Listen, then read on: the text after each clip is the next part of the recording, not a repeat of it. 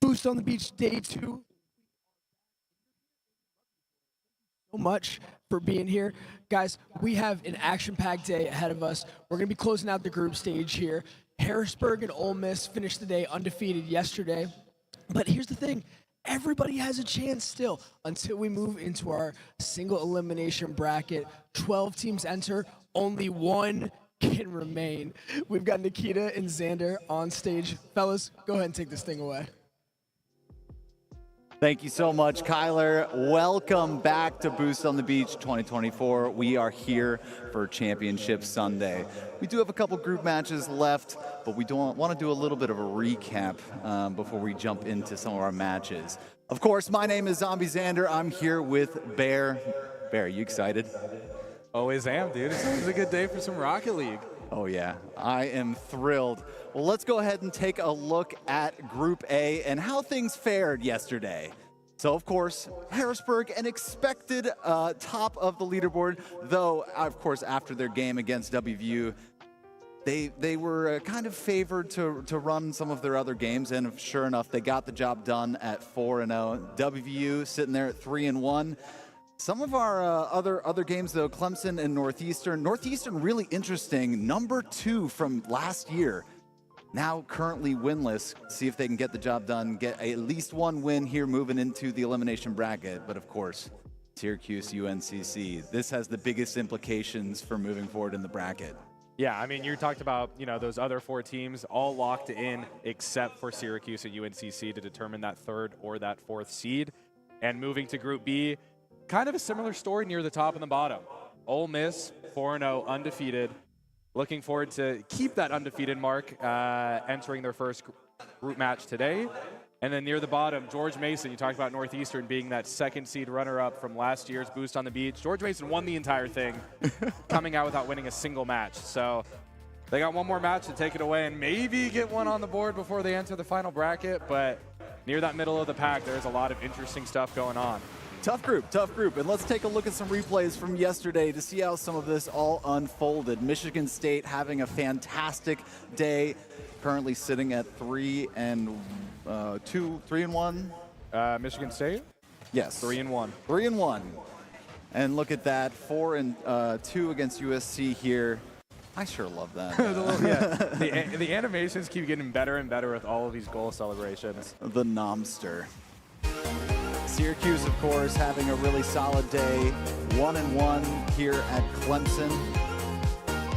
I mean, just outstanding work from some of these squads. Yeah, and this match in particular was really interesting because that could have really impacted the standings there if USC was able to clinch that game 2, potentially take it to game 3, and beat Michigan State, who is currently sitting in that 2 seed.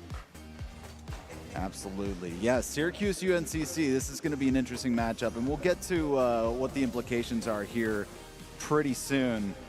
But looking at some of these highlights, I mean, Mason Star, these squads, they're really putting up points. Yeah, I mean, we'll have some statistics later to cover some of the leading goal scorers, some of the assist leaders, the block leaders. Yeah, I mean, kids were having fun yesterday. I think every single time it cut to player cam, he just stared. Were you on yesterday when you were unsure if the stream actually froze or not? Yeah. Amazing stuff. And UNCC really having a day. One of those teams where they were sort of near the bottom. They were a late add to this tournament and came out swinging, sitting at 2-2. And I mean, what do you got to say? They're fighting for that third spot in Group A right now. Yeah, if you're looking on paper from last year, maybe the lower you placed at Boost in 2023, the higher you placed at this one. I believe they were either 5th or 6th at last year's Boost. Came out swinging. They beat Northeastern.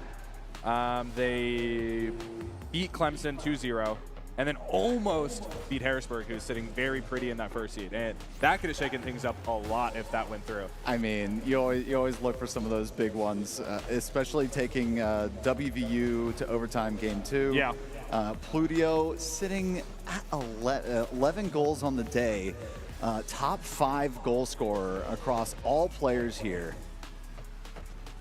Yeah, UNCC is going crazy. The roster construction is new from last year as well, so maybe that could help, where we're looking at GMU and Northeastern. They actually have some similar rosters from last Boost, so maybe you got to switch it up to perform better at the next one. Lazy just started getting slotted in as a full-time starter after they beat UCK last week. Yeah, and with Lazy, his team voted him most aggressive, and that's definitely coming out.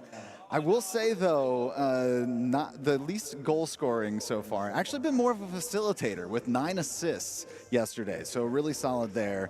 Taking plenty of shots, just not quite as many as the rest of the squad. But I will say Lazy doing an incredible job on the defensive end of the board with 21 saves overall, almost doubling his teammates.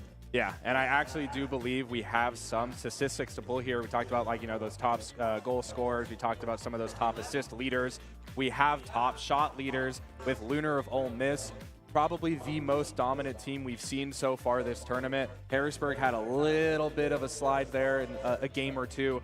Lunar just has 43 shots. I mean, if you're in a position to shoot, might as well take it, right? And I was taking a look at some of the stats here, and we'll look at Daunt. Daunt is a player that has been doing it all. He has been absolute top of the leaderboards across the entire field. Top shot leader, top goal scorer, plenty of saves to speak of, and just helping his team get the job done. Let's take a look at the goal leaders. Lunar, of course. Polar having a day yesterday, and look at this. I mean, 2 of the 5 spots across both of those go to the Storm. Yeah, I don't think you could talk about Polar without mentioning that first performance of the day. 7 goals against, I believe it was WVU. And then with that had 7 goals. Or 7 shots, 7 goals. 7 shots. Yeah. I mean, 100%. Can't shoot much better than that. Yeah. And Coolio Pluto, Coolio. there you go. That's top 5, right? There's tons of players here. All right, and going over to the saves, Knock, keeping his team in these matches with his defensive play, absolutely fantastic. And of course, and this is an interesting tale that this stat tells, is Clemson has been playing a very defensive series where they've been just shot on tons and tons. And so they're having to put up all these saves to try and stay in these games. So clearly playing a little bit more on their side, time of possession been a little bit of a struggle for them. Lazy, as I said, getting the job done on the defensive side, but it's translating into wins. And Yellow for Northeastern. Again, one of those teams that is struggling to get a win so far, so they're playing a lot more defensively, and Yellow just doing everything he can to try and keep it together. Yeah, I'm pretty sure Chosen got at least like 15 saves specifically from that Northeastern match, where I think like Northeastern put up like 20 shots in one game, and every single time it was blocked because like they were just taking shots. They were having like decent looks, but weren't able to actually execute on them. It's that bend don't break defense. Yeah. And of course, the people that are making it happen for their stars, C-Money on Ole Miss, helping out Lunar, getting a ton of these shots, a ton of these goals. He has been an absolute fantastic anchor for this squad, sitting in the middle and making sure that he is the glue, both physically and in digitally in the game. And then T. Carell, I mean, what more can you say? Again, another 2-storm in the top 5, facilitating getting those goals. I mean, they've just been playing out of their minds. Again, Mar at that 3-1, tons of assists, and UNCC. What are you going to do? Yeah, you can't have a top 5 list without having them on it, right? You gotta. Oh yeah.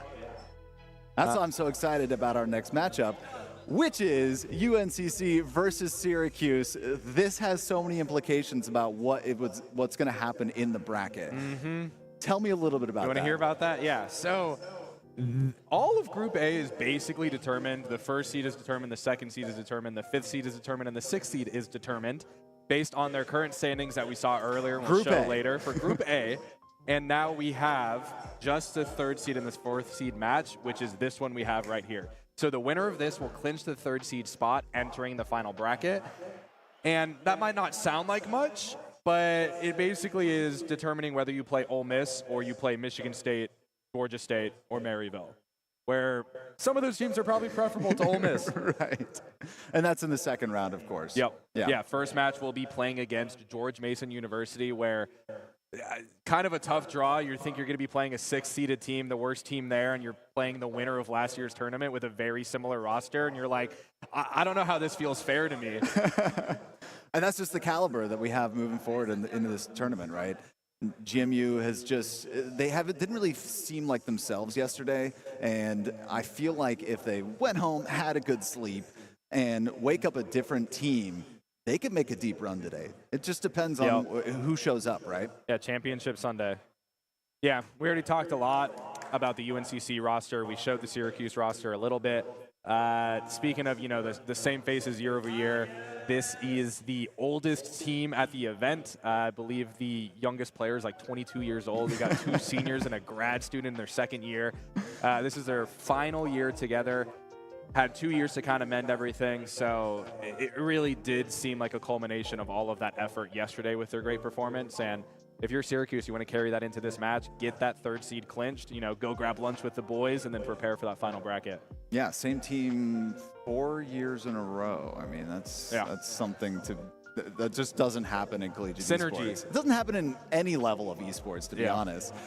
Just unbelievable stuff, the fact that they've been able to stick together. So this, as I think Bearlight was saying yesterday, might be kind of a last hurrah, a send-off into whatever their careers take them next. So, yeah, you always like to have something like that. Yeah, UNCC, a bit younger. I mean, Coolio, Pludio, always there, always will be. Joined by a few, new faces. We did talk about Lazy. I believe, if I remember correctly, I'm trying to think of what team that was. It might have been Lazy who was their first no, it can't be their first land because they played last week. Do you remember who that was? We had a player here from one of the teams that it was their first time ever at a LAN event. Not even competing at a LAN, but their first time going to an esports event. Unsure who that was, but a great storyline here. Too many players. Too many players, too many teams. We need to start eliminating them. That's why we're here today. Let's get some of them out the door, and we can really start focusing on those storylines. Yeah, I guess we could give a little bit of a preface on that as we load into the game, where once we're done with this, these final group play matches, the bracket is going to be BO5 single elimination. Yeah. So there's no longer the stakes are just, okay, well, we still have the tournament afterwards. No, once you make it to that bracket, it's all or nothing every single match. Yeah, I mean, that's just one of those moments where you have to flip that mindset, right? It's not, oh, this doesn't really matter as much. Oh, we lost, it's okay. No, it's win or go home after these matches coming up. And ladies and gentlemen, Boost on the Beach Day 2 has begun with our group stage. UNCC versus Syracuse. We're underway. Yeah, we already are seeing the attack by Syracuse here. Patrick already putting a shot at goal a little bit wide. And I think that's going to be the name of the game for Syracuse, where it is going to be a lot of this quick offense, going full pedal to the metal. As we see Gav putting a shot on goal, Patrick behind it is able to secure that first goal of the game. Already, Syracuse 26 seconds in, 1 goal to their name, and Patrick is the one. This is not the Krusty Krab. Oh, yeah, looking like the chum bucket. We really just got to see what's going to be happening off the kickoff as we see another aggressive move by Syracuse, just full commit, already on UNCC's side of the field. Lazy. Yeah, Stolen away by Mason Star. Yeah, trying to get that clear. But Gavilan and Mason Star making it a little bit difficult. Now finally going to get some movement over Knight. A nice center. Julio trying to get it through. Get the equalizer. And they're still getting that pressure up. Knight with a nice center again, but Julio a little bit off to the wings. A good positioning play, and Lazy going to be able to get back in time. Sweet rotation from them to be able to transition potentially here for an attack. And that's where you really have to capitalize if you are UNCC. Uh-oh. As there might be an own goal there. And now it's 2-0 for Syracuse. The exact same thing I was going to say UNCC needs to do is capitalize on these commits and these transition errors from Syracuse. The exact same thing happened to them right there. Yeah, what a snipe from Gavilan. Noticing that UNCC trying to push up a little bit too far. Caught him sleeping. And now you're sitting into the scenario where it's like, how does Syracuse play with a 2-0 goal lead? Do you start, taking a little bit of a step back? It's only game 1, but it's only a BO3. Yeah. There's not much time to really, and that's also, do you start showing different hands, right? Do you start playing in a different way so that you can preserve some of your different plays for game 2? With a 2-goal lead and potentially a goal 3, now you start having a conversation of how you play. Do you start trying to continue piling them on? You've got that 3-goal lead, or do you just try and burn out the clock? Only 3 minutes and 21 seconds left to go, so that is a lot of time, but not a lot of time in a best of 3. Yeah, it is so unfortunate for UNCC there because the looks are so good. Like, Lazy almost had 2 opportunities to shoot on goal, and this might have been a 2-1 game right now for UNC. But it's just that one slip up, you might hit it at the wrong angle, and Syracuse is just able to take it back. Oh, I'm at half court, but there's nothing at midfield. I'm just going to shoot it, get it rolling for 2 goals in a row. I've been really impressed. Yes, there's been a couple freebies going through, and Speaking of freebies there. That's an amazing attack right there. I've been really impressed with the way that Syracuse has been able to apply the pressure, right? Consistently trying to keep the ball out of their hands, but this has been a series so far of fast breaks and trying to take advantage of people being out of position. Yeah, and I think that's really telling too. Syracuse had that 3-goal lead. Are they going to switch up their play style? As we see right here, they're still unleashing a relentless attack there. I mean, we're going to try to stymie you and waste down the clock by just shooting infinitely on your goal. Yeah. Triple committing on offense. I cannot wait to see the stats coming off of this game. What kind of assault Syracuse is putting on Charlotte's goal here. Once again, continuing right off the crossbar. Julio Pludio able to try and get that clear.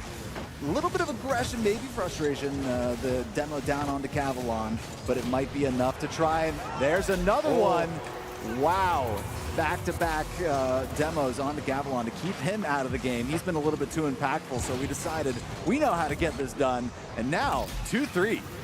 Yeah, and that is what you want from your most senior player on your squad. Sets it up for Lazy by Coolio just going in, getting the demo right as soon as Gavilan respawned there, and it works. Not even time to react. That was super well timed. Hey, I know you're going to be right there right now. See you later. Beautiful stuff. UNCC tried to get back into this. It was only a minute ago. It was 3-0. And now 2-3, they are knocking at the door to try and get the equalizer here late into game one. Honestly, not that late into game one, just past halftime of game one. 5 goals already. Yeah, and the defensive positioning here, it's a little wonky from Syracuse. It was almost like, no, you're going to be there to deflect that one. Oh, wait, maybe no, I need to be there. It'll be really interesting to see if there, that might lead to a mistake later on where someone might be double committing or there might be a 0 commit on a goal. Shot on goal, Gavilan. Oh, no, that was a pass backwards, I believe. Patrick able to, barely save it there. And Boost is not looking too hot for Syracuse here. That might be something that UNCC could take advantage of. We saw a shot on goal by Knight. Utilizing that back wall very effectively to try and gain height and get this punched out, but Knight sending it right back into the mix. A good clear from Patrick, moving the ball down the field, and he's going to try and get some support from his team. That's Mason Star trying to put one by, but a little bit too slow. And now we're seeing Syracuse have to adjust backwards on that rotation because they were kind of just sitting on UNCC's side of the field. They get a little clear out, that's just wasting time. The name of the game right now for Syracuse is probably to just keep up with that relentless offensive attack, but you don't even really necessarily want to score. If you get the goal, sure, good, that's great. But right now, they've already wasted 20 seconds on this sequence past taking the ball into UNCC's side of the court here. But you have to be able to defend there. We saw the double commit. That could have been the error that we were talking about earlier. And now, a couple of demos going down. You've got to get this back the other way. 17 seconds on the clock. UNCC running out of time here in game number 1. An equalizer goal would be absolutely incredible for them. We could be going to overtime, but it's got to happen here. It's got to happen now. Oh, and maybe a little bit of a miscommunication there. I mean, both players from UNCC knocked into each other, and Mason should be able to deliver the ball to the ground, and Syracuse secures game 1. I want to give them the benefit of the doubt that they were trying to go for some like super secret friendship pinch and shoot it off into the goal. Yeah, bringing out like the DBZ. Exactly, a little bit of fusion going on. Unfortunately, not going to be enough for UNCC. Syracuse going up early 3-0 in that game. UNCC fighting back, but going to be going down 3-2. So now 1-0 in favor of Syracuse. All they need is one more, and they will be the number 3 seed in Group A. Yeah, and I think we know what the name of the game is for Syracuse. They were unrelentless in their offensive attack. In the first game, they were unrelentless once it was 3-0. I think they're going to continue to be unrelentless. And now UNCC needs to think about what we want to do with that. Do we want to just try to prioritize a lot of those fast breaks? Sound defense, try to get them on a triple commit or maybe just a double commit with, you might have that third defender a little bit, back off in a weird spot. Focus on just a low-scoring game off those fast breaks, or maybe they try to switch things up. Maybe go for a little bit more of a demo-heavy gameplay style. Yeah, I'd like to see, especially with what you said earlier in game 1, there was a particular moment with Syracuse being starved for boost. I think if UNCC is able to do that, it slows down Syracuse's gameplay a lot and potentially could net UNCC a couple more demos, keep that pressure up, because that was what worked. That's what put Syracuse on the back foot. Yeah. Ooh, and we do see the immediate shot on goal. Hey, Syracuse, you can't start on me. I'm going to start on you. Immediate shot on goal in the first 3 seconds. That's how you get it done. Right? You start off, if you're able to get those early goals, and wow, Syracuse waking up here saying, oh yeah, no, remember when we were on offense? Let's do it again.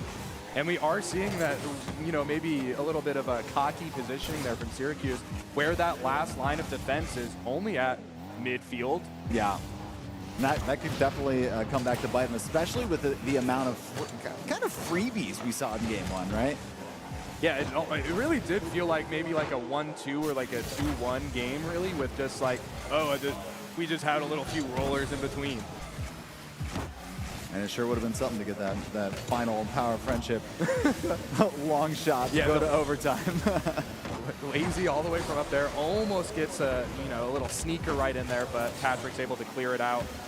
Gets past Knight, but we're just going to be flirting at half court for a little bit here. Already this game feels a lot more evenly paced between the two teams. UNCC starting to get their momentum going a little bit based on them really starting to pull back. I think if the game had ended at a 3-0, this would be a different feeling game, but the fact that they almost fought back to send it to overtime they've gained a little bit of momentum, a little bit of confidence here early here on Sunday. Yeah, it really did feel like UNCC just got socked right in the face at the beginning of that first game They're there. like, oh, dazed for a second, go down 3-0. Oh, we do see Patrick with an open net here. Should have just been able to knock it in and does secure the first goal of the game. A little reminiscent of that first game there where you have that, maybe a little bit of a blunder on that rotation and you see one person with an empty net able to tap it in from half court. Oh, that was from their 18. I mean, that's the second goal we've seen from that far back from Syracuse. Just different offenders from those long strikes. Yeah, and we haven't really seen much of the demolition play from UNCC, where I think Julio Pludio really can set up his teammates when he's able to play with that play style. We see another shot that almost goes in again. It's a little bit slower in the little bit more backward posturing. UNCC was able to collect that one pretty easily. Nye was able to get the demo there, but it mainly is just, let's reset a little bit, take some time off the clock for Syracuse's tempo. And we do see a little bit of an attack here. Patrick's just rolling in the middle there. Lazy gets the hit, assists Knight, and Knight is able to tie things up. I think this needed to happen much sooner than later, just from the mentality's sake for UNCC. If they'd waited much longer, then they start to maybe play a little bit more frantically, a little bit more panicky. But the fact that they've now essentially reset the score, we are now at 2 minutes and 40 seconds. You can essentially just, go back and you're good, right? And it's the solid, teammate foundational play that can really turn the tide. We saw it in that last game, too, where they had the power of the friendship. Hey, I'll demo you right on respawn so you can have an open net. This could be the turning of the tide for UNCC. Yeah, and to your point, that was all three touched the ball before it went in. No long ball, no luckiness about it. That was them working together and really getting that communication rolling. Yeah, Patrick just flying across the entire field right there. Transitioning to another Syracuse offensive positioning. This might be a long one. Oh, a little bump away. I think we'll take this one. Oh, but it still goes the way of UNCC's goal. But no problem for the defense now. And a big clear over to Syracuse's side. Patrick back to basically pinch this one way up in the air. Over to Julio Pludio, a good center. This could be amazing. Oh, but the defense there, it just in the nick of time. Yeah, but the offensive attack is not over yet. Julio Pludio still sending it towards Syracuse goal. Knight has a look, but Lazy's behind him, even if you're not going to hit it. Oh, Patrick able to get a bounce off. It could look for something here if Lazy isn't able to hit it. Julio Pludio over to midfield. Taken by Gavilan. And now Masonstar, the next one to touch the ball off the backboard. And in, no, a little bit wide right. Still not out of the weeds here just yet. Masonstar pushing this one back over to the corner. A good center, a shot, and that one's in. Patrick sealing it. 58 seconds left to go with 1 goal lead. Yeah, it's really looking like Patrick and SpongeBob out there. We were seeing the power of friendship split apart between Mason and Patrick, able to secure the goal to take the lead. And that's rough if you're UNCC. You finally tied things up. You had some good play, and now you're down to a minute where you have to score a goal here if you want to try to have a chance at clinching that 3rd seed in your group. The moments leading up to that goal were so back and forth. UNCC looked like they were about to have a big assault on the net, and all of a sudden Syracuse with a really nice continuation from their reversal and transition. And are we seeing another long one? Maybe. It was almost perfect where you got the demo, so he was able to just respawn right there at the back line to get that full court shot block. Lazy. And Lazy gonna tie this one up. 23 seconds left on the clock. This is 2-2. UNCC needing one more, or at least to send it to overtime. And if they're able to win this game, they can send it to game 3. 20 seconds left. 20 seconds left. Lazy. Oh, Lazy just going straight into it. I'm not going to let you get the step on me. Wins the kickoff and then immediately goes and runs into Patrick, keeping him out of the play. Been too impactful. Ooh, Julio Pludio had a look there. It really is just going to look like UNCC's time to determine, are we going to get a goal or are we just going to go to overtime? I don't think Syracuse will have much of an opportunity to get a shot off on UNCC. Ball's not down just yet, and now Syracuse on the assault. looking for a spike potentially, and there it is. Ladies and gentlemen, game 2, we have overtime. That was a little scary though, the last second, where I don't even think you wanted to touch that if you were UNCC. Yeah. Completely agree, but now Syracuse with a goal here. The golden goal would send them into the number 3 spot here in Group A. UNCC still continuing to battle. This is a team that has continued to battle all day yesterday, finding wins and getting tons and tons of shots on goal, and it's just really no different. They've showed up today, unfortunately not with a win against Syracuse just yet, but that could all change right here. Oh, that might have been something there. The bad transition once again for Syracuse. Maybe overcommitting a little too hard on offense. But now flipping the script right back around. If he's able to interrupt, there you go, interrupt Lazy a little bit. Yeah, but looking at that boost economy, there was just nothing there for Syracuse to convert after they got it that far. But right in that moment when Lazy was getting all those touches, he was low on boost. So now this is an opportunity for Syracuse, even though they're a little bit low in this moment. If they can steal a couple away from UNCC, they can keep this pressure up. Oh, Gavilan has a look at an open goal there. Ooh, Knight was able to take it out of that top left corner. And now we are seeing the bad rotation once again. You have to take it all the way back to your own side of the field because you were committed on offense. Oh, and Lazy a was bad almost able to touch sub it in. might net something, but now we're going back the way of UNCC, so I really can't tell what the game plan for either team in this moment is. Yeah, who needs to commit to defense if we're all 6 going to be in the same corner of the field? Lazy gonna put that one through. UNCC taking it to a game 3. Wow. Let's take another look at how this happened. Mason just couldn't get down in time. And in that moment, Lazy gonna take advantage of that. And boy, oh boy, this is exactly what I expected from this matchup specifically. Both being 2-2 coming out of Saturday, moving into today, with the biggest implications moving forward between this matchup. I fully expected a game 3. I didn't expect us to get here this way. I think UNCC has to be like the scrappiest team we have at this event. Went to overtime against WVU, went to game 3 against Harrisburg, and then had like one of the most insane matches of the tournament against Northeastern, where it went into the game 3 overtime, and I believe it was 5 minutes of overtime in that game 3. Scrapping. Yeah, scrappy, and that's good because that means that they've been there, right? They know how to play through that adversity, that heightened pressure, golden goal situation. They're not scared. I mean, maybe they were scared, they get a little chaotic, but they forced that energy onto Syracuse as well, because it really just did seem like jungle ball. Just 6 people following the ball at once, not really having fun. And we were talking to Coolio Plutio yesterday at the end of the day, and he was asking us, hey, what happens if we win tomorrow? And we're like, you'll lock up the number 3 seed. Say less, is what he said. Say less. But this is exactly the moment he was stepping into. And we're just hearing word, actually, Maryville taking over. They were playing at the same time, taking down Michigan State 2-0.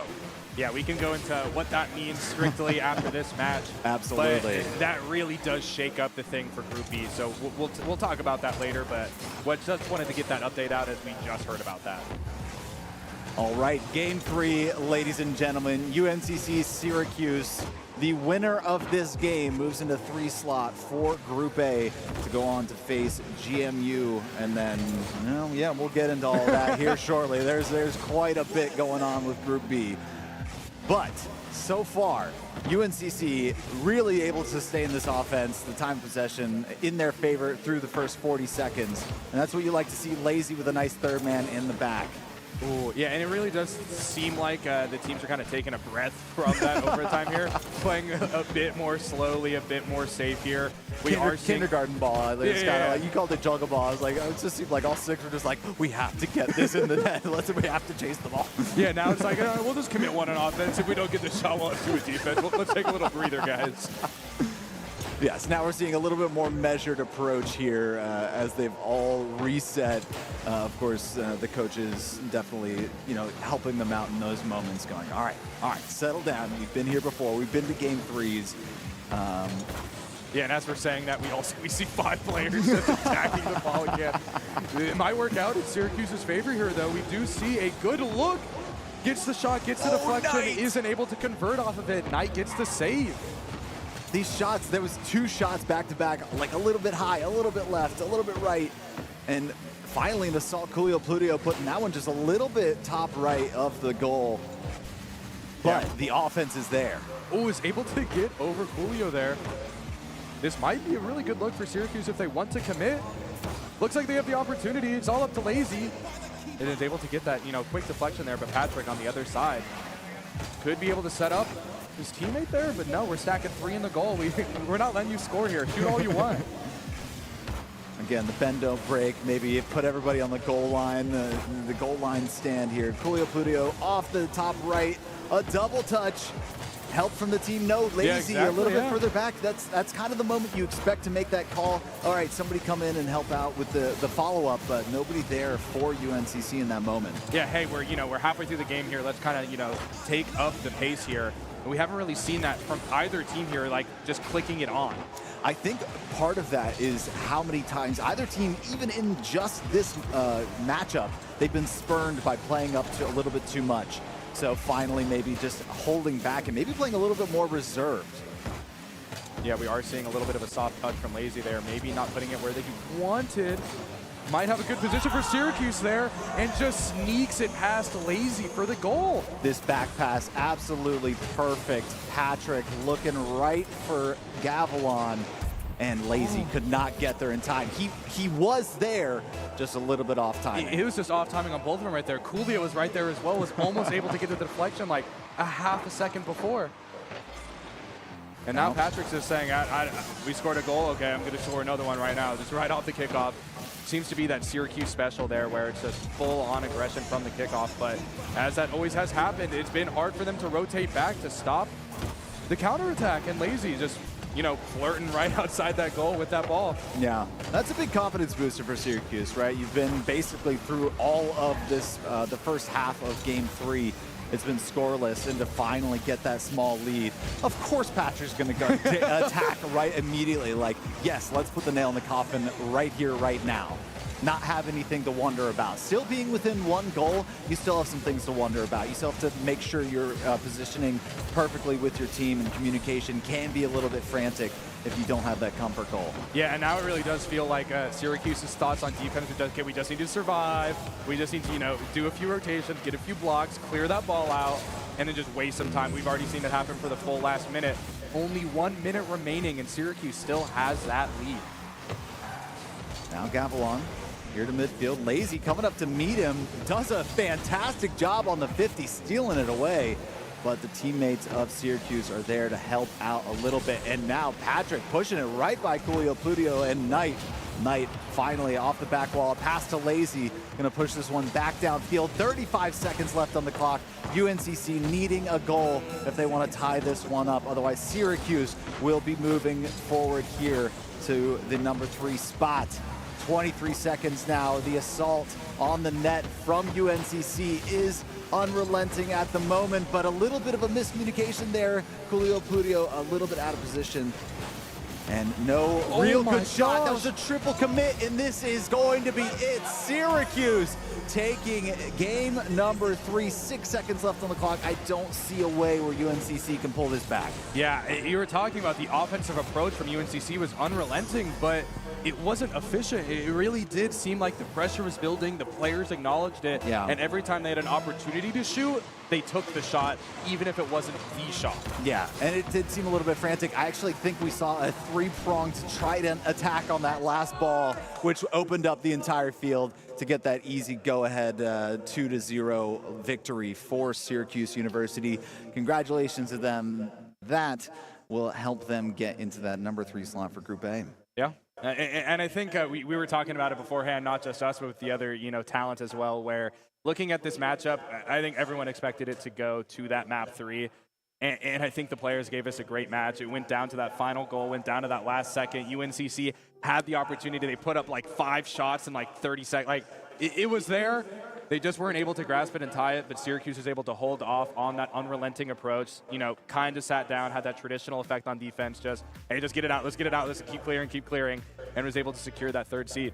Yeah, I don't think when we put these matchups together with this schedule, I don't think we expected this matchup to have such major implications on Championship Sunday, with where the movement was still left to be had in Group A. Pretty exciting stuff. But I feel like we should really touch on Group B, because holy moly, there was some things happening. Oh, yeah, I mean, can we get a, I'll even ask him, can we get a Group B standings up here right now? Is that possible? Yeah. Sorry, we have to talk to Prod so we can give you the information that you need and so we don't mess it up. But, you know, just to get talking about this Group B, we mentioned earlier that that first seed was locked up. That's Ole Miss. They were undefeated entering today. They might still be undefeated. They might not still be undefeated. It does not matter. They clinched that first seed. Tackling George Mason, they clinched that. I don't even know if we want to call it a clinch. Yeah. They are forced to be dealt with the hand of that final seed, and everything in between it is, you know, there's potential for mixture. And so, as we see right now, Michigan State had that second seed in a favorable position. All they needed to do was beat Maryville to clinch it. And as we know from the score results that we were updated with, Maryville actually 2-0'd Michigan State, making it so that there's a two-way tie between them. Head-to-head goes to Maryville with that matchup. So right now, Maryville is the second seed. If Georgia State wins and also ends up being 3-2 in their group phase, you might say, wait, where does this play into things? Because Georgia State beat Maryville yesterday. So does that mean Georgia State now becomes the 2 seed? The answer to that is no, because Michigan State beat Georgia State. So now we're looking at a potential just, you know, exactly straight three-way tie. But it all comes down to that first seed team that we already talked was locked up. Maryville took them to game 3, and that individual map win, I believe, puts them at the in number the second 2 seeds. Yep. Wow. So Maryville, after going down early, you know, losing some maps, you know, the Georgia State result, still able to potentially secure that, you know, that first round bye. Get that second seed where I would probably guess everyone had them entering this tournament. Right. It seemed inevitable that they were going to find themselves maybe in 1 or 2, but I didn't expect them to be basically 1 and 2, 2 and 2, wherever they wound up earlier on Saturday, to find themselves jumping 2 spots from 4th to 2nd with just some crazy three-way tie action that we had going on. Yeah, I think in the middle of the broadcast yesterday, at some snapshot after like the 3rd game, Maryville was actually the 5th seed at 1 and 2. So I think we were saying, like, everyone take your pictures now because this is the only time you're going to be able to show this. I do believe we have some, you know, post-game information from that UNCC and Syracuse match here. And if I'm looking at this, the first thing I see is just look at the shots. I mean, look how many shots Syracuse is able to put up in that match. Yeah, absolutely insane. Gavilan with the assault on the goal. Two goals, crazily enough. That was the only thing that he netted from those 10 shots, but that's 26 shots for Syracuse and 19 for, so actually the attack from UNCC was also there. They were putting up shots as well, but the saves and maybe a couple of those shots just being a little bit wide, yeah. I think that hurt them ultimately, because the score differential in either of those games wasn't anything to really go, wow, that was quite a blowout. No, all 3 games were incredibly close. Yeah, and you know, just talking about these teams once again, I think that we can now officially state where Group A will be off the top of our heads. I think Group A confirmed is Harrisburg in that first seed. We have WVU in that second seed. We now have Syracuse in that third seed, and thus UNCC falls to that 4th seed. And then I believe the 5th would then be Clemson, and 6th would be Northeastern University. That seems to be where it's shaken out. Yeah, and what that means for these 2 teams that just played, we mentioned it a little bit earlier. I want to make sure, you know, we really talk about the importance of that outcome. The first match is kind of a weird one where if you clinch that 3rd seed, which Syracuse did, they will now play the last seed of Group B, GMU. Defending champions. Defending Boost champions, on the Beach 2023. That's a hard 6th seed to face, but it's really what happens beyond that. So if you won or lost this match, you play either GMU or you play USC. But I don't think you're really looking for that with that 3rd seed. You want the higher seed so you don't have to play what comes after that. And what comes after that is Ole Miss if you have to play the 1st seed. So by winning, you're able to get on the opposite side of Ole Miss, which is, I think, what every team here wants. Yeah, yeah. And that's what when we were talking about, oh, I don't know if they want to win this matchup. Do they want to like go 2-3 or 3-2? And that felt really weird. But you have to look past round one, right? It's a bigger picture. It's a bigger picture thing. If you want to make a deep run, if you're actually still like really trying to fight for those big wins, trying to get into the money, maybe the podium, maybe even a championship, you have to look at the big picture, and your best odds on paper are definitely not facing Ole Miss. Yeah, I mean, the way to make it to those semifinal matches are to avoid the first seeds. Oh, yeah. The first time you want to face a first seed is when you're already in that top four, already in the money, because you kind of already made it at that point. Like, Yeah. Everything after that. Yeah, and so we talked about who you're avoiding. You're avoiding Ole Miss if you're Syracuse, who you have to face. With that result from that Group B match, I believe it is just Maryville now. That will be the second seed that they will face because Michigan State falls lower into that standing, I believe, at like that third seed. Man, bracketology. I love it. Yeah. Just in time. This is warming up my bracket brain. Just in time March for March Madness coming Madness. up here. Don't we have a selection show later tonight?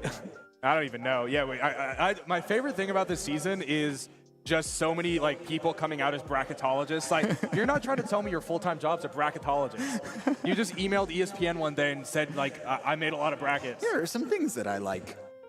Well, we're a couple of bracketologists because we made some brackets and we talked about them. We have some brackets to make. That's true. Oh, man. Well, I believe that we're going to be cutting to either a break or this other matchup, and I guess we can ask production about that. I'm getting a thumbs up. Do we have a player interview? No? Okay, so we do have a match upstairs, I believe, that we can take a look at. And here we go. Oh, okay. We do have the WVU against Northeastern matchup. And as we just mentioned, all of the placements in Group A are predetermined at this point. Right. So I think the real name of the game is here, if you are West Virginia, you could take, a couple different approaches here. Maybe you know that the result doesn't matter. You try some, new play style. Maybe you get a sub in to be like, maybe you want to do this. I think it is the opportunity to theory craft for the bracket ahead. And I think on the flip side, if you're Northeastern, you got to try to get one. You got to try and get one. Absolutely. Being down 0-4, the number 2 finishing team last year at Boost on the Beach 2023. Really surprising result. So far, our number 1 and 2 slots have yet to get a match win here at Boost on the Beach 2024. And this could be quite an opportunity to find one, right? Against the 3-1 West Virginia, one of those teams that was at the very top of Boost on the Beach 2024 and had the opportunity to, if they were to get through Harrisburg, clinch that number 1 seed with the amount of wins that they've accrued since then. So if you could make WVU bleed a little bit more at 3-2, that itself is a statement. Yeah, I guess the way that you look at it is a lot of it is the mentality. Or even if you get 2-0'd, but you might hit a clip or something if you're an individual player.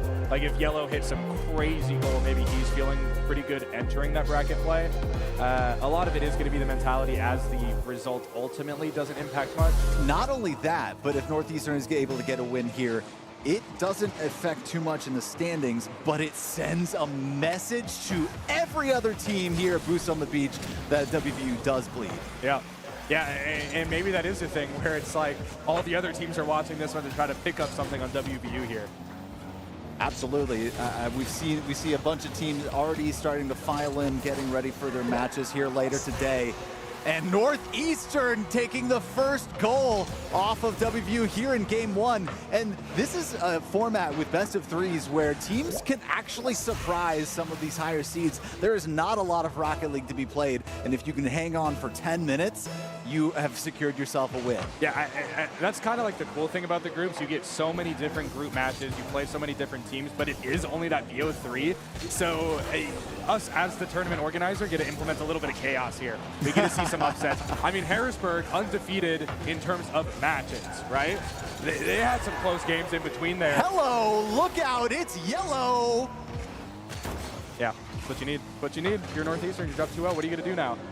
I will say that WVU does have the opportunity to just drop 5 goals on you in like 3 seconds. So we saw it yesterday. I believe it was that match 2 against Harrisburg where I think WVU put up like 5 goals or something like that. Like, it was an absurd stat line. Well, I know for sure that WVU, immediately after facing Harrisburg and taking that loss, game 1, the very next game that they were playing, they immediately put up like 6 goals or something.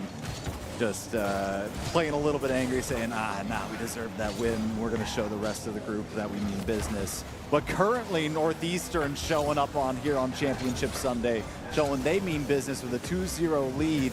A minute in to game number 1, so still plenty of time on the clock for WVU to get settled, but Northeastern already feeling comfortable. Yeah, and when you have teams of just like, these strict, as we are seeing another offensive approach there, WVU was almost able to scrape away with a goal, but the attack isn't over. WVU has the positional advantage there. Gets a bad touch, and I believe Angelo is able to, clear that ball out and kind of flip things around. But WVU is just on paper like a more talented team just in terms of mechanical ability. If you kind of like take the weights off of them and say, hey, you're down 2 goals, you're down 3 goals, we can do whatever we want. Did you see that? What? My man went into the goal to save it. Like, that's what I'm talking, like, just the level of mechanics, the level of game knowledge is so vast for the side of WVU. It still looks to me, I mean, they're starting to wake up, but I still think that Northeastern kind of caught them by surprise. You're seeing a little bit of lack of communication. I think I saw a double commit from Don and Angel in the net earlier, about 30 seconds ago. So still, as the onslaught from WVU continues, a little bit wide right. Yellow able to get there in time, playing out of his mind at the moment. And if they're able to hang on 2 minutes and 30 seconds, that's a win here for Northeastern, but still only at halftime. And Angel finally getting on the board for WVU, and that is a little bit of a sigh of relief from WVU. Now only within 1 for Northeastern. And now it really is, it's a lot scarier for Northeastern, I feel like. Yeah. As soon as WVU gets that one, you don't know when the rest are going to come out. And WVU can still just go out there swinging. I feel like they're pretty confident for a majority of the time, but it might sneak in there. Andrew Bro's able to confirm it afterwards. Just like Kind of that. caught sleeping. Just like that, Northeastern responding almost immediately. And this was a really awkward moment for them, but Andrew Bro just following that ball in. Daunt trying to make a diving save with his palm. Yeah, it was just flipping over the ball. 50-50 on their own side of the court. And if you miss the 50-50, that happens 100% of the time. I love percentages. Now, Yellow. We're almost hitting the crossbar there. Daunt just able to send it high at the last moment. Now, Oh my God, Angel's just having fun with it. I mean, maybe that's one of the things we didn't think about from the side of WVU. Maybe this is their fun game. very well could be, but currently their twirling. fun game is losing by two goals. So depends on how much fun you're trying to have, or if you're trying to put up statistics. And Yeah, I'll try We'll to get a peek up there at the players afterwards to see if they do the now I'm gonna try stance. And I'll get closer they to the monitor. lean in. Yeah, pull the monitors 5 inches from their face. Yeah, but there still is a minute and 30 seconds left, and WVU is able, as we've seen, kind of make goals out of just a single transition. And their attacks have been pretty stifling. We do see Daunt maybe not getting the pass that he wanted there. Gets cleared back out, and clearing out to the other side of the field, that wastes time, and that's all Northeastern wants. Andrew Bro over the corner. Good center. Angel going to beat him there to it. Good pass to Daunt off the sidewall. Look out. Here comes Daunt. Seen him do it a million times before, and the defense holding strong on that particular moment. Sending this one high in front of the Northeastern goal, and that's right where Toole wanted it to be. 2-3, still in favor of Northeastern.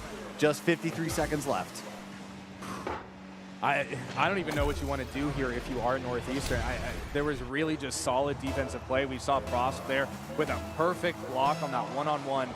But the shots just keep coming, and they keep coming at a good angle. And that's where, I think WVU's game knowledge just comes in. They know how to execute on probably, mediocre looks or looks that other teams might not see. Yeah, and if that defense wavers and has a bad touch in any moment, All three of these players in WVU, I believe Bearlight touched on some statistics that they had from some other events where essentially their goals and their shots were all basically around 50 for this event. Dead even, so every single one of these players a threat on the field. Yeah, I think we've seen it too, where it really isn't just, hey, we have to wait for, we have to wait for Daunt to get up. It really is just, oh, you're front man? Okay, you're going to be the one who's going to be leading this play. Yeah, and actually I do have some statistics from day one for WVU. Angel, Daunt, 10 goals, Tool, 8 goals. So 28 amongst all of them. Northeastern going to be taking game number 1. The Giants. It got a little scary there at the end, though, but Northeastern was able to clinch that first game. And there's a very real possibility that Northeastern ends in that 6th seed with a win on one of the best teams in not just collegiate Rocket League, professional Rocket League as well. Who did you beat? We beat WVU. Oh, so you must have been like, 1st seed or 2nd seed. No, we were 6th seed. Yeah, we were coming in from the bottom. Wow. Unbelievable stuff here from Northeastern so far. Yeah, early hit on. us with those stats that you were so rudely interrupted on by the quality of game you were watching. By the quality of gameplay and quality of the moment for Northeastern here. Angel, Tool, Daunt, 10, 8, and 10 respectively for goals on Saturday. Their shots on goal, 36, 25, 39. So exactly like I was saying, all three of these players are threats from all over the field, playing on 2 different RLCS teams. Just unbelievable stuff. and we're seeing Daunt immediately come out with the demo. Oh, we've got a I think TO we're gonna be taking a little bit of a pause. break there. Thank you so much, Voidex. Yeah, shout outs Voidex. I believe he is what did he get? I think he got like top 100 or something in Overwatch 2 as like Kiriko or something one weekend. Funny little guy. Funny little guy, we've got our student TOs here from Shenandoah University and Syracuse University. Really big help from all these students helping out and making this entire event possible. Yeah, I think we should take the time to talk about, what we have going here. This is like one of the most unique collaborative events I think there is in collegiate. There are 3 universities. There's a tourism board involved.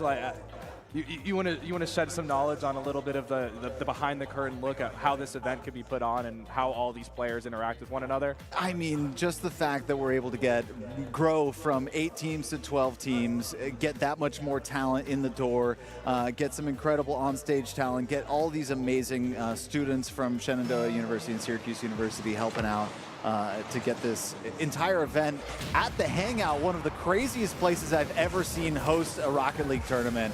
Or an esports tournament at that. But we're here in game number 2. Enough yammering. No more yapping. WVU and Northeastern, game number 2. Northeastern up 1-0. And we're just getting started here as Northeastern having to repel an early assault from the Mountaineers.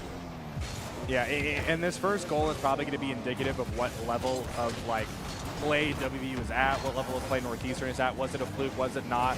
And Tool, oh wow, just set up Angel perfectly for that. I mean, he was just rolling towards an empty net for like 5 seconds there. A little bit of getting caught unawares from the side of Northeastern there. Prost just tailing, just has to watch the entire thing go down. Yeah, Angebro almost getting there in time, but that was a perfect little assist to punch that one at high speeds to the open net.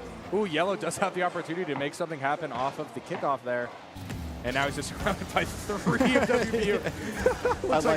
Looks like an escort or something, like bumblebees smothering their prey. Yeah, get down, Mr. President. The ball is near, and we can take that away from you. WVU with another good look on goal there. It does feel like a different game from the beginning of the last. What are you saying about bumblebees? Oh yeah, when bumblebees defend the hive, they smother the enemy, and they vibrate and buzz so hard that they overheat the enemy. What? Well, that's exactly what WVU is doing here. 2-0 for Northeastern, or for WVU over Northeastern. Really early here in game 2, so WVU is starting to wake up a little bit. and show them that, no, in fact, we want to win this, and we're going to start putting the tools together. Speaking of Tool, Tool and Angel here, assault on the my net. gosh. Oh my goodness, the pass from Tool right into Angel's hands, and he's going to make quick work of that. Winning a 50-50, and look at this off the corner. What a shot from Angel, dropping the hammer of confetti. Yeah, I will say this is quite reminiscent to that first game of the day yesterday that WV played, where they lost that first game, came out guns blazing for that second game. I believe it was like 5 goals against Harrisburg. Yeah. And then that third game, a lot slower, a lot more even. I think it might have even had the potential to go to overtime if it did not. Really close game. And now I think we are kind of looking towards that game 3 here. I think it'll be hard for WVU to give up 3 goals. I'd like to see it. Northeastern was in this exact same position What is yesterday. Don doing? Oh my goodness. Unbelievable work from the young man. Look at this. It's floating along, getting some flip resets. Oh my and gosh. then forcing the Frost own goal. Why are you hitting yourself? Why are you hitting yourself? You stop hitting yourself. Oh man. Daunt has some insane individual talent to be able to set that one up. Really send the Northeastern team into a frenzy here. Yeah, like I don't even know what you do at this point. Oh my God. Well, wow, WVU, what are you doing here? This quick little chips, just to the out of position, just past the out of position. No, honestly, in position Northeastern defense, but able to lob it perfectly over 2 heads of the defenders. And now we have a 5-0 score line. Only 2 minutes have elapsed here in game number 2. Yeah, and it does not look like WVU's attack is over. We see all 3 of the team on Northeastern side of the field looking to, just keep stacking those goals there. Has the opportunity there, and it does sneak in after the deflection. I think maybe WVU was listening to us talk about how Northeastern beat them in game number 1, and they've decided to take matters into their own hands here. And it's just... Yeah, I just think Tool's trying to get on like that top shots, top goals, top assist player board right now. Well, a game like this would be a way to do it. 6-0, not even halfway done with game number 2 in this moment. Yeah, and you're in a weird position if you're Northeastern here, because I think you just want the game to be over. Right. Like, can we please just stop this? Let's Can we move on to game 3. 3? Yeah, reset completely. They've... oh, no. Wow. Just look at the work from this squad. Tool, Dawn, all of them showing a bit of their individual prowess, kind of letting some space, giving each other some space to have a little bit of fun here. Now that they've got a very comfortable lead. And that one's a nice pass out to midfield. And the assault from WVU basically hasn't ended since the game began. Can't stop, won't stop. Tool's probably going to get like 3 more goals somehow. Ooh, Don's able to get the demo here. They have the advantage. Angel gets the rotate, and it's just going to be the name of the game. Frost clears it out, and just, you wait a few more seconds before WVU starts the initiation once again. Well, not only on the goals column, they can certainly get pretty high on the shots column, too. Oh my gosh! Angel's doing a backflip standing. What is going on here? Andebro in yellow, trying to get a little bit of space, a little bit of breathing room. I think something that obviously game number 2, well in the hands of WVU, but you're looking now as Northeastern to try and find a little bit of footing because you've now gotten punched repeatedly by WVU in the face. And they're going to try and look for some sort of success so they can bring to game 3. Yeah, I'll allow our stats guy to contradict us, but I think this has to be the highest scored game for one team so far this tournament. I think previously I saw 5 yesterday. Unsure if it got higher, but I'd find it hard to believe it hit 7. 6-1 at some point, but 7 certainly seems to be true. Yeah, we got a thumbs up. That's all we needed to see. Tool dropping it down in front of the goal once again. Daunt wasn't able to be there to tap it in, but it's just WVU's game. Like, I think we're playing half-court basketball right now. I don't even think I've seen the other team go on the other side. Ball's just been on one half of the court. This would be an interesting one to put up on Ball Chaser because we could be able to see exactly those stats. see the heat map solely on the side of Northeastern's side of the pitch. And Daunt now bouncing this one in front. A big clear. Could this be no Tool? No, doesn't matter. You still have one back there on the rotate. Of course you do. Stops the little bit of a hezzy. Oh! Wow. And Angel's there. And it just feels like there's enough time being grabbed by Tool, Daunt, Angel. They're all just making these moments happen individually. And then if it gets batted away in any one moment, the second person is right there ready to clean it up. Yeah, I mean, Northeastern was stacking the box there. In that replay, we saw all three of them there trying to deflect Daunt's goal, and it doesn't really matter because as soon as you have all three committed one way, there's probably going to be a gap in the goal somewhere. Yeah, wow. 8-0, the scoreline potentially here in game number 2. And, you already know WVU is not going to down this ball. Yeah. Oh, there's letting. I thought they were going to go for one more with that approach. Okay. They say, all right, time to move on to game number 3. West Virginia striking back in dominating fashion. Yeah, the approach here just has to be. Oh, we actually had a correction here where Ole Miss put up 8 goals in a game against Georgia State yesterday. So okay, so they tied the goal record for in the games. See if they're able to match that if Northeastern can pull their game plan together here in game number 3 and figure something out. That's certainly one where it's, by the time it's 3-0 that early on, you go, all right, what do we do? Maybe we start looking towards game 3, even if it is early on in the game, because clearly WVU putting up plenty of points in that game. It's going to be hard to fight back that much, even in a 3-0 deficit. Then once you get to 5, 6, 7, 8, well, yeah, you're definitely starting to look towards game 3. We'll see what Northeastern can do here. See if they can shake up the rankings at all, or even just shake up the tournament against WVU in game number 3. Yeah, and that's something to note where the results of this tournament go beyond just this tournament. There are external rankings. There's other things like that results and matchups and head-to-heads here can impact. So WVU losing, that might drop them on a ranking if Northeastern does end up, performing relatively near their expected seed after placing 6th. And I'm certainly sure they're interested in keeping the rank that they currently have. Angel gets a shot, isn't able to get anything off the rebound there, but we know WVU's attack. That's not going to be the only shot they have in this sequence. Not at all, but so far, decent defense. A really good pass from Tool, but a demo onto Angel going to disrupt the flow of that. And that probably was the difference between a goal into Northeastern's net or not. That was a really nice time for that. The defense from Angebro, the shot from Tool. Oh my goodness. This is, once again, unrelenting, but so far, Northeastern tending to the bend, don't break mentality. And that was potentially the look that you needed there. Angebro is able to disrupt, but I don't know if they're able to get that ball off of Daunt's car. It's just glued. This is the wrong game type. You can't have it glued to your hood like that. So we got to get a ref in here. Foreign substance. Oh, wow. What a strike from Daunt.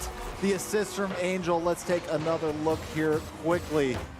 Wow, Angebro trying to clear that one off the side wall. A quick little flick over to Daunt, and then across the far side is Daunt. And now a 1-0 lead here for WVU. We'll see if they decide to continue the assault or if one will be enough for them. You get the demo right off the kickoff, and Angel's just taking that ball in. Unsurprised, I'll say, that they continue the assault, but and now showing a little bit of demolition aggression. Angel right there, just able to tap it in off of the rebound from Daunt.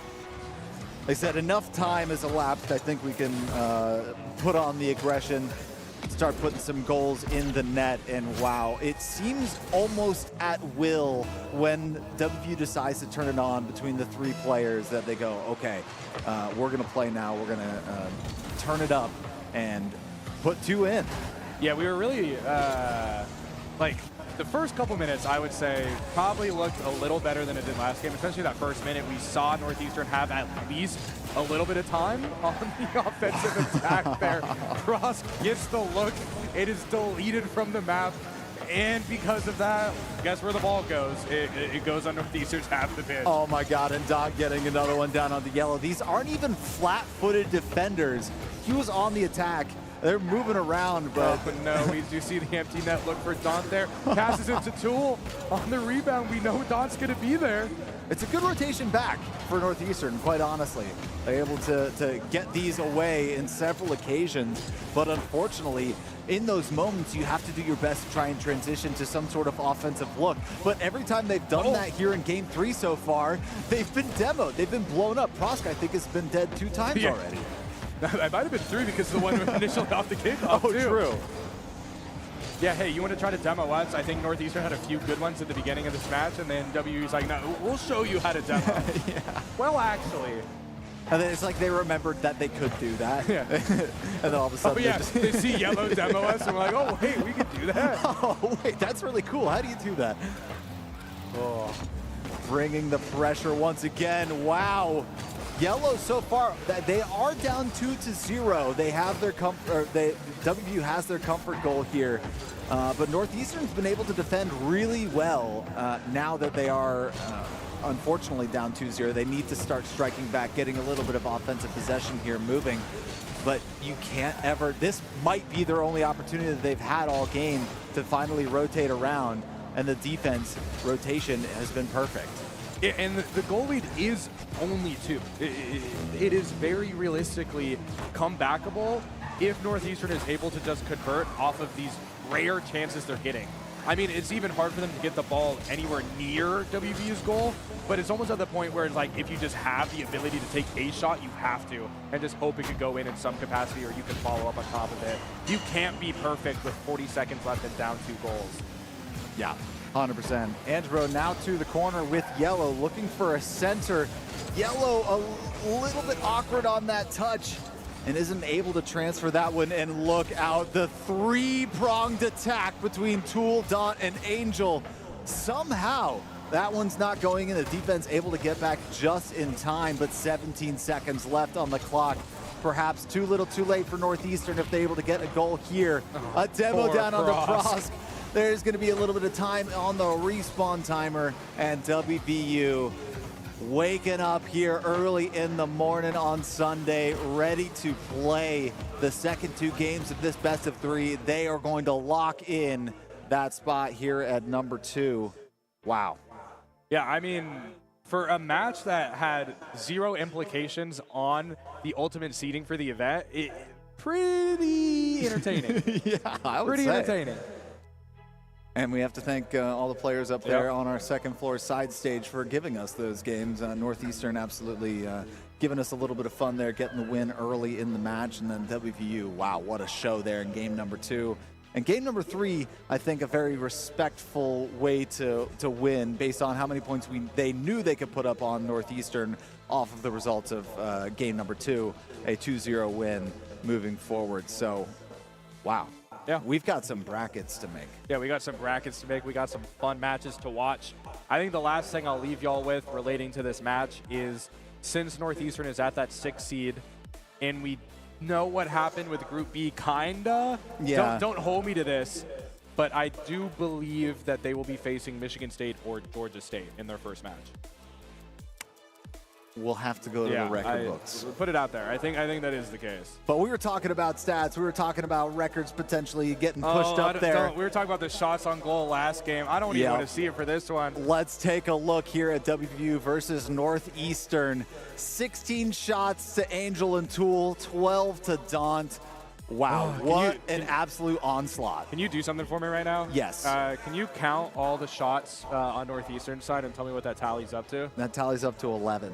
Can you look at the lowest number next to shots on any of the WVU players' side? Yes, Daunt with a mere 12. Yeah, it's... They only had to save 4 goals. That is insane. That is so much offensive pressure WVU is able to generate, and that's 4 saves off of, including a loss. Yeah. Crazy. Yeah. Yeah, we have some great matches coming up after this. The final block of group play before we enter Tournament Sunday. I mean, you got the final bracket, elimination, everyone's out of there. But yeah, we got to do a little quick transition, get some, some better commentators up here than us. Oh yeah, they're definitely a better team coming up behind us. But yeah, it's always great. It's always great to commentate with you. We'll be back. We'll be back. And we're live at the beach, following one beacher leveling up in her hero's journey. This is Bridget, paperback writer, finally with a moment of peace, and she is locked in on her beach read. Looks like paper beats metal. Do I smell bookworm? What a leap! Dusty. I don't think she noticed. Is that a mime? I believe that's a Frenchman asking for directions. Now that's how you beach with the best in Myrtle Beach. Stay beachy, everyone. Plan your best beach vacation at visitmyrtlebeach.com. Welcome back to the beach, Myrtle Beach, where the best beachers come to play, including Henry Gotta Catch 'em Hall. Grandma with a cannon of an arm. Woo! Now that's what you call Rocky Road. Ooh la la, what a juke! Don't try this at home, kids. He's on the boardwalk. More like the board run. He jumps, dives, and caught! And the home team wins. Go Beach! That's how you beach with the best in Myrtle Beach. Plan your vacation at visitmyrtlebeach.com. All right, I'll see you after class. All right, bye. Bye.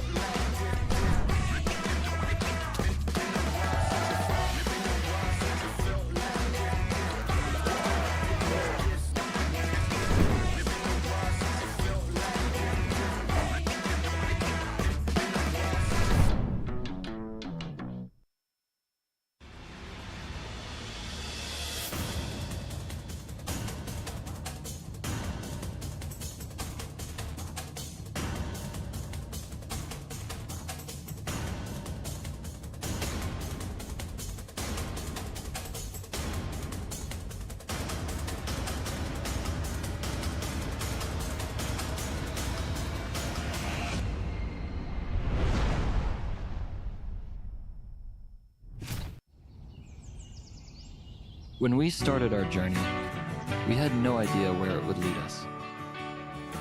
Until we found a place where experiences became a way of life, and connections became unbreakable bonds. For us, it's a second home, and wherever we roam, it will always be a part of us. The place we became mountaineers.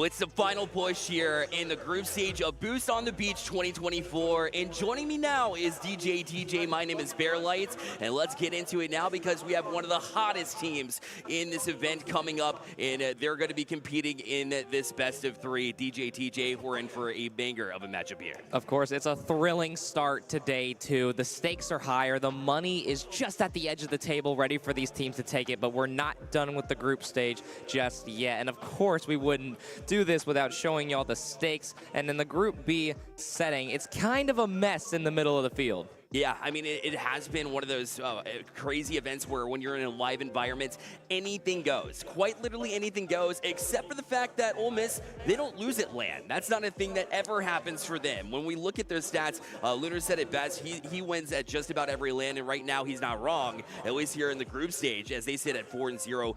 One team that I'm eyeballing here is Michigan State. They've really been performing at a pace that I think has been impressive here at that number 2 spot. Yeah, this story, this group, an absolute mess. George Mason, the defending champions, going 0-4. Michigan State, a team that maybe many were sleeping on, going 3-2 and doing incredible. But, of course, we must focus on the game at hand, and here is your Ole Miss Rebels. Yeah, there you go. I mean, front and center is public enemy number 1 to the bottom right, Lunar. But his counterpart in C-Money have been so effective. When we talk about the leaders in the stat department, it is Lunar as a goal scorer. It is him as a leader in the shot department as well. And it's C-Money hooking him up consistently. This man right here, every play goes through him on the offensive side of the ball, and he is constantly feeding Lunar as he gets locked in here for this matchup. And locked in, but smiling, and that's the special part about this team, as Lunar's, of course, going to mew for us. But they're locked in, but they're going to have fun. They're going to smile. They're going to do fist bumps. They're going to just have a good time, and that's been what has kept their spirits up, what keeps them so dominant.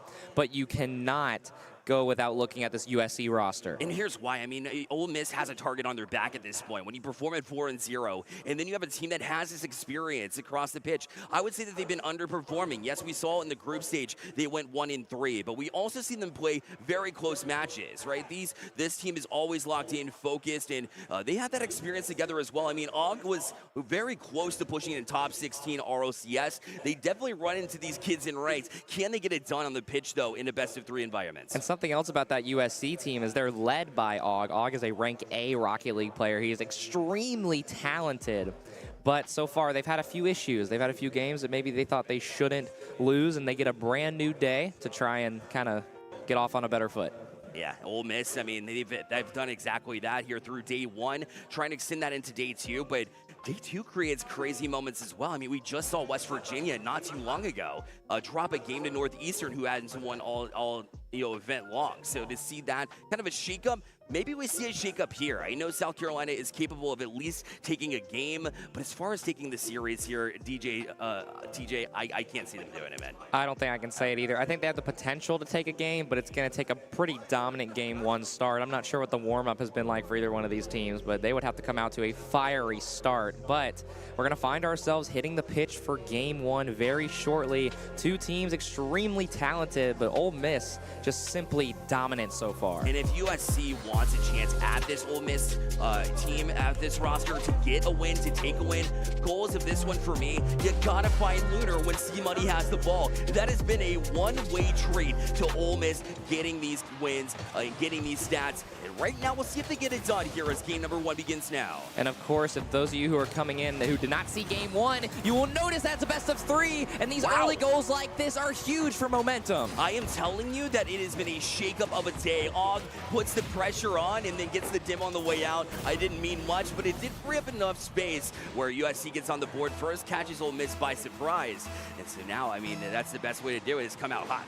And USC just coming back off their spring break week. This is their last weekend, so maybe they're starting to lock in just a little more after getting back into the swing of things. But Ole Miss very quickly looking to strike back. But so far, USC still building a lot of pressure. Certainly are, and Solar is one of those players coming in as well who's in their final year. They want to go out with a bang, and what a better way to do that than to beat Ole Miss here in the group stage and give themselves at least a little bit of a better spot on the seeding. But right now you see Stealth with a good pass to Lunar. This time he's trying to hook him up. The 1-2 punch, and Ole Miss showing why they were 4-0 yesterday. And Ole Miss, we talked about this earlier, it's normally been the C-Money and Lunar show, but if Stealth can start slotting shots like this, that is going to make the difference for Ole Miss later in this bracket. You know why they call call him Stealth, right? He was flying under the radar. We've been talking the C Money and Lunar combination. No, this man shows up on a regular basis. His stats were so balanced, and he had to make a big save here too, though. As Og's putting more pressure here on South Carolina. They may have surrendered that goal, but they're still hanging strong here and putting pressure of their own on. Yeah, and when teams get in these situations against these higher level rosters, they tend to panic. They tend to have to play at the pace of the higher level team. But if you're USC, you're used to these types of matchups. You played at Boost on the Beach literally last year, placing third, and you cannot let that catch up to you. And so far, they're seemingly trying to match it. C-Money trying to find a pretty crazy angle there. Found it. But Stealth will play off corner. Now we'll leave it for teammates to try and rotate in. And Lunar will do that at the exact right time. Once it's 50-50 into the zone. See, looking like they had a little bit of trouble with the Tim on the way out. Stealth, he does respawn just in time to get across, but USC, again, giving Ole Miss some scares early. It's a massive double kill for USC that gives them a golden opportunity. Unfortunately, that shot was rushed just a little bit, but now they have all this midfield space, and Cats has the entire wall to maybe find a pinch. It will hit his car, but it's still going to be just awkward. As now all three members of USC trying to put pressure on, but now the 2v1. Lunar gets a 50 that Cats wins, and now it's still in the midfield. Yeah, that midfield presence has been there for USC, but eventually Ole Miss is going to find ways around it. They were too good at passing to not see that happen. And C-Money try to challenge the back wall as well. Stealth will play in, but Og right on it. He'll play it out to center. C-Money already on it. Quick commit. Lunar up. We've seen this combination so many times, but not able to connect in this instance. And Cats will play it out to center. Every team has got an X factor. For Ole Miss, it's Lunar, and for USC, it's Og, and they need to step up. But maybe Lunar won't have to, as Stealth will find his second. Clean double touch here again, and no surprise that C-Money was the one to set it up in the first place. Put it on a tee so Stealth could get up and get it. The double touch there. And plain and simply, they do that in their sleep, and so you got to be on that back wall. Og was close, but the position just a little bit off, and it cost him. Still way too early in this game to make any predictions, but we are halfway through. USC's got a chance here. That flip reset might find the left side, but it's a good save from Lunar, but it won't be doubled. Open shot, right side, rip it in 2-2. Let's go. Cats was ready for this one right off the rip as Og played it past one. Lunar had no choice but to try to get that double touch up the wall. He didn't get to it, and Cats says, I can nail this one. An absolute bullet to equalize it 2 with 2:35 left. USC is sticking around. And Cat's not normally the offensive leader of this team. Normally he's more of the defender, the third man, the mental guy, but he's got 2 goals. USC's only goals, shooting 2 for 3, and if he can perform like that, then it's similar to Stealth, where this team becomes a lot more dangerous, but still much more Rocket League left to play. Cat's the professional coach as well. You know he's in the communications right now saying, hey, we can absolutely approach this in a way that causes Ole Miss to panic. And that's good patience shown as well. But Lunar tried to clean up. Oh, C-Money, the recovery save. Had no idea how he got back to it, but he did. And Ole Miss able to keep it equalized for now. 3 shots go for USC, and 3 shots will not fall, but don't count them out just yet as a bump comes through, but nobody capitalizes. Cats made an amazing play for Og to try and slot it, but just barely misses it. Now Solar in a very quick 3v1, but his teammates come back to help, but C-Money dunks one left corner to get the lead. I said Stealth was playing stealthy, but look, as it was C-Money that came out of virtually nowhere here and out of the peripheral vision of USC. Unfortunately, dribbled it right into his man, and Ole Miss takes this lead back with 146. You hate to see it for South Carolina. If you're going to do this much progress, you want to see a winning effort in this game number 1. Sure, you got time, but Ole Miss starting to put the pieces together. And Ole Miss, those pieces has gave them a 4-0 record, and it's that trust that we just saw. C-Money was third man back for a mile, but trusted Stealth to get behind him, but it maybe it will not matter, but what a save from C-Money doing it on both ends. Ready to go now. We'll get in transition. Here's Ole Miss with Stealth, had that flip reset, just kept it in his pocket. Now the passing play, Lunar twice, almost got it. C-Money, the follow-up off the crossbar, and Solar able to get to it temporarily. Ole Miss that close from punishing USC again. Ole Miss with a possible dagger here with a minute left, but just can't find it, and they're still keeping the pressure, but USC now has a little bit of breathing room, but they need to take advantage of this midfield. Cats gets one to wall. It's the second man from USC, but you cannot use the backboard when that long Dominus is defending it. And now you see the 1-2 punch from Ole Miss. You gave them too much space, and now watch them work in transition because of it. Stealth trying to put up more. He's got C-Money there. Great read there from Solar. And that experience as a senior to get back just in the passing lane in time. That's C-Money and Lunar, who were both right next to each other in the back line. So Ole Miss, they do not look as comfortable as they were yesterday, but as of right now, they're still putting on pressure. They're still keeping the shots up, and now Cats with a major flip reset to maybe try and kick something off as Solar gets past two, watch the back of the net, but it won't be in there. Oh, it was that close. Just couldn't quite find the right angle, and Ole Miss did just enough in their positioning. And now look as they try to get the dagger here. 15 seconds left. There it is. Lunar able to step up just in time and kill USC's chance and effort that they put into game number 1. USC looks so good right there. I mean, a really golden opportunity to go through, find a bump, and have a wide open net, but that doesn't land. The shot doesn't land, and you have to full commit at that point given the goals. It was 3-2, so you just have to go, and unfortunately, you're not going to have defense when that happens. Last chance for USC here in this game, but looks like it was a little bit too hot to handle Ole Miss. It took them a minute to wake up. USC did themselves favors by starting early, but eventually you knew Ole Miss was coming. By the stats alone, Ole Miss University on top here in this best of 3. The Sharks just keep swimming through game 1. They're dealing with the pressure well, and it looked a little shaky, but they still find themselves a game 1 win. Yeah, and even though it seemed like they might have been a little bit off early, they definitely got it together, and you see no fear in their eyes now. You have a feeling that once those 4 goals, once goals started going in, you're able to total 4 in that game number 1, that coming into game number 2, they're going to have that head of steam. I'm expecting nothing less than Ole Miss being able to jump into game number 2 here and take that early lead and perhaps run away with it as well. Yeah, and this might be the first time all weekend that we've seen not a single smile on the Ole Miss side, but it's because of their leadership. They're coached by Adam Baguette, who's doing an incredible job with this roster, just trying to make sure that they are locked in right now. And look how attentive Ole Miss is. Yeah, they're ready, they're listening too, and you know, typically they're the ones chirping, they're the ones talking, especially when we talk about the in-game lobby. But yeah, I mean, to have that level of attention is necessary, especially if you have a strong leader. The last thing you want to do is leave that on the table and not take advantage of it. So you're absolutely right. I mean, it all goes back into the foundation of the Ole Miss program too. You got John McDermott as well, who's a solid director in his own rights, bringing it to a Division I school overall. And will they be able to close out here? My estimation is yes, but I don't know, man. USC was able to surprise us early. We'll see if that happens again here in game 2. Ole Miss has set their boys up to do something special this weekend. There is $5,000 on the line for the top 3, and they are in a very good position to do that. But you would love to take this 2-0 and get that momentum heading in to that first round bye of the playoffs, but only time will tell.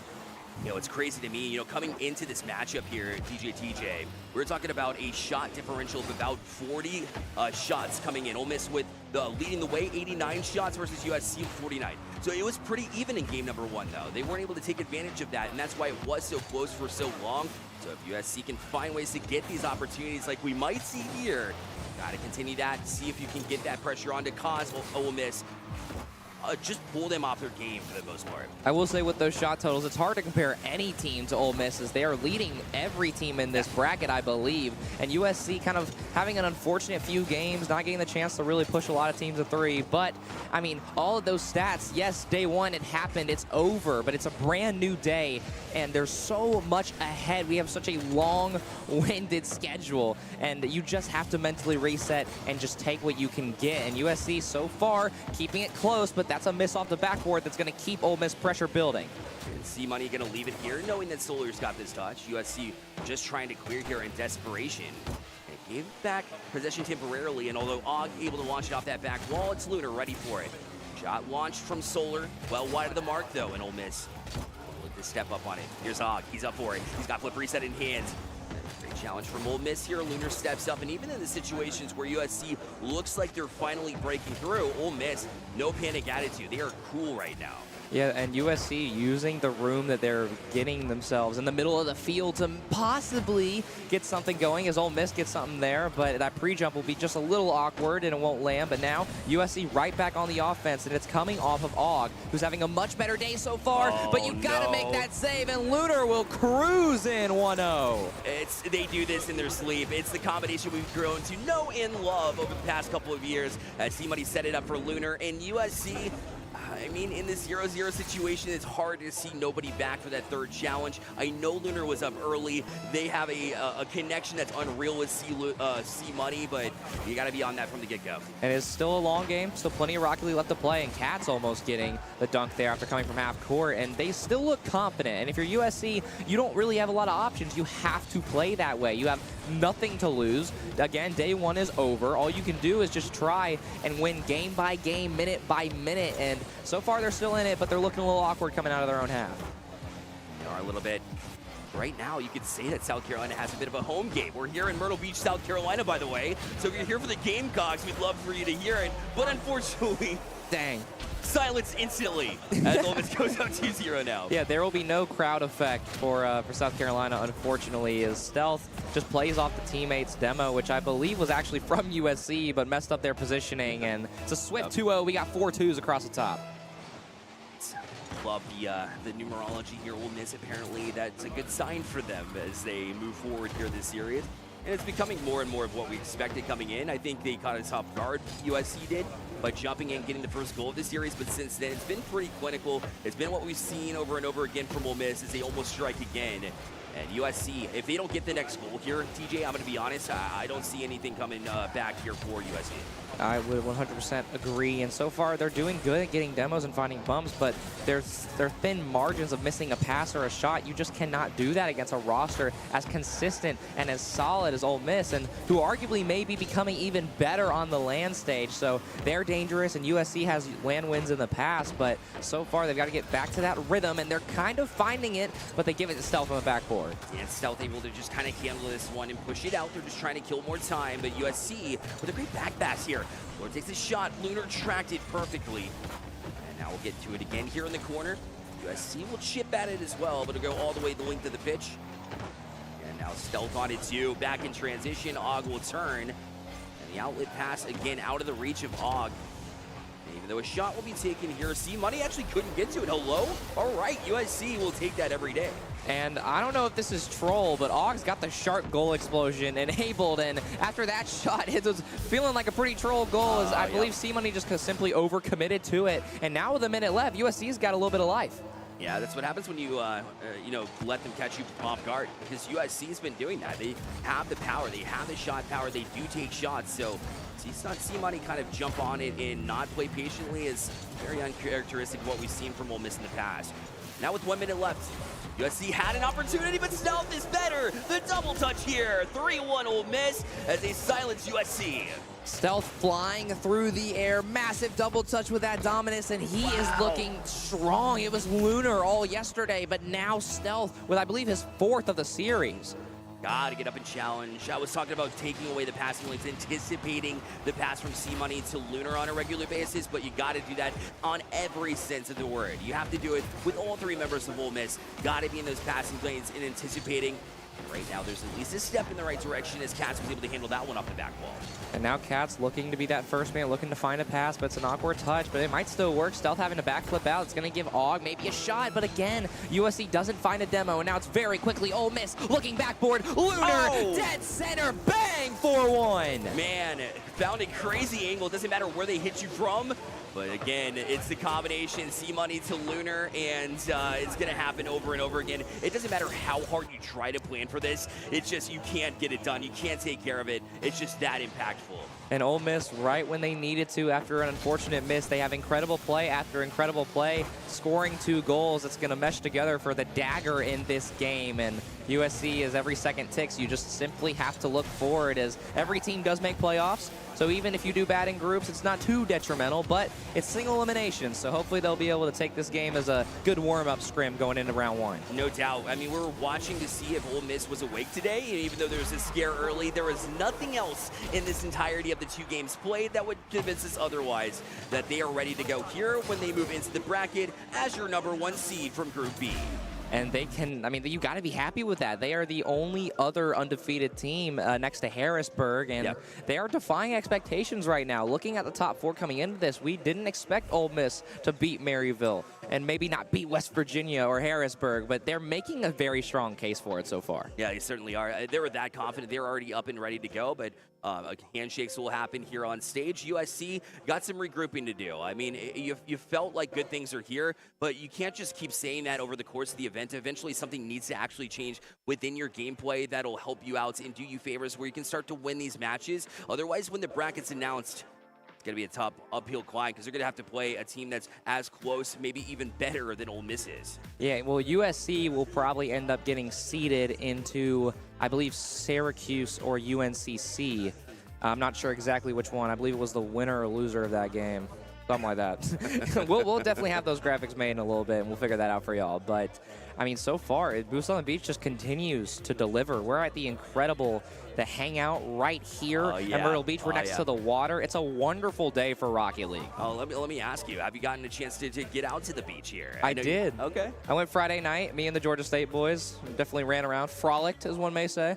But it's a wonderful venue. We're all very happy to be here. And Ole Miss, happy to make the trip as well, going 5-0 in their group. No doubt. Well, listen, we only have one more matchup coming at you from the group stage, which is GSU facing off with GMU. So Georgia State versus George Mason happening on the side stage too.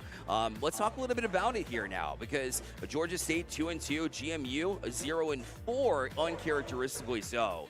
But the numbers, the stats look pretty equal. Yeah, and Georgia State, coming from my home base of Atlanta, I have casted them for a year and a half now. And GMU, a team that has a very long history, almost 5 times as that, 5 years of CRL play, and they are an incredible roster. But just really quickly, we'll take a look at the stats from this last series. Everything about as expected. Lunar doing his thing, going 3 for 6, but Stealth, 5 for 7. Yeah, it's jumping up here trying to challenge Lunar for that striking ability. I mean, it's hard to do when Lunar's also pulling 3 goals in that series, so everybody getting it done looked like a much more balanced effort from Ole Miss. It wasn't just that one direction, and, you know, that's what they needed to do to adjust to take it over South Carolina, who were making the adjustments necessary to at least challenge Ole Miss early, but as we saw, that kind of went away. Yeah, and they look right back into form from yesterday. I mean, taking care of business as a team, not just led by one individual, and that was South Carolina's issue, is that Odd kind of had to create all of the space, and if his teammates weren't perfect, then nothing was ever going to develop. But that's just the skill gap at this level, the skill gap at this tournament. We have so many incredible teams, but even better than that, we have an incredible player. We have Kyler and C-Money with a quick interview. TJ, you got it right, my friend. I'm here with the boys C-Money, orchestrating, dishing out assists. You guys were looking great coming into this. You finished the group stage undefeated. Different day, same result for you guys. How are you feeling kind of coming in today based off of yesterday? We're coming in very confident. We're finally getting the puzzle pieces together, so I'm just excited to play. Can very much see that, man. You guys now, again, move into the single elimination bracket undefeated. You guys secure that top seed for yourself. What are you guys' mindset kind of going into that as you now start to have to face off elimination? Play our game. We know we're the best team here if we do it, so. Man, I'm so stoked for you guys. Congratulations again on the win. Make sure you guys tune in to catch Ole Miss do their thing. Again, the #1 seed moving to the single elimination bracket. We're going to cut to a quick break, and then we'll be right back.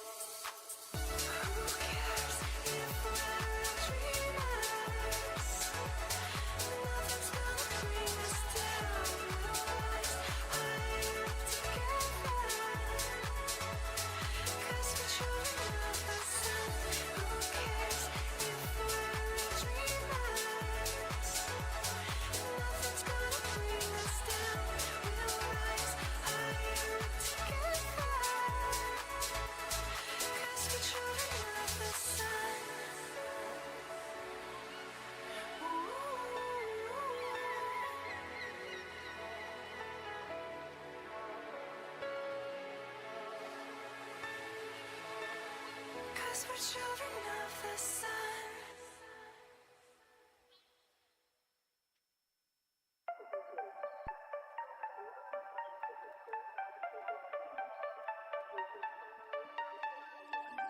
Hand out, she holds. It's feeling like we've been here before. We're both so broke. That's something that'll keep us afloat. Don't walk too slow. We can't keep falling deeper again. Came too close and the taste so far from pure. A rush of blood, but we search for so much more. We've all been here before.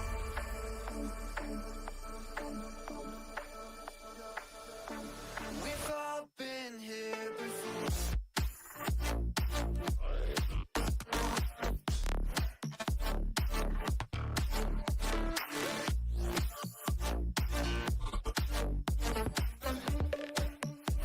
We've all been here before.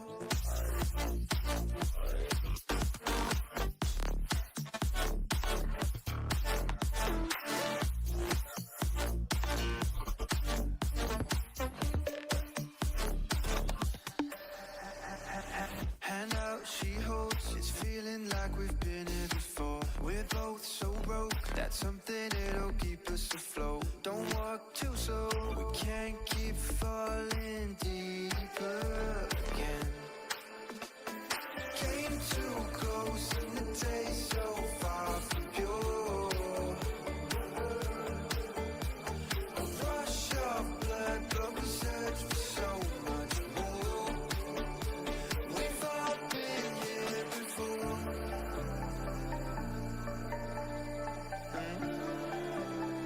We've all been here before.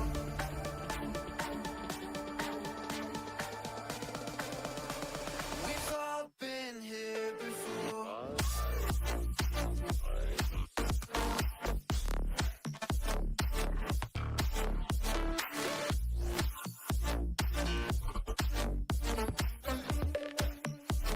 We've all been here before.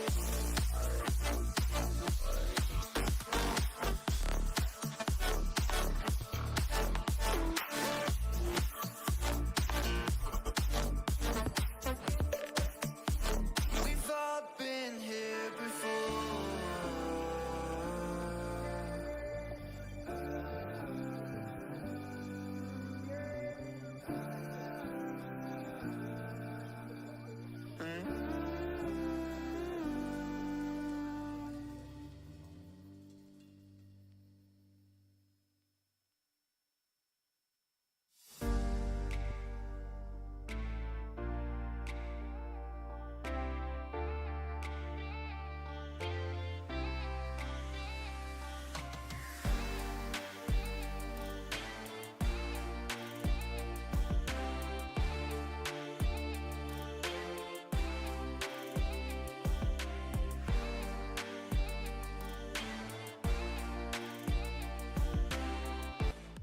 DJ, TJ, and Bearlight back with you here at Boost on the Beach 2024 here in Myrtle Beach. Again, we just saw Ole Miss do what Ole Miss does. We're on to our next matchup now, which is going to be a close one on paper now. We said Georgia State 2-2. They're going up against George Mason here at 0-4.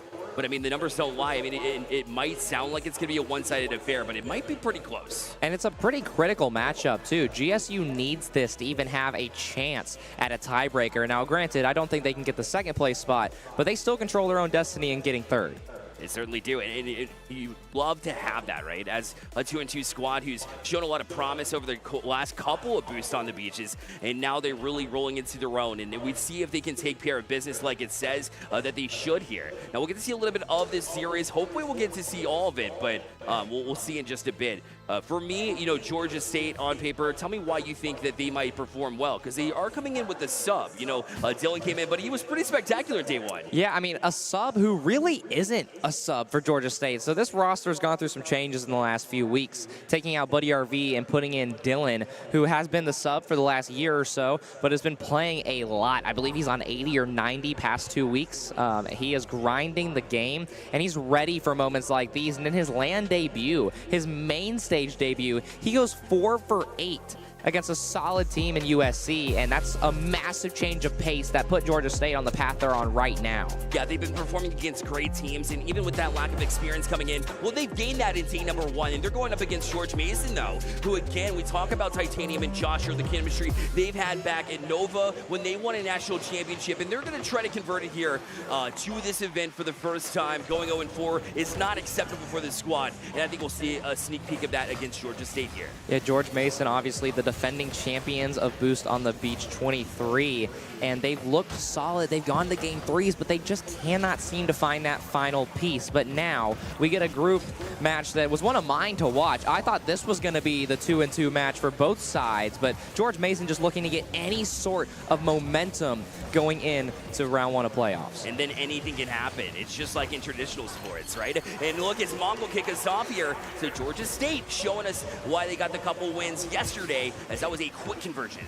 And you're going to find it off the wheels of Shady, somebody who's not normally the passer of this team, but with Dylan coming in, their dynamic has changed a little bit. So Shady, being an insanely mechanical 2K MMR player, now he can use that to create opportunities and let his boys do the rest of the work.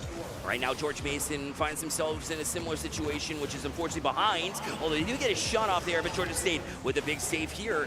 And Devin will be forced off his back wall, went for it. Titanium took a shot, but the Georgia State defense was ready for it. And this match is going to be just scrummy. It's going to be grimy. We're going to see bumps and demos on every side of the pitch, no matter who's on offense or defense. And we're going to see close shots. That's a wide open net that Titanium can't find. Oh, man, it's been the moral of the story. It's been raining. It's been pouring for George Mason this weekend.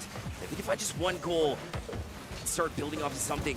Titanium was trying to find it, but that's before he's shut down by Monk, and yet again they find themselves in their own half. Although they transition, it's only temporary. And now Monk, last man back, have to take a demo for this clear, but Shady already up, getting a nice redirect. It's going to force a double commit out from George Mason. And now slight touch to keep it going. Shady's beat, Dylan's beat, Monk's last man back. It's a wide open net, but Shady comes out of nowhere for the save. Great recovery speed here. Look out, shot taken again. Devin will equalize in 1 here with a great answer for George Mason. A massive fight back for George Mason. They've done this all weekend. It's these 1-goal games, these overtimes that they just haven't put together, and so far everything's looking good, but we still got to find that next goal. Gotta keep with it, gotta keep the foot on the pedal. See if they can draw up anything quickly. George Mason was already on it. Dylan, the super sub, quote unquote. And he's really settled into this role here, and will settle things down here for Georgia State after George Mason got that goal. The last thing you want to do is surrender that lead right off the bat. Yeah, and he has played with such an incredible amount of poise, and the Georgia State roster has gained that with the more lands they've gone to. George Mason, obviously a story team with plenty of lands and LAN wins, but GSU, their second LAN ever as a team, and Dylan's first as a player ever. And so they have so much more to prove, and they've got to make plays like that. What a save. Titanium trying to be that striker we know we saw in D1. We saw it last year. But Georgia State's been up for the answer here too. Shady left it off that back wall, but Dylan couldn't quite find the shot here, and Joshua off the back wall himself. He marches it out to the center field. It's relatively open now. Shady's got some room to work with as well. Shot taken, but Titanium up for the challenge again defensively. Anytime that you see Shady with the ball, it is so incredibly dangerous. But, I mean, unfortunately, we will not get the chance to cast much of this, and Bearlight will just have to kind of let the boys play. Listen, it's an awesome, exciting experience here. This matchup is pretty hot right now, 1-1. You'll still be able to see it, but we have some words going on from the hangout here in Myrtle Beach. You guys, take it away.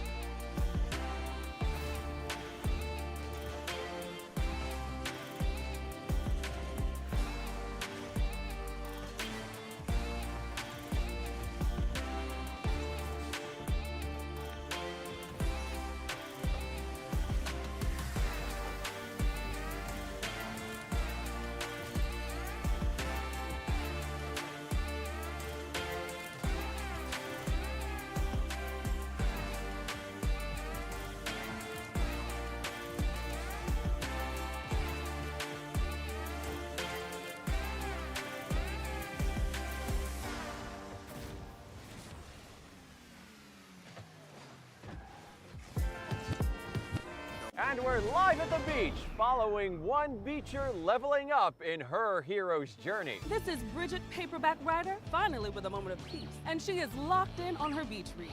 Looks like paper beats metal. Do I smell bookworm? What a leap! Dusty. I don't think she noticed. Is that a mime? I believe that's a Frenchman asking for directions. Now that's how you beach with the best in Myrtle Beach. Stay beachy, everyone. Plan your best beach vacation at visitmyrtlebeach.com. Welcome back to the beach, Myrtle Beach, where the best beachers come to play, including Henry Gotta Catch'em Hall. Grandma with a cannon of an arm. Woo! Now that's what you call Rocky Road. Ooh la la, what a juke. Don't try this at home, kids. He's on the boardwalk. More like the board run. He jumps, dives, and pod! And the home team wins. Go Beach! That's how you beach with the best in Myrtle Beach. Plan your vacation at visitmyrtlebeach.com. All right, I'll see you after class. All right, bye. Bye.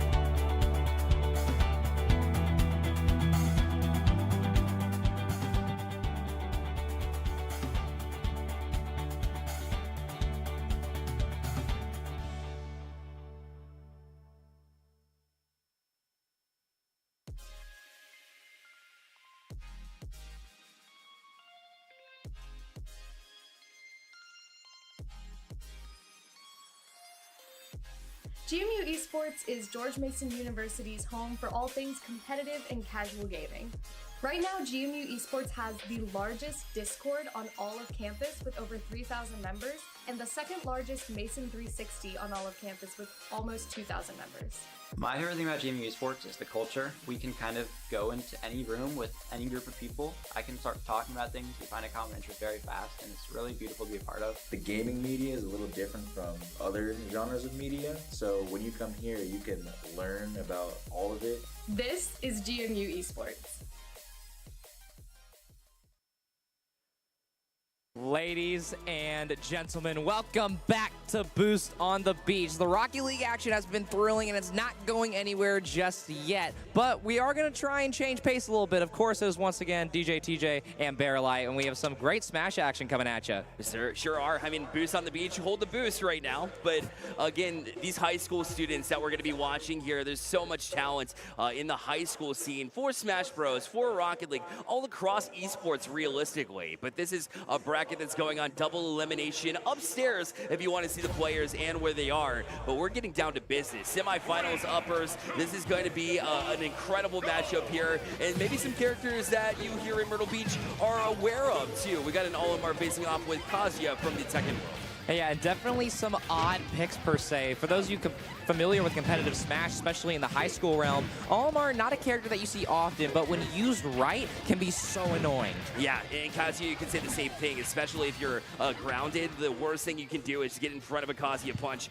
So much damage can be taken there at that point, and right now, Diamond is feeling a little bit of that, as I'm not sure what's going on there. Maybe an agreement. Sometimes you see that in Smash. Yeah, I think they were mainly testing the lobby, but we got a little bit of a taste about what they were doing. And I mean, talking more about the characters, Olimar's a fairly light one, and Kazuya's got a heavy fist. Oh yeah, absolute heavy punch that you don't want to get in the way from. That sweet spot will send you off the edge at low percentages, which is pretty rare in the Smash world. Olimar would be wise to stay at a distance, to play a little bit higher up.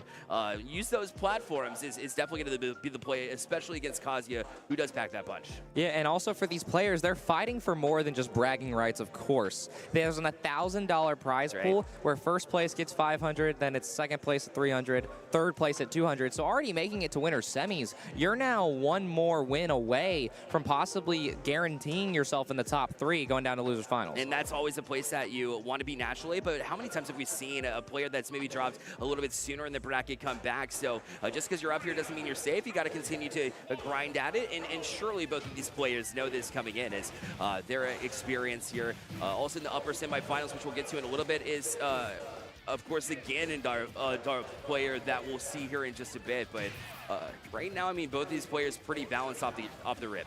Yeah, and also these players have had a very solid bracket so far. Diamond, I don't believe, has dropped a singular game, and Skip is fresh off of a 3-2.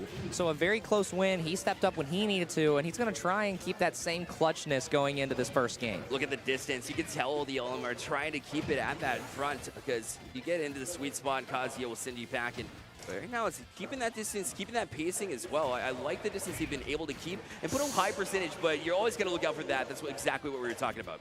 Kazuya using that charge up after he hit 100% to just put absolute damage into Olimar, and he takes that stock back. It was a very good lead for Olimar there, had about 30%, but then, of course, he's such a light character that it doesn't really matter.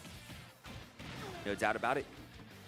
Right now, we'll continue for the stream's sake. I know nobody here can try to get the audio fixed for the in-house, but even grounds here. So right when you take that first stock, you anticipate things going maybe in one direction, but right there, it was a quick answer to get that back and make sure we're even here stock-wise. And Olimar doing such a good job of keeping his distance, but then he gets the ledge right here, and this is where this Kazuya, this is where Skip does so well at guarding him here and just getting these punches, and now taking a few hits from the Pikmin, but then charging right back. Yeah, being able to get in is one of the strengths of Kazuya. Pretty quick for a big unit, and also can take a lot of damage before they're sent off the edge. Right now, damage is being done, so it'll be wise for Diamond to try and continue to just pester them from a distance, and that's what we're seeing. And still getting those Pikmin, but also getting the chance to charge him up. And Kazuya still just trying to close that distance, but now falling off the edge. Going to give Olimar a chance to almost land that smash attack, but will not. Still throwing Pikmin, keeping the distance. Yeah, now I'd like to see a little bit more edge guarding here. You're doing a good job as Olimar towards the middle of the stage, but really you're most effective, especially against a Kazuya, if you're able to edge guard. And that's what they're trying to do with these Pikmin right now here on the left side of the stage. And before they can grab on, they're able to cause a little bit more chaos. Kazuya does not have the reach there, and stock lost. Olimar getting a little aggressive here. I love to see it. He might be a small character, but he's playing with a big heart right now. Absolutely. You see, I think that ball at the top of his head is shining a little bit brighter after that last move. Diamond showing why they've been so effective in this tournament and continues to be pesky and catch them off guard consistently. Again, that's about 60% that happened all at the same time. That's Olimar going for grabs on Kazuya. Can't say that's exactly recommended, but it's working so far. He's getting a little bit of extra credit here. Already has Kazuya up to 66%, but this Olimar at 120, it's definitely kill percent. Kazuya just needs to maybe find one more grab or one more smash attacker. How about neither? Going to go ahead and tie it up at one stock apiece. It's all about the timing of the shield there from Kazuya as well, that didn't allow extra damage to be taken that you didn't need to, because right now all you've done is even ground. You're still in a dangerous spot, 115 with just one stock left, which means anything gets in on the edge, and there it is, a big off the side, and Diamond continues that streak. That was such a massive extra credit stock there for Olimar, and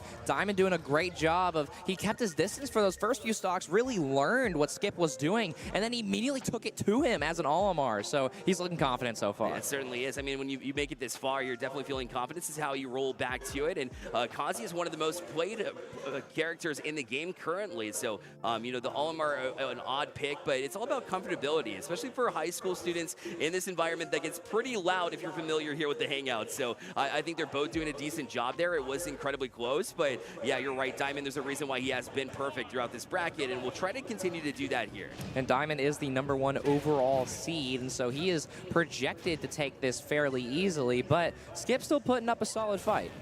I mean, it's been getting in and out as effectively as you can be right now. You know, that's what you want to do, is to get in on Olimar. But look at the distance, Caps. I mean, such a speedy character that you're going up against. You always have to be ready for anything.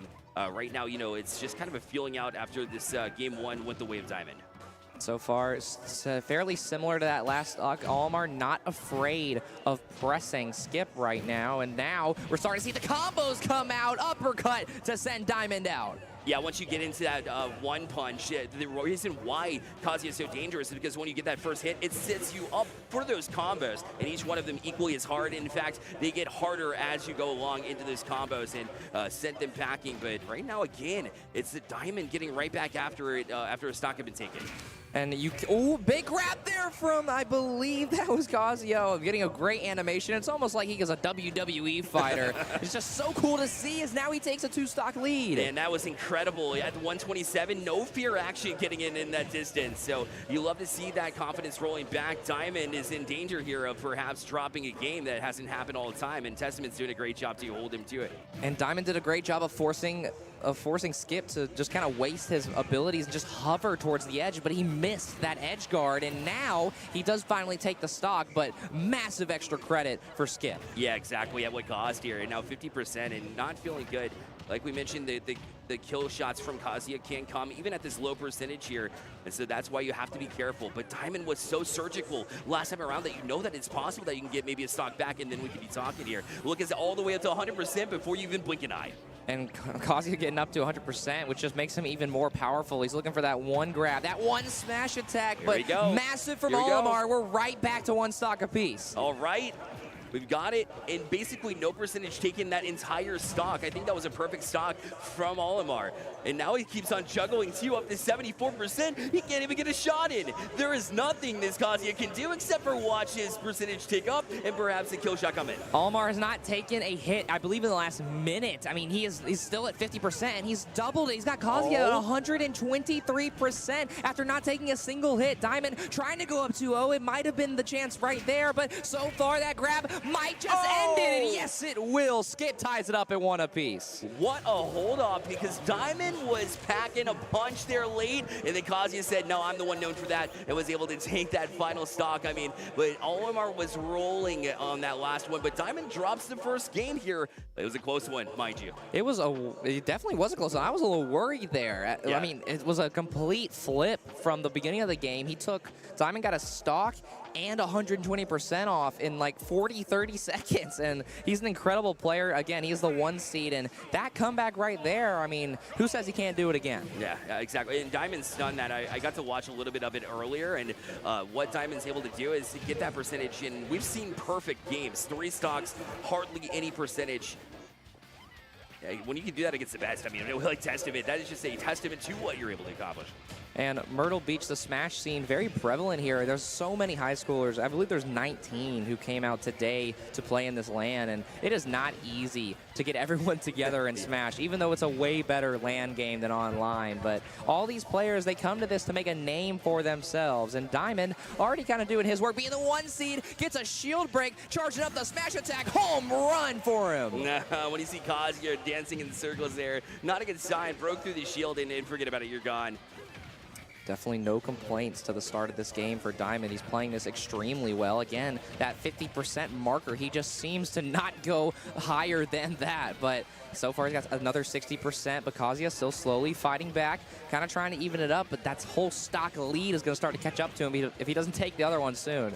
Yeah, it's projectile after projectile that you have to deal with. So, Kazuya, if you're off your game, you're going to be off the stage. There you go. Diamond takes 16 more percent compared to Kazuya's 130 and the stock. So Diamond starting to finally find his rhythm again. Still has yet to take a hit, and he's about to even up another stock, and there it goes. Just the speed advantage alone is what they're able to take care of. I know we talked about the positioning, but you only get in that position whenever you do have that speed, and you see that continuous, just one after another projectile is giving Kazuya nightmares.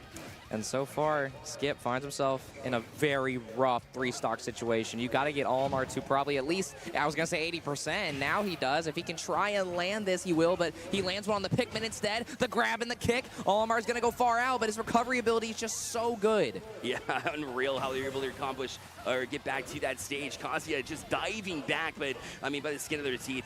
Olimar, you know, you're able to get back in from a stock deficit, but I'm not sure Kazuya can here.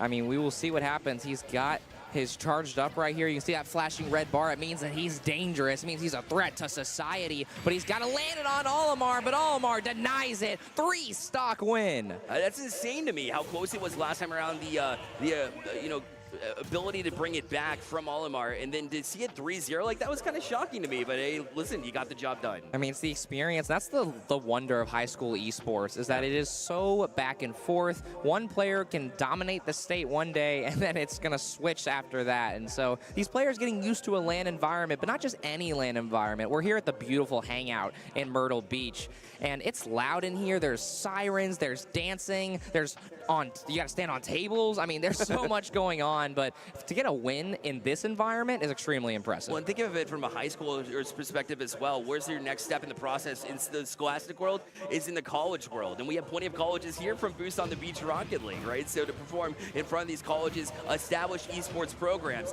they don't just have a Rocket League team. They might have a Smash team too. Hey, talk to these recruiters and perhaps perform at the next level. Well, there's definitely a lot of colleges here. Of course, Boost on the Beach, we brought 12 in. So if they're looking for Smash players, I mean, it's an absolute pipeline right here through this tournament. But so far, so good. Diamond off to a very similar start, but Skip keeping it closer than last time.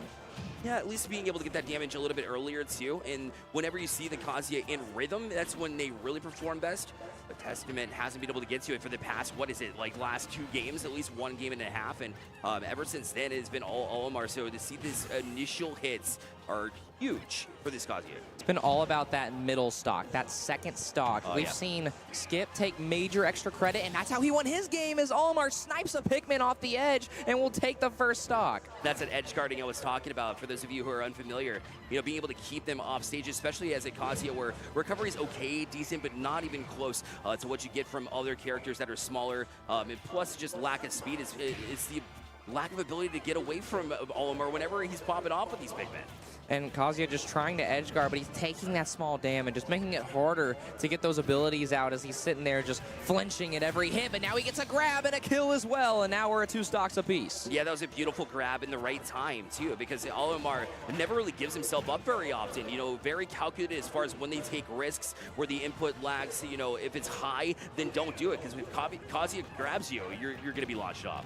And so far, that extra credit already picking up for Olimar once again. He has yet to take a single hit. He's going for the perfect stock, and that smash attack might have taken it, but 7% will have to do, but he'll still get it nonetheless, taking the lead. All right, the reaction in the air smash there from Diamond was clean, and we've seen it a few times already, but to have it in that moment now, it's just Testament's falling behind here. 2-1 in this series, and with just 1 stock left, this will be their final hurrah, but Olimar's not making it easy, is he? Just continuously on this game from the get-go. Grab after grab. Again, Kazuya has taken 77%, while Olimar's only taken an extra 30, and he's on a whole stock lead. And so Skip's got to make something happen, but you can't get comboed like this. He does good to get to the ground there, and now trying to play these punches, trying to play these close fights and grabs, but nothing will come out. Diamond wins the series. Yeah, Diamond will be moving on to the upper finals here, and with good reason too. I mean, it was calculated from the start here. It was constant pressuring, but also in the wise times. There was a couple times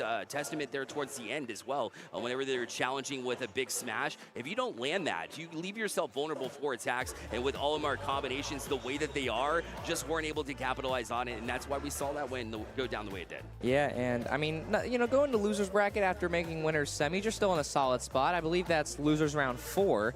Meaning you need to win 1 more to get into loser semis. So I'm sure that Kazuya is going to be okay, and that's not a bad game to lose per se to the number 1 overall seed. Agreed. Yeah, you gave him a challenge, especially early, but that's what good Smash players will do, and especially at the high school level where your brain is developing even further than some of the older crew that used to grow up on Smash. So again, that's a big challenge to have, but they'll have their decent shot at it next time. especially with the Kazuya, who can basically counter just about everything. I'm not really concerned about them getting back to it. Yeah, and of course, the action doesn't stop just there. We have, of course, more than just one best of 5. The other winner semifinal is Striker versus Sparrow Thunder. That's a Pikachu versus a Ganondorf. Let's talk a little bit about those characters. All right, let's talk a little bit about their lore too. I mean, this is a classic Pokemon facing off with Legends of Zelda, right? But so the Ganondorf here actually was the one to win Boost on the Beach 2023. And so a heavy hitter against Pikachu, who's a lot like an Olimar in the way that you want to keep your distance. You have a few options from that distance, but also a rush down too. So it can be pesky, get in, and just knock them around a little bit. With a Ganondorf, that could be very difficult to deal with. Yeah, and both characters can do some real damage. Pikachu is in the medium range, but that down B Thunderbolt, that can be absolutely devastating to a stock. But Ganondorf, almost every hit that he lands is 20, 30%, but he's also so incredibly slow. Oh yeah, I know. And we talked about vulnerability from Kazuya, more so here. But if you do get that hit, especially on a Pikachu who's smaller, I mean, that's going to be deadly. So if you find the right time, it's going to be more about the patience of Ganondorf than anything else that I'm watching here. Yeah, and in a bracket of 19, these 4 players have made winner semis fairly easily. Yep. Both these players have been also, I believe, almost undefeated, maybe dropping one apiece. I'm not exactly sure on that, but still extremely talented players who are going to now have to face off. And I believe that this match will hopefully be closer than the last one. We'll see. But Pikachu Ganon, not your most average combo for sure. I don't really know what the matchup is here, but I would think that Ganondorf might have an advantage. Yeah, especially when you talk about the history of these two players, I would agree with you here for sure. And I'm wondering about the Pikachu choice, whether this is going to be their common choice. Sparrow Thunder is their name, so maybe it is. Right? But at the same time, you know, Pikachu also is known to counter just about everything too. So when you have that vulnerability, Pikachu is a great one to have. You talked about the down smash, but really any kind of smash, even the side smash here from Pikachu is effective too. The dash attack also can cause some chaos here, and we'll see if they get it done here, because Striker obviously it's going to be tough to kind of battle against Sparrow Thunder, especially what they were able to do last year. Yeah, and we thought Sparrow Thunder was going to be the Pikachu. I mean, you know, that's fitting. We would have put those two together, but Sparrow is actually the Ganondorf, and I believe the Pikachu pick is a smart one here because actually, like, really breaking down the abilities, Pikachu can range out Ganondorf here, and he's also so quick. That up B, he can teleport across the field, basically, but again, if he takes one major hit from that Ganondorf sword, he might be done for. The hero of Pokemon facing off with the ultimate villain of Legends of Zelda. I think that we can get behind the Pikachu here if we're in here, and that's a good way to start too, as they're able to just launch him off the side on the left side. And there you go from Striker. That's a great start to this first stock of this first game. You have to take it to Ganondorf. His abilities are so, or his moves are so long and drawn out and heavy hitting, but if you sit back and you don't get hit by it, then you can easily counter with how quick he is. But now it's looking a little closer. So yeah, you see the 78% there on Pikachu. I know that's carrying over from the last stock, but all the juggling that Pikachu did, only 36% landed on Ganon. So you know, you have to find those not only are you just like looking for the juggling, you have to do it consistently. I do want to make a comment on the name choice from Sparrow as well. This might be kind of a playstyle thing. He named himself 90s Grunge. I'm not sure if that's exactly representative of his playstyle, maybe gritty and aggressive, but kind of just a funny little thing there. Definitely, it makes sense to me. There's the combinations we were looking for. The side smash trying to keep them off too. They went for that down smash too. Went for the spike, if you will, but Ganon, well, he's going to be better off here in middle stage.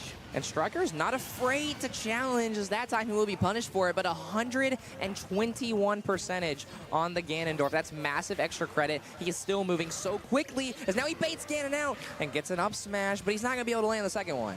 No, just not able to finish that one. But look at him just follow through suit. When we talk about rush down, that's what we're talking about. You can work this stage side by side. Also, just the ability to move from side to side from Pikachu has been tough to handle. And the big thing here from Striker is that he's very rarely using his up Bs or his side Bs. He's only using he's using the up B to get around, but he's not wasting the down or the side B unless the opportunity is perfect. And this combo right here might have been a good time to use the down B, but he'll make it back to stage regardless. And see, this has got to be so annoying to play up against. but Pikachu able to get back to you with his recovery there. Went down below to try to bait Ganon off. It was a smart choice, but they didn't bite. Yeah, and Pikachu players do such a good job that they get really low. That way that Thundercloud spawns right on the edge of stage, giving Ganon no time to react. But so far he's managing it well, and Ganondorf's still incredibly winnable because of how heavy this character is. Yeah, it makes it super slow, trying to get back to that edge, and if so, see you later. Ganon walked away with that here, too. 133, at least staying alive. That's confidence from Striker that's starting to bite him there. He goes for the spike, and he doesn't get it. Instead, he gets ganked by Sparrow Thunder and can't get back up to the stage in time. And now it's looking a little even. If Ganon lands a few combos here, he's right back in it. 160 may seem high, and he's steaming, but he's also hot right now on the buttons. Just 2 kicks and already up to 46%. Imagine having that kind of punch here. Oh, the up smash, the comeback. Goodbye, Pikachu. See you later. 160%, and he comes back. Unreal. That is the most Ganon stat line I think you could ever write. He's going to survive those stocks, and Pikachu only has so many punishing, killing abilities, and I just couldn't find one there. That's just a perfect description of this matchup. How you know this is true is because we talked about each of the characteristics of these two characters, and to see it play out that way where it's Ganon, you know, if you get that one strike, if you start getting into that groove, it's going to happen. So the best players in Smash are able to use these characters to their best ability, and that was the perfect play by Ganon to stick with it and stay patient. I mean, incredible play from Striker up until that last stock where he just couldn't find that last hit, and that's the issue when you're playing a Ganon, is that you have to be so careful, because if you make one wrong move or you just simply use an accidental up B like that right there, you might get punished. But Striker's doing a good job of shielding and also dodging in one place. That way he can very quickly start these combos again, but so far it's a little iffy. Yeah, I thought Pikachu, aka Striker here, was doing a good job to work horizontally back and forth to get behind Ganon. Oh, good job to avoid that too. That would have been a big hit from Grunge. So you got to keep that movement and keep that positioning. Otherwise, you do see things like last game happen. And also Ganon, again, such a heavy character, but he's starting to move quick and make the counters. That kick is going to send Striker out. Now trying to return the favor as Striker. It's got them off stage, but a great job for them to jump up and try to get that hit first, but it was only temporary. Striker with a major read on Ganon. Not really too much Ganon could do other than maybe recover to that ledge, and Striker just going to take advantage of it, and now he's got Ganon off stage. A very dangerous spot for Ganon. A spike attempt comes out, and a grab from Ganon that might even it up, but what a play from Striker. And got back to you, had the presence of mind to get back on stage and not commit too far forward to fall off and just make it 1-for-1 on the stock trade outs. That was very smart. And that's a massive win because, again, you have to work double time to get that lead on Ganon, and Ganon's going to take the grab instead. I'm not sure what the game plan was there, as he simply can't recover using that side B, but maybe it was an intentional body block by Striker. I actually think that's probably what it was. So very smart on his end to take that game. That's what it was, yeah. If you already have the stock advantage, if you just take them with you, they literally can't recover because you're just dragging them towards the bottom of the screen. So, yeah, I mean, Striker showed up in that instance and had to have the response after what Ganon did to them last time, and that was basically just for bragging rights and to go into the next game, too. It's such a silly game, Smash Bros. is. There's so many characters, so many things to know, and so far this matchup is seeming to match that. I mean, the stadium picks are pretty standard. Normally in high school, we see a lot of Final Destination, PS2, like what we're on now, and this stadium advantages Pikachu heavily, so we'll see what Sparrow does. Yeah, especially when you can not only add to the back and forth like I was talking about from Pikachu, but also be able to use the platforms too. That combination landed, but again, only 50% there. That down B also able to strike up to 54%, but again, that could all be taken back from one hit. In fact, half of it is right there. Yeah, and again, we've talked about this so many times, just what Ganon simply does, and Striker is still doing a good job of getting that extra percentage, that way he can make sure he takes the stock. But one thing he's been doing successfully too is taking Ganon stocks earlier than normal. Like Ganon, we saw Thunder win a game on 160%, and since then we haven't seen him go that high yet. Definitely keeping the distance. That was a good avoid too, by the way. Grunge had to, jump around, and maneuverability is definitely not one of Ganon's strong suits.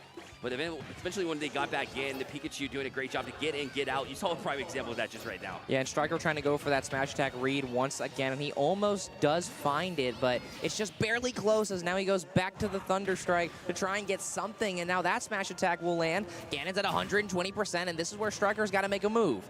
Yeah, and Sparrow has been so open, and been miserable trying to avoid this Pikachu, but there's nothing you can do when they're constantly moving back and forth and getting you taken care of here. And landed below, tried to catch him off guard, but you're leaving yourself open again. Striker, after you said he needs to answer, that he needs to step up now, and there it is. And this is why this stage is so dangerous for Ganondorf. Pikachu gets that height advantage on the platform and can just immediately hop up with no time to react, but you also got to watch out for that long Ganondorf sword. Yeah, you forgot about the back smash there. Even though Ganon's turned his back, he can still get you before you can even realize what's happening. So, again, was open to that one too, and we're at even ground here. Yeah, a lot of Ganon's abilities go on both sides of his character, so it's very interesting to see how Striker's positioning. He's doing a good job of almost switching sides. Now he's dribbling Thunder, getting a major 77%, make it 88, still putting the pressure on, but the smash attack won't land. Yeah, it was a Striker, a great anticipatory, trying to smash that, but wasn't able to get to it.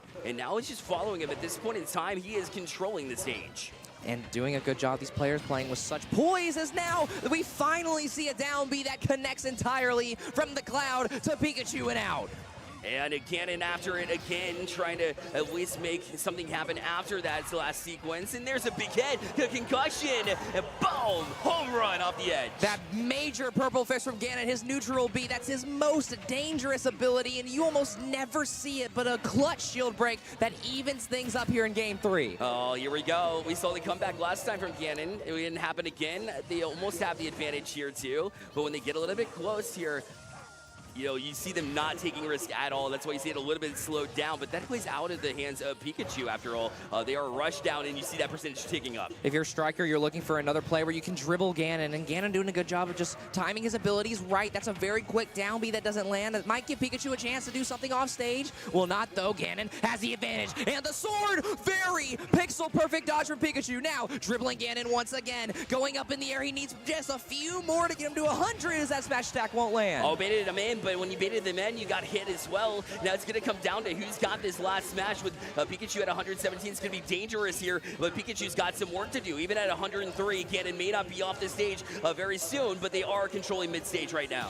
This $1,000 prize pool in a high school league can put so much pressure on these students, but they're doing such a good job as Pikachu gets Ganon, but Ganon techs it, and he's still on the stage at 130%. Pikachu gets one, looking for a smash. Ganon gets the grab and a kick backwards, but nobody's dead yet. Yeah, luckily for Pikachu there, you know, it wasn't the smash that was really going to do the majority of the work for them to send them back, and oh, there it is! Pikachu returns and gets in, and it will be Blader that's able to advance here with at least another game win, but that was a close one, the most exciting smash we've seen all day. Pikachu is a cute and cuddly character, but he's just as dangerous, and showing it there, bringing it right to the wire in a massive Game 3 win for Striker. That is insanity. So now Ganon took that first game, and it was important, otherwise we would have seen the sweep here. So now you have the opportunity to jump back in and try to forget that one. You were one hit away. In fact, you had a smash there at the end when Pikachu was above 100%. You'd anticipate him flying off the side. It did not happen, so you have to regroup here and get back into it and know that you have the ability to beat Striker. He's shown it. And obviously the viewers have seen plenty of Rocket League. And in Rocket League, we talk about how quick you got to forget things. Smash, an even shorter time frame given with how quick the game moves, and even younger age group. So these kids, so impressive with what they're doing so far. And now Striker, one more impressive game away from moving to winners finals. I'll tell you what, it's different than when I grew up and I was just playing this as a party game. Ever since it became competitive, I realized how terrible I am at it and how incredibly talented these kids are. The way they're able to maneuver, the timing of everything jumping in. If you leave yourself open, like we mentioned, you'll pay 90% of the time here in this tournament. And already we see Striker off to a much better start than some of these previous games. That's a major advantage, but again with Ganon, that advantage can be so easily cut. You add a few kneecaps and kicks here and there, and we'll be tied up at 100%. And right there's 50, but he can't land that second follow-up attack. Pikachu from above there using the platform well, but Ganon was able to catch them when they were on the inward trends. And now Pikachu trying to edge guard where he does best here, especially against this Ganon. Will jump out even further to get it, and at low percentage was able to take the first stock. Striker so confident, and now rotating across the stage, actually faking out Ganondorf here. We're seeing some mind games start to come out. Yeah, that's that maneuverability, even below stage. It doesn't matter. The recovery of Pikachu's so strong that you can do that. And then when Ganon's far away, that's when you choose to jump in, juggle a little bit off stage. And it's definitely reminiscent of what we saw in the first stock. And that's a great combo from Pikachu, but it did only 25%. So you put in all that work just to only get that small percentage. But now he's putting in some real work, getting Ganon up to 70. Now trying to land one more, shocks him, gets a dribble up to 80. Now make it 90, trying to find that 100% off stage. Thunderstrike can't take it. 3-1 lead for Striker. Insanity, the way he was able to work off stage first and jump below and then get that strike too. And now the juggles continue. Ganon hasn't been able to do a single thing and continues to be knocked off stage again. And the lightning here, and down you go. Ganon off stage, it'll be Striker advancing. Well, good morning here for Myrtle Beach. Striker decided to wake up on the right side of the bed. No kidding. A 3-stock win over Ganon. Right when we thought that thunderstorms were done here in Myrtle Beach, we saw Pikachu bring more of that lightning into this round, and Striker will be striking into the next round. It's going to be an incredible winners final now that we know this matchup coming in. We'll see if they keep the same character choice for Pikachu. You're just so effective at that point, you got to stick with it, I would believe, in my eyes. Yes, I believe that the Olimar Pikachu matchup probably favors Pikachu, maybe by Slightly. +1, I believe.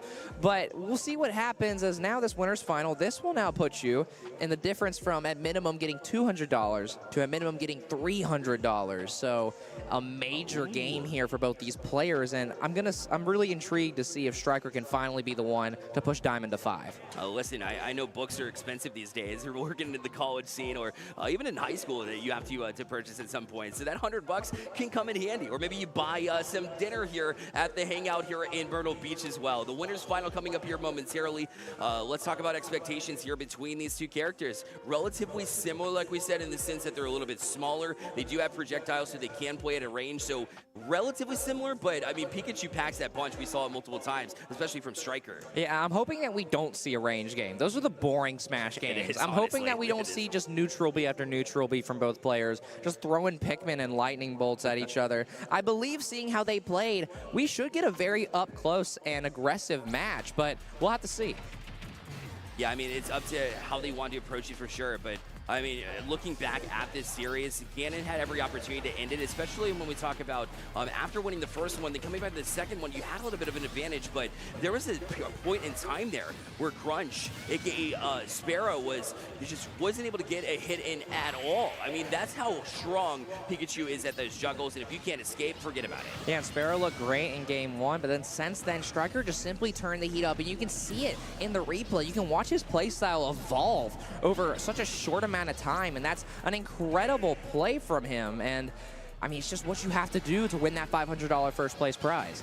Yeah, you have to be on point since the get-go and put in plenty of hours, I'll tell you that. I mean, you don't get to this level just by, having fun and playing in your childhood home, playing with your friends. Forget about it. You got to be constantly going to these lands, going to these environments, because not only is this just like you mentioned, online Smash a little bit different. Being here in person, completely different vibe, number one, and you don't have to worry about all that lag that happens at home, of course. Of course, yeah, and that's what makes Smash so much fun and so special, is that it's so quick. It's similar to Rocket League. Now, granted, they both probably have equally garbage servers, but we're not here to talk about that. We're here to bring you action, and the players are getting there soon. I believe we're currently doing some lobby tests right now, making sure that they're ready to go. But, I mean, from what we see so far, let's talk about, maybe too early to predict, but do we have a favorite here?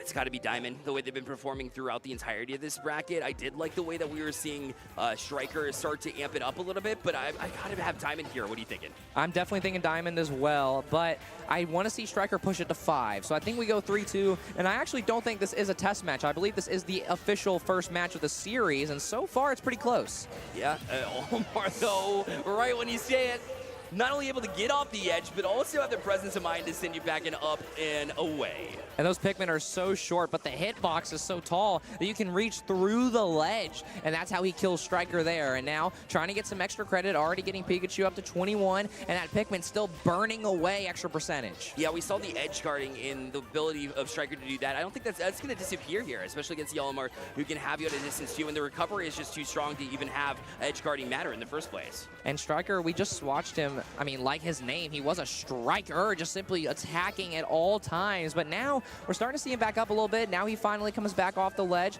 tries to make something happen, trying to projectile, but those Pikmin are quicker. Yeah, and they're perfectly timed too, but that was as well as Striker was able to get back at Diamond. I was about to, talk about the Pikmin and how you have to time them correctly and kind of gap have to be different every time you approach it. You have to switch it up, otherwise Striker's going to catch onto it, and those patterns, not good. You're going to be red every single time. Yeah, and Striker, obviously, not the greatest first stock, but is slowly bringing it back. He very quickly gets Diamond to 20%, but still, Diamond doing such a good job of playing the space when he needs to, and then once he lands a few Pikmin, that's when he goes in for the kill. And here it is right now. You see them try to start the juggle. Keeping the distance again. So we talked about the distance from Striker. It's been just about perfect here. And the downbeat does not land, though. Diamond was able to at least get away in time, so no harm done there. And that downbeat is going to be hard to land. This is not Ganondorf. This is probably someone who's maybe a fourth of the size of Ganondorf. And though that head is massive, that hitbox is still small. Diamond able to recover there. It looked like Pikachu had a big smash, but it was only at 60%. But you saw how far Elmo did. That was a great landed shot as well from the projectile of Pikachu. But you're just able to recover, and Diamond, smart choice to go to the right side of the stage there. And both players, both characters able to make that rotation. And there's only a very select few who can. As I believe Striker, I would hope that's a misinput. Try to get the side B. That obviously doesn't land, and it's a free kill for Diamond. Yeah, Diamond was baiting him in a little bit, kind of toying with him. And it's rare that you see Striker fall into that trap, but there you go, right up to 35% again, diving in with that rushdown character, but Olimar is very good up close as well, so both of these characters very balanced, and right now Olimar is doing a better job to just handle it. And still Striker still very much in this game, though. Pikachu has a little bit more that he can take compared to Olimar, but he's got to do a lot more, and that right there is what it's got to start with. Now, 74% extra credit. Striker's got an uphill battle to fight here, but he can do it. Yeah, 3% here, 4% here as Diamond throws out the Pikmin. It's very difficult to deal with typically if a Pikachu is trying to get out. Hasn't been able to do much here, 14%, but that's going to be it before they have to dash back. And they tried that two-frame, but it's not going to work. Olimar just has so many ways they can get back on the stage. And now Pikachu is at kill percent. That's 100 as Olimar. Diamond going for the kill, but not going to find it just yet. He's got time. All he needs to do is land some Pikmin, get that extra percent, or maybe just throw that all out the window and take game one. You see that Olimar backed up just enough. It was about 1 or 2 pixels away to get away from Pikachu there to launch them off the edge, because that could have hit just as hard the other way with the Pikachu there. So that was excellent, backing up just enough as they needed to. And both these players, that's what they do so incredibly, is they space out well. I mean, we saw Diamond space out in his winner's semifinal, and then we saw Striker do the exact same thing against Ganon, and they find those pixel-perfect margins. But against two characters that have similar ranges and abilities, they're still trying to find that out in game one. So you're so close, right, as a Pikachu. How do you counter Olimar at this point in time? It's very difficult to say. Olimar's been good at a distance. He's been good very close, too. Your edge guarding hasn't worked. You have to utilize the middle of the stage, in my eyes, to keep on this man. Well, but also with stage map picks and bans, I don't know if we're going to see a Pikachu advantage map. I mean, I believe that one with platforms would be more favorable, given how much Olimar's going to throw Pikmin, but Diamond is simply a really solid player, so we can sit here and talk about how to counter Olimar all you want, but nobody's going to talk about skill diff in that conversation. Oh, I mean, that's 100% accurate. I mean, the way that they're able to utilize these characters is absolutely outrageous. I mean, the matter of details, the attention to detail is absolutely unreal in their positioning. Diamond is called Diamond for a reason. I mean, a diamond in the rough. It's very rare that you find a player that can utilize your character to this degree. Yeah, and Diamond is in the rough, but he's making these games smooth. He's taking care of things. He's controlling things very well, but now just like that, he's on the disadvantage. Yeah, diamonds are sharp, but I mean, diamonds cut diamonds, I guess. Striker is just as effective, right? Try to bounce back from that last one here. Already has the 39% to get things off here. Yeah, hopefully we'll drop the diamond puns on the way after this first stock. Oh, big spike comes out from Pikachu, but that doesn't kill. Again, Olimar's recovery, one of the best in the game. Those Pikmin can just carry him wherever he needs to go, as now Striker's starting to connect some major blows. Yeah, it's hard to bait them out. No platform found here for the Pikachu, and so having to keep that distance. Oh, they are on the side. Sorry, it's out in country. So they at least aren't at mid-stage here and just having a hard time keeping the distance, but finally Pikachu able to bait them in. 111, tried that edge guard, but then instead faked it and got back to mid-stage. I like that move from Striker. And so far, both players just seemingly trying to battle for the ground game, for the ground control. Both of them not wanting to make big up airs or side airs or back airs. They're wanting to play from the ground where they're more comfortable. And it was Striker for that first half of the first stock, but now it flips just like that. And Diamond gets it. Now we watch it flip once again back to Striker, but he goes off stage. And now he's going to lose the advantage again. And Striker is not playing nervous. You'd expect that from the last game whenever you got in close, and that was the ender. But no, look at that. You're able to just find the right time, let Diamond come to you, and then they're playing your style of game. And Striker now gets his first advantage of this series, I believe. Granted, it's still early, very long best of 5, but a very stressful one as well. Both these players so talented, but also so young, and it's really cool and just awesome to see these high schoolers competing, as now Diamond's going to even it up. Yeah, quick answer, and only 6.5% surrendered in that process, so you feel good about that ability to get back into when Striker was actually getting the advantage there when they talk about the timing here. But no shields go up here. You'll notice that they play more of a back and forth style versus throwing up those shields, so, I mean, the timing's got to be right here for this one. Pikachu tried to jump in and get that timed shield, but at the end of the day, it's Diamond who's controlling things. Yeah, with how quick these players are, it's hard to find the time to shield. You'd much rather just be ready for anything, and both these players not hitting too hard unless it's a major smash attack, so they're willing to take a few punches to then find that perfect opportunity. Both at a distance here, it's becoming that a little bit of a scrappy break. They're taking a breather, if you will. The Pikachu tries to throw it from that side platform. Diamond will come in and strike before they even realize it. That's how quick you can utilize Olimar. But, I mean, punches are being traded both ways, literally the same percentage on the same stock. Yeah, Striker making this game a lot closer than before. There is no advantages so far. It's been that first stock was weirdly split down the middle for the half of it, but now the advantage slowly starts to shift to Striker. But don't worry just yet if you're a Diamond fan, because Pikachu's at 100%. Yeah, Diamond was able to answer back once, and you imagine it's going to happen again. Sure enough, is the first one to strike whenever they get back on stage. But Pikachu's so sly, the way they're able to work around. Finally, a well-timed shield both ways. They were able to recover, even though both of them were exposed at one point in time. And so a couple of percentage points landing here for Striker as he continues to try to go up, but eventually Olimar will get to you, and sure enough, you shouldn't be concerned if you're a Diamond fan. Yeah, once again, we are dead even. It's now Pikachu already halfway to that, what was a 25%, but hold on just a minute. Let's hold our horses, because that just immediately disappeared. Now Striker on the advantage once again, gets the Thunderbolt as well, but needs to find a little more to get Olimar to kill percent. Well, just like we saw that percentage tick up so quickly for against Diamond, we could very well see that same thing from Diamond upon Blader, but other side was red. You gotta be careful on this recovery, and they did a great job. And Striker now finds himself one major combo away, but Olimar, that's Diamond. You cannot count the one seed out. He's spacing really well, trying to bring it closer. He misses the smash attack, though, or the jab, I guess, and now he's at 100%, but now he's bringing Striker back to 80, and Olimar will somehow find the back air, stealing that game away. The DI was excellent. We saw it in the last game to end it. We see it again. Diamond on point there, too, and able to get this last game, and another comeback effort was what the doctor ordered, and Diamond showed exactly that. Well, and we talked about boost on the beach. We talked about it just, you know, we were gonna say hold the boost, but these games have been so adrenaline filled that maybe that's the boost we really needed. But unfortunately, we can't follow the rest of this. We must pass it to the lovely people here at the Hangout at Myrtle Beach. Don't go anywhere. We'll be right back with more action.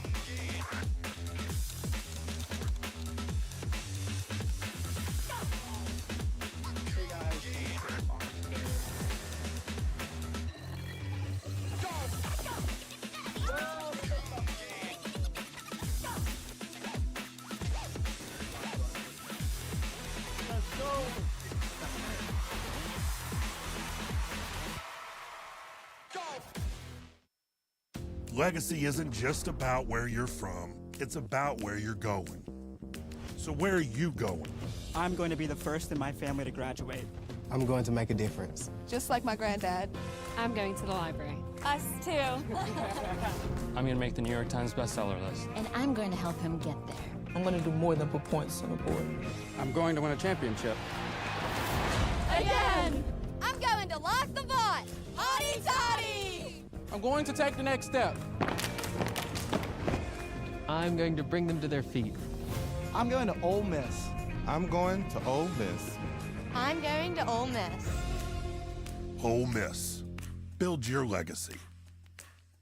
Welcome back to the beach, where we join Charlie Chew Baker and his grandpa for lunch. Here we have some delicious boardwalk classics. Wait, what's this? Who ordered the seafood tower?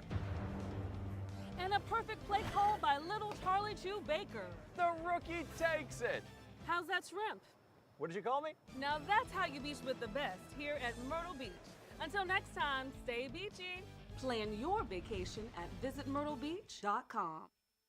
Welcome back to the beach, where one super-powered father gave a whole new meaning to SPF. Here's vacation dad Tommy No-Tone Jones setting a daily record for sunscreen application. He's got reflexes like a cat. Amazing speed. Let's take another look.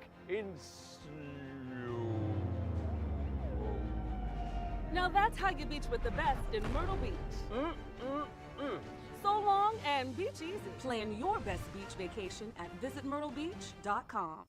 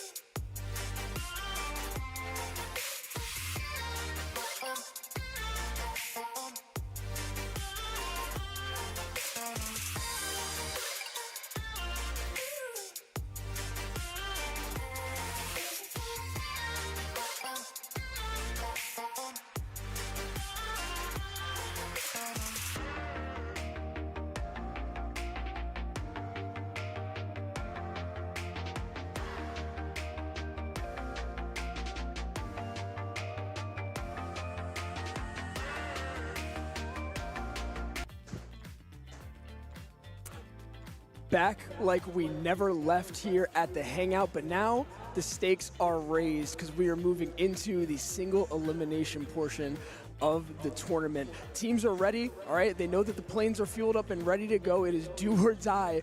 The pressure is on here now in Myrtle Beach. Benjamin, tell me a little bit about what we should be expecting here, man. Well, I expect to see a lot closer games that we saw previously, right? Like you said, this is a single elimination bracket, so one and done. It's going to be best of fives instead of best of threes that we've had the last couple of games here. But yeah, it's going to be close. Excited to see what happens here. We're going to jump into, I believe, Syracuse and GMU are our first game today. 5th seed going up against the 12th seed of GMU. The reigning champs, right? That's correct. 12th seed looking to bounce back and come back and make a bracket run here to hopefully defend their championship in the finals. You can never count them out. Let's go ahead and take a look at that bracket that Ben mentioned here. So this is what we got going on here. Again, this seeding was determined from the group play yesterday and a little bit earlier today as well. As you can see, those top 4 seeds did get a bye. Harrisburg, Ole Miss, WVU, and Maryville, respectively. They ran it, they earned it, and now they will be waiting. And here we will have, like Ben mentioned, Syracuse and GMU now playing, and they will be awarded with playing Maryville there, which is going to be scary for either of those teams. But like Ben mentioned, we've got GMU, our reigning defending champ, 1-4 out of the group stage here. Yep. So they cannot be counted out here. They will be dangerous. There they are, locked in, getting ready for this match against Syracuse. I think a lot of people have been surprised here by Syracuse's performance. Yeah. They went really hard in the group stage, and now they've set themselves up here well for a good bracket run, man. Yeah, and on the side of Syracuse here, we look at Gavilan, right? He's been performing very well for the Syracuse team. But on the side of GMU, this roster has been together for quite some time, 2 years coming into this LAN event here, Boost on the Beach. And they are looking to reignite the flame, right? Trying to come back strong and make this bracket run. They're the 12th seed. Everyone kind of ignoring them so far, but they don't want to be ignored, right? You want to come up, you want to come out swinging and really make a name for yourself once again. Yeah, as you mentioned, experienced roster. They've got a lot of age on that team there, and something that we were learning as well, Joshua Squasher and Titanium both have CRL experience from some prior experiences there at Nova Community College. So again, yeah, this is a team that have this backing, right? They've been in positions like this. They've faced adversity. So I know that they're going to be coming into this strong, man. They'll be looking good. Yeah, it's going to be exciting to see kind of who takes the front foot, right? Because over on the GMU side, you look at Titanium having a lot of these shots, a lot of these goals for this GMU squad here. But on the side of Syracuse, Gavilan has been that man leading the way with saves and shots above his teammates. And really, being able to track Titanium and Gavilan on either side is going to be the name of the game for these two squads, right? Able to come up with plays to interrupt passing opportunities and really get a good counterattack going early on is going to define this series. Yeah, absolutely, guys. As you can see there again, Syracuse, that number 5 seed, coming into this, right? I think that a lot of people were expecting them from New York, right? They were returning from last year as well. A little bit of struggle there, but again, they have continued to show over and over again through that group stage that they deserve that spot, man. And it's going to be exciting to see them kind of go into this now, prove it a little bit further. I know both these teams are fired up to be playing against each other right now, man. Yeah, it's going to be, we're going to jump in here soon, right? Of course, GMU are coming off of a win here against Georgia State, where all members kind of fired on all cylinders together, right? Every member on the side of GMU was clicking today against Georgia State, able to pick up that final win for them earlier, and maybe being able to ride that momentum into this elimination round here against Syracuse is something that's going to benefit them heavily in this matchup. Yeah, a tough Georgia State team as well. That's got to be exciting for GMU to pull out as well. Again, not being dominated in these matches, right? Being able to keep them close as we kick off here again, and as we can see now, teams are going to be getting after it again, playing for elimination on the line. Things are going to be close here, guys, as we can see everything kicking off here. Pressure going on early here now by GMU, trying to keep the front foot forward, try to keep the pressure on and set the tone here early, Ben. Yeah, Devin having an early shot on goal there, trying to make something happen. Here we see Titanium possibly getting the shot, but Joshua Squasher with the follow-up, able to take an early lead here. 1-0 in game number 1. And you can hear what it means to them early, getting fired up over here on the main stage. They're going ahead and trying to, again, set this tone. They're trying to be the underdogs here. 12 seed, but again, they're defending champions, all right? They know that their title is on the line here. Big start for them. Yeah, a huge start. We see Mason Star now on the side of Syracuse trying to make something happen for themselves as well, but GMU defense able to find the clear back over to Syracuse's side. We see Titanium meeting it in the air, but Patrick is in the area to receive it. And now Syracuse trying to get these passing lanes unlocked, trying to set up their counterattack into this right corner. Yeah, and as we've been able to see here early, GMU's been able to keep the pressure on really well, but Syracuse now trying to equalize a little bit. Rotation ball coming in now from GMU. Let's see what they can do. Gets cleared right off the line there. Oh, and the pressure's going on, and Syracuse is able to get it across the map. Gavilan, right place, right time. Syracuse has now evened it up here. Yeah, and you can see the clear just on target there. GMU not respecting that if they're putting 3 members forward, right, that net is going to be open. Gavilan finds the clear on target, and it's just hard in that instance to get back in time to save that ball there. Syracuse winning the kickoff here, but Joshua Squasher able to receive it well here. Devin again in goal, trying to get a clear for GMU. Right now, Syracuse, though, has possession of this ball heavily. Yeah, both teams continuing to trade well. A lot of action here through the first minute and a half of this game. It's going to be exciting again. We're moving to a best-of-5 format here for the single elimination portion of the bracket here. Right now, a shot on goal there by Titanium, but defended by Patrick as well. We can see Joshua Squasher as well trying to get angles onto this net. GMU looking like a different team right now. The aggression coming out from them is something that we haven't seen yet for the earlier stages of this tournament. Yeah, no. You could already tell they stepped their level up significantly here. Syracuse trying to put the pressure on. Shot goes onto goal by Joshua Squasher. Gets cleared off the line once more by Syracuse again. As we can see, both teams doing a really good job of kind of contesting. One not putting too much pressure onto the other just yet.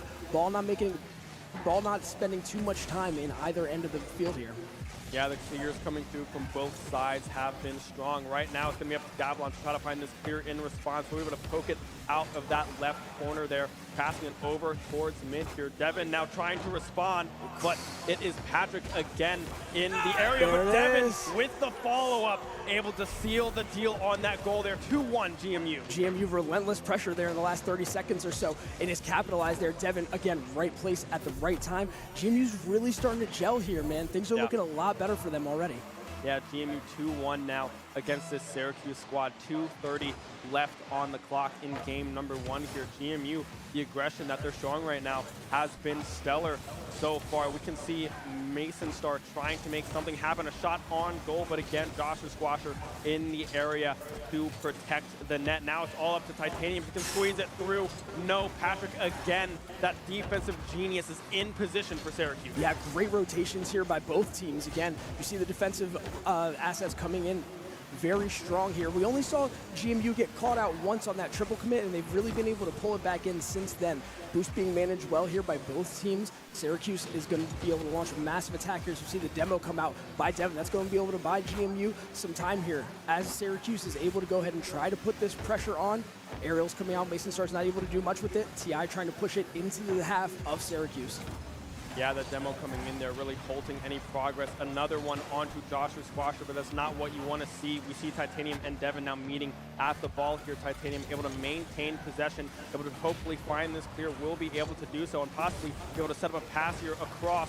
Denied there by Gavilan on the side of Syracuse. Clears back and forth. A minute 20 left to go here. Only 1 point deciding this game number 1 so far. Yeah, low scoring game thus far, but again, I think that just speaks to both teams really being able to just being responsible with their rotations here. Again, they're being disciplined and playing exceptionally well here. Again, this is just going to be the start of this single elimination bracket. You can tell both teams want it so bad. 1 minute remaining now in game 1 of this best of 5. Syracuse going ahead and trying to push forward, doing their best here. GMU putting the pressure on to see if they're able to do anything here. Cleared out by Pat, but still GMU relentless pressure, getting the touches on. And just now, as I say that, Syracuse pushing forward, 30 seconds left remaining now in this game. They're going to need to do something here if they want to try to stay in this, man. Yeah, Syracuse needs to find these clears here. That shot there was on goal, but the demo coming through. Joshua Squasher able to then follow that up with a goal of his own. 2-point lead now in game number 1. 30 seconds left. They need to find something fast if you're Syracuse, if you want to try to stay in this game. Joshua Squasher, one of the standout players from last year's Boost on the Beach, integral part of this GMU team. Again, really coming through clutch there, trying to put the nail in the coffin here on this game 1. Yeah, Syracuse now has to find a quick goal here. 20 seconds left on the clock, but Titanium able to find that huge clear there. We can see Syracuse meeting it in the air, trying to get these passes set up. Pat now trying to win the 50-50 will stay mid. However, we can see Mason Star now trying to get the passing across, but the crosses are not lining up just yet. And with the seconds ticking down, game number 1 looks all done and dusted. It is GMU is going to take game number 1 as soon as this ball hits the ground. It's still up, trying to get this last goal possibly. If you are Syracuse, trying to keep the morale high, but finally will reach the floor. GMU 1-0 over Syracuse.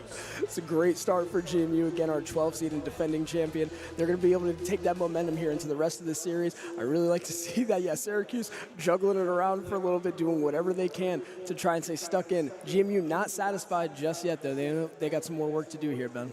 Yeah, I mean, GMU, a good look here in game number 1, right? Able to find these huge demos, and also just the team play seems just better than it was earlier today and in day 1 here for the tournament. And it's exciting to see this kind of power come out from GMU because we know this is a very good team. They've been playing together for so long, and being able to see that synergy finally come alive here in the elimination bracket is awesome to see. You said it, man. Yeah, we know the ability that they have. They know that themselves, right? The good thing about a format like this, right, is the group stage, although it is important, it does determine seeding, it's not the end-all be-all, right? They have an opportunity to survive, and they're showing that here. They're coming alive right when they need to.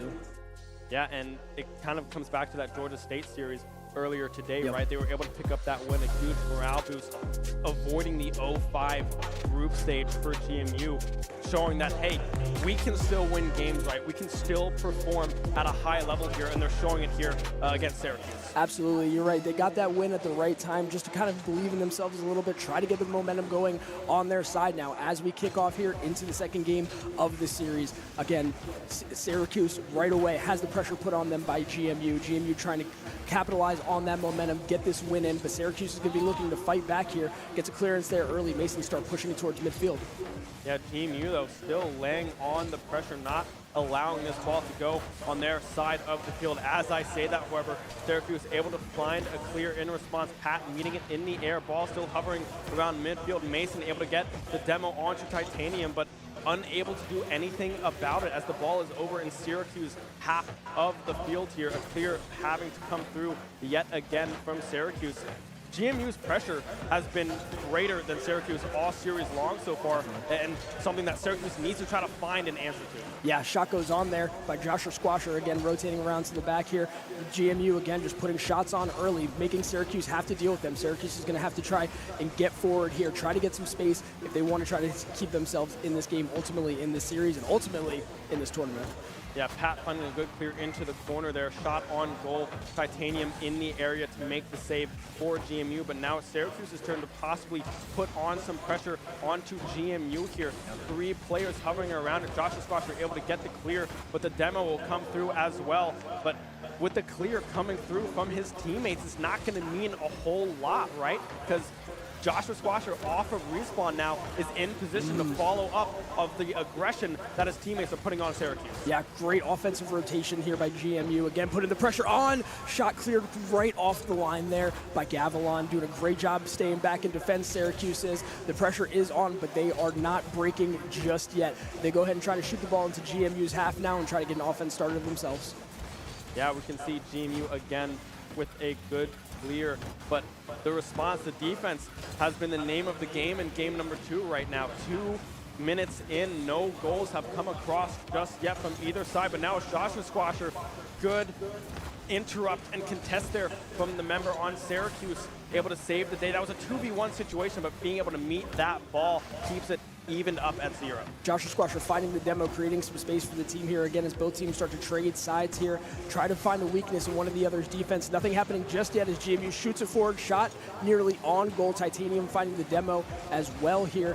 GMU continuing to push, continuing to put the pressure on. Syracuse again, though, is unrelenting in their defense. They're staying extremely strong here. As I say that, Titanium puts it away. Great setup by GMU to get that ball right in front of the goal. Easy layup from there. And we can see Pat getting that early save, but Devin is there to loop around that corner and get that pass, that cross across to Titanium there. And that's really what they've been doing all day today, right? Titanium and Devin have been able to find these angles together. Titanium getting huge goals on the side of GMU. Mason Star finding the demo there onto Joshua, but isn't going to mean a whole lot, right, as we see the ball over in Syracuse's side. But 1:02 minutes left to go. Syracuse needs to find something, and right now, they just haven't been able to get the ball rolling. No.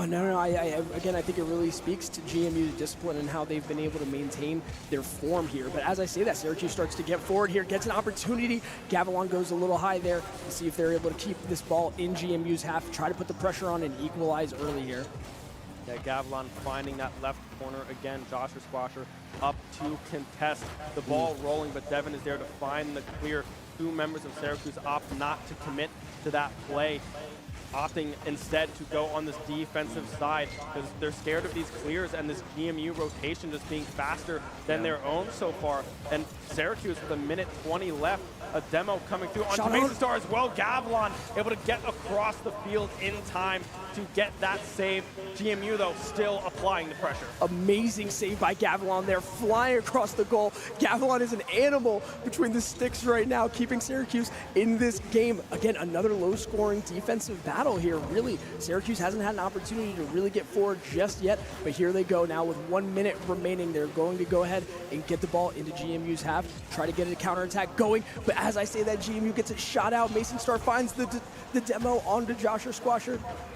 Mason Star able to get the ball away. Gavilan again back from behind trying to get this ball out, but there is Devin taking advantage of the errant pass and putting GMU up 2-0 and one step closer to progressing in this tournament.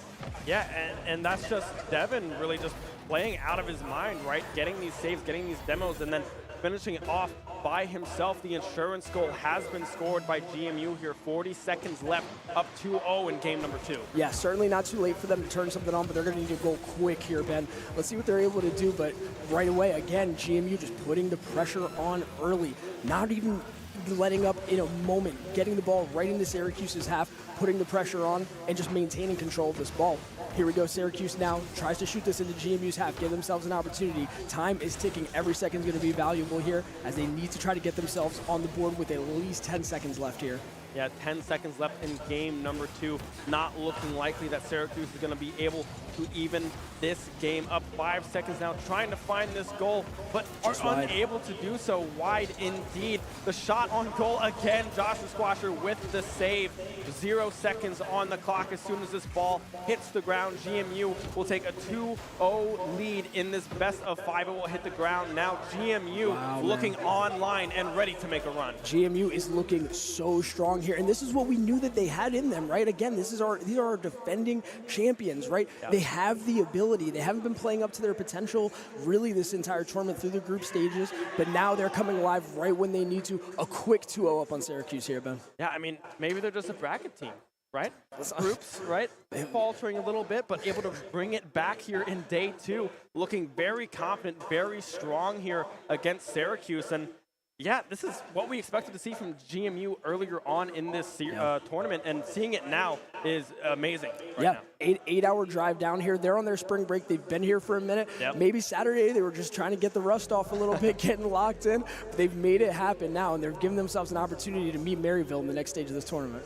Yeah, Maryville is the one awaiting either GMU or Syracuse here, but if Syracuse wants to stay alive, they are going to have to find the reverse sweep. They need to find a way to get Gavilan the ball, right? He's been taking the majority of the shots for this Syracuse squad for this tournament, but it comes with getting possession of the ball, right? Because right now, GMU has been so dominant in the time of possession so far in these first 2 games that Syracuse hasn't had a lot of opportunity to really get the momentum and the morale up for their team. You're spot on, my friend. Absolutely. GMU have been having more effective and earlier touches here as they get a shot on early.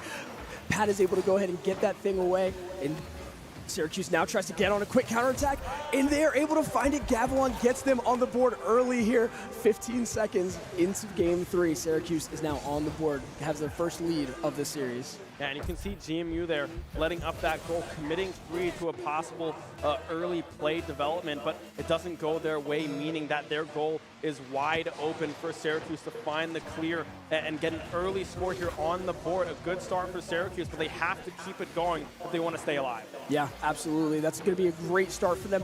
Just get to see the ball go in and get a lead early on here, try to get themselves back into the series. As we can see, again, both teams trading in the midfield here early on in this game. Deciding match here for GMU to go ahead and try to move on. Let's see if they're able to get on the board early. We see both teams trading demos. Titanium and Pat back and forth here. Ball now rolling into Syracuse's half. GMU has a chance here, getting centered. Not just enough yet. Syracuse finds a defensive rotation and attempts to clear the ball out here. Yeah, Gavilan able to find this clear Moonstar as a Mason Star, excuse me, able to find that touch as well for Syracuse. And really, it's up to getting these clears if you're on the Syracuse squad, excuse me. They get one there, but again, GMU was able to answer on the defensive side, getting these clears in response. In this game 3, the possession has seemed a lot more even as opposed to games 1 and 2, where it's been a majority GMU sided here. Pat trying to find that cross over to his teammate Gavilan, but unable to do so. Mason now on response, on the retreat, able to answer that ball. But again, GMU looking for a response. Pat able to clear that one out of the lower corner, saving a goal there for Syracuse. But right now, they need to get this clear. GMU is putting on the pressure. Yeah, great job by Syracuse here. Again, defensively, they've been so strong in this series. Have had GMU really be able to put the pressure on. They've taken advantage of the chances that they've been given earlier in this series here. Syracuse doing a great job, though, now of trying to maintain their opportunities here as well. Yeah, GMU getting a demo there, but unable to do anything with it. Gavilan now trying to get this clear on the side of Syracuse, but the ball still standing in the corner. Joshua Squasher with the demo onto Pat. That could be the opening that they were looking for, but Mason Star in position to respond, playing that 2v3 very well on the side of Syracuse, denying any type of play development from GMU. Devin now trying to keep this ball over in Syracuse's side. The clears not yet coming to fruition here for Syracuse, but GMU, just the pressure that they're exerting right now is just tremendous, right? Syracuse cannot find a clear. No, but Syracuse still doing a good job of staying in shape, getting this ball out. There they go, and they're able to try to get a counterattack going, but Titanium's there to take the ball away, keep that in Syracuse's half, and maintain this pressure that you were talking about. GMU starting to come alive here in this game, have an opportunity, but it just isn't able to come about. GMU still on the offensive here. Syracuse trying to get a counterattack going, but GMU is just not letting that ball get past the halfway line, man. They're keeping the pressure on here. Devin getting himself an opportunity. Syracuse chasing along their back wall here. Now they're in. Let's see if they're able to go ahead and try to make an offensive happen here, Ben. Yeah, they finally have it over in GMU's side of the field. Shot Great on save. goal from Gavilan, but Devin is there to save the day, making it, or keeping it rather, a one-score game here. 1:30 left on the clock, but Syracuse with that early goal, that defense stand that they had the last few minutes there was tremendous. Pat now finding the demo onto Titanium. Joshua Squasher trying to set up Devin as well with the pinch there, the 50-50 going in way of Syracuse. Pat now finding the demo onto Joshua Squasher as well. Syracuse looking to find this insurance goal, but Respawn's now coming through for GMU, hopefully finding a clear here. Pat trying to make something happen off of the ceiling, but unable to do so. Now it's up to GMU in the final minute to try to even up this game. I like Syracuse's aggression here. You're starting to see them go for a little more demos, try to make some space on the field here. I think that's enabled them to start stepping up, getting the ball into GMU's half here. Right as I say that, Mason Star takes out Joshua Squasher, trying to put this thing away here. Like you said, 45 seconds remaining. They know that they're going to need this game, try to get themselves back into it. Defensive showings by both teams have been so strong. This has been a higher scoring tournament. We've seen teams put up consistently 7, 8, 6 goals. So now to see this is inspiring. Yeah, 30 seconds left on the clock. Now the angle there, Devin able to keep it a one-score game. A huge shot on goal there from Syracuse does not go in. 20 seconds left now on the clock. Pat is in the backfield, however, able to maintain possession of this ball in Syracuse's favor. 10 seconds now, looking to play keep away. Titanium with a shot on goal, but Mason Star again is in position to get the save there. 3 seconds left, the ball is in front of the net. They need to try to find it try to keep it up in the air. We're trying to find the spike. We'll be able to do so. Syracuse staying alive. Now 2-1 lead for GMU. Man, these games have been so tight this entire time. It's crazy to see how both teams are managing their defenses, keeping themselves in it. You can tell now with elimination pending, right? Yeah. These teams are tightening up a little bit, not able to get as free as they were, a little bit more aggressive as we were seeing in the early stages of group play here. So Syracuse 1-0, that's all you need. Yeah, and that's a good look there from Syracuse, right? Because that defense that they put up in that game 3 was tremendous. Because GMU had so much pressure in their favor, right? They were just pounding at the net, but nothing could go in. Syracuse defense holding strong. Huge props to Noah Pat, right? Because he was able to find huge saves on the side of Syracuse to really solidify that 1-0 lead that they had in that game number 3. And now GMU, calm down, right? You're still up 2-1. You need one more game to go, trying to clinch this first series here of the elimination bracket. Yeah, most definitely. If you're GMU, no need to panic just yet, but you do want to try to close this thing out as soon as you can here. We did see players like Gavilan as well. Yeah, both teams just flying across the net to make those saves, keep themselves in it. It's been great to see thus far. Again, I'm just wondering when we're going to see somebody break out a little bit and try to get some space between one another, right? Both of these games have been so close thus far. Series has really been tight here. Let's see how they're able to maintain as we see Syracuse getting ahead early, putting the ball in the GMU's territory.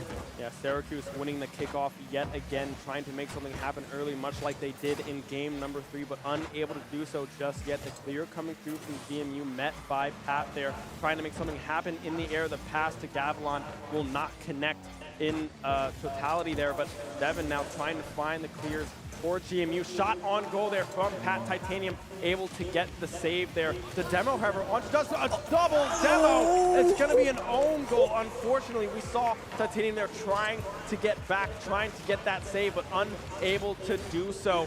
Syracuse opening up with a huge play. Pat just playing the role of the bruiser and just making space for them to get in there, man. Great job. Yeah, Titanium doing everything he can to get back and make the save. But when your teammates are down, there's not too much that you can do there. Syracuse starting strong here in this game 4, Ben. Yeah, again, kickoff going in favor of Syracuse. GMU able to find that early clear. But yeah, Syracuse right now is just playing such a team game right now. Joshua Scotcher able to find the demo onto Mason Star, slowing down the aggression that Syracuse was putting on them for a short time. Devin now winning in the air. No boost remaining, however, not able to catch up to that ball and solidify that goal on the side of GMU. The clears now coming through from Syracuse. But right now, a game of ping pong. The ball missed, however, on the side of Syracuse. Titanium able to score off the clear. Oh, if you are a Syracuse fan, you're going to be heartbroken over that ball just going idle. Oh, Pat just missing that one and allowing GMU to get back in this. Game's all even now with 3:47 left on the clock here. Yeah, plenty of time left on the clock.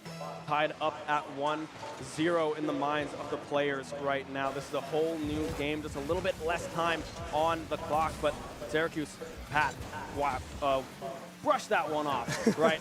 It happens. We're just trying to get back into the groove of things. If we're being serious, I mean, that was like one of the first big mistakes that we've seen come from either team thus far in this series. Again, we were saying, right, they've been playing really conservatively just because of the pressure that each team is having to put on. Right now, they know that they're staving off elimination here. As we say, that shot just goes wide by Syracuse. They're doing a lot better job of creating and taking these chances now as they, again, throw the ball in, try to get a center here. That one is going to be cleared.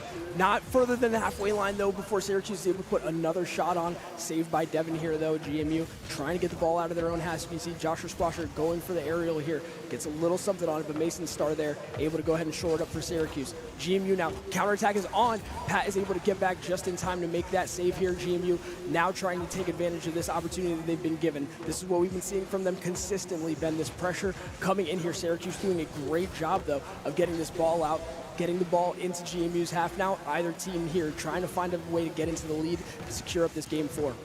Yeah, Syracuse trying to put on the pressure as well. Gavilan halfway. They're retreating for some boost of his own. Now trying to find this clear off of the wall, trying to keep this one in the air. You can see Titanium able to get that response. The ball now bouncing in front of the net. Two members of Syracuse are in the area. Titanium able to push that one over to the left-hand corner for GMU. Dangerous ball placement there on the side of GMU. Lucky to get out of that one with a still even scoreline. Yeah, unfortunate for Syracuse to not take advantage of that ball. 3 GMU players sitting there and dropped right in front of the net. Nobody was able to follow it up just yet, though. Let's see if GMU is able to take advantage of that defensive stand. As we can see, Pat trying to get a clearance here. Comes out for Mason Star here, and now Syracuse coming out quick right from the back. Gavilan is able to put it away. Syracuse now is coming alive here, Ben. Yeah, we see Mason Star able to get that pass right to Gavilan. The read from Gavilan is huge, knowing that this clear is going to come through and that GMU is not really out of position, but really the passing lane that was opened up in that instance was just huge for Syracuse. They find it, and the answer immediately. Mason Star getting the demo onto Joshua Squasher is huge. Being able to halt that aggression coming through from GMU off of that kickoff. But now Syracuse trying to find these clears back over into the GMU side. 1:30 left on the clock, 2-1 lead for Syracuse. Yeah, beautiful pass there to set up that last Syracuse goal, as you were mentioning. Right, I don't know if GMU was able to do too much about it with the pace in which it developed here. As we can see, Syracuse again trying to get an insurance goal on the board here. Gavilan pushing forward, but Devin is able to go ahead and find the demo there on Pat. Let's see if GMU is able to take advantage of that now. Try to push forward. Both teams here trading back and forth in the midfield. GMU trying to find something and not let Syracuse get back into this series. But as we can see, Gavilan again in the back. He's the guardian of this Syracuse goal. GMU is not able to find a way through just yet. But shot coming on. Mason Star now rotating back in defense and getting that ball out of here. Again, under a minute here. GMU trying to find something. Put Syracuse away. Getting dribbled by Titanium. But who else but Gavilan in the back. GMU shots coming out from all over the place. Not able to put anything out just yet. Syracuse doing a great job of clearing this ball out, but they are not out of trouble just yet. 30 seconds here left on the clock in this game 4, and there Titanium is able to find it, assisted by Devin, and now we are getting into rough territory. If you were a Syracuse fan, you got to be sweating a little bit. Yeah. Scared now with GMU starting to find their groove here late in this game. Yeah, GMU just peppering the net there of Syracuse. Syracuse coming up with huge saves across the board, but it was just one too many shots. But off of kickoff, just barely missed there by Pat, unable to follow up on the kickoff there, but Mason Star instead will find the angle for Syracuse. It looked like it was all evened up and that we might go to overtime, but Syracuse says, no way, we're trying to make it game 5. Syracuse finding their groove here now in this series. They had to go down 2-0. They had to look elimination in the eyes and say, no, we are not going home. We want to be here. They deserve this 5 seed. They're playing so well right now, getting themselves in this series, but GMU still has some time to put this thing away. We've seen some last-second goals in this tournament already. Joshua Squasher getting the save out here. Ball going into Syracuse's half. 10 seconds remaining. Let's see if GMU is able to do something and tie this thing up late here. 5 seconds on the clock to clear. Trying to come in through the side of Syracuse. Devin has boost available. 1 second left. They need to try to keep it up. Are able to do so far. Joshua Squasher has no boost of his own. The ball will meet the ground. Syracuse forces a game 5 and a potential reverse sweep for the Orange. Man, they have brought this thing back from the brink. GMU comfortably jumping out early, but now Syracuse has seriously found their groove, man. We're seeing these chances get developed way better. That goal that got shot over to Gavilan, Mason Star from the back, right into the path. That's what we know that this team can do. They are an offensive powerhouse. Again, we've seen them score goals consistently throughout this tournament of that caliber, and they're starting to find them. They're gelling a little bit better here now on the main stage. Yeah, Syracuse right now playing on all cylinders, right? That kickoff goal catching, I guess, GMU off guard, right? Not expecting that ball to go where it did off that kickoff, setting up that quick answer from Syracuse. Now all tied up at 2. GMU taking in their boots a little bit. Yeah, man. I mean, you drop 2 goals like that, right? It's got to be mentally taxing. Especially, again, these are our defending champs, guys. I know I've said it before, but just being able to see them get into this spot now, it just tells you about the level of competition that's been developed out here, right? Syracuse has come in now, and they've put themselves in a position to win this and meet Maryville in the next round. Yeah, Maryville does await the winner of this game. Syracuse trying to stay alive, have been able to so far, down 0-2 in this best of 5. We will be coming into game 5 here very shortly. Kickoff underway now. Another kind of even kickoff, I would say, right? GMU able to find that early clear, trying to find these crosses, but Syracuse able to respond with clears. Joshua Squasher trying to maintain possession of this ball. Gavilan does not have Goose, however, passing it over to Mason Star. Shot on goal. Titanium on the rotation back on this defensive side, able to save that goal from going in for GMU. GMU is going to need an early goal here, I think, to just try to get momentum on their side, put the pressure on Syracuse early. Again, we've seen both teams defensively have just been stalwarts. They've been so strong throughout this game. So whoever's going to be able to sit back a little bit first in their rotations, play a little more conservatively, they're going to be the ones that have the advantage here. As Syracuse starts to push forward here, put the pressure on, Devin is able to get control of this ball. They'll push it right back over into Syracuse's territory. Both teams ping-ponging back and forth a little bit right now, trying to get an opportunity to go. None are happening just yet, as we see Syracuse now try to put the pressure on. Ball going back and forth here. Nobody able to really get an advantage over the other. They want this so bad, Ben. Yeah, clears, like you said, going back and forth. A minute now into game number 5. No team really having insane looks just yet. The defensive prowess of both teams have stepped up so far in game number 5. The demo coming through from Joshua Squasher, however, will halt the progress of GMU there. Now off of respawn, Squasher able to find that clear back over to the Syracuse side. Now GMU looking to try to make something happen. Titanium out of Goose, dumps it off over towards Devin. But again, it's Gavilan able to respond in the air. The cross coming through. This might be Pat's time to shine, but won't be able to find anything just yet. Syracuse trying to maintain possession of this ball. Titanium missing there. The clear again coming through from Syracuse. It's just unbelievable that our first series right now in this bracket is going to a game 5. Of course this would happen here at Boost of the Beach. We can't have anything be boring at anything. It's just jumping right into it now as we see GMU try to push this thing forward. Again, the defensive rotations of both teams have been so strong throughout this series and now culminating into this game 5. Gavilan pushing it forward. Syracuse a chance here, but it's saved off the line by Joshua Squasher. GMU now trying to get a counterattack going here as Syracuse all retreat back to get their boost together. Yeah, Syracuse going on the retreat, regaining that boost, like you said, opens the door now for GMU, trying to find an angle. 2.5 left on the clock here. Gavilan winning that 50-50. The tap by Pat, not on target, but the cross is able to do so off of the corner. Pat finding the clear, finding the touch, and finding the goal for Syracuse. Pat able to push it forward here. You can hear how much it means to Syracuse on the side stage there, celebrating this early one. And this is what we were saying, right? This is going to enable them to sit back a little bit more structured in their defense and try to force GMU to play into them. But I know that Syracuse isn't going to be satisfied. They're going to want an extra goal here to try to put themselves forward. GMU starting this one off early, putting the ball into Syracuse's half, trying to get the pressure going. Halfway done here with this game 5. Plenty of opportunities for GMU to try and clutch this thing out, but not just yet. Syracuse going and pushing forward. Mason Star with a little bit of an opportunity there, but a touch by GMU puts it wayward of the goal here. Syracuse now trying to keep this pressure on, doing a great job of giving themselves some opportunities. GMU in a strong position here to go ahead and try and get this ball cleared. Yeah, Syracuse not letting off the pressure just yet. Titanium able to catch that ball in the air, toss it back over to Syracuse side. But no, this is Pat trying to respond, trying to find the angle. Joshua Squasher again there to save the day, keeping it a one-score game in game number 5. A minute 40 left on the clock, but GMU is being suffocated right now. They can't find the angle to enter Syracuse's side of the pitch just yet. Syracuse not letting up with this one-score lead. Now shot goes wide there, but again, another one right off the crossbar by Mason Star. GMU getting bailed out here. They have an opportunity to go ahead and try to put this thing on. We're approaching the 1 minute mark clearly. Oh, but GMU is able to get another save as Syracuse is putting on the pressure here, Ben. They're maintaining everything that they can do. Shots coming out from all over the spot. GMU now trying to clear it, but Mason Star is there to keep it in their half. GMU now able to push it forward. Pat, again, a touch. Syracuse has really settled into this thing. They found their groove, and now they have an opportunity to move on to the next round here.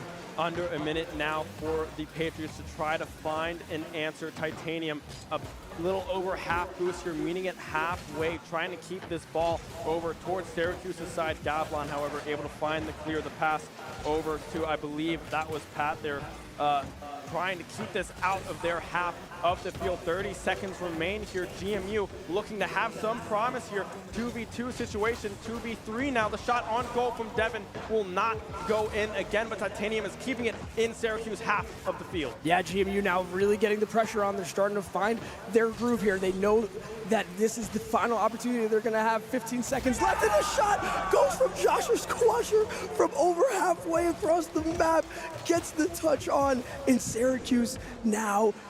Oh my God, man, I can't even believe it, brother. Josh Squasher off the ceiling, able to find that upper left corner. 13 seconds left now in game number 5, tied at 1. This kickoff could mean a whole lot here. The clear coming through from GMU. Devin off the corner, trying to find Titanium, not able to find the goal. Joshua Squasher trying to follow up as well, but the defense coming through. Mason Star now on a 1v1, trying to make something happen in the air. Toss up off the backboard, nothing happens. That's down in! But no, this is Pat, able to complete the reverse sweep for Syracuse. Syracuse finds it in the final second to move on and complete the reverse sweep. There is no shortage of drama here right now in Myrtle Beach. The hangout is electric. The environment is crazy. The champions have been toppled, and now this thing is wide open, Ben. I mean, what a game 5, right? Joshua Squasher able to even it up with 13 seconds left, but Syracuse able to get that clear off of that 13-second kickoff play there and just keep it off the ground. We were practically in overtime at that point, but Syracuse able to stay calm, stay collected, and complete the reverse sweep here to stay alive. We saw them go down early, right, to set this reverse sweep up. They weren't able to create as many offensive chances. Defensively, they looked strong the entire time, but they just weren't able to find their groove until right late in that series, found the turning point and made it happen. Absolutely unbelievable showing by Syracuse to keep themselves alive here. Yeah, and on the side of GMU, right, they were playing so well in the first 2 games, but unable to find these angles and these passing routes that they were able to find in games 1 and 2. Syracuse finding the answer, playing very, very strong defense, finding these clears on their side, and really just bumping up the pressure, right? Turning that dial to 10 on the offensive side, able to get it done here in the final 3 games of the series. Yeah, so strong throughout. Syracuse, again, our 5 seed here, proceeding on, again, George Mason, our defending champion, falling early on here in this single elimination bracket. Again, going the distance there. Best of 5 right on the precipice. Just when we thought we were going to get some free Rocket League, we did not get there. Syracuse able to finish that job, man, and get it done. It's been a really strong showing thus far. Yeah, and now Syracuse moves on to, I believe, Maryville, right? The 4 seed that got the bye here. The top 4 teams did get byes moving forward into this elimination bracket. And, I mean, if you're Maryville, seeing what Syracuse just did, I'd be a little nervous. You're trying to tell me, man. Let's get a look at some of the stats from this game here. As you can see, again, look at each team. Not a lot of goals coming out from either side, right? This is what we were saying defensively. Everybody was looking really strong. The rotations were really just consistent and disciplined throughout here. But look at the shots on the side of George Mason. That's going to be one that stings there. Titanium getting off 15. Joshua Squasher with 17 shots, man, trying to lead the way, but it just wasn't enough to break through the defense of that Syracuse team. Yeah, and you got to look at the defense, right? We have 15 saves from No. This is Patrick Gavilan as well with 14 of their own, and it was really Mason Star setting up these shot opportunities for his teammates to try to find these angles, right? This was really a tale of 2 halves, right? We saw the offensive power from George Mason in game 1 and game 2, where a lot of these shots came from, but then Syracuse later on just locked it down on defense, not letting anything pass them. No, they were able to just maintain their form so well, and I think that's what ultimately kept them in it, right? I heard Xander earlier today, he was talking about that bend but don't break mentality. Syracuse embodied that beautifully, and they were able to put together some great opportunities on the counterattack, score very quickly, rapid pace between their passes, and just make it happen. Great showing by them. Congratulations. If you're a Syracuse fan, you're going to be sweating a little bit, but you're excited that the team's moving on here. Yeah, the 5th seed now going to meet the 4th seed here in the next round. GMU falling, of course. Tough loss to see from the squad there, but positive stuff to take out of it all around, right? They looked very good in game 1 and 2, but Syracuse just really took it up a notch, being able to really solidify their defense on the side of Syracuse and then transition that into really good clears and positive movement and passing plays from them. I think it really speaks to the testament. It shows you how hard it is to just finish the job, right? None of these teams are out of it until that last bell rings, and that's what you see here. Syracuse able to go ahead and get it done. We are setting up for a match of the Carolinas here, so don't go anywhere. We're going to take a quick break and be right back.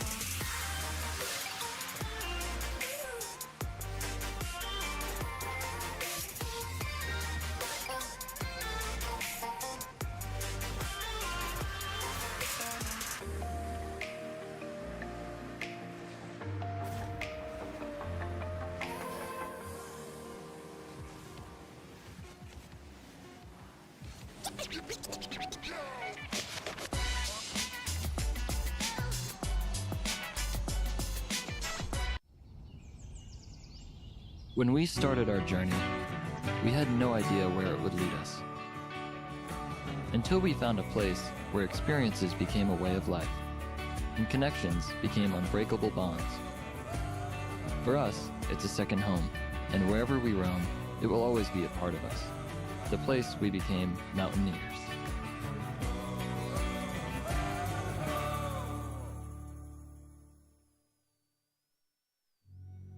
The will to make a difference, to lift up, to look forward. It's been at our core since day one. As one of the nation's leading research universities, Michigan State is driven to pursue excellence for the common good. Our will is what unites us, across cultures, disciplines, decades, working together for a better tomorrow. Spartans will.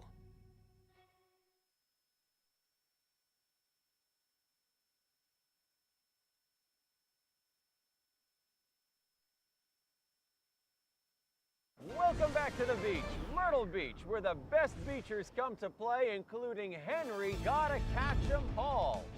Grandma with a cannon of an arm. Woo! Now that's what you call Rocky Road.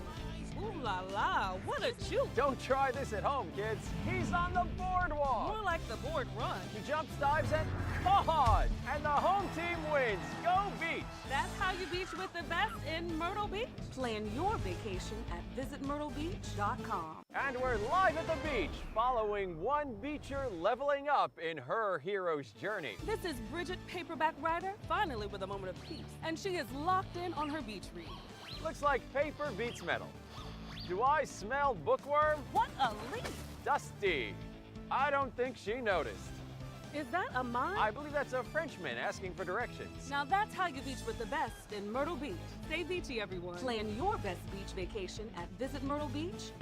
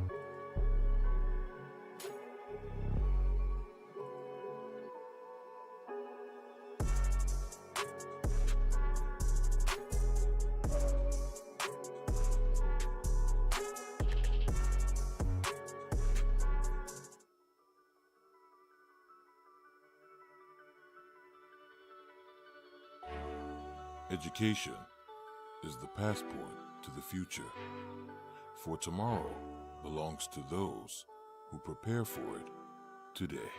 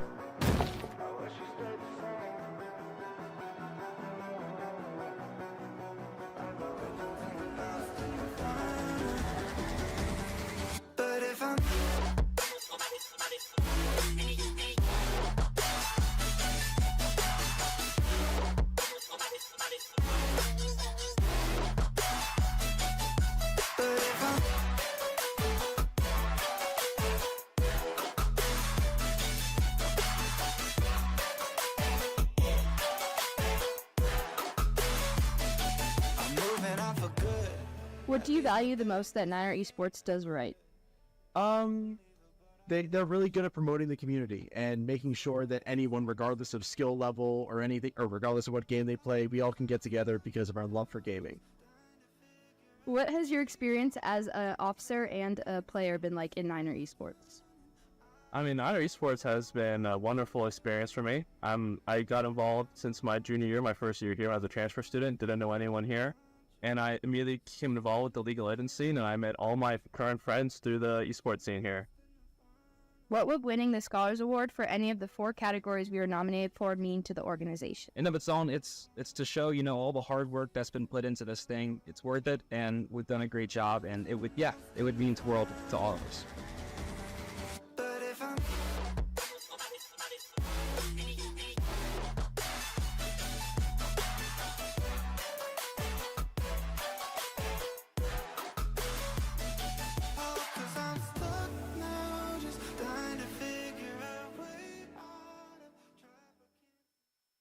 Welcome back to the beach, where we join Charlie Chew Baker and his grandpa for lunch. Here we have some delicious boardwalk classics. Wait, what's this? Who ordered the seafood tower?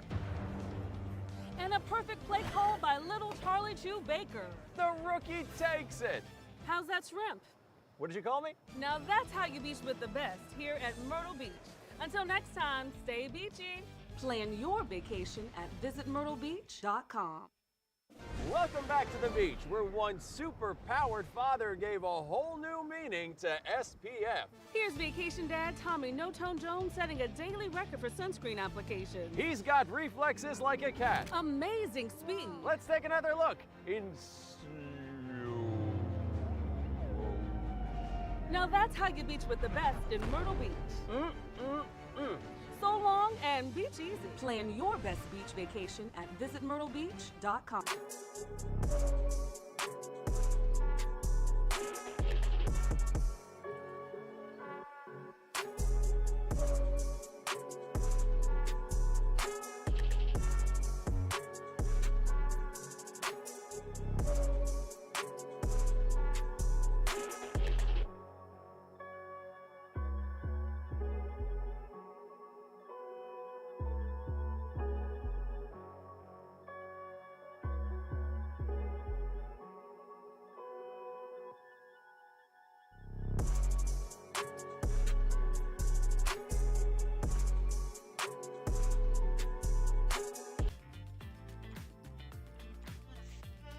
Welcome back, friends. In conjunction with the Rocket League tournament that we were hosting here, we also invited local high school students from around South Carolina to come compete as well. And we have our winner right behind us. Talib, come on up, my friend. Congratulations, Talib. You win this nice little trophy. But more importantly, Talib will be walking home with $500 as well. Talib is from Columbia. He came out and absolutely smashed it. My friend, I hope you enjoy the rest of your break. Congratulations again. Of course, no problem at all. Take care. My man. All right. Back after it, as I mentioned prior to the break, we have a Battle of the Carolinas about to happen here, Ben. UNC Charlotte versus USC. USC returning from last year again. They have a couple of standout players. Our third place winner from last year, looking to redeem themselves a little bit now, moving into the single elimination bracket. Tell me a little bit about these two teams. Well, on the side of UNCC, right, we look at Lazy, right? He is a big facilitator for this squad for UNC Charlotte here. Their play styles are fairly similar, right, between UNCC and USC. Both kind of play this slow play style and really capitalize on these windows that they look for later on when they do open up. On the side of USC, we're looking at Og, right? He's a rank A SSL player here, one of the better players that we have at this tournament, and he needs to keep his ball rolling and really get ahead of the game and really match pace here against UNCC to really bring USC over this hurdle. Yeah, absolutely. UNCC filling in late, actually, when NC State was unable to make it, now making it out here, and I think taking a lot of people by surprise here. Again, a team returning from last year. They've been doing a fantastic job thus far. We want to take another look here at this bracket as well so that we can kind of see it as it's been updated. Happening away from main stage, Georgia State was able to take Clemson down in straight sets. go ahead and move on to face Harrisburg. What a prize that is. Again, that best of 5 that we had out here, electric game, Syracuse and George Mason. Syracuse ultimately won and is now moving on to play Maryville.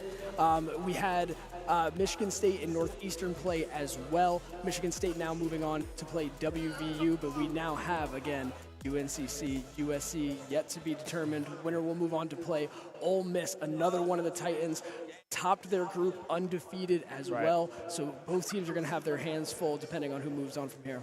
Yeah, and as we look through the player camps here, focus on this UNCC team to play through Lazy, right? Lazy being able to find these angles for Coolio. Coolio has been scoring a lot of goals, but that's not usually the norm in this squad. Usually we see Lazy a lot of the time taking that front seat for this squad, but now Lazy's kind of in the backseat. He's facilitating these other players, Knight and Coolio, able to have some big moments here for UNCC. Yeah, absolutely. Now we get a look at USC as well. Standout player from last year, Katz, has returned. Katz was actually a professional coach that helped students receive over $4 million in scholarships. So again, really great esports athlete, as well as just a general human being. Really coming along strong here. USC will definitely have their hands full here with this UNCC team, as you mentioned. Again, they've been performing very strongly throughout that group stage. Again, ultimately taking home that 7th seed here. But I think this is going to be a pretty even matchup. I think we might have another banger on our hands right now, Ben. Yeah, it definitely seems that way, right? And on the side of USC here, I touched on a little bit earlier, Og is a very positive and very high-level talent on this team, right? But we've seen Katz taking a majority of the shots for this team, taking this front seat where we often see him kind of on this back seat, kind of like Coolio in a sense, being able to set up these other players for success. So if Og has a day, he could be very dangerous, and USC could be a very dangerous team moving forward. Yeah, completely agree. Again, both teams now starting to get loaded in and get set up, and as they do so, I think one of the things that we'll just be looking forward to, again, is both of these teams being able to return and come back stronger. Again, these were both teams here that were here last year. USC, our 3rd place finisher, right? So they'll be looking to try to return to the podium, have another strong showing like they did last year, but getting through this bracket is not going to be easy, my friend. Yeah, I mean, when we look at these teams, they're close in rank, right? We see UNCC as the 7th seed here in this elimination bracket, and USC sitting at the 10th seed as well. So pretty even amongst the seeding here for this series. But really, these two teams are very evenly matched, right? Both teams have very positive play styles and very similar play styles. So seeing where the adjustment comes in to really counteract the other team here is going to be interesting. Yeah, absolutely. As we're starting to get loaded in here, both teams are kicking off, and the Battle of the Carolinas is underway. We're seeing early demos coming out here. Knight getting that done now, and UNCC gets a shot away immediately. Knight with the demo right into the goal. I feel like that's the equivalent of getting dunked on, essentially. Moving forward really fast, 7 seconds in, UNCC's already on the board, Ben. Yeah, I mean, Knight right out of the gate, getting that demo, getting that early goal. This is kind of what we expected to see. That window opened up, seeing that was there for them. They pulled the trigger, not hesitating to take these shots. Again, UNCC with possession of this ball, trying to keep the aggression up. Solar now finding the clear on the side of USC, but the retreat on UNCC is already there. The rotations coming through now, trying to put pressure on of their own. Yeah, before USC had the opportunity to get set, UNCC was able to strike. Now having to play from behind, they're going to have to try to get aggressive early here. Let's see what they're able to do here. Both teams kind of going back and forth again, doing a little bit of this ping pong action. Og now set back in the rotation here, pushing forward. Solar gets the demo, but gets returned for it by Coolio right away. Og trying to make something happen, not able to do so. Great pressure here from USC, but even better defense by UNCC as they're able to go ahead and push things away. Not done just yet here. USC trying to keep creating opportunities here, get the equalizer, try to get themselves into a position to keep themselves in this first game now, Ben. Yeah, we saw USC trying to find angles into those upper corners. Shot on goal by Knight. Og with the save. Now the counterattack coming through. Lazy Harbor will find the clear. Solar sitting back, recognizing that a triple commit might be dangerous against this UNCC squad. Now we see Solar trying to make something happen on their own, but intercepted in the pathing there by UNCC, trying to find this clear. Finally will be able to do so. Lazy with the flip over, hits crossbar. Again, the follow-up from Coolio off target. USC trying to find this clear now. Boost heavily in favor of UNCC right now, but unable to get anything near this goal. A shot on goal there, but Solar is already in position for USC to get these clears and get possession back in their favor. Yeah, Demo's coming out here fast and furious here from the USC side, trying to create some space, but not enough just yet as Knight gets in, saved by Solar, gets followed up, right on the baseline, able to get that off. UNCC still keeping the pressure on here, trying to get a second goal, shore this one up here early. About 2.5 minutes have gone through this game. We're a little over halfway here in this series. Both teams, again, trading blows here early. Nothing being found for USC just yet as UNCC narrowly misses adding on a second goal here. USC now on the counterattack, able to put some pressure on. UNCC not allowing that ball to stay in their half for very long though. Going ahead and getting it back into USC's territory. Both teams again here doing a great job of getting set into the rotations here, Ben. Yeah, both sides finding good looks. Onto there, Coolio again trying to make something happen, but interrupted there by Og. We can see possession so far is heavily in UNCC's favor. We saw USC have 2 really good looks into those upper corners, but the defense for UNCC has just been better so far than the offense on the side of USC. As I say that, however, Cats able to get the score, evening up the game 1 apiece with 2:02 left. Pure Soul Cats coming through clutch there, taking it right away from Coolio, putting it in and getting USC on the board here in this game 1. This is going to be a tough contested match here, Ben. Yeah, and you saw Og in that play, able to find that pass, able to drop that right onto the top of the car of Cats, who had that full momentum boost in their favor. Really hard for UNCC to really find that angle and get to that ball faster than USC did. But now kickoff heavily in favor of USC there. As I say that, Og now needs to go back on the retreat, getting the save, trying to get this clear, the ball out of harm's way now. A reset coming through from UNCC, getting some boost back in their favor. Solar now trying to play the corner, trying to set up Og, but unable to capitalize just yet. Shot on goal there from Solar. Cats as well, but Lazy and the rest of UNCC are in position to keep this a tied game. Shots flying all over the spot here. Another one comes through from USC, but Lazy saves it right off the line. Solar coming through, trying to dunk it right on them. Not done just yet, though. UNCC now putting the pressure back on, trying to get a counterattack going. And Coolio is able to find it and put it away. UNCC has been threatening all game. They've looked extremely strong since that first goal. Rotations have been sensational, and they are rewarded for it instantly. Yeah, Lazy tossing that ball up to Knight, able to make that connection, bouncing it off of that left corner there, and then just Coolio in position to follow up on the passing plays from UNCC. 2-1 now in favor of the Niners, trying to keep it going. A minute left here. USCC trying to find an angle. Solar trying to respond as well. Shot on Dole again, able to squeeze it through Og, able to even up the series, or the game rather. Game 1 with 56 seconds left, 2 apiece. You know what, Ben? You're not technically wrong. I mean, in a sense, they are evening up the series, right?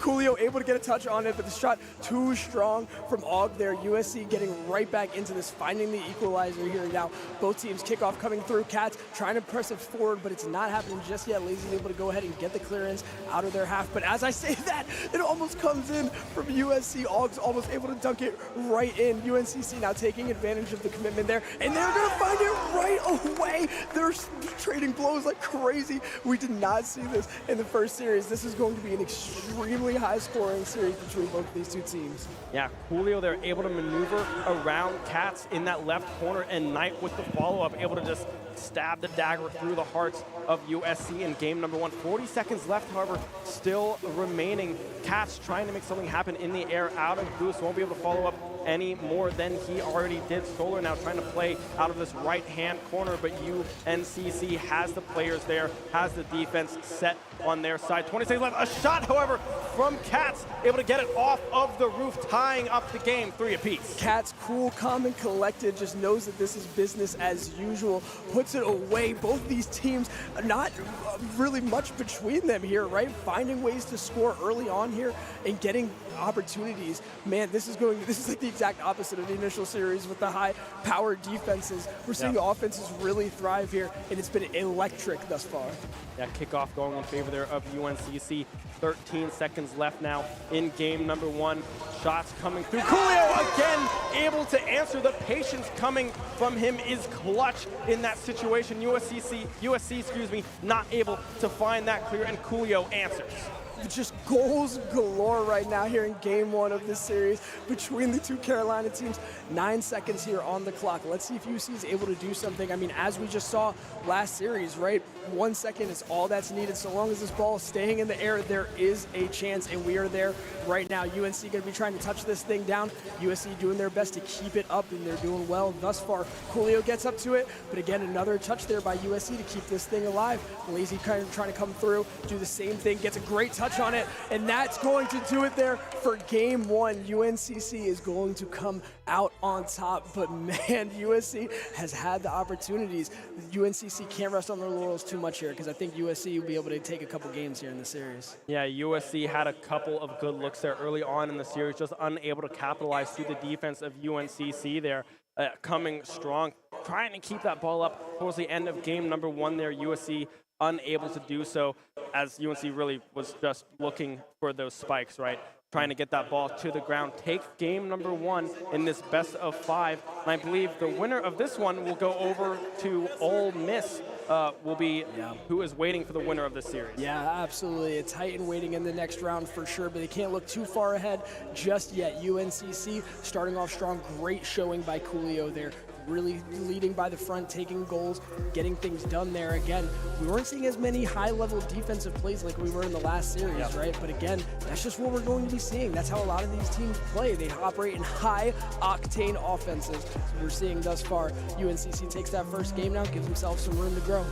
Yeah, and this is kind of what we expect to see from these teams, right? They're very evenly matched. And really, the offenses of both teams so far have been showing up big. The defenses, not so much. 7 goals in that game number 1, 4 for UNCC, 3 on the side of USC. The kickoff now going in favor. Og trying to make something happen to bounce over a UNCC player, but Knight is there in response to try to get this clear back in their favor. Cats with the cross. Knight again able to disrupt the passing lane of USC. A clear of their own. Solar gets back in time to defend the shot that was on goal there from Coolio. Now looking for USC to try to get a clear here shortly.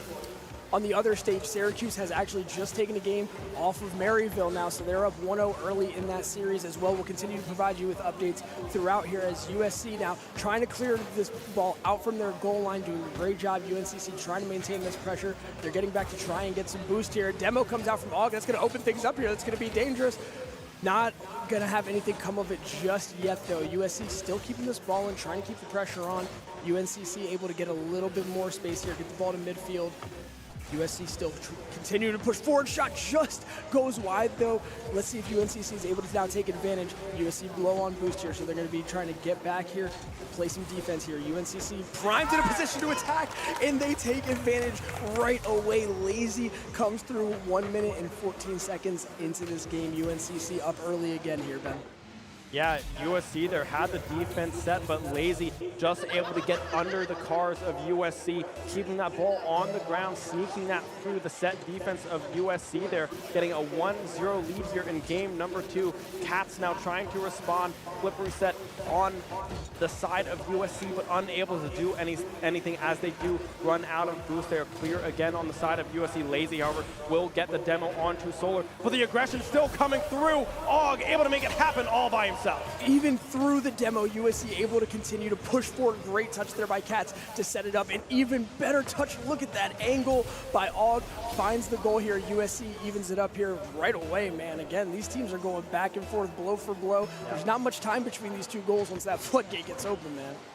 Yeah, the kickoff kind of going stale there, still hovering around that midfield part. The shot from Knight on target, again by Coolio on target, but just barely going off of that crossbar. The defense coming through there from USC holding strong. Now the aggressive side trying to come through here. No one is back in the goal. Cats now on the retreat. The cross just too fast for Knight to get there to punch that goal into the back of the net. Again now, these shots are kind of on target here, but just not quite going off of that crossbar there for the side of USC.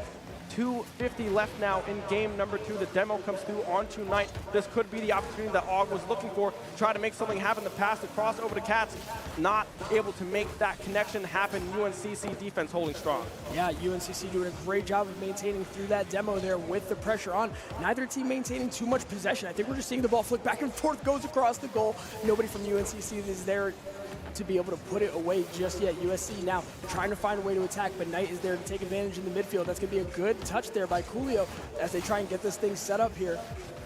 Looking lazy, kind of trying to lurk here in the back and get some push forward, but they're going to have to retreat as they go ahead and get some boost. Let's see if USC is able to take advantage of this quick lapse, but that's a great rotation by UNCC to get forward. Both teams again trading back and forth here as we're equaled up with about 2 minutes left now in this game 2 here, Ben. 2 minutes left in game 2, tied at 1 apiece. UNCC keeping the pressure on, keeping the ball over in USC's side of the map here. Lazy now trying to make something happen off of this back wall here. Cats, however, able to get the clear on the side of USC, but again, it's this ping pong match that we saw earlier in this series. No offense able to get anything going just yet in game number 2. We are tied at 1, but since those first 2 goals happened so early on, the defense has really stepped it up. Og trying to find an angle there. Cats with the demo onto Knight could be the opportunity that USC was looking for, but Coolio able to get that clear. Lazy there as well, but Cats able to come back and get that save for USC. Now have to try to find this clear. It's a dangerous position for this ball off of the post, just barely missing is Coolio. The score stays even, a minute left to go. Yeah, UNCC looking great there. Got forward aggressively and still not done quite yet. They have an opportunity brewing here. Ball is idling in front of the USC goal, but nothing happening of it just yet. Coolio is able to find that demo onto Og, and we are below 1 minute here. We might be looking at overtime unless somebody's able to get something going quick. Cats is able to find the demo onto Coolio, and here opportunity comes just wide from Og. Let's see if USC is able to get over, but what a save. They're off the line, and Og comes through and finishes, and USC finds a clutch goal late into this game, giving themselves a lead. UNCC now facing some pressure here. Yeah, Cats just barely missing that corner, but Og, the follow-up there, able to get the lead back in USC's favor here. 2-1, 42 seconds left to go in game number 2. Kickoff now underway in favor of USC here. Coolio able to clear this one back over to the USC side. Og now retreating on the defensive side for USC, able to get that save. Og now with a demo onto Lazy as well. The demos now coming in left and right from both sides, but unable to do anything is either side right now. The defense is holding strong for UNCC, trying to keep this a 1-point game. 15 seconds left and counting. Look at USC. The boost on their side is exceptional. Let's see if they're able to do anything with this. 10 seconds now. UNCC's got to try to get this ball into their half. Nothing happening just yet. USC might have an opportunity to even this up. They push forward. Shot goes just wide. They're going to be looking to try and touch this thing down and even this series up, and they do. This is exactly the type of series that we were expecting between these two teams, Ben. This is exactly what you said. Very close here in ability, and from what we had seen throughout the group stages, they had been competitive. They had been going back and forth with other teams, and now USC is able to get themselves on the board, see themselves even here. This might be a deep series. Yeah, both games decided by 1 goal here. Game 1, very high scoring affair, right? 7 goals in total. But in game number 2 here, we only saw 3 goals scratched across the board there. Yeah. And this is kind of them feeling each other out, right? Trying to see what this play style is going to be from either side here, slowing things down, finding these 100% opportunity windows for both sides, trying to make the most out of their options. Yeah, chaotic but effective rotations, I think is what we've seen thus far, right? Both teams really just kind of flinging the ball forward into each other's zones and just capitalizing on miscues and bounces that we hadn't really seen prior. So again, both teams looking really, really strong here. As you can see, USC 1-4 there in the group stage. UNCC came out 2-3. Both teams, again, although they both had losing records, I think we would say they're really competitive. UNCC was hanging in a lot of games with some of those tougher teams in the group stage. USC doing the exact same, able to go ahead and get themselves a win. See some momentum again. They've been in this environment before. They know what to expect, and they've been doing a great job thus far here in this series. As we go ahead and get started with game 3, Coolio's able to go ahead and get a demo right off the bat. Nothing coming of it just yet, especially early on like that. UNCC is able to get the ball early into USC's zone. They're going ahead and trying to get a centering shot here, but again, USC rotating well, all able to get that thing away. Pressure coming now from USC, but Lazy's able to meet Og right in the air and get that ball cleared as well. USC doing a great job trying to keep that ball around midfield, but UNCC is now pressing forward. They have a chance, but it goes missing. Coolio getting that shot up, getting the ball centered. USC now trying to pressure, get the counterattack going. We're going to go ahead and we're going to get a little bit of an idle moment here with both teams trading now, Ben.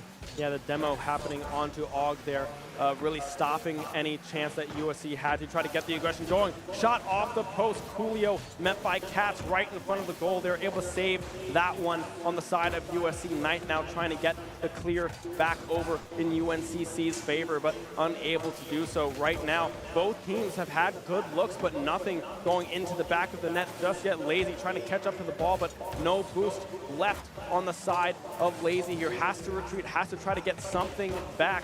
Shots across the board here for UNCC, but unable to capitalize on any of them just yet. Yeah, great angle shot there by UNCC, trying to put something on, but nothing coming of it just yet. USC doing well to settle back in defense, try to get this ball forward. UNCC really relentless pressure though, but keeping the ball forward, and a big save by Cats. Shot looked great there by Knight, but wasn't able to have anything come of it just yet. Again, UNCC really just keeping this pressure on right now, Ben. They're looking much more aggressive here early on in this game 3. Yeah, UNCC aggression is coming up huge, but right now USC has the ball over in UNCC's half of the field. The shot on goal from Cats there, able to capitalize on the, I guess, miscommunication there. The rotation's not coming in fast enough for UNCC. Og off of that backboard as well. The pass to Cats recognized, and those are the windows that we talked about, right? They see that opportunity and they take it. Yeah, and you could see they're Lazy just coming through from the rotation, but it wasn't quick enough. USC gets rewarded for surviving that onslaught of pressure early on by UNCC. They put themselves up early here, and they may have an opportunity to go up in this series. That would be huge for them, Ben. Yeah, Solar keeping this ball over on the side of UNCC. No follow-up coming through from the side of USC off of that backboard shot. Lazy now trying to punch this through the USC side of the field, but unable to do so just yet. Coolio now answered again by Cats. USC just keeping this ball out of harm's way as much as humanly possible. They're all getting the demo onto Coolio there. Possible opportunity, but Knight, a response. The demo onto Cats, but again, the ball is still over in UNCC's half of the field. The respawn is going to come through, and nothing will come of it.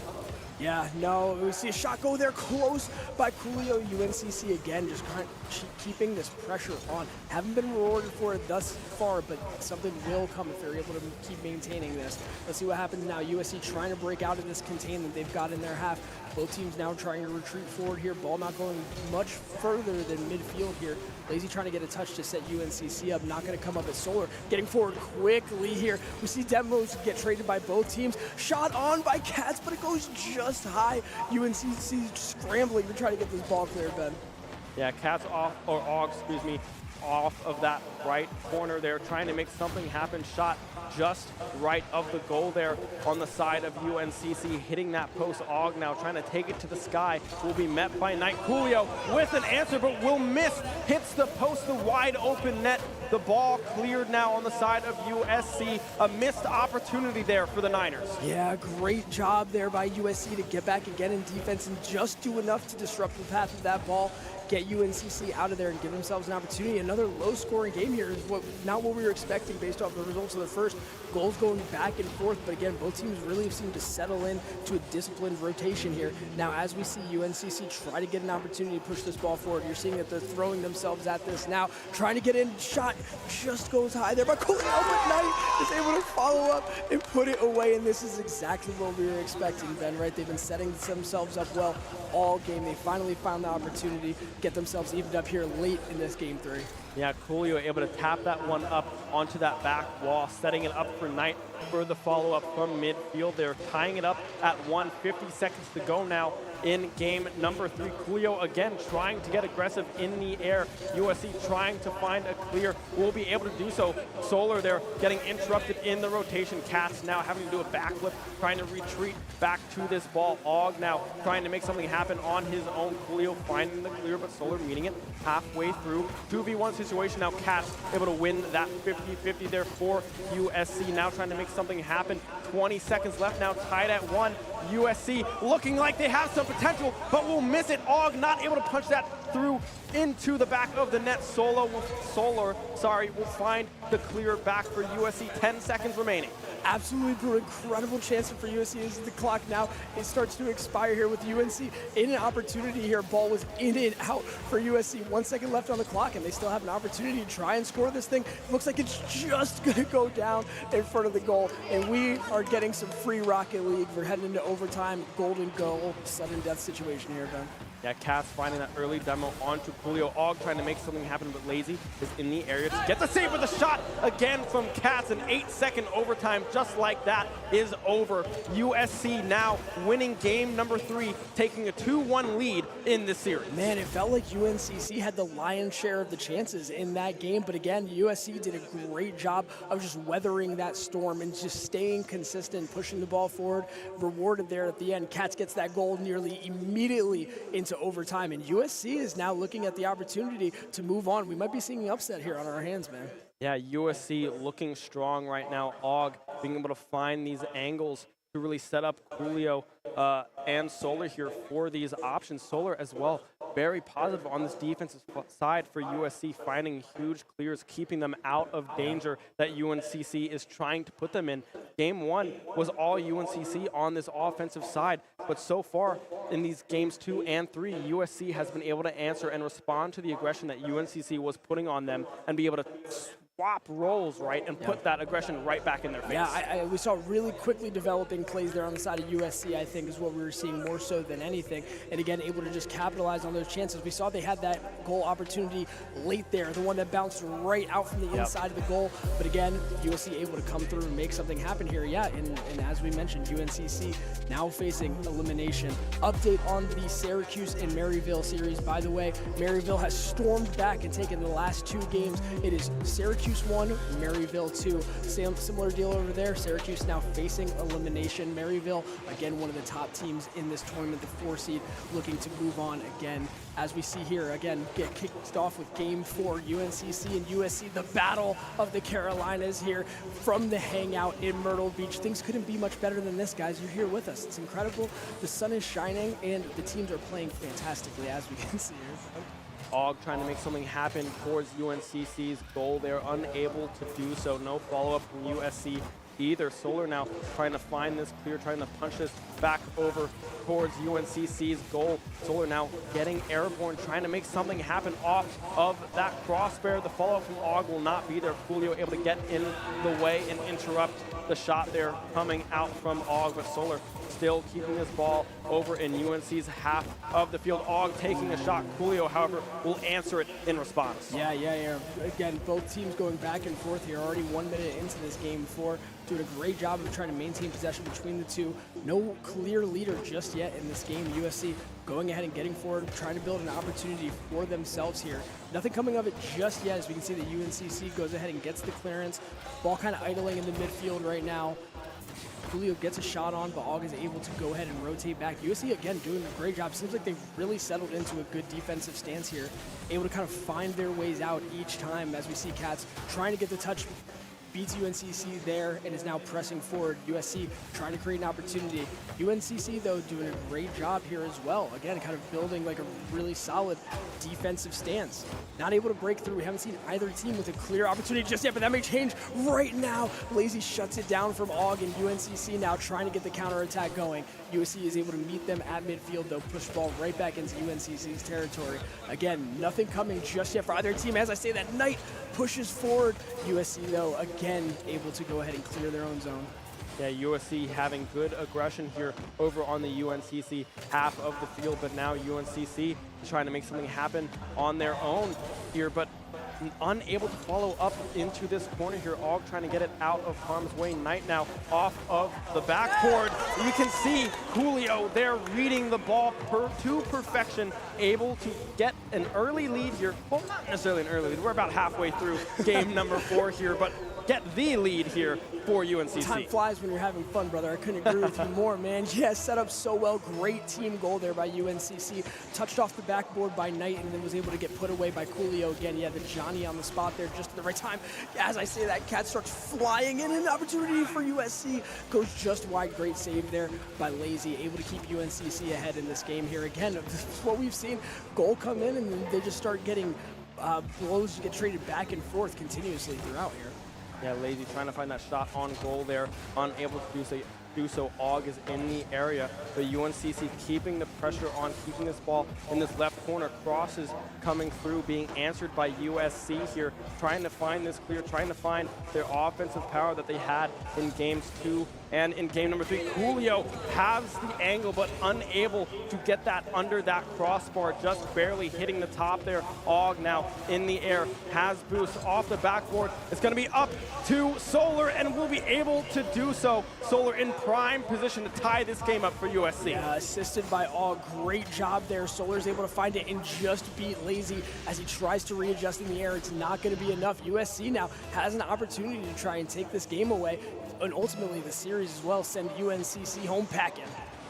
Yeah, kickoff now going in favor of UNCC. Knight has an opportunity here to get a pinch, but unable to do so. Coolio will miss it on the backside. The shot there. Lazy getting back, but unable to connect with the ball there. Cats able to get that clear goal, and a lead now back in favor of USC 2-1. Absolutely brutal for UNCC there. Cats with the touch, able to send it across. They just get beat out on that. On that triple commit that they had. Lazy was close to getting back and having it there, but it just wasn't enough. USC now really starting to find their groove. You can start to feel UNCC pushing forward a little bit more. They had a really quick chance there, have one right here as well, but Cats is able to fly over to the near side post and get the save, playing unbelievably right now. UNCC, though, still creating chances, but here come USC, and again, Cats is able to get it in. USC starting to pour it on now, Ben. Yeah, USC able to capitalize off of these clears. Cats again in position for this shot. Coolio cannot get back fast enough to get that save on the side of UNCC. 3-1 now on the side of USC. It's series point right now. If UNCC wants to stay in it, they have 1:20 left to get 2 goals, possibly 3 if they want to win it right here. And they are able to get 1 right away. Coolio keeping it on the ground, bringing it within 1. Beautifully timed. They needed that. They needed to see the ball go into the net just so they can at least give themselves an opportunity to get into this. I think they needed to clear their mental up a little bit as well. You start to see a couple goals get piled on by USC, a couple brutal ones as well, right across the map. And again, but they're able to get that right on time. They needed that here. Now they have 1:15 to try and even this thing up. I think that's plenty of time for them, but as I say that, Cats is just able to move forward. He's dominating right now. That is a 3rd goal. Cats comes through with a hat trick in this big game 4 for USC right now. UNCC, though, all things considered, still has enough time to kind of try and bring this back. I don't think they're out of this by any means just yet. However, again, they're going to need a quick goal here right off this kickoff. You can see how fast you can score in Rocket League, right? It's only been about 15 seconds and 2 scores have already come across the board, 1 on each side. Lazy getting that demo onto Og could be the difference maker. Og as well again has been eliminated. Knight, the communication, the team play from UNCC coming through, shining, and just like that, we're back within 1. You know what, and that's not something that we've been seeing from UNCC for a little bit now. I really like the idea of getting aggressive and going on the front foot, pressing those demos and just taking advantage of the open space. And then, I mean, it can't be said, right? They just did so well to set that pass up and put it away here. But again, this is what we've seen. USC early getting a chance right off. We're now under 1 minute here. UNCC knows that they need a goal. They set themselves up well. Like you said, plenty of time here to go ahead and try to make something happen. Lazy getting the touch, centering it, but Solar is there to go ahead and get USC back in possession, try to get this ball out of their half. It's not going to happen just yet. Knight is flying through. Lazy's going to be doing the same as well, but Og is going to come up and they're going to meet in the air there for an aerial ball going into the favor of USC here. 25 seconds left on the clock. UNCC down one in the series as well. This is series point for USC. They need to try to get this ball out of harm's way, but Solar is there with the follow-up, making it a 2-score lead with 15 seconds left in game number 4. That might be the kill shot there, man. That one came through so well, and again, it's just able to find that one soft spot in UNCC's defenses. You saw all 3 players were around the goal, but just not where they needed to be there. And Solar is able to go ahead and find it, get it pushed through here. USC doing a great job. We might be seeing our first upset here. Yeah, Og again trying to find that aerial there. Lazy able to get back, get in that defensive position. 1 second left. Even if this goal goes in, it won't mean a whole lot. The ball will hit the ground. USC with the first upset of the tournament, right? Especially able to move on of this bracket. Yeah, and the Battle of the Carolinas is going to fall in favor of USC. Again, our 3rd place returner from last year. They did a great job there. Cats absolutely stand out there in that game 4. Came through with the hat trick and just didn't look back from there. Yeah, and like you said, Cats again taking that front foot right for USC. They were dropped game 1, very close game 1, mind you, but able to regain, brush that one off, and keep the momentum going, playing as that team. And we saw Solar also later on in that series coming alive, finding crucial goals in these last 2 matches to push USC over the edge. Absolutely brutal for UNCC too after that strong start that they had as well. I know that's going to sting for them, but their showing was still exceptional. I know they got to hold their heads high after this.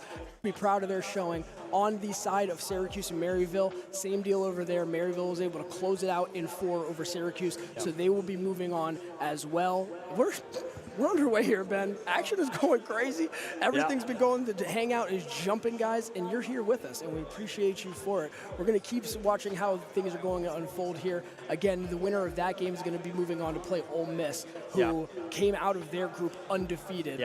Harrisburg as well on the other side of Group A. Both of those teams were looking like absolute titans, so USC is going to have their hands full after this one. Yeah, definitely going over to Ole Miss. That is definitely a scary opponent when you look at it. Like you said, going undefeated in the groups. And really, as you move forward in this bracket, right, round 1, kind of just trying to get through to that quarterfinal stage, right? Able to do so for some of these teams. And when you look on the side here of UNCC, they did not have a bad game whatsoever. Just USC was faster, and they were able to answer a lot better than UNCC was able to do in this matchup. Yeah, I found a lot of power in their counter-attacking ability. Let's take a look at some of these stats here, see how everybody performed. And as you can see the differential there. Cats leading with 7 goals there for USC. Ultimately, the difference maker, able to push the team forward.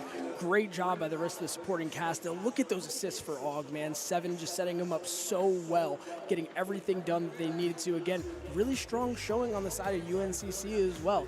Shots all over the spot from Coolio and Knight as well. I think you were talking a little bit earlier before the game as well, how Lazy kind of shores up that back line as well, getting a lot done there. But again, USC ultimately just taking it home. Really great stat line there for the guys. Yeah, and when you look at the shots taken, right, UNCC did have a lot of opportunity, but the defense coming through from USC was just better today for that matchup. And I'm looking forward to seeing what the Gamecocks do moving forwards here, going on to Ole Miss. Tough opponent, but seeing what we just saw, there is potential here for this USC squad to repeat here and get on that podium. Absolutely. I mean, I think this is probably their best showing of the tournament thus far when they needed it, right? Yeah. Facing elimination, going down early in this series, UNCC taking that first game. It's always hard to come back from that, but as we've seen from both of our series thus far on stream, is not enough to count these teams out. They will come back and fight into it. And that's what this is all about, family, and we appreciate having you here with us. We're going to cut to a quick break, and then we will be returning right afterwards.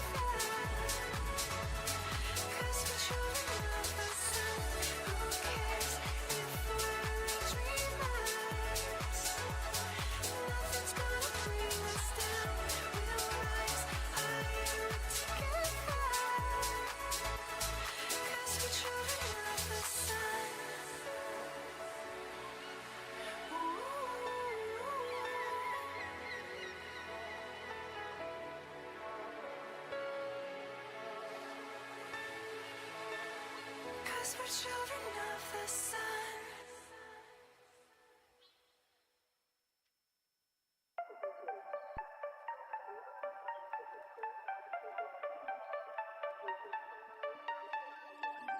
Hand out, she holds. It's feeling like we've been here before. We're both so broke. That's something that'll keep us afloat. Don't walk too slow. We can't keep falling deeper again. What is going on, family? I am sitting here with the boy Cats. 7 goals in that last series, man. You showed out. You clutched up when your team needed you. Tell me a little bit about it. We were talking before, right? You were saying tougher results in the group stage. You kind of expected that going in. You guys are staying alive. You're pushing forward now. Tell me a little bit about your mindset going from the group stage into this playoff bracket. Yeah, for sure. So, coming in here, we were a little bit worried. There's some really great teams here with Maryville, Ole Miss, West Virginia, Harrisburg. So coming into the match against UNCC, we kind of felt like we were finally against a team that we were a little bit more familiar with. We had never really played a lot of these teams before, MSU, GSU, so we were in a match and in an environment where we were familiar with the opponents, and I think that it showed in the result. We were just much more comfortable today. And speaking of familiarity, I mean, you guys went from winning 3rd place at this tournament last year, right? Yeah, you've seen it expand now. What's it kind of been like being back here competing in the Hangout again? Yeah, so I love this place. It's such a unique environment to be in. The restaurant, the live audience, the big screen, all of it's just amazing. Definitely very unique venue. We'll never probably compete at a place like this again unless it's here next year. But it's great to have that experience from last year to kind of fall back on and understand what we were getting ourselves into, get up on the table, and all that other fun stuff.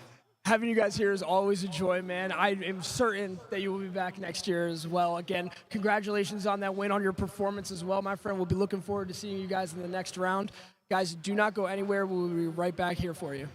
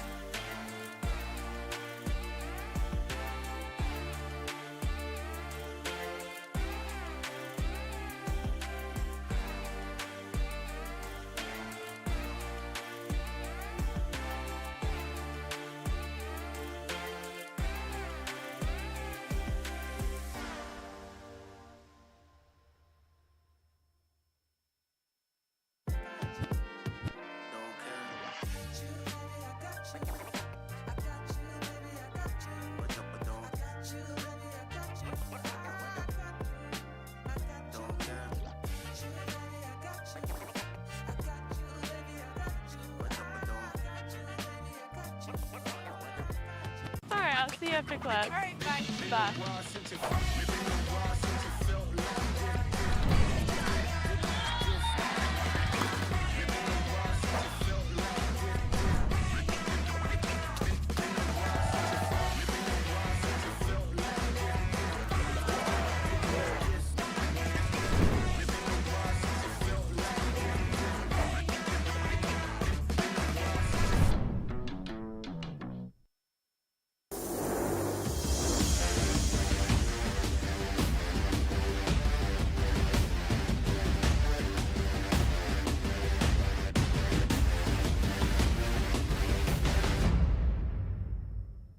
And we're live at the beach, following one beacher leveling up in her hero's journey. This is Bridget, paperback writer, finally with a moment of peace. And she is locked in on her beach read.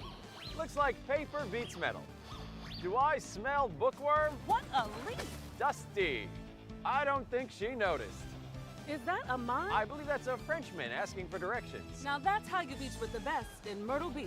Stay beachy, everyone. Plan your best beach vacation at visitmyrtlebeach.com. Welcome back to the beach, where one super-powered father gave a whole new meaning to SPF. Here's vacation dad Tommy No Tone Jones setting a daily record for sunscreen applications. He's got reflexes like a cat. Amazing speed. Let's take another look in Now that's how you beach with the best in Myrtle Beach. So long and beach easy. Plan your best beach vacation at visitmyrtlebeach.com.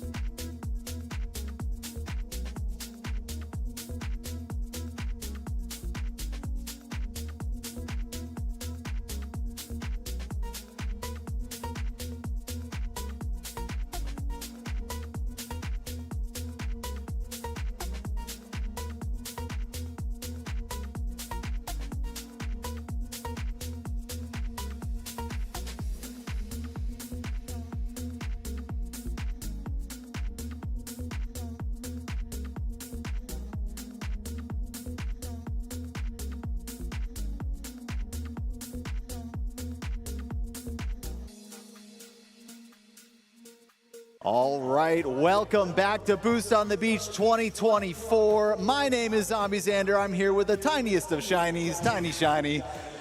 Big height difference here. Just a little one, But it's good to be back on the mic. We are bringing you guys the bracket, the single elimination tournament we have here this weekend, the culmination of all these teams' hard work. Let's take a look and check in on the bracket.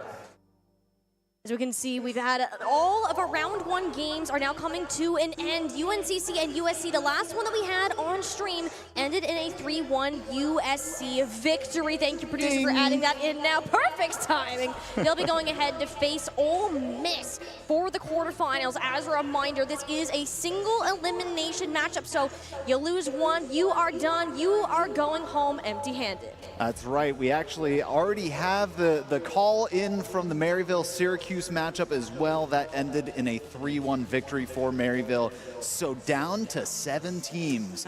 5 teams already eliminated from this tournament, all of which are still vying for a share of that $5,000 prize pool. First place, of course, going home with $3,000 and the trophy. So a lot still at stake here in the Hangout. Oh, absolutely. I mean, these teams, they've been playing all weekend, 8 hours yesterday, and since 10 a.m. this morning. I mean, you have plenty of amazing things to look at. And what better way to explain that, Xander, than with some good old numbers, some statistics. It's both you and mine favorite. Let's go ahead. We got our shot leaders to kick us off. And this right here, next, and Titanium tied for that first place. Unbelievable stuff, especially with George Mason. I mean, you kind of expect that with the defending champions. Thus already eliminated here with, but to take a look at Harrisburg, Storm. Wow. Crazy stuff, top shot leaders all over the place. And then of course, Angel there. Something to note about Angel though, being in that number 4 spot, his 2 teammates very, very close behind at 49 and 41. So threats all over the board. There's a lot of yellow up there, right?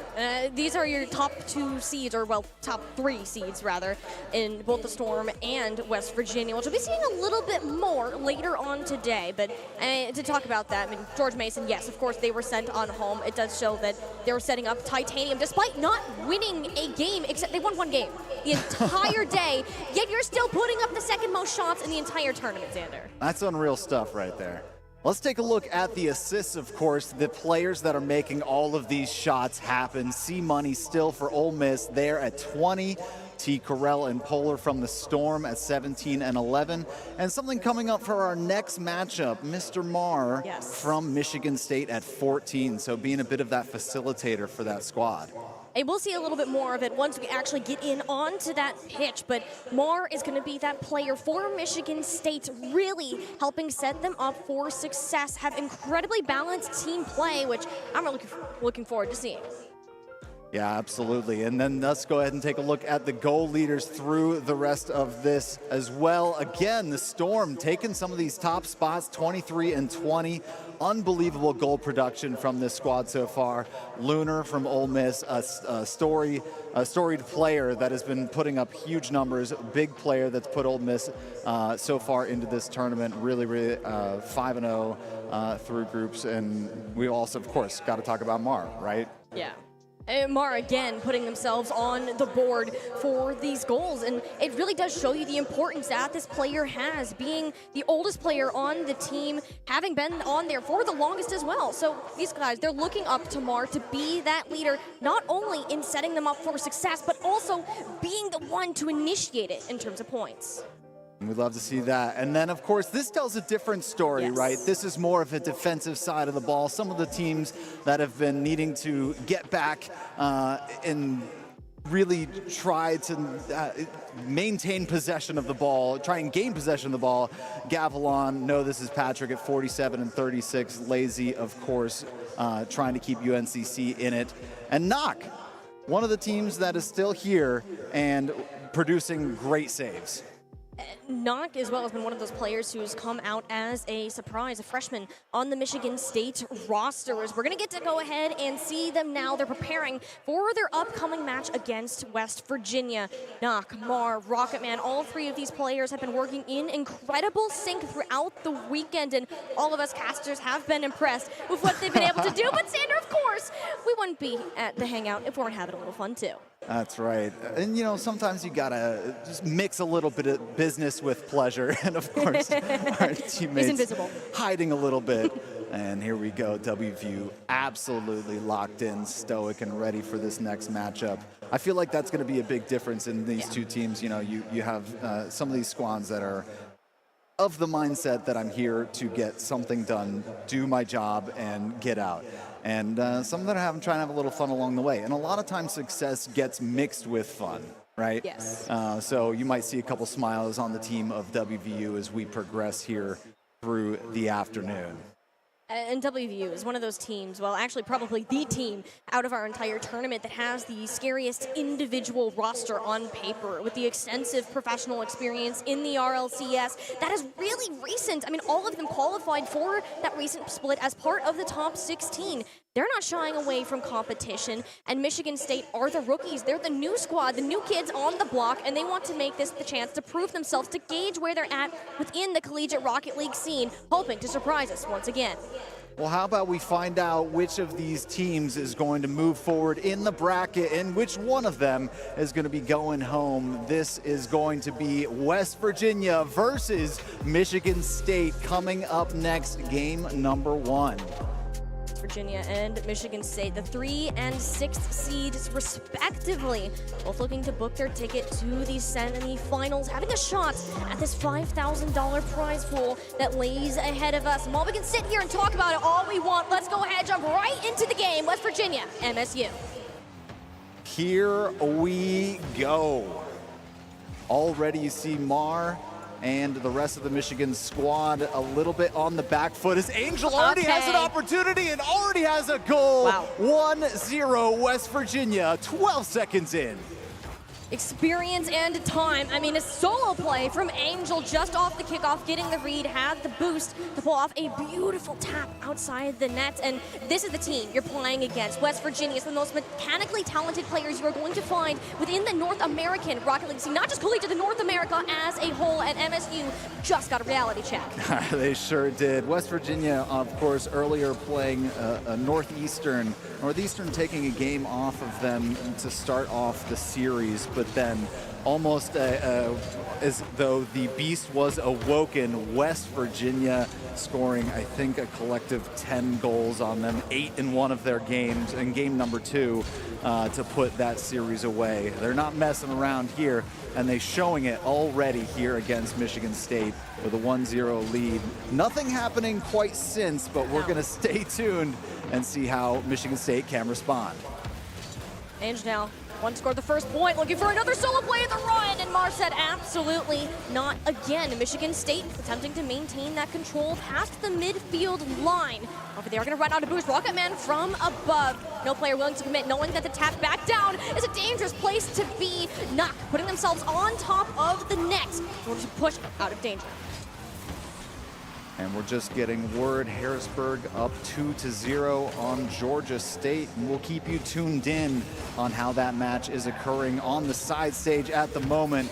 We're excited to see all of these teams playing. And Daunt, oh my goodness, the solo ability here. Let's take another look, running it down the field. Basically, all alone, running it right by that of Knock. Not just snapped his ankles right there. I mean, Knock wanted to get there, thought he would go up the wall, which most of the time, yeah, that would happen. And fortunately, you can't get the reaction on time. One chose one direction, the other went towards the net. West Virginia extending their lead to 2 points. They're going to be able to maintain that. Can MSU find a way to strike back? It's more demolition on the goal, and Rocketman with the opportunity. And this is how the Spartans are going to get themselves in the game. And there you have it. It starts with 1 goal at a time, right? Now you're only 1 back. Still plenty of time on the clock. All it comes down to whether or not you can keep that momentum moving forward, right? With Michigan State, if they're able to continue and not let any more goals go right immediately off kickoff, where here's an opportunity, but luckily Mar going to kick that one off their side of the field. Now, West Virginia might have a little bit of something to say about it. I mean, West Virginia, they're such old players. That's a dangerous bump in the midfield. Knock trying to push it away. And thankfully, it goes right off the crossbar. West Virginia, they're going for these solo plays, Sander. I mean, it's incredible. You're putting the team of Michigan State, known for their incredible teamwork, to the test just with the pure mechanics. I mean, what are you going to do if you've got three great solo players that come together as a team? Oh my goodness, an opportunity put away, but Daunt's going to flick this one onto the other side. The full coast to coast. Does he have help? Not quite enough from Tool, and Mars going to be able to get a touch over onto this one to hopefully, for Michigan State, put this one out of their box. That's going to be the goal. Still down 1 with about half the game still remaining. The Demolitions have been key points for MSU in the past. We've seen it from the one goal they managed to get, and on the previous attempt Michigan State had on the offense. Rocketman looking for the pass up towards the front. It was a knock into the net, and Knock himself was the one to control the ball, yet will end up losing it to Tool. A collision midfield means the ball goes flying into the air before slowly settling back down in the mid. Yeah, quick 2 goals, quick 1 goal from West Virginia, and they piled on another after that. Since Michigan State having scored this one, the game overall seems to have settled down just a little bit. Though, you know, if you're Michigan State or West Virginia, you might say a little bit differently, feeling probably a little bit faster for them as they keep attacking one another's goal. Though it seems like the attack is a little bit more for blue onto the orange side. MSU have been working a magic on this defense. Look at the level of skill that West Virginia are putting into these shots right now. These are not easy saves made whatsoever. The ball heavily on the blue side. As you said, Sander, yet it's yet to find the back of the net. Will be Daunt with the third man in. No, it shall not. It goes off the post. And Michigan, they're going to manage to hang on, but not long enough. It will be Angel to swoop in and break them down. It just seems like at any moment, West Virginia player is ready to steal the ball away at midfield and put it in a prime position so that they can sustain an attack. And if one attack comes in, then there's at least two or three more shots that follow up. And it's really tough, getting really tough for Michigan State to withstand that assault. And what we're seeing from West Virginia, we're not seeing a ton of passing. That's one thing to note, but a lot of these rebound recoveries have been the key points to their success and keeping MSU away from the ball. MSU, they're forced to go for these longer plays downfield, whereas West Virginia, they're keeping that ball nice and close so they can have their hands on it, making Michigan come to them. With less than a minute remaining on the clock, something the Spartans must show within this final hour. They've put West Virginia to the test in game number 1, but they're not going to manage to close it out. It was a final tap in that I believe was off a Michigan player. I believe Tool was over here.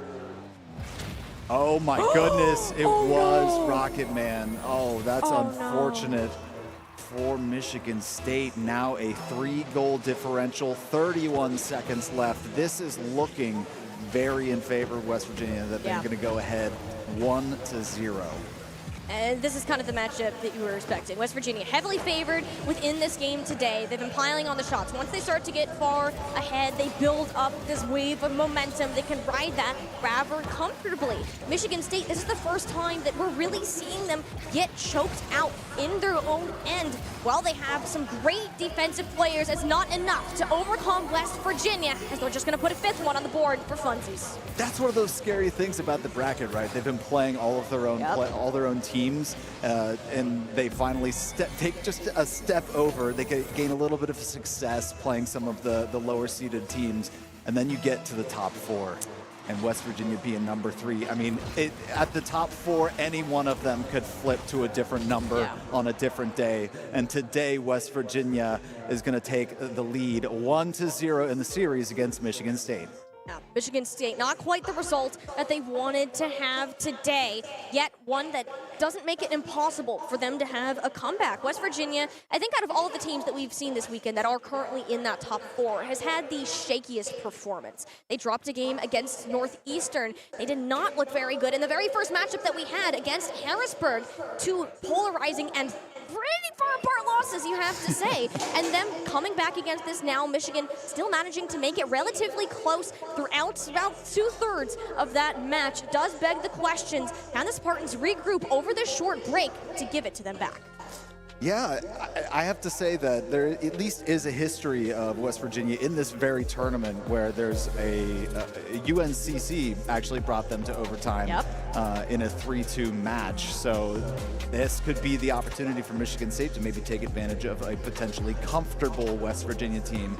That's when you strike, when they're relaxing on their 1-0 laurels. And that's kind of the thing to say about West Virginia is that because they're such an experienced team, when they have those losses, it's not one that you can count heavily against them for. They're a team, because of their experience, they know how to make a comeback. They know how to keep their mental strong, but Michigan wants to do the same. They're well versed in Game 5s themselves.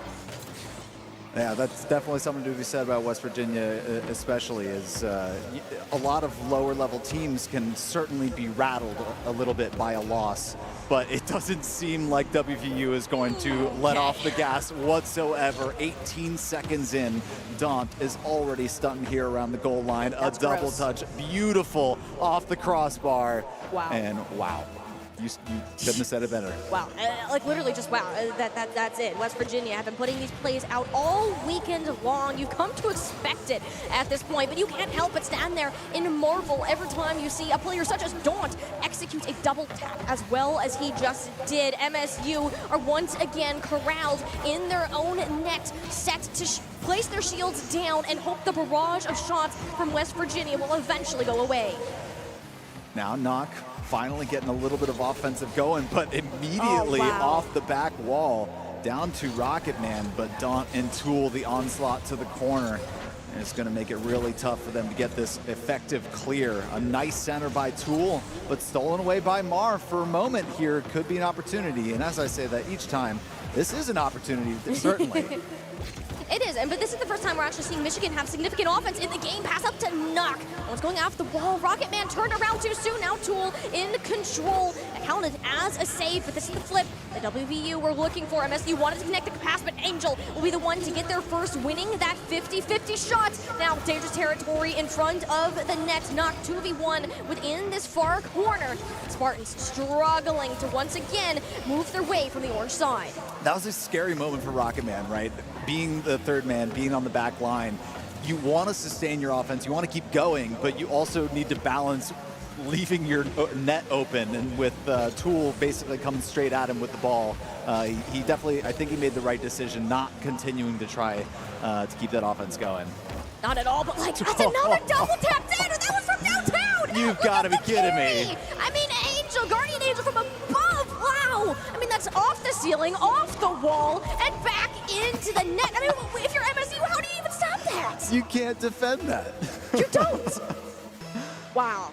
Like, 2 minutes in, 2 goals to their name in game number 2. A lot of twos to be said here for West Virginia, except for their number 3 seed to their name. But they're taking on Michigan State. So far, so well. Michigan State still looking for their first goal of the game. And we're seeing a little bit more offense, as you were mentioning. And the opportunity, oh my God, just as I say that. You were saying, Xander, you were saying? 2 cars down! 2 down, they go up in this pile of flames, and I mean, WVU, they can get the return just as easily. But once again, we're seeing the same sort of patterns, which with Michigan State, it looks different. When you have these longer carries, WVU have a better grasp of not only the field, but the airspace above it, the control, the meetings that Tool and Daunt have had so far have been way above what we've seen from the Spartans. I mean, they're going to get that next tap in, it just goes off the corner, and Angel's there on the reception. Yeah, just bad angle on that one, and wasn't able to put that one through. That would have been a great opportunity. Maybe some of those breakaways for Michigan State is how they get back into this. Catch WVU a little bit too forward-footed. But as I say that, Tool, you can be as forward-footed as you want it because every shot seems to be going in. A great pass from Daunt. Actually, maybe a little bit of a touch off of Rocket Man to send it towards Tool. And wow, WVU rocking and rolling. Once again, while we might not see the passes from them, it's the receptions from MSU. The initiative that they're taking to disrupt the plays, getting the read on where the ball is going to land. I mean, that is a skill that comes with time and experience and competition just like this. But MSU, they managed to fake them out. Can they get the shot? No. Daunt up in the air, prepared to stand in the way. I think you build off of this as Michigan, right? You get some shots off. Oh my God, just barely redirecting that high enough so it wasn't going in, but look out, Tools keeping going. Rocket Man able to deflect that one away, but as they start to collapse on the ball, Daunt able to sneak it through. Angel now gonna have to backpedal just a little bit, but backpedaling for him doesn't necessarily mean he's backing up with the ball. And now an opportunity for Angel to flip the field. 4-0, West Virginia.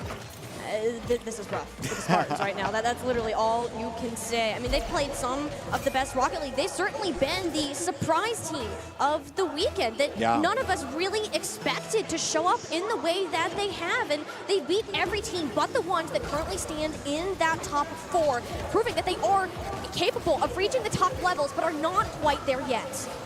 Yeah, you said it right. I've been absolutely impressed with their showing.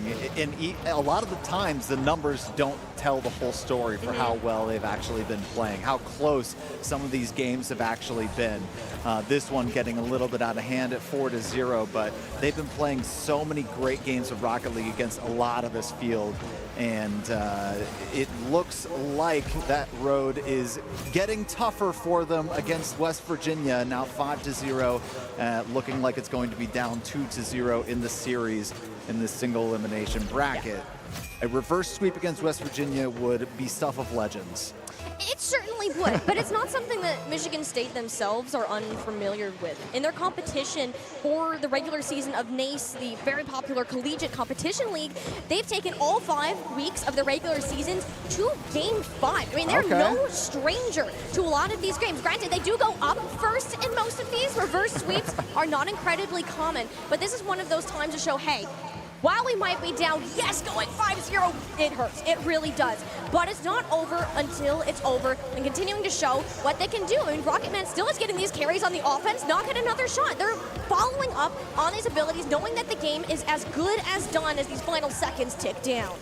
We've seen tons of games like this, even at the top level. It can be a close match into a blowout, into going the other way. It's all about how quickly you can reset, right? And we've talked about it a lot throughout the weekend, the goldfish mentality and forgetting about what just happened. So moving forward and thinking to yourself, this is 1-0. I just need to go 1-0, 1-0, 1-0, right? Do that 3 times, all of a sudden you're in the semifinals. Look at that! Yeah, and like, here's the thing, too. I mean, West Virginia, when we came into this weekend, they were one of those top 4 teams. And you and I were talking a little bit when we saw that bracket first laid out. We're like, this is the wall of death that you're walking into. These are the teams. They got that first round bye, so you've already played a match in round 1. So Michigan, they came away from that pretty handily, and now you're facing that wall of death, facing the threat of elimination, and are now on your last leg after your impressive showing this weekend. It's time to pull out everything. What else do you still have left in the tank to show us on the field of Rocket League? Yeah, I'll say it's do or die, right? Go home. We've got a timeout from Michigan, and we do have a report that Harrisburg brought down Georgia State 3-0. So Harrisburg will be waiting in the semifinals for their opponent. Let's take a look at the bracket update as we check it out. Take a quick look at what those implications mean and who could potentially be moving forward to face off against Harrisburg.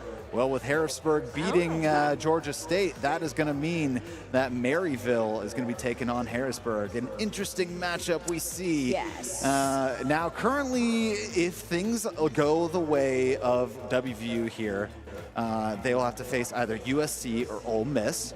So a couple of SEC teams there. Well. Oh, that's what I was at. USC Ole Miss, they're upstairs playing right now. Oh, my goodness. I know, right? They're going to be ahead of us. So after their match is all wrapped up, they're going to be prepared for whichever victor taking on the winner of our current match today. I mean, it's crazy how we started with 12 teams and we're already down to 6. Unbelievable stuff. Yeah, sorry, folks. She pointed off into the distance, and I was like, what's happening? Of course, there's players literally above us and players literally below us. So we're somewhere in the middle here as the casters. Happy to be here on the stage here at the Hangout. This has been an absolute blast of a weekend so far. Started with 12. We've chopped the field in half effectively, and 3 of which will receive a share of the prize pool. And I can't wait to start dancing on my table here pretty soon. It's going to be an exciting time as we continue the day, continue the tournament. I think we're going to be coming back from our timeout here shortly. A little bit of reset from Michigan State, hoping to reset everything, reset their mentals, maybe even reset the momentum of the match, a strategic timeout. Exactly, and you know, West Virginia, they're on this big streak. They've scored 5+ goals each game. Make them stop, all right? Make them stop and think. They might be overconfident, right? You get this many points against one team, you're like, all right, we're going to win this. There's no way we lose. Well, I'm going to say it again. It ain't over until it's over. And Michigan is going to pull out all of the stocks. I have no fear of that happening at all. So West Virginia right now, yes, they are on top and they are feeling good. And, you know, we expected them to make it this far. We expected them to make it to the semifinals. The last one standing in the way is MSU. That's right. They are currently in the driver's seat with their foot on the pedal. Tons of goals to their name here in this tournament and in this series alone. Part of the reason that they are on those leaderboards, the top 5s of shots, the top 5s of goals amongst the Storm, the Maryvilles, the Ole Misses. And this is the reason why West Virginia up 2-0. We continue here in the quarterfinals against Michigan State. Michigan State already got a great start. You wanted to come back. You wanted to stop the momentum. Well, let me tell you, the Spartans did exactly what they had to do. A kickoff pass. Rocketman gets the pass through. West Virginia, what was an incredible save? It's not enough. What an angle to take it from that side. Michigan State coming out firing here early. This is how you do it. And already potentially with a one kickoff there, going to meet at midfield. Mar just barely missing, but look out, Tool going to be over in the corner. Now Knock, a 1v1 here. Oh, scooting right by Don, a potential miss, an opportunity if you can get the center. Oh no, Tool getting back just in time. No problem. Potentially, seemingly everywhere on the field. I mean, it may only have been 30 seconds, but Sanders, this is some of the best Rocket League we've seen from MSU in this match thus far. I mean, they needed that reset. They needed to hear from their coaches, from their team, like, hey, this isn't done just yet. West Virginia have been playing the majority in their end. They need to find each other on the field. It's going to be over to Angel. Get the bump onto Tool. We'll push him out of the way, but also the last defender. Wow. Look out. Here is another look at Daunt's touch. Wow, that was Daunt to Angel to Tool to Daunt to the goal. Woo! Now, when this team, there's a team of single threats, but they're also a team of all three great full team threat, you know? And when all three of them are touching the ball, that's when you know that they're going to start vibing. Absolutely. And West Virginia finding 4 connections on 1 goal. I mean, that synergy at its finest. While they're incredibly talented individuals, they can come together as a team. That's where we've highlighted MSU so much throughout the entire weekend. Now, that score is reset. That earlier burst of energy you gained from that initial goal is gone. But they're on an even playing field, and that is something that they understand greatly. Careful, though. Have to get back on the defense. These big clears from WVU coming back to bite him. Yeah, but I'd also argue that, you know, maybe that burst of momentum got reset by Daunt's goal to tie things up. Yeah. But we're also still seeing more offense out of them this game than we've seen the entire series. Yeah. So something going right with that timeout, and that's always a testament to the coaching, as you said. Something in the Spartans has changed thus far. You notice how actually far up Mar has been playing just to try to receive some of these clears, putting so much trust in Knock and Rocketman on the defensive end to kind of force WVU back. And I think that's actually a large part of their success is their positioning. They're spreading out more. And that's a demolition on the goal line. Can Mar get the final tap in its Tool? Is there anyone else available? It's Rocketman for a second. This is the MSU that we've been seeing and wanted more of. There we go. Tool creating an amazing save, but when all 3 players, honestly, trying to tap that ball in, that's a little bit tough without help from the teammates. So hats off to Michigan State to really stick it to WVU in game number 3 so far with the lead. They've had them lead for a decent chunk of this game. For almost half of it, or at least the half that we've seen so far. And only, I don't know, random second half out here with VU. Gonna be on the hunt for another point. They never like getting scored on. Demolition for Rocketman, that's okay. Mar happy to play defense.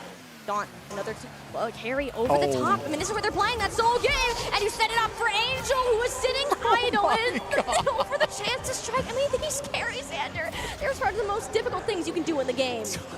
That is an unbelievable display, and he didn't even need to get the job done by himself, right? Of course, if he missed that incredible single play, he's got Angel right behind him to seal the deal. Wow, what a display from Daunt.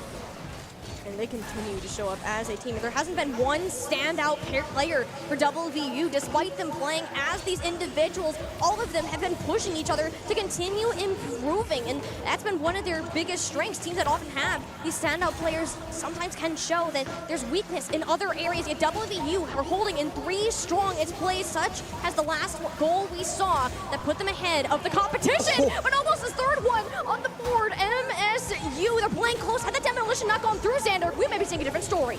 Oh, and that's something that you've talked about in the past about some of the success that Michigan State has found is definitely from getting a little bit more physical. That was certainly a moment when I said, oh, Michigan State's getting a little bit more offense. They're getting a little bit of momentum. And then 2 of them were blown up immediately into a pile of rubble. You know what? Hey, you don't like your opponents, you can go ahead and blow them to pieces. Well, you can do the same with the ball if it hits the back of the net. WVU taking that lead away from Michigan the first time in this series. While they've been holding it on for a while, WVU, they know they're close. They want that quarterfinals. They do indeed, to go on to face... which I can't remember the bracket. I'm so sorry. It would be likely Ole Miss or USC. That's right. Once their game begins to wrap up and the dream is coming closer and closer. That's another one right off of that initial kickoff. The fire from MSU is starting to flicker. It hadn't been determined yet. That's why my mind couldn't find the answer. So. Hey, there's a lot of teams in this bracket. There are. Well, there's less now. I should be able to name them. 4-2, West Virginia with the lead. A minute left here in game number 3. The 2-goal lead. Michigan State needing to climb. An opportunity for Marr to push it downfield. Trying to pass to the middle. Passes to Toole. Stolen away, but now maybe a center. Again, Daunt and the rest of the blue squad going to have opportunities, and a beautiful pass into Angel. Angel was essentially there just to guide it a little bit more into the place of the net that he wanted to go. That's where WVU's positioning comes up. Look how far ahead they were of MSU. MSU were so confident in that push, and they needed to be. You took a very risky move playing past that midfield line. WVU, you left the window open, and now you're down into a 3-goal lead. A mountain left to climb, hoping for a miracle in order for the Spartans making a return in this series. Miracle's got to start now on this possession as they're moving downfield towards the blue net. Time is dwindling. Time is running out. 20 seconds left. 3 goals to go. A nice block from Rocket Man, but might be too little too late. West Virginia looking like they're going to be taking down Michigan State here at Boost on the Beach 2024. West Virginia, one of the top 4 schools that we knew coming into today, have proven once again why they are a squad to be feared. They've taken down the MSU Spartans and will be moving on to the semifinals. Yeah, scoring 6, 6, and 5, I think, in each of those games. That is a lot of scoring to try and defend, and that was not to even mention the amount of shots they were putting on goal. I can't wait to see some of those updated stats when it comes to that squad. Let's take another look at the bracket so I stop forgetting which teams are moving forward and moving around. We're getting down to now much less, so I feel better about it. There you go. This is better. This is better. Thank you so much, production. All right. Again, Ole Miss, USC are currently in a match. We're going to find out exactly where they stand shortly. West Virginia taking down Michigan State 3-0, moving along into the semifinals. Take on one of those, Ole Miss or USC. And I'm really looking forward to this Harrisburg-Maryville matchup, I gotta tell you. Oh, yeah. is the next one that we're going to be having here up on the stage, which we'll go into a lot more detail as that gets a little bit closer. But before we do that, I do want to give a proper farewell to Michigan State as a team who came into this only a year as a program, as a team, and to be placing as high as you did in a tournament with this caliber of talent is incredibly impressive. They were the surprise of the weekend and deserve the credit that they get for all of the performances that they had. I mean, they had to make it worth it. They were one of the furthest traveling teams to make it here, all the way down to Myrtle Beach from Michigan State. Unbelievable stuff. Dedication to your craft. And I'm so glad that you're able to join us here for Boost on the Beach and hopefully enjoying this incredible venue and incredible place. And getting to meet all of the teams and the players and the community that we have here in this great collegiate scene.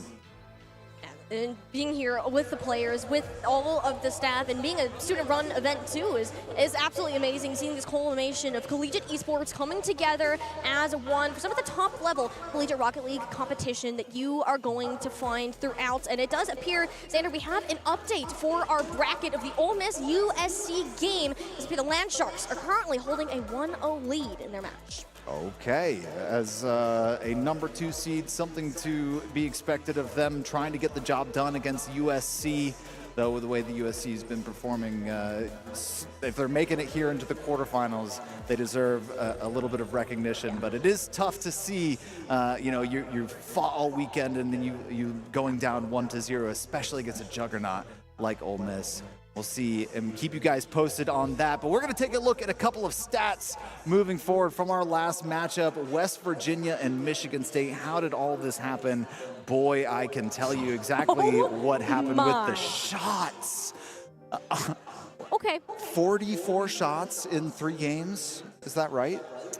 Yeah. So we can now understand why WVU is leading that shot scoreboard throughout the tournament, because my gosh, between the 3 of them, 44 is absolutely insane. I mean, you divide by 3 games, that's like what? If I can do my math properly, like 15 per game?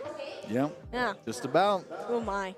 I mean, to be fair, Michigan State did their best on the saves that they had. Like, that's 10 on the board for Mar, another 9 between Nonk and Rocketman combined. So while they did their due diligence there's only so much when you're taking that many punches. Boy, howdy, that is a team to be feared, and we're going to get some word from that team to be feared as we go over to Kyler for an interview. Feared they are. I am here with the man of the hour, Angel. Insane performance, as you can see on there. 7 goals, you held it down, you did your thing. Statement victory from you guys. What are you guys kind of thinking going from the group stages, kind of moving into this? We weren't too worried about the group stage. I won't lie, we're not exactly morning players, so seeing us in the morning group wasn't the best news for us. So I think we've just been kind of warming up, and now we're kind of full rolling. Dropped your only game thus far to Harrisburg. Obviously, another really tough team on caliber with you guys. You guys are on a collision course. You guys start playing very soon. How do you kind of prepare for a team like that, when it's going to jump up competitively? Just kind of got to keep your head down, keep the game plan going for our team. I'm not really too worried about anybody else. I'm kind of more worried about what we're doing. So that's kind of our game plan going forward, just focusing on ourselves. In terms of your LAN experience, man, what has this been like, being here in such a chaotic environment, having to kind of overcome that? How do you guys do that? How do you prepare for something like this?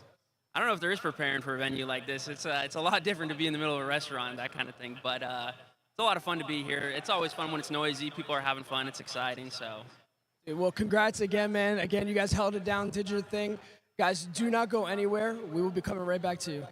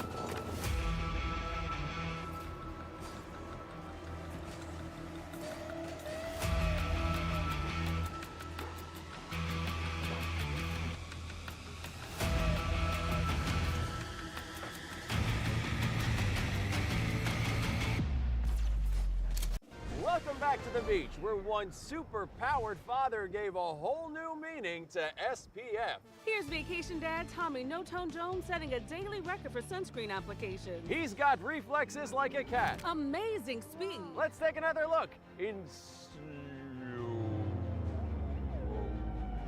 Now that's how you beach with the best in Myrtle Beach. So long and beach easy. Plan your best beach vacation at visitmyrtlebeach.com.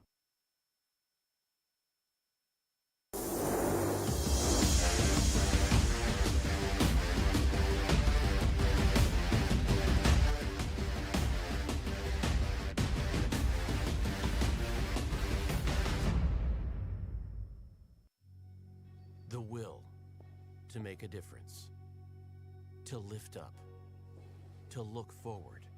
It's been at our core since day one. As one of the nation's leading research universities, Michigan State is driven to pursue excellence for the common good. Our will is what unites us across cultures, disciplines, decades, working together for a better tomorrow. Spartans will.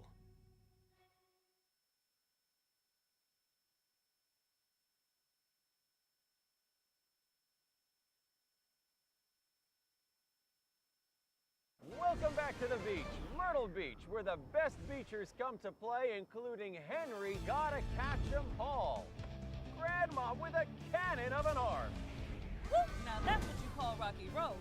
Ooh la la, what a juke. Don't try this at home, kids. He's on the boardwalk. More like the board run. He jumps, dives, and caught! And the home team wins. Go Beach! That's how you beach with the best in Myrtle Beach. Plan your vacation at visitmyrtlebeach.com.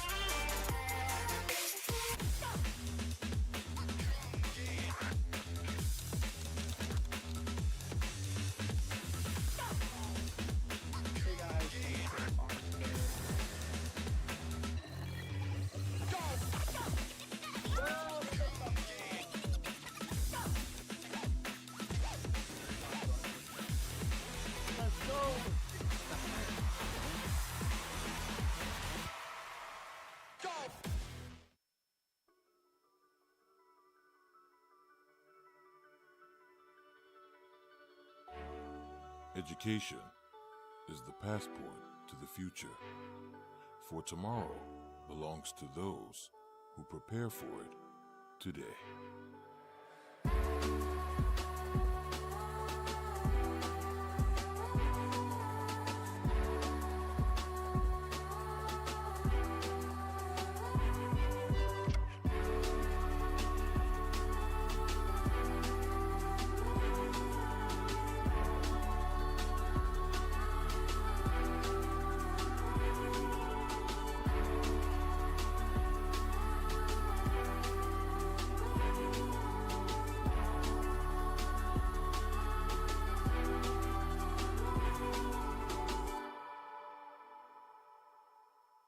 Welcome back to the beach, where we join Charlie Chew Baker and his grandpa for lunch. Here we have some delicious boardwalk classics. Wait, what's this? Who ordered the seafood tower?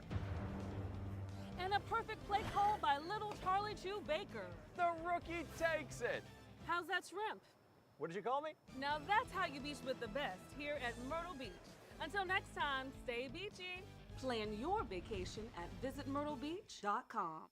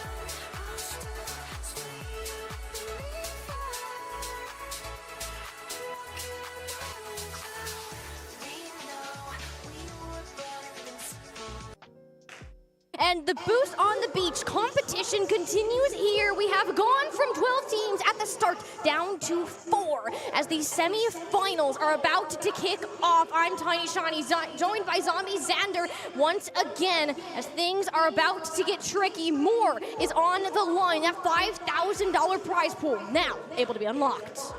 Yeah, what a show we've had so far, and the fact that we're down to the top 4 expected teams left, and the top 4 teams that are going to be battling it out for the money. The teams that win here in the semifinals guaranteed a piece of the prize, and then the teams left over for a consolation match to see who wins that $500 there for the 3rd place prize. So a lot at stake for these teams. 4 of them going home with cash, 1 of them, or 3 of them going home with cash, 1 of them will not.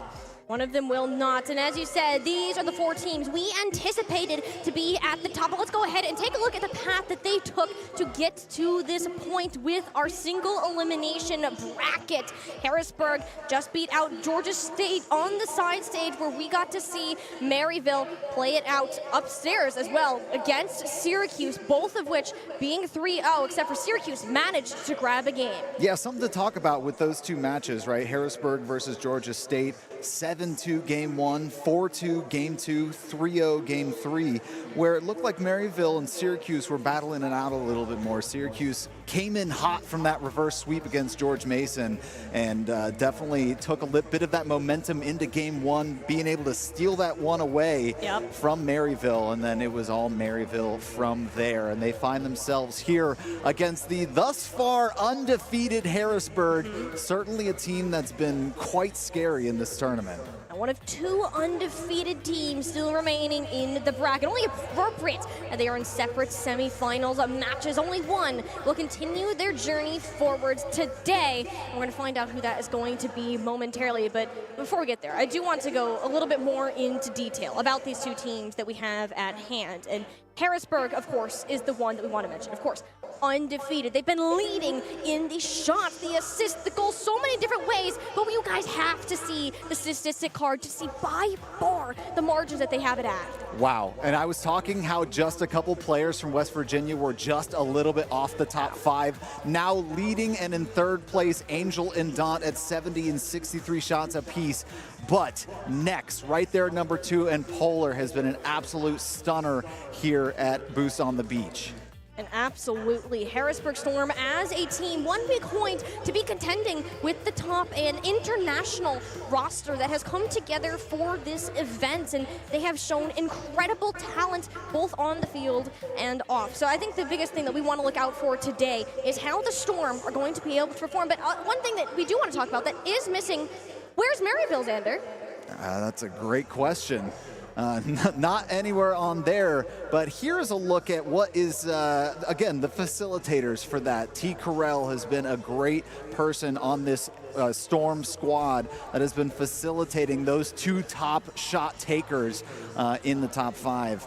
This is great stuff from T. Carell, and of course Polar. I mean, you can't take a lot of shots without also being in the front and helping out your teammates there with 14. So really solid stuff from the Storm, and again, no Maryville on this list to be seen, so pretty interesting statistics there that we find them in the semifinals. And that's the thing with Maryville, is with some circumstances where they weren't able to play some of their other matches. I mean, they got a lower placement, and even one game that they did end up playing that they lost, as a matter of fact, against Ole Miss at the very start of our Group B matchup. And while that team, they're looking to prove themselves here in the semifinals, the Harrisburg Storm are going to stand in their way. And my goodness, Xander, they come out of this tournament roaring. Yeah, well, their 20% shot buff that they had yesterday during the rain is no longer. It's nice and sunny outside here at Myrtle Beach. A beautiful day for some Rocket League to get on with some of these incredible matches. Of course, we're starting to see some smiles here from Harrisburg as they're getting prepped for this match. Awesome stuff. Excited to be here. Excited. Look at all the folks here you can see in their player cams. We are in the amazing hangout here down in Myrtle Beach, an amazing restaurant that they've been so gracious in hosting us and invading pretty much the middle of their restaurant for a Rocket League event. I mean, how often are you going to play Rocket League in the middle of a venue as cool as this one? I mean, even standing up here on the stage, looking down at these players who are preparing to play one of the biggest matches that they're going to have all semester. Arguably, $5,000 are on the line for this tournament, and one of these teams potentially won't be getting it. The winner of it, however, will be guaranteed $1,500, potentially $3,000 if they make it all the way to that first place. 100%. This is going to be a pretty interesting match, to say the least. The first time these teams have faced off in this tournament so far, of course, across the aisle in their respective groups. So to see them finally taking on one another, an exciting feeling I'm getting, to say the least. I mean, absolutely. Even talking to all of these players prior to the tournament even began. I mean, this is the matchup that they wanted to have. They know that Harrisburg Storm, Maryville Saints have been at the top of the Collegiate Rocket League for the entire 2023-24 school year. And now this is the place where they're going to meet. And that title for the throne will soon be settled. Well, let's find out as the semifinals are beginning. Match number 1, Maryville versus the Harrisburg Storm. This is going to be a good one. Absolutely. I mean, these top 4 teams, some of the best of the best, that you're going to find not only in collegiate, but some of North America as well. The talent here not to be understated. These opponents not to be taken lightly. And while Maryville, Harrisburg Storm, they haven't met once with the current rosters that they have. They're going to kick it off here for the Boost on the Beach, number 4 and number 1. And here we go. Already a little bit of aggression on the side of Harrisburg, as now going to be looking to push back the other way. Ticarel and company looking to remain undefeated here, as they no longer have that comfort blanket of groups. And it doesn't matter if you've remained undefeated thus far, a loss will eliminate you from contention for that first place. And next, already on the board here for Harrisburg. And next is that player. I mean, look at that dribble. Might have been off a player of Maryville, but they were so far ahead. Next, a German player coming into the Harrisburg roster as a well-known freestyler. Their ability to control the ball is exceptional, and you need to be careful where they're playing. What on Ticarel coming down from the top rope to spike it out of the net. Just in time. Now we've got Adam going the other way. Knight going to put this one into the corner. Buddy gonna follow it up, but easily handled by Ticarel. And now going the other way, Buddy gonna take out next as well. And Ticarel up 2-0 for Harrisburg.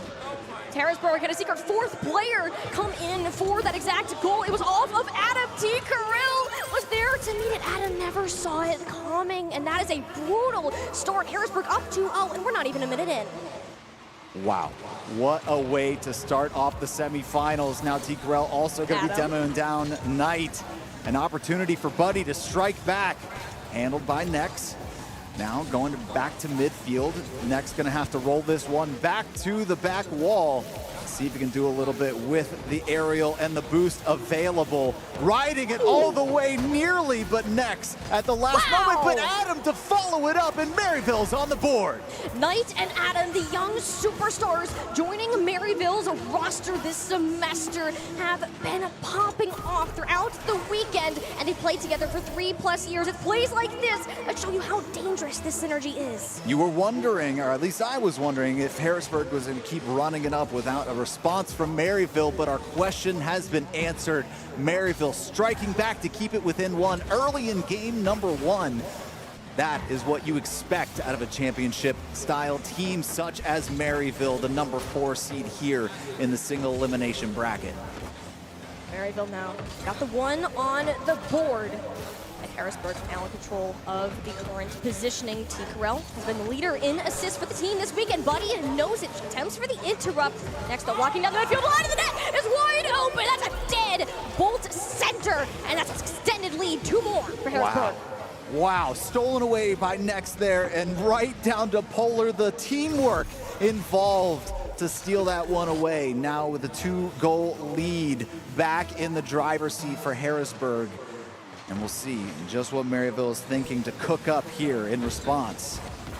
Maryville, Adam and Knight are looking to find each other on the field, yet Harrisburg have been seemingly one step ahead, and it's not a huge noticeable difference smacking you in the face, but it's enough for Harrisburg to be at an advantage, especially when it comes to this possession and how much time the ball has spent in the blue half of the field. Now, Buddy, opportunity, his newest player to this roster, denied at the goal line. Adam there, the rotations from Maryville coming into place, yet the tax, not quite. Yeah, and I fully expect one of the wild cards that we weren't really sure who was going to be taking some of these big steals and making big plays next. The freestyle, as you mentioned before, moving over into threes competition, didn't know how he's going to fit onto the Harrisburg team. Clearly one to set these teammates up with some special maneuvers. And it's showing so far here in the semifinals. Now T. Carell, Buddy, a shot off to the right side, but wow, deflected quite rapidly to the far end of the field. Now T. Carell with an opportunity, but Knight going to be able to handle that one just fine. A bump by next will interrupt the Maryville transition. This game has been keeping his high-paced action, yet the scoreboard remains stagnant. Harrisburg looking for their next setup within the corner, yet Knight trying to find the clear, looking for Buddy, back up to the freshman superstar. He's not going to quite get the connection that Maryville were hoping for. And Harrisburg, they're back on the run. The transition is so quick, yet Maryville will manage to get back in time. Demolition onto next, certifies the end. If you're Harrisburg, you're happy to keep the scoreline exactly where it is with a 2-goal buffer, 1 minute and 23 seconds left on the clock. Obviously, for Harrisburg, you want to keep attacking. That keeps the ball out of Maryville's hands, or Hoods, I guess, making it so they can't attack. But here's an opportunity, swatted away at the last moment by Adam. Adam, the defensive specialist here, passing the ball all the way to Knight to the far end. T. Carell going to have to make a play on this one. Helped out a little bit by the team, but a little bit of life from Maryville with just 60 left. Harrisburg stuffed up in their defensive end. Minimal boost to work with right now. They need some sort of clear, and Knight isn't going to let it happen. With the amount of time on the clock, Maryville, if they're going to come alive, it is now or never. Knight playing off the corner, trying to find Adam once again. And it's Buddy Polar shoves it right off the hood of his car. And here we are once again, Harrisburg on the offensive, and they don't even need to put it in. All they need to do is prevent the Saints from getting another point on the clock. That's right, time of possession, everything here. Harrisburg having a little bit, probably the edge in that department. But Adam, with 18 seconds left, brings it within one. Maryville is not done yet. They're saying this storybook is not done being written here in game number 1. We're still in the conversation, and they're going to have to get the job done quickly, get a quick goal, potentially something off the kickoff if they want to bring this one to overtime. Maryville got to work fast. One Adam gave them. Yes, it is enough to keep their hopes alive, but the dream is still yet to come true. Carry from Knight around the field. It's going to get over one. Polar, though, grabs the stop off. Harrisburg doing their best to kill it down to the ground. Once this ball touches, it is as good as done. Adam maintaining that control, though. Polar intercepts, and that is where game number 1 shall end with a Harrisburg Storm victory. Wow, what a performance from Harrisburg early. They were able, you started to see the spark from Maryville late in that match, but Harrisburg accrued enough of a lead to be able to sustain and move on into the victory, going up 1-0 in this series. A really nice job from them to really set the tone for this match. And this is not a win that Harrisburg should be walking away with comfortably, particularly with how Maryville ended this series. I mean, you need to be afraid of the potential that this team has. They got a slow start in their previous game yesterday and managed to pull some insane comebacks, and especially with their synergy, the time that they played together, while it's been short, there's still some of the most talented players that you're going to find within the scene. I want to shout out Buddy, most notably dominated the CRL scene, winning Worlds for the past 3 years in a row before joining Maryville just this winter. So you're brand new, leading 2 freshmen in both Knight and Adam, and bringing them together in this competition. Oh, you take a look at Buddy's Wikipedia, it is more firsts than anything else. There's one thing that's not first on there. One. That's it. Wow. So a winner at heart, a proven victor here in the Rocket League field. We'll see if they can overcome this Harrisburg onslaught that has happened early to take them the 1-0 lead over Maryville. How do they respond here in game number 2? Can Maryville respond in kind and tie this one up? Or will Harrisburg force them to put them in the situation for a needed reverse sweep?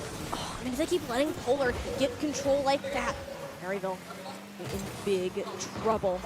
Adam off to the corner. Knight want to try to get to Buddy, but he's a little bit far behind. Ball stalling out in Harrisburg's half. T-Corral taking the control, goes over one, it goes over two, and it's straight into the Saints' nets. That's absolutely insane. Let's take another look at how this happened. Adam and Knight in position, but the beautiful lob into the bump of Adam to take out the defense. What an insane solo play. And that is something you do not see often. There's a reason you pass the ball in the game. It's to prevent you from flying head on. The fact that T-Corral is able to get from 2 Maryville Saints players is absolutely ridiculous. Harrisburg once again starting their series in the lead. Buddy almost made it an even game. Hit the demo on the goal line was not enough. T-Corral still got the tap before he blew up. There has been 5 demos since we kicked off. Yeah. They are playing so aggressive, so physical, and it's been both ways. They're trying to disrupt the tempo, the momentum of either squad so far in Harrisburg. But Knight, look out! There we go! And we're going to take another look at this replay. Molly, take us through it. Knight, look at this. You had the tap off towards the goal line. Next wanted to get there. Polar was a little bit too shy. Whether the bump came in or not, it did not matter. Harrisburg were out of position, and the shot from midfield, it was a far one they weren't prepared for. Wow.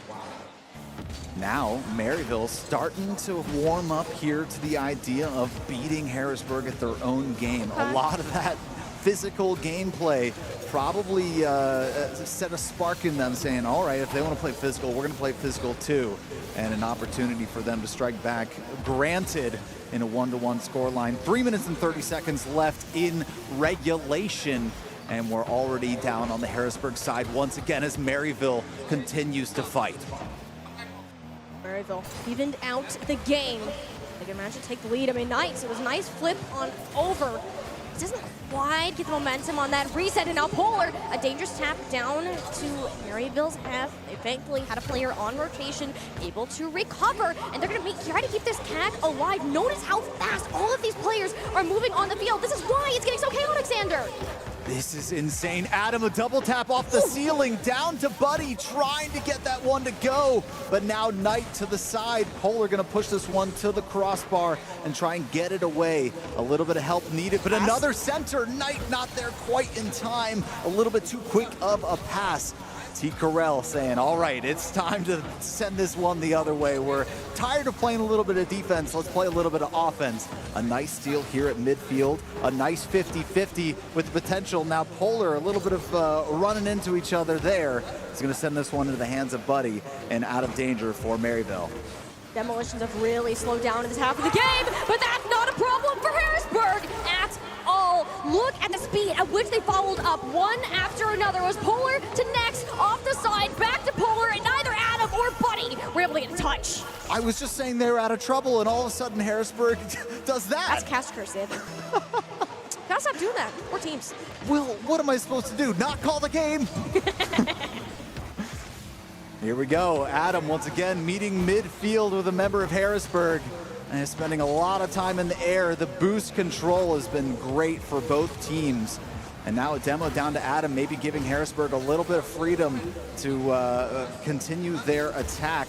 T-Corral gonna steal this one away, forcing Knight back to deal with it. Going up is Nex. The freestyler pass to Polar. A really nice ball to the right in front of the goal, but dealt with swiftly by the Maryville defense.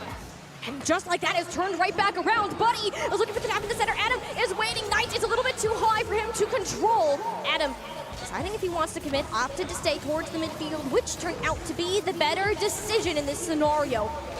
Polar now.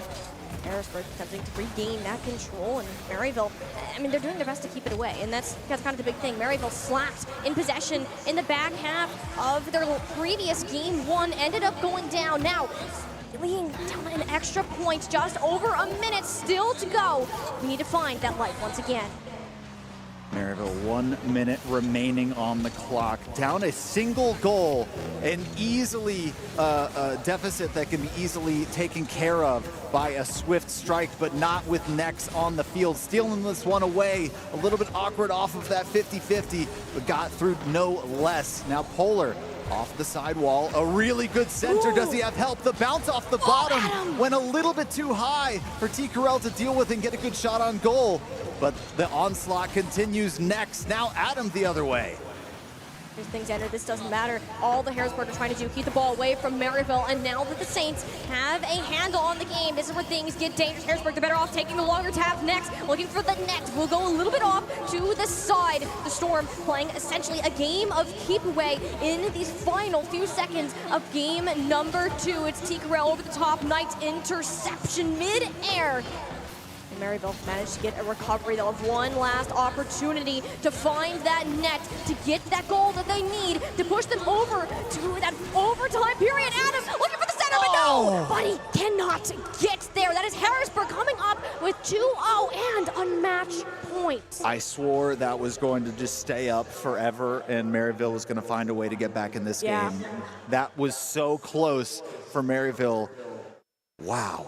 Harrisburg getting the job done in game number 2 as well, but still not a comfortable margin of victory. No.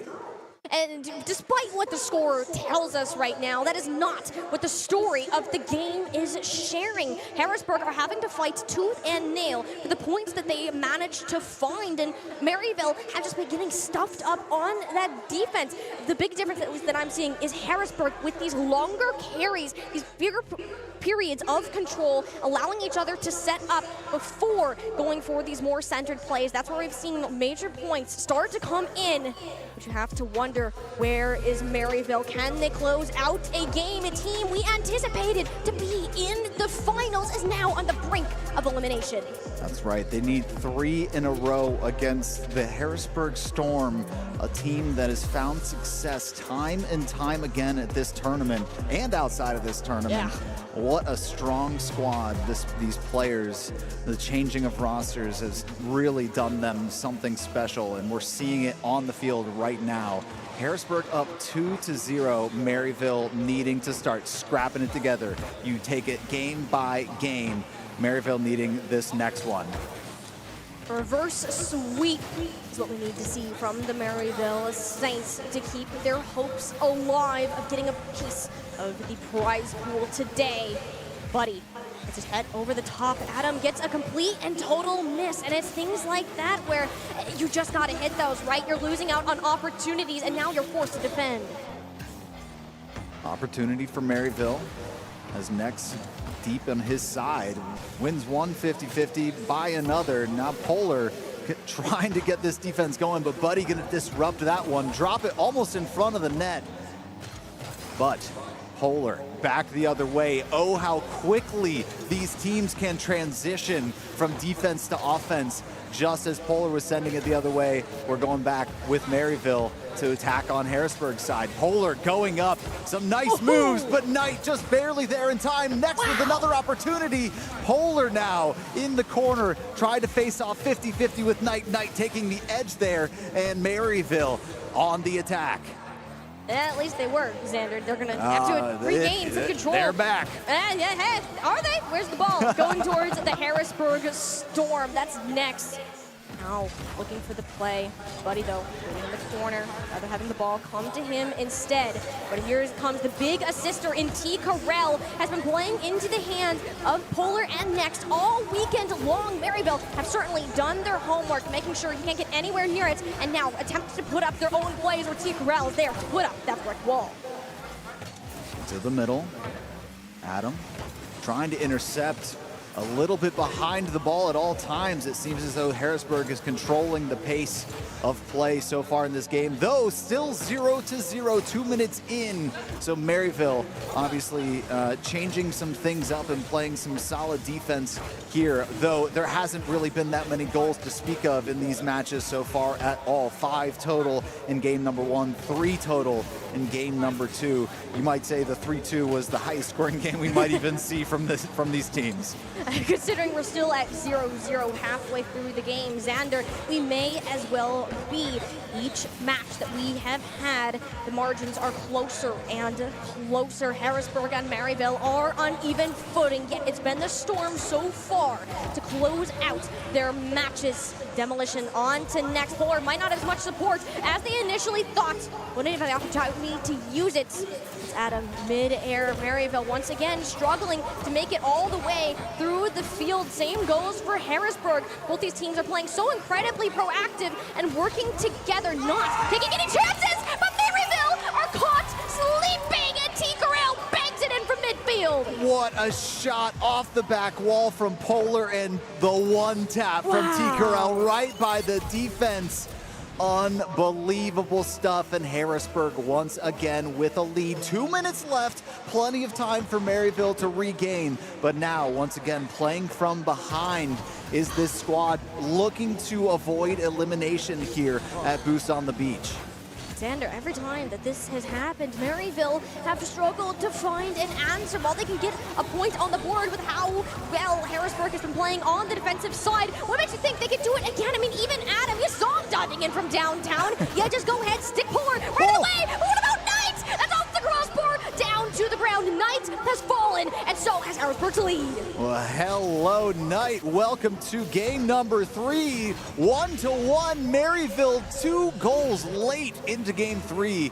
They waited quite a while to give us some fireworks, and fireworks we finally have now. Tied up, who will take the lead moving forward into the 90 seconds we have left?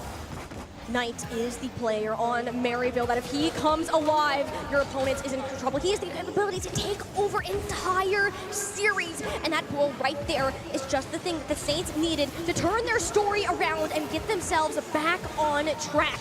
Knight can't do it by himself. Polar, the carry, over the top. It's looking for T. Corral, yet it's Adam. All 3 players of the Saints getting their hands in and ensuring Harrisburg cannot get another goal on the board. 60 seconds remaining, and we're still at an even point.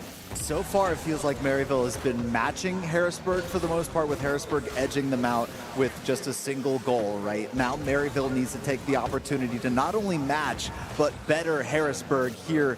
Otherwise, they're going to be in a lot of trouble. T. Corral with an opportunity, going to be spiked down by Knight. A 50-50 you don't like to take right in front of your net, but it works out this time. And now continuing the attack is Harrisburg, going to steal this one away. The freestyle specialist here going to be floating that one around at midfield. Now Adam with a nice touch off the wall. A good pass to Knight. Gets this one to the corner.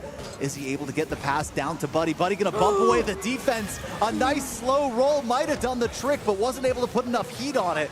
Adam back here, 7 seconds left. We might be looking at overtime, folks, if Knight isn't able to put this one into a good spot. But he does. A long ball. Buddy's got to get back in time. Gets the touch. We're spiking down. We're going to overtime, game 3. And as we should be, the closest these 2 teams have been so far. It would be a shame for Harrisburg to take this with a 3-0. Maryville flat on fights, but Harrisburg have had enough. That's Polar putting it into the back, and they have booked their ticket to the grand finals. Wow. 7 seconds into overtime. Harrisburg wasted no seconds whatsoever putting the nail in the coffin. As you said, they'll be moving on to the grand finals. Maryville will try to acquire some of that prize pool in the 3rd place match. And we'll find out who exactly either team is going to be facing here moving forward in our 2nd semifinal match. What a matchup. I never would have guessed a 3-0 either way. I predicted game 5s across the board for the rest of the day. And to end this with 3-0 is just mind-blowing. You and everybody else who has been following Collegiate Rocket League as of late, the fact that Harrisburg are able to take this 3-0 is absolutely ridiculous, but it does tell the story of the game. Once again, each of these came down to the wire. Maryville was there to play, but struggled to find that edge, a way to close. Harrisburg had that extra spark, and it was enough to light the flame to guide them towards this grand finals. They're remaining as one of our undefeated teams, making a near perfect run to the grand finals. Now we're going to have to see who's going to meet them there. Taking a look at, I see some stats on some of our side, and we'll get to the stats here in just a moment. But I'm looking, and I see Maryville only 3 shots in that last game to Harrisburg's, quick math, 11. Yeah. Wow. Yeah. So clearly an offensive battle, not so much more in favor of Harrisburg than Maryville. They weren't really able to get anything going. I was fully expecting, and now we're taking a look at the overall stats, and this will certainly tell a story. Maryville with 21 shots on goal. And actually, They will have more than they Harrisburg. both They even? have They're the same even. amount of shots. Wow. That tells the story. Even if that last game wasn't the best in terms for Maryville, but even in those other 2, you're evening out those statistics. That's not a bad game whatsoever, but like it literally just comes down to some of these bigger things. Both teams, the stats across the board, relatively even. And if you look at this without the score, you cover it on your screen, who would you think would come out on top? You generally would have no idea, which is why it's even more mind-blowing that this was a 3-0. And you know what that tells me, specifically about the last game, the way that Harrisburg outshot Maryville? Yeah. Maryville was outshooting Harrisburg the entire Yes. series. Yes. Wow. And this team has so much potential. And, you know, they're new this semester. Buddy has recently joined them. Adam as well. Knight, the only returner from this roster, and he's only a freshman at 18 years old, coming into this team with years of competitive experience. They've known each other for quite some time, yet they're still working on ironing out those kinks. Maryville will be going down to that 3rd place matchup, and can't wait to see what they have to produce there. I'm so excited for the rest of this You tournament. sound excited. I am very excited.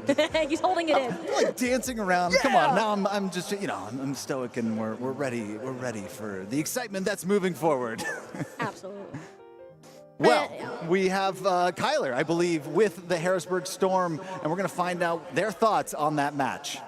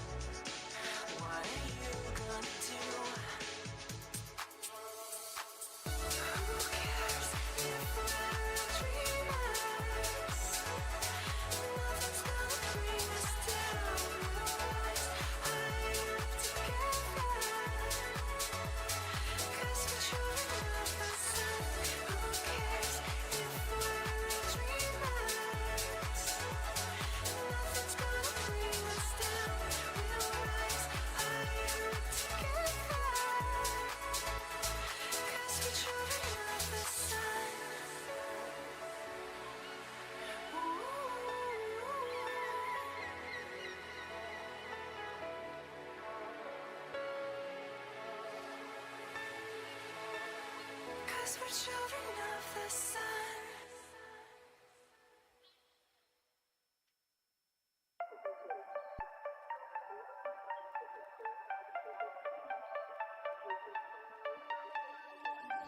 Hand out, she holds. It's feeling like we've been here before. We're both so broke. That's something that'll keep us afloat. Don't walk too slow. We can't keep falling deeper again. Came too close and the taste so far from pure. A rush of blood, but we search for so much more. We've all been here before.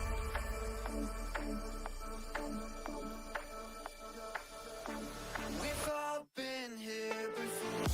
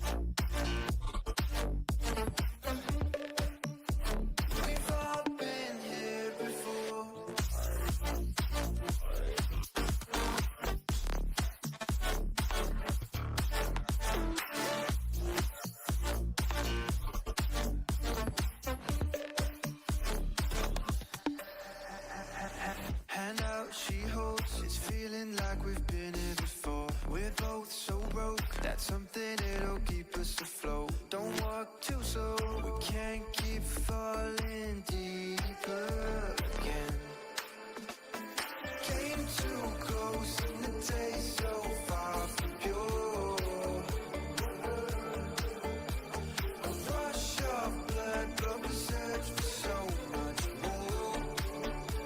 We've all been here before.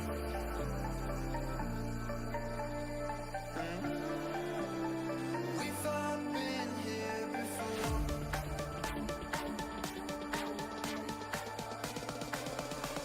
We've all been here before.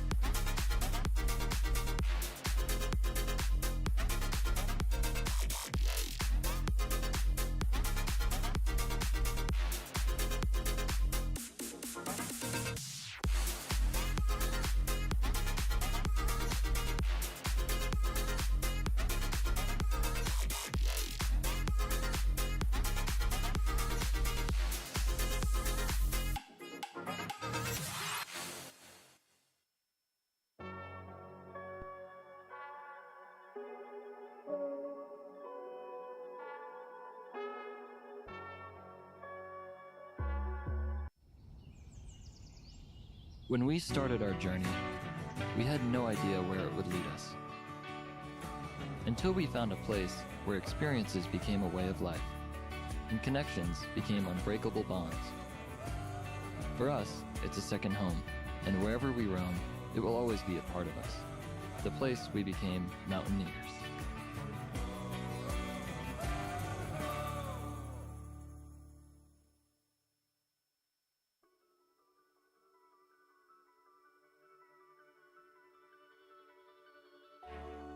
Education is the passport to the future, for tomorrow belongs to those who prepare for it today.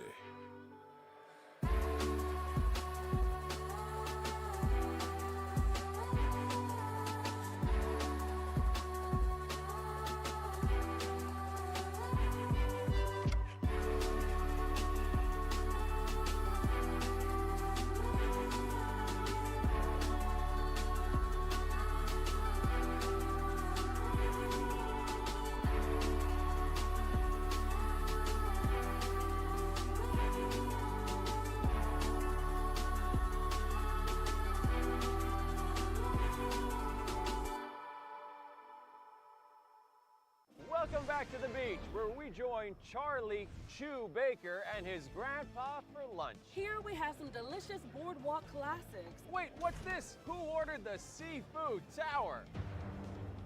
And a perfect plate call by little Charlie Chew Baker. The rookie takes it. How's that shrimp? What did you call me? Now that's how you beach with the best here at Myrtle Beach. Until next time, stay beachy. Plan your vacation at visitmyrtlebeach.com. Welcome back to the beach, where one super-powered father gave a whole new meaning to SPF. Here's Vacation Dad Tommy No-Tone Jones setting a daily record for sunscreen application. He's got reflexes like a cat. Amazing speed. Let's take another look. Now that's how you beach with the best in Myrtle Beach. So long and beach easy. Plan your best beach vacation at visitmyrtlebeach.com.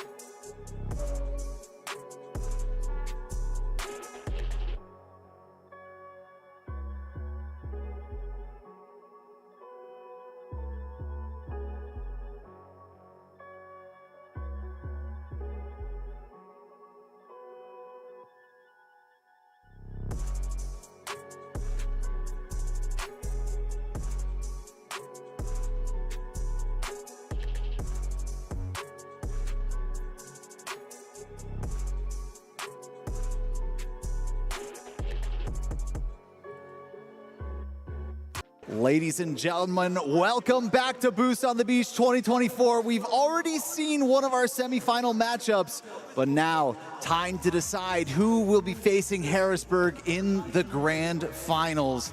I'm Zombie Xander. I'm here with Tiny Shiny, and we're going to bring you some more Rocket League action. This is going to be a good one, folks. Let's go ahead and take a look at the bracket and see how we got here so far. Tiny Shiny. Ole Miss, for example, have been taking their way through the group stage, through the entirety of the bracket, yet to drop a game. This team has been in rare form. Out of the top squads, they've always been ranked towards the bottom, yet they have proved the doubters wrong and now find themselves here in the semifinals, facing off against number 3 seed West Virginia, who have hit a couple bumps in the road, but have been able to recover with their incredible talent, their mechanics, to put themselves here today. Well, if we can call these four the Wall of Death, what do we call Harrisburg? Is there a pillar beyond the Wall of Death? Whatever comes beyond, man. I don't know what to tell you. Harrisburg are in incredible form today. This matchup alone is going to be taxing on these players, not to mention that just got Harrisburg sitting waiting for you in the grands.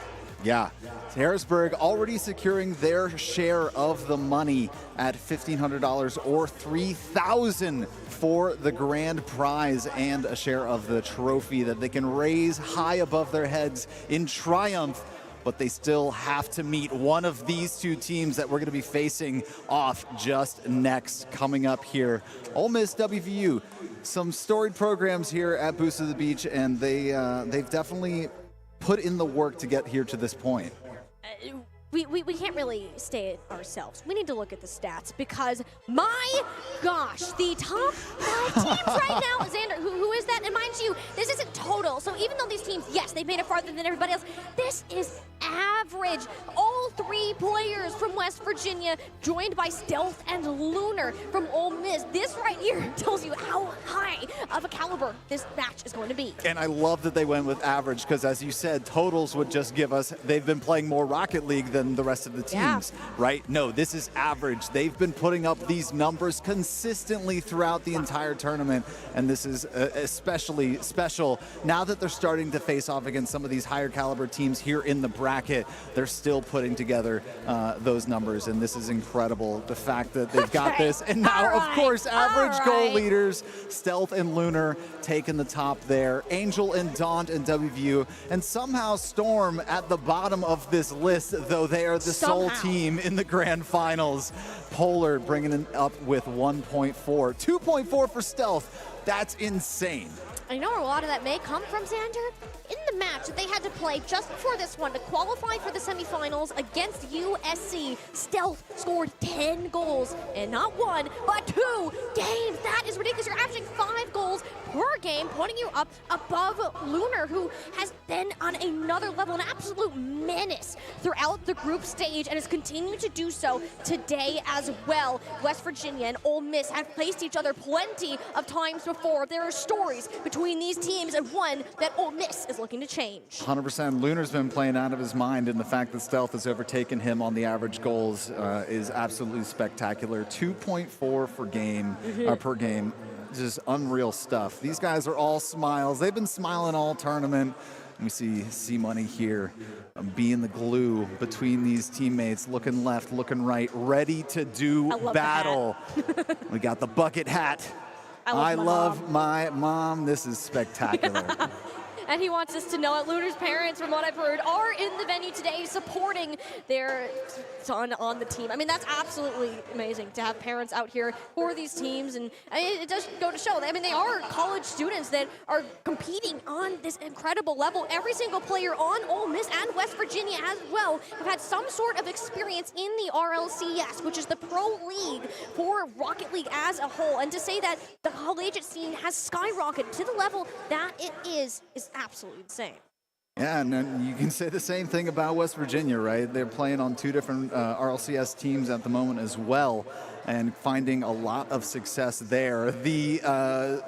I would say the difference between the collegiate Rocket League scene and the professional Rocket League scene, very similar, as the age for a lot of these students is right where they need to be in college, but they've got the caliber to be at the professional level as well. Some incredible stuff, and we can all call them professionals as they make it. If they win out this one, they're going to be taking home a little bit of money to boot. As we said before, $5,000 on the line for this tournament, and we're going to find out who will be joining Harrisburg in the grand finals. Ole Miss versus WVU semifinals starts now. It's Ole Miss on the winning end of the kickoff. Good from the back and dunk, but it's going to go a little bit wide. Oh man, Xander, we are getting straight into this game. Ole Miss, reality check for West Virginia, still dancing in front of the net. There has to be some way for WVU to get a clear right now. Ole Miss heavily in control. They want the revenge onto the team that has been messing with them the entirety of the season. Every single time that these two teams have faced within the past couple of months, it's been a 3-0 for WVU. Unbelievable stuff here so far. Still scoreless into the first minute. Back and forth these teams are going, and nobody really getting a decisive shot on goal other than that early one.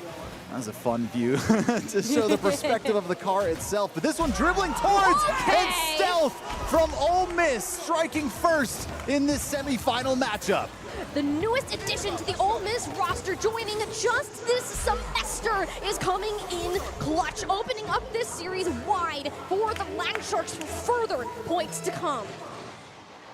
How does WVU respond here? Lunar winning the kickoff, gonna take this one over to the corner, gonna meet Angel, and now some help from Tool to get this one out to midfield. A transition needed for WVU to get this game equalized. Lunar to WVU's side. Tool gonna collect this one, a challenge by C-Money. Angel now over with Daunt, pushing this one to the back wall. Stealth out along the side wall to C-Money, a nice pass, but taken over by WVU. No production on offense quite yet, but here comes Daunt. Daunt's not gonna quite find it though. WVU playing as a team of individuals, and Ole Miss almost had an opportunity to strike back and forth. Ole Miss more together all week, and it's usually been a Lunar to Stealth, and that was almost what it became once again. WVU hanging on for dear life, looking for the turnaround, a whiff from the freshman. Be able to recover the ball within the corner. C-Money and Lunar rather close together, opting to give the space out from C-Money to Stealth, yet it's Tool on the defense. A great pass over to his Angel? teammate, and now going back the other way. Tool with the opportunity. An open goal, but Angel's going to be back there along, but a touch is going to center the ball. Nobody from Ole Miss there to clean it up. They're going to remain 1-0 scoreline as we get closer to halftime here at game number 1. Dawn to the corner with Lunar. A challenge by Stealth is going to set up the ball there at midfield. C-Money going to continue having this one right there where he can have his teammate Lunar try and get a shot on goal, but not quite enough. Now halfway through this game, Ole Miss been holding comfortably onto this lead, but they want to extend it further.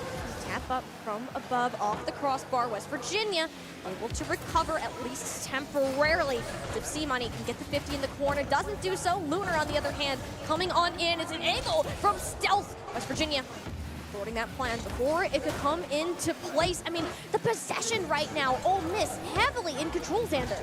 Absolutely. West Virginia looking to get a little bit more than just stabs at the Ole Miss goal. It's that sustained offense when you really put the defense on their back foot.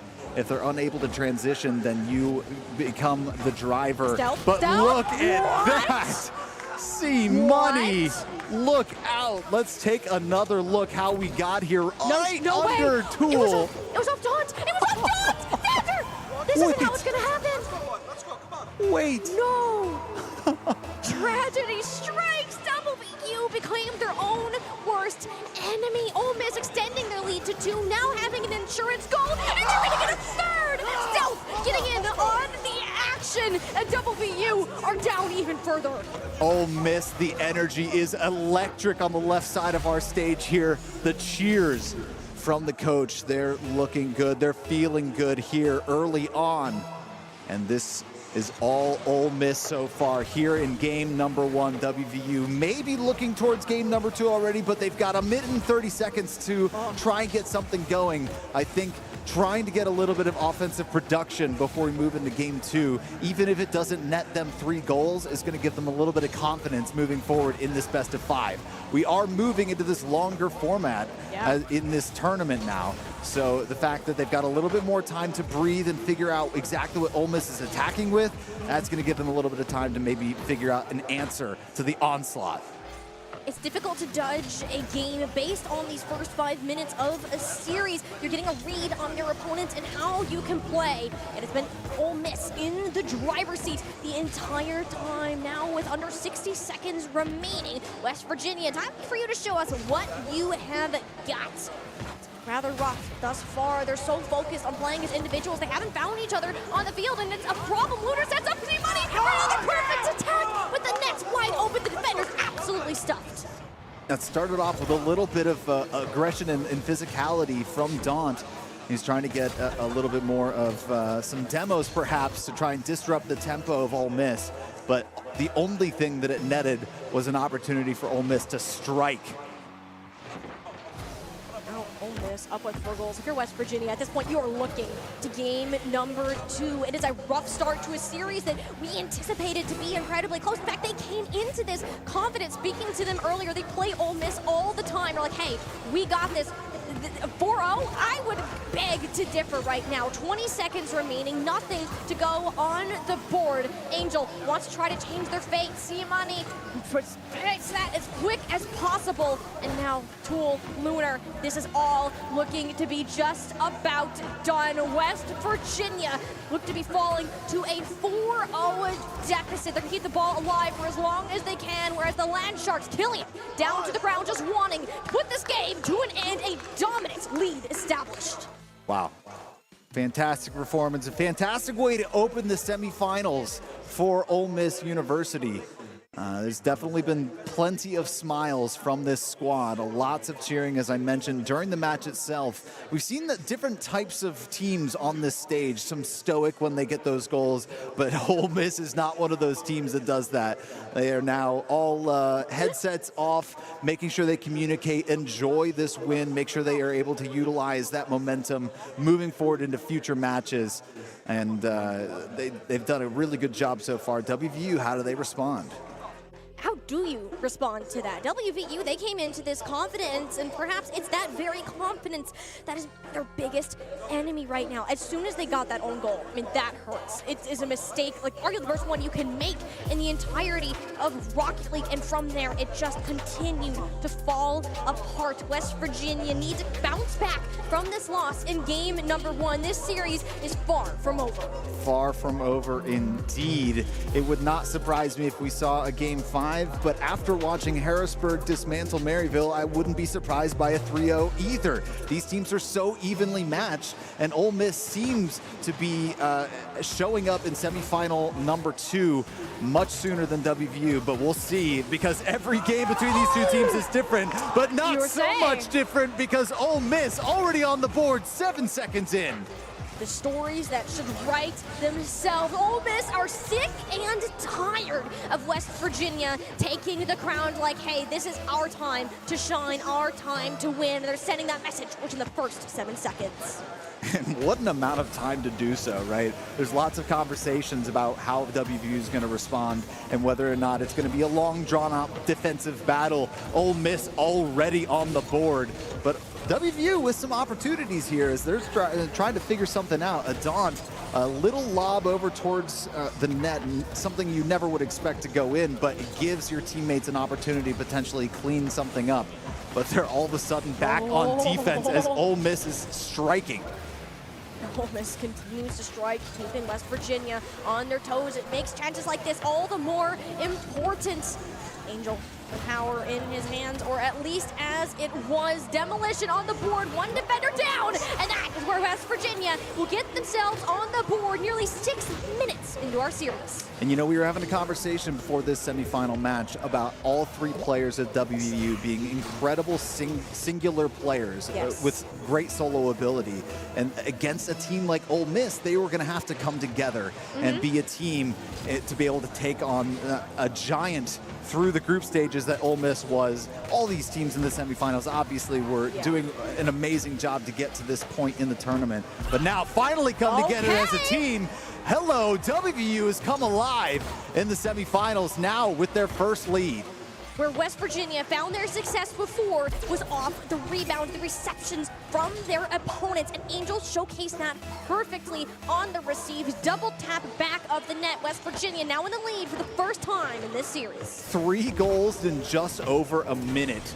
You know, we were talking a little bit about how some of these slower games can be tough from a commentary perspective.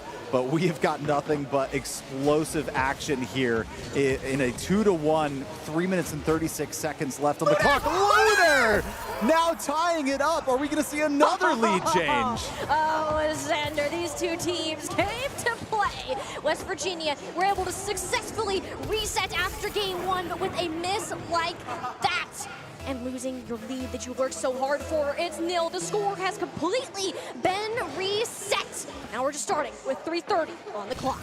Yeah, you start to wonder if you're Ole Miss, you get that first goal, you get the early lead, and then WVU drops 2 on you almost immediately.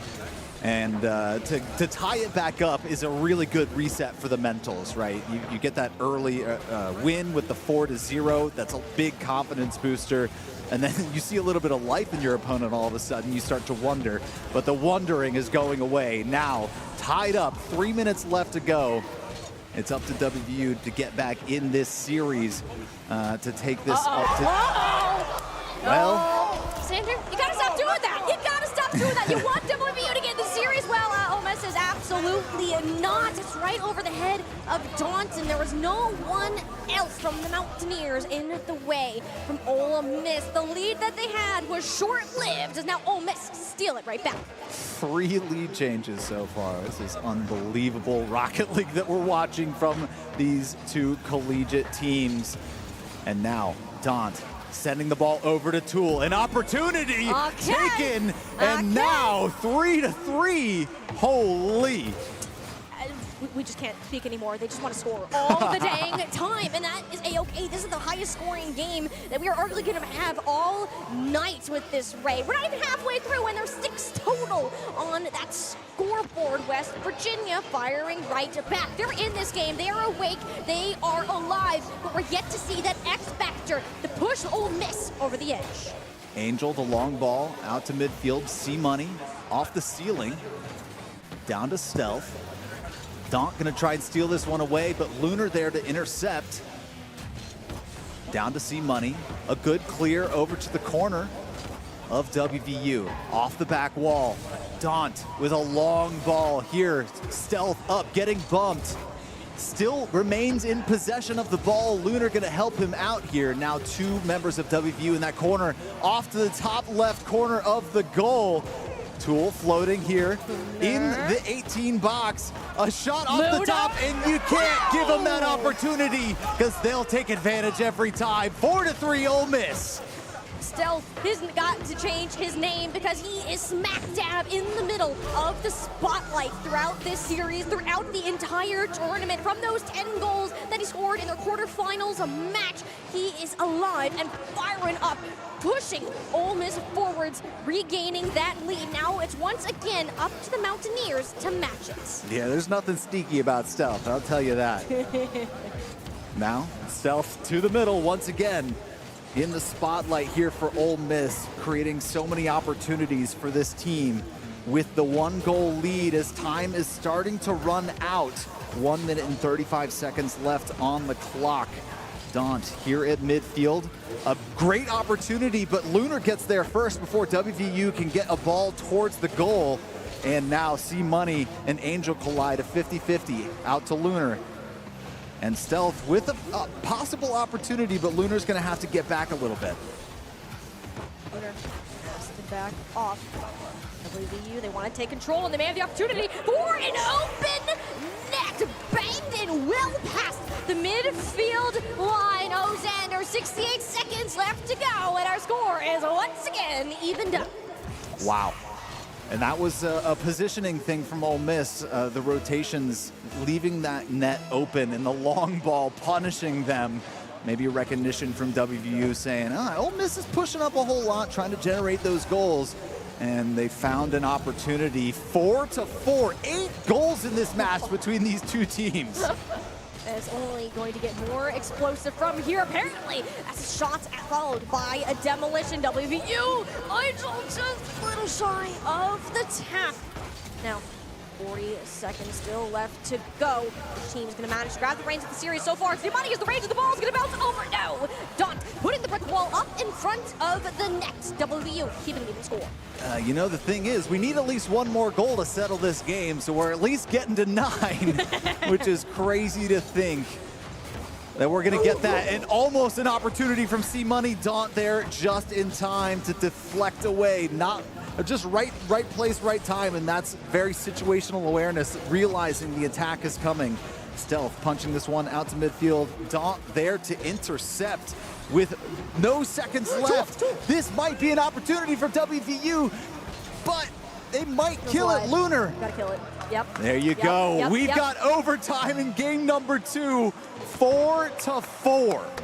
Xander, this is where we wanted the series to go, but it was almost just over. Tool gets the whip. That was the opportunity that they needed, and it is gone just in the blink of an eye. Virginia had the control of their own fate, and it may come back to haunt them later, unless Daunt can do something about it instead. This overtime will be going more than our initial 7 seconds of last series. Thank goodness for that. Although it was quite exciting to see 7-second overtime, I fully expect these teams to duke it out quite evenly, as now 4-4, still tied up after regulation. Though anyone can strike at the moment's notice. Lunar. There was an opportunity. Now going back Somebody the other way. You can't get much closer than this. An absolute nail biter. Both teams have to be white-knuckling their controllers right now. This is so intense with these shots making back and forth. He almost had another one. The defenses are working overtime, and it's Angel, the Guardian. Angel from above. WVU, they're still in this, and it's just a big boom back and forth. These open nets aren't going to come once again. And now you see the physicality, the demos coming down, trying to disrupt each other, but they trade there back and forth. A great shot. Daunt not quite having enough forward momentum to get that one away, but he's got help in Angel. The Guardian coming around, setting up Tool, but no, pinched back to his side of the field. A minute and 30 seconds now into overtime. Debate which team crumbles first. Both teams have had incredible offense, but what about the defense? I mean, these nets might not even exist at this point. I mean, they're just walls. It's a magical opportunity if the ball manages to float through WVU and Ole Miss. They're committing heavily onto this defense. They're not willing to take any risks, knowing the entirety of the game is on the line. Angel, demolition onto the stealth for perhaps an opportunity to work with Teal carry in from above, but the bump onto the following player is going to keep Ole Miss on their feet, their heads above water, but WVU's attack is going to continue, yet the defense is just even better. And for our folks here in the venue, this is golden goal. The next goal here wins this game number 2. So this is a knife's edge for both teams, a very tense moment as we are reaching basically another half of a game, which is it is a timeless overtime. We go until they score. So we really could be here all evening, which I don't think anybody would complain about the level properly. That's what playing. It's going to go in though. West Virginia needed to get themselves back in the game, back in the series. And they're going to do it. One regulation plus a half of an overtime to just sneak it over the edge. This is how close these two teams are playing, and Zed, we've got ourselves a series. We sure do. Wow, all 3 members of Ole Miss there right on the goal line. And that ball looked like it was going in either way. The last one to touch it, Angel, but he sure had some help, and it was going to be going through just about either way, depending on how far it was going to take, or how long it was going to take to dribble in. Wow, what a series we have. I can't believe that we were blessed with such a great overtime. So many goals in game number 2. WVU and Ole Miss are doing everything they can to try and get up on top. So many lead changes in that game.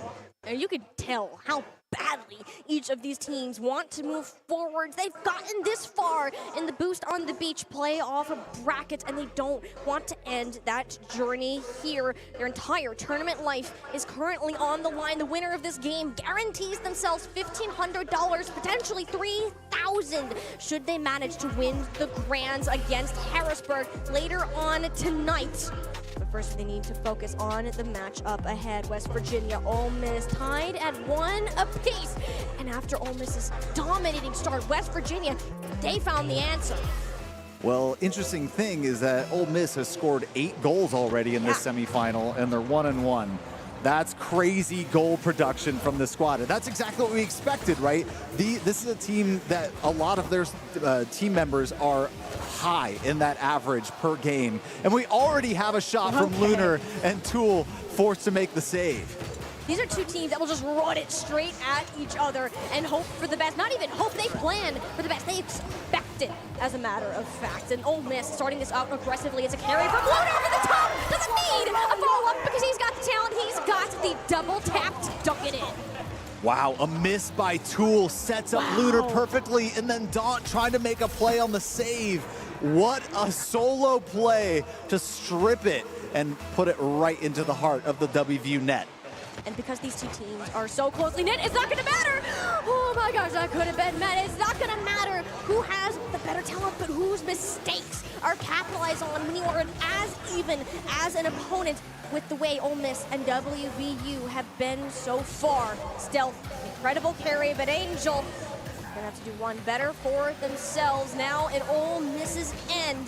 Gonna manage to find anything to work with. They're gonna opt to back out, get some more boost for a fresh rotate, because here comes Ole Miss. And Ole Miss seems to be, so far in this game, not necessarily waiting for WVU to make mistakes, but actually forcing them to make mistakes, especially with that solo play we saw out of Lunar. So this is already heating up. Ole Miss, this is exactly how the previous games have started, right? Ole Miss with that early lead, and they still have so much time to hang on to it, plenty of time, especially if it's anything like previous games. WVU ready to strike again.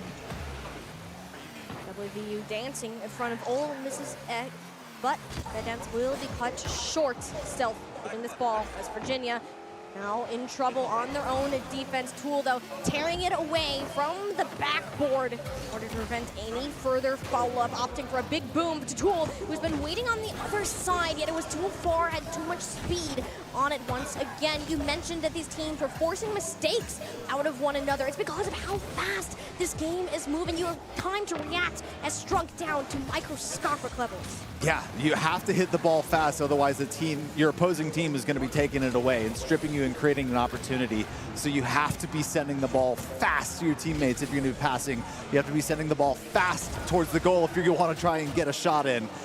Of course, except for that overtime goal from Angel that dribbled in, but that was just an insane angle that he was able to hit. And it's unlikely that WVU will be able to do something like that again. You mentioned it earlier as we were talking, and if WVU want to contend with some of these big names like Ole Miss, Maryville, what else, you have to be able to work as a team. While your individual talent can take you far, it's not going to help in moments such as this. Ole Miss holding onto the lead for quite some time, looking to extend it. And it's Angel, last line of defense. Well, we saw actually, wow, what a save. C-Money able to get there just in time. As I was saying, we saw a little bit of adversity from WVU facing Harrisburg as the first matchup in the tournament in a best of 3. Of course, they're gonna have to face them either way, but to open up your matchups with basically, the team that's waiting in the grand finals because of how they performed this weekend. This is exactly how that went, actually, with WVU losing the first game, winning the second game, and Harrisburg closing out the short best of 3. They're going to have a little bit more time this series in a best of 5 format to try and make something happen. They're still currently behind 1-0, 90 seconds left on the clock, and what a shot from Lunar! Lunar, look at this setup. It's a reception from Stealth. Perfect pass to Lunar in center. But the key thing there, it wasn't on him. It was a mistake from WVU. Tool had the read. He knew where he had to be, but he was nowhere to be seen. Yeah, the challenge a little bit off. It almost looked like he might have touched it. I couldn't quite tell. And a redirect, but they're going to respond, and we're back to a one-score game. 80 seconds. WVU, they've now gotten themselves on the board and proven to their team that, hey, we got 1 point, we can get one more. I will not be shocked if we end up in a second overtime with how both squads have been performing out on this pitch. Let's see how it develops. Daunt with a nice steal from Lunar, up to the side. Daunt now with Stealth in front of the net. Tool gonna take this one over through the air, meeting C-Money on the side wall. Now an onslaught from Angel and Daunt. Perhaps a lob over to Tool, but Stealth intercepting before that can be part of the conversation. Stealth still with the ball. Wow. Trying to pass it down, but Angel there first to the far corner. Now, Lunar, a big punch, an opportunity for Tool to send this one right into the center, but no, Stealth, a good clear. Stealth gonna manage to get the clear and touch up to C-Money, resulting in a shot, but no goal on the board. Now it's gonna be tapped up high, looking for Lunar. Tool clearly managing to drill that ball down into the ground, killing its momentum, but not Ole Misses. They're gonna be C-Money. Look at that carry. It might have been Stealth that took the goal in the end, but the sit-up Sander is incredible. It's kind of all three. Oh, no, Stealth is there. Absolutely. What a play by Ole Miss to potentially put this one away. Now up by 2. Just 24 seconds left to go. WVU had the opportunity a couple different times to try and get a shot on goal. Ole Miss been shutting them down so well. Miss on track to get themselves up to match point in this series. They have the insurance goal. It's going to take a miracle for WVU to manage to in the next 4 seconds, and it has officially become impossible. Ole Miss, the underdogs, the team that was just trying to prove themselves that, hey, we can contend with the top, are now up to match point, 1 game away from going to the grand finals. We're just looking at some statistics recently, and we were talking about how WVU scrimming Ole Miss plenty of times. They've recently actually 3-0'd them in this in sort of a scrimmage format. And now Ole Miss is not messing around. When there's money on the line, they come out swinging. And here's what I'm noticing too. Look at their coach. Look at their team. These guys are active. They're motivated. And like, they're celebrating. We can hear their shouts every time the ball goes into the net. They're happy to be here. That mindset is positive. And now they are just one step away from proving that they can once again contend for the top among some of the best teams that you're going to find in Collegiate Rocket League. Yeah, this is, like you said, they're one game away. And if I'm WVU, I've got to take some time, reset, and that's potentially what this is a quick timeout because they know that they can utilize this time, maybe steal away a bit of momentum that Ole Miss is working with in the early parts of this matchup. We're moving into game 4. Yeah. Now, WVU needs to win both if they want to push forward. Ole Miss just needs the one because they've done the work up until this point. This is huge for both teams.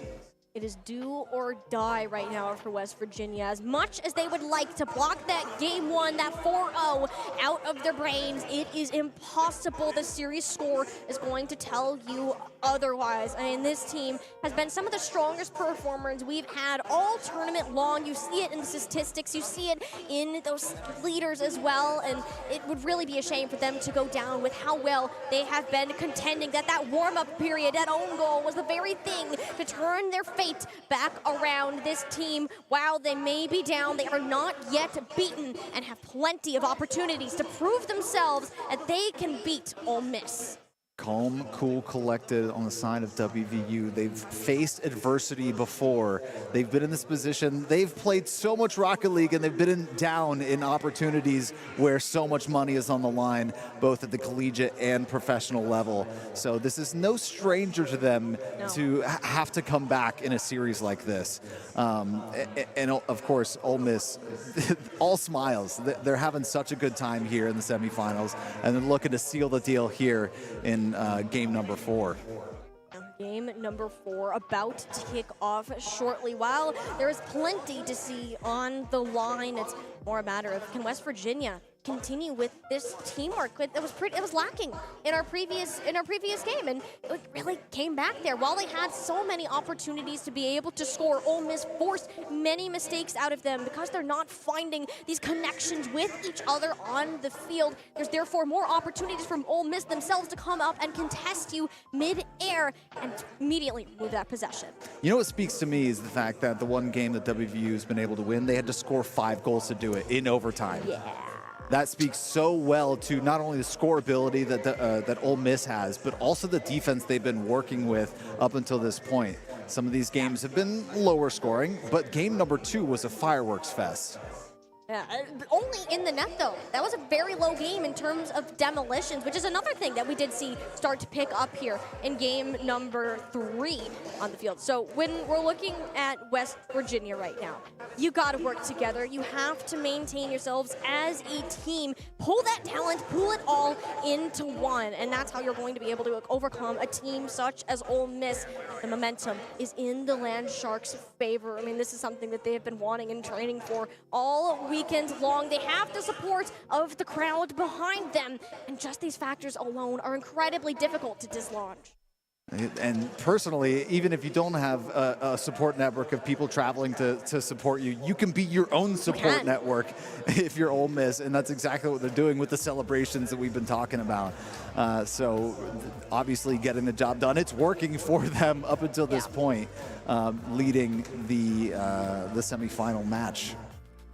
I mean, the semifinals are just step 1, though. I mean, think about how exhausting this game has to be. Both of these teams have to play another match after this, whether it's against Harrisburg in the grand finals or Maryville for that 3rd place. And just to think about that alone, that's scary. Harrisburg is just knocking teams out one by one, where as Maryville, they're going to be hungry for that revenge. Only one of those teams is going to manage to get the prize pool from today.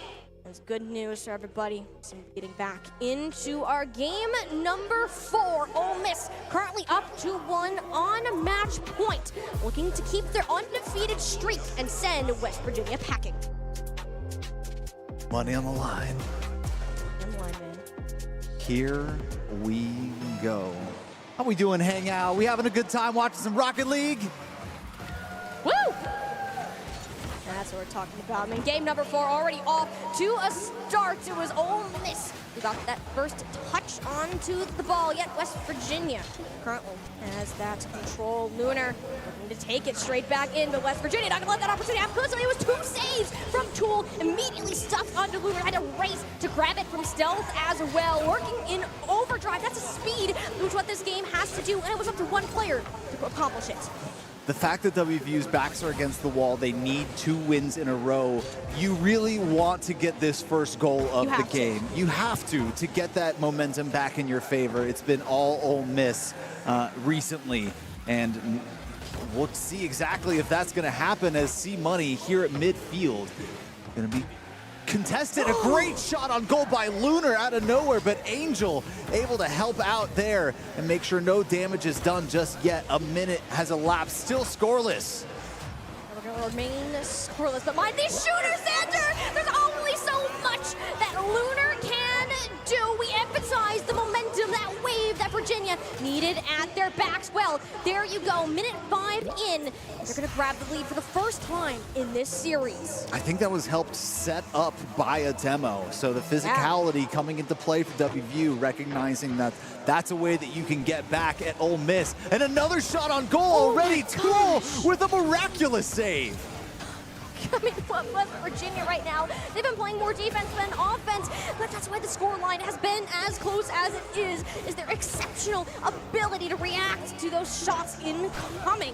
Ole Miss are laying them on heavy. I mean, there's another one in the feed from Dog Standard. I can't wait to see the statistics after this game. Oh, me neither. And that's how you're going to stop Ole Miss. They're such an offensive-heavy team.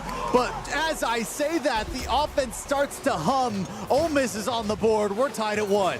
They're tied at 1. I mean, that's again Tool just needing the misread. It hit off his car, then went straight back in Stealth's hand. A small personal pass, like, all right, thank you. I'm going to take this home. West Virginia's lead completely nullified. Wow. Very quickly at that. That's going to be a demo down onto Angel off the field for but a moment. Meeting there at midfield. Advantage to C-Money. But a good challenge by Angel to get this one back out of the half. Now Stealth, a little bit awkward, but he's got some help from Lunar. And now Tool and Angel the demo! The demo actually was Tool getting demoed, but Angel able to get this beautiful shot off. Let's take another look. It would have been Angel. It was actually a pass received from the far half of the field, and West Virginia weren't prepared for something of that length. That was a full boost tank that had to be used in order to receive that final tap where Ole Miss were outmatched in the resource game. 3 minutes on the clock. Ole Miss not worried thus far, especially the way that they're attacking the orange side of the pitch. Now Angel back the other way. Angel has been an absolute stud on this field so far, both on the defensive and offensive side of the ball. But look out, here comes Stealth. Look out, here comes Stealth, and not so stealthy of fashion, carried down from the top ropes. Yet it won't amount to much, but Tool shot in the back of the net. Well, it's these long games that are keeping West Virginia in this series, and this is now the largest lead that they have had all game. And Xander, this just might be the turning point that they needed. What was that? Out of Tool, what a long shot from behind half field. I was like, I don't feel like that's going in, but it does look like it's on the money. And lo and behold, a 3-1 lead for WVU here in game number 4. Ole Miss showing cracks in the armor here. Cracks in the armor, and this is the first time that they've really been on the losing end a lot of this in terms of this possession, right? West Virginia have had their hands all over this ball, and Aspie incredible slice from Stealth to make it happen. Not there to Thor to continue a carry of his own. The net is wide open. The bump onto the defender, West Virginia. Where is this coming from? Well, we always knew that this team was full of really star-studded players, and it didn't really feel like they were able to get any sort of feeling going together as a team. And now, more than ever, a 4-1 lead over Ole Miss when they needed it most to send this to a game number 5. They are putting all the pieces together, but just as I say that, Ole Miss strikes back to bring it within 2. And that's how you break the momentum. West Virginia have scored the last 3 goals now. Coming back into it. Lunar now having that. It's going to be enough time for Ole Miss to work with how well WVU are working together.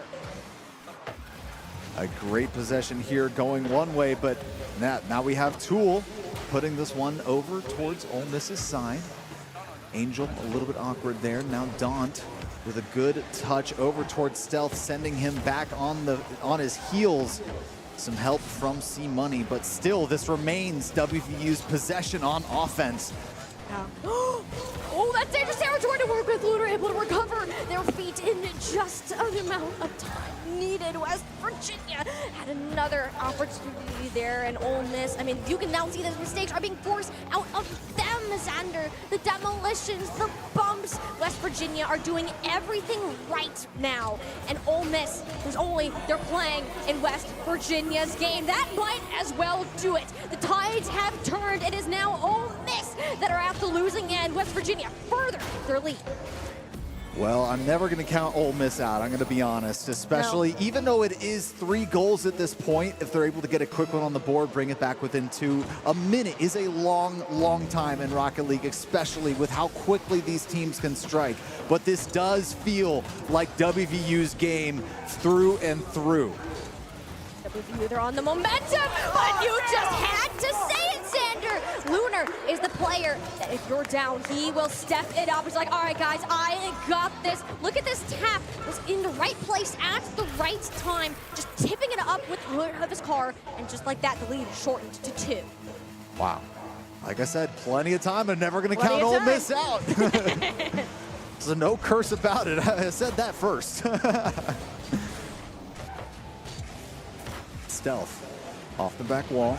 A good demo, an opportunity. This one's going in. It's a 1-score game. No, Xander, it's happening. It is so happening. And this time, you summoned it yourself. Ole Miss never count them out of the game. West Virginia are falling apart, but up on their own knees. They've exploded into a fireball. And now, what they did so well, what they worked so hard to earn, is now in jeopardy. What is this newfound power I have to summon the strength of Ole Miss?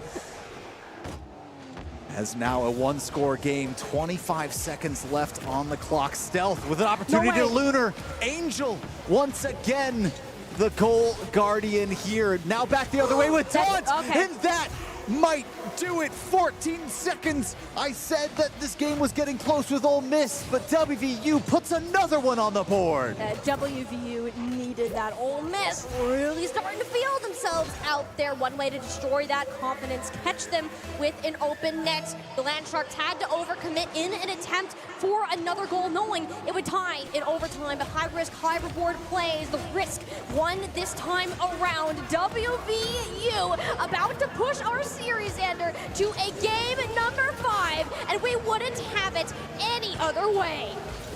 And you know what? WVU, in order to win this game, once again needed to score 5 points. 5 points to Ole Miss's 4. They put 6 on the board just for insurance. And ladies and gentlemen, we're going to game 5.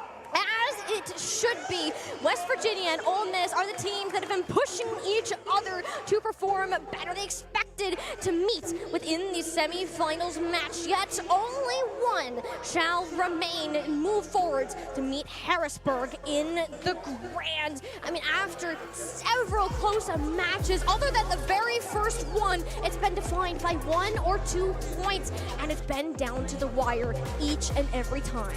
What a completely different looking semifinal from the first one, the 3-0 Harrisburg over Maryville. And now we find ourselves all tied up 2-2 between West Virginia and Ole Miss, the number 2 and 3 seeds respectively. What a match we have. Blessed to be able to go into the inevitable tiebreaker that is Game 5s. And luckily, we also get Game 7s at our grand final, so could very well be seeing that down the road as well. Again, we have Harrisburg waiting there in the grand finals, but we have still yet to decide who's going to be facing them as these two teams continue to punch each other in the face, so to speak, with the amount of goals that they're scoring on one another. It's what do you say about this game other than this is what we expected? West Virginia and Ole Miss have so much talent between their two teams. Ole Miss has taken that back seat more often than not, often the groom to the shining bride at the wedding. And when we look at West Virginia, I mean, they came away with the NECC and the NACE Championship, two major collegiate leagues incredibly recently, and they're familiar with winning as a school. They have more time as a team, where as Ole Miss here, they're working on getting Stealth a recent joining to their roster while simultaneously competing within the RLC. Yes, and with all of this combined, yes, it is a ton of Rocket League. Yes, it pushes you to improve. But when it comes down to the wire at this, those skills couldn't be more valuable. Absolutely. It looks like we potentially have another timeout, a tactical timeout, in order to maybe a good tactical timeout, of course, which again can utilize an opportunity to steal that momentum back, right? If this is an Ole Miss, which I would assume, right, an Ole Miss timeout, knowing that you lost your last match to have to, where you could have put it away. That's mentally affecting you potentially, right? Emotions are running high in this best of 5 where you were up 2-1. Now it's 2-2. You've got to go to game 5. This is a very intense moment for these players. And we've got a lot of great people here in the crowd that are also eating dinner and watching and enjoying themselves here at the Hangout in Myrtle Beach, South Carolina. This has been an incredible journey that we've had so far. And we're going to send you to a quick be right back as we let these teams do their timeout, and we'll be bringing you game number 5 here in just a moment. Please don't go away.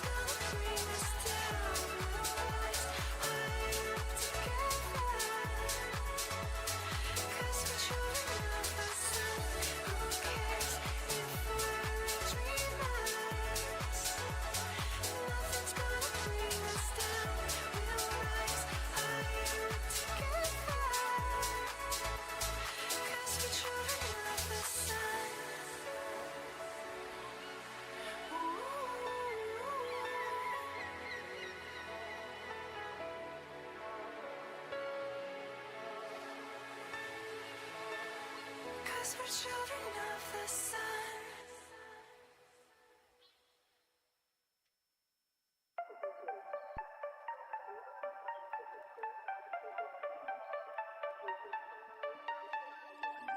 Hand out, she holds. It's feeling like we've been here before. We're both so broke. That's something that'll keep us afloat. Don't walk too slow. We can't keep falling deeper again.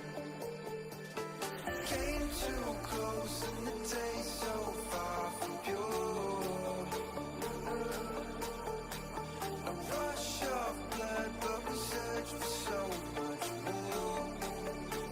We've all been here before.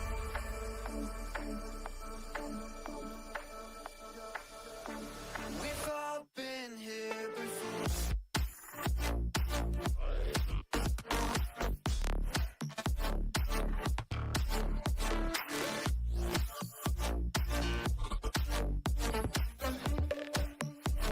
We've all been here before.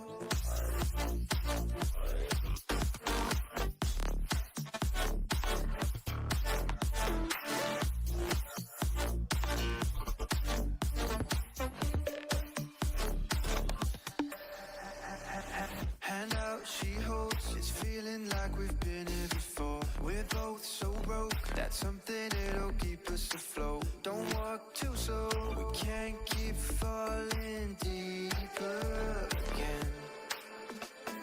Came too close and the taste so far from pure. A rush of blood, but we search for so much more. We've all been here before.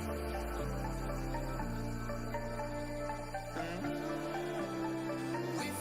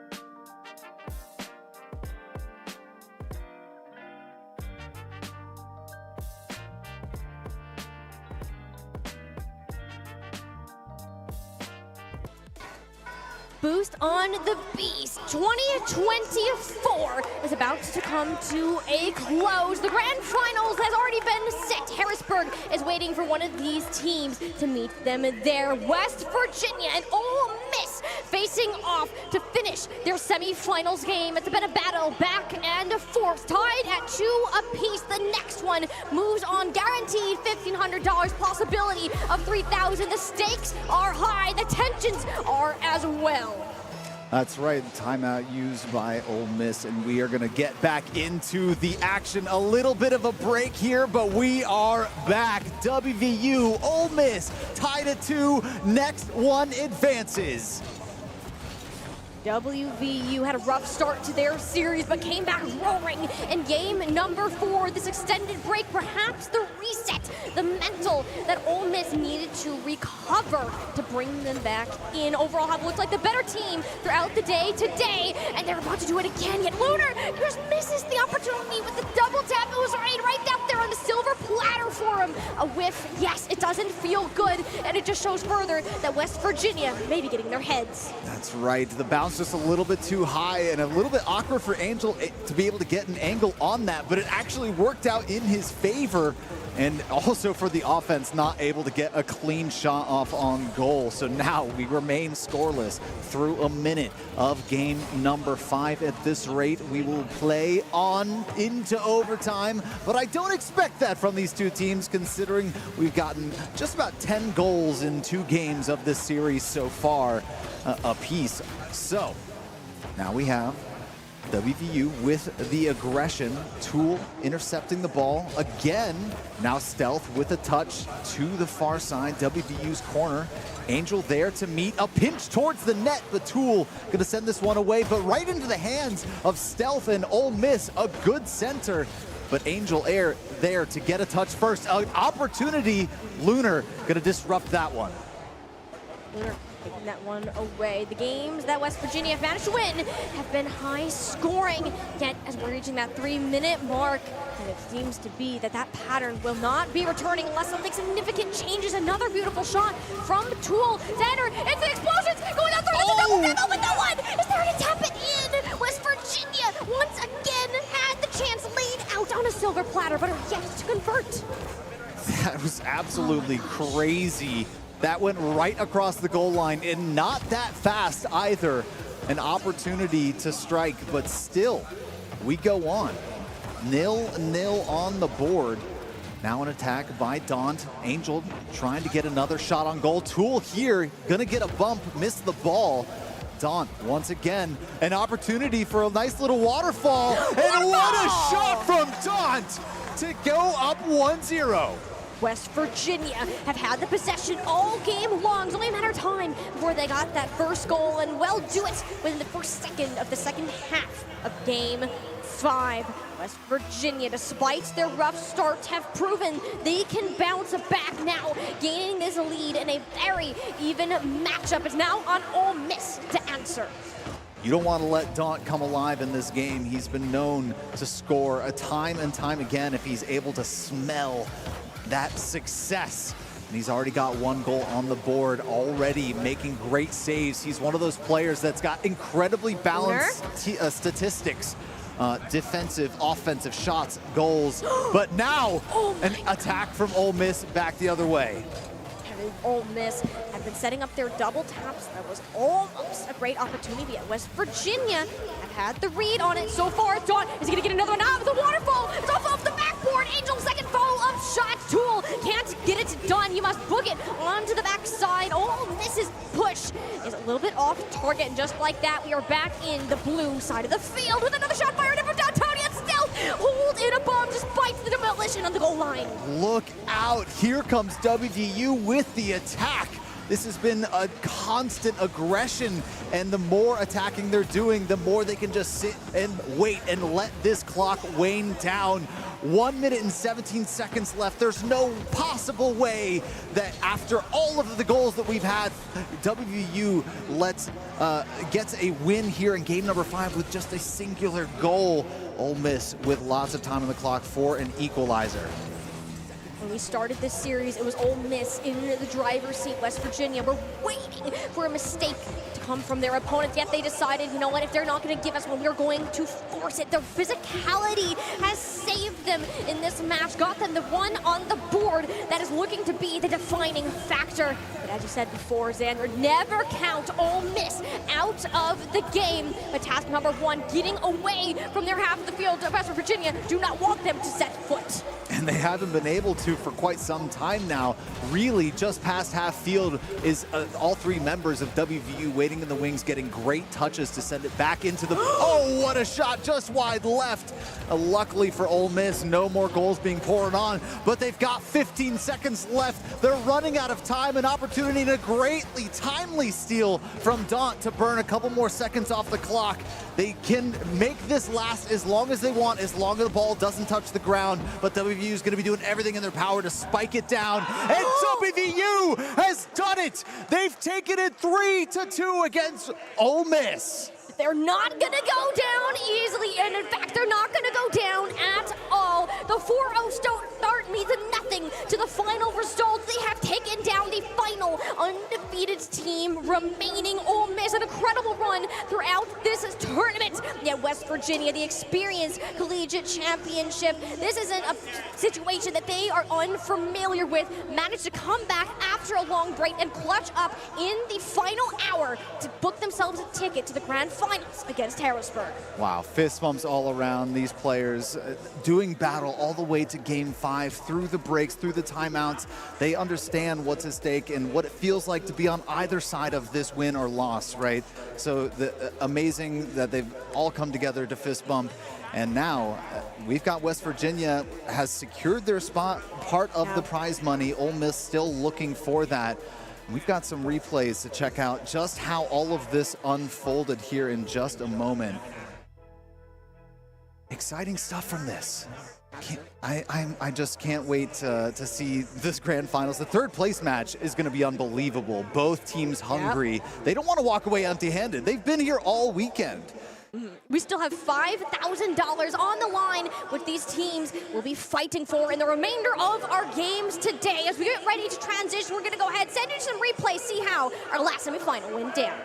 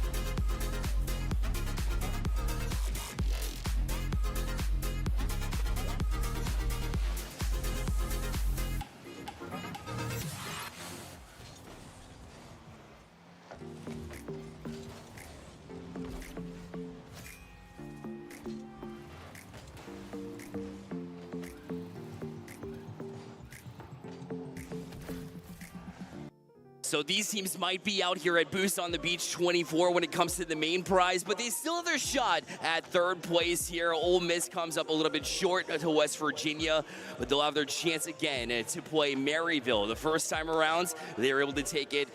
TJ, welcome back with us. Glad to have you back. Of course, it's a pleasure to be here. 12 teams have entered Myrtle Beach to fight for the $5,000 prize pool, but one of these teams in this next match will walk away empty-handed. It is the third place match here with Maryville and Ole Miss, both teams fighting strongly throughout this entire bracket but now you have one life, one more game, one more series between you and $500. It's time to forget about what happened in the semifinals. They want to make sure that they hit the ground running here. And for me, Ole Miss perfect until that moment, and how close it was. How they established the lead in that semifinals. It just got away from them, but that does not mean that they're going to hang their heads about it. They're going to jump back in and get things going. Maryville has looked pretty vulnerable here, to be honest. And so I'd love to see them come out, maybe give them a run for their money, as we know they're capable of. Yeah, Ole Miss, you're right, has looked impenetrable all day. They've been leading on every offensive stat imaginable, and then there, when it matters most, they can't find the last goal. But Maryville having plenty of issues of their own, having to take a forfeit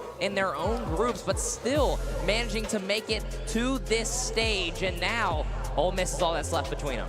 That's it. It's a big obstacle to get to from where you were to where you're going. But right now, we're going to crank things up. 5 minutes on the clock. Third place match begins right now. Boost on the beach, 24, ready to give everybody here at the Hangout just a little more. And now we'll see a shot go right side, and it was almost open, but not open enough. Oh, they had the opportunity right off the bat. Ole Miss going to try to match that energy. They're fresh off of the last series with West Virginia's shot taken as well. But a good answer there from the defense of Maryville. Of course, what more would you expect from Ole Miss? The shots will already be piling on, but don't count out Maryville, as that one will bounce just barely off the crossbar. Now, Ole Miss looking for a counter. It's Lunar, not normally the passer, but playing his role. And Maryville right back down. Look at the transition speed from this team. Couldn't find that double touch, but the follow-up is there. But Stealth makes a big save here. And man, oh man, the pace is absolutely lit here for a third place match. If you aren't familiar, you would think this is an RLCS match. Both these teams, all 6 players, so insanely talented, performing plays almost like what Knight's gonna do. And that's something that we'll get used to very quickly. Oh yeah, man, Knight's ready to chip this one forward as well. And Buddy will chase, but a good touch away as Stealth was ready for it too, but only got as far as center field. Here is Animal to try to direct it back in. C-Money stands in the way. C-Money has been the facilitator of every play that Ole Miss has run. The assist count on him has got to be past 50 at this point. He's been excellent in setting up his teammates. He's been the rock of this team. He sits in the dead center, and honestly, I think that's where the difference comes from. Is you look at Buddy at the center of Maryville, facilitating, enabling, and that's exactly what C-Money does. But both their mechanical abilities still just as insane, and still trying to find the back of the net. You know, typically in this situation, in a third place game in a best of 5, you'd say, oh, game 1, a filling out process. No, these two teams know each other incredibly well. That's why they're out to this pace already. And look, Stealth looking at an open net, he missed it. You don't see that too often. Stealth, maybe off that last series, losing that tough game 5, maybe it's got them just out of their rhythm, but so far still standing strong on defense. That touch goes a little further out than Stealth would have liked, and now it's a fake challenge from Knight. He might accidentally pass this to a player. Wide open net, dead center. Lunar makes it 1-0. Well, if they were lingering on that mistake in game 5 against West Virginia, no more. Oh, Knight was trying to find the teammate there across the middle. If you're gonna try that play, you have to be 100% confident, otherwise you'll see that play blow up like we did. It's got to be higher in the air, it's got to be to a teammate, and nothing will happen. But Maryville, it doesn't matter. 1-1. That's crazy. All right, a quick answer is what you need. Yes, sure, you had a mistake. Talk about brushing off the shoulders like we saw from Ole Miss. A quick answer from Maryville is exactly what the doctor ordered. And Adam does such a good job of playing that second man role, cheating up on kickoff there, but also this entire tournament. He has filled the gaps where Buddy is defending and enabling, and where Knight is just simply being himself, but Lunar doing his best impression like he's been doing all weekend. Maryville definitely woke up there, and now look as they take C-Money off the pitch. Adam will have room to work with here. Trying to use that back wall, but unfortunately he pinched it, so 20 too hard. So we'll crash into the box here when Lunar tries to settle the right on, and an extra touch as well. And Stealth, luckily he was bent on the backtrack, otherwise that was pretty free. Stealth, a dominance player, and it comes to advantage on defense, where it's just that flat panel you can use to make something happen. Whoa. As Lunar gets over to the flip reset, but it won't be there just yet. No, but still trying for it. C-Money gonna crash in as well. By the time he's able to, a good challenge there from Maryville to try and settle in, and finally the pace just a little bit slower. I mean, it's still end to end, but a lot more coordinated than we saw in the first couple minutes. And so far now we're finally starting to fall into that rhythm. The nerves may be starting to settle down. These players are used to these bright lights, these big moments, but we're right back where we were at the beginning of this game. Who's gonna take the lead once again?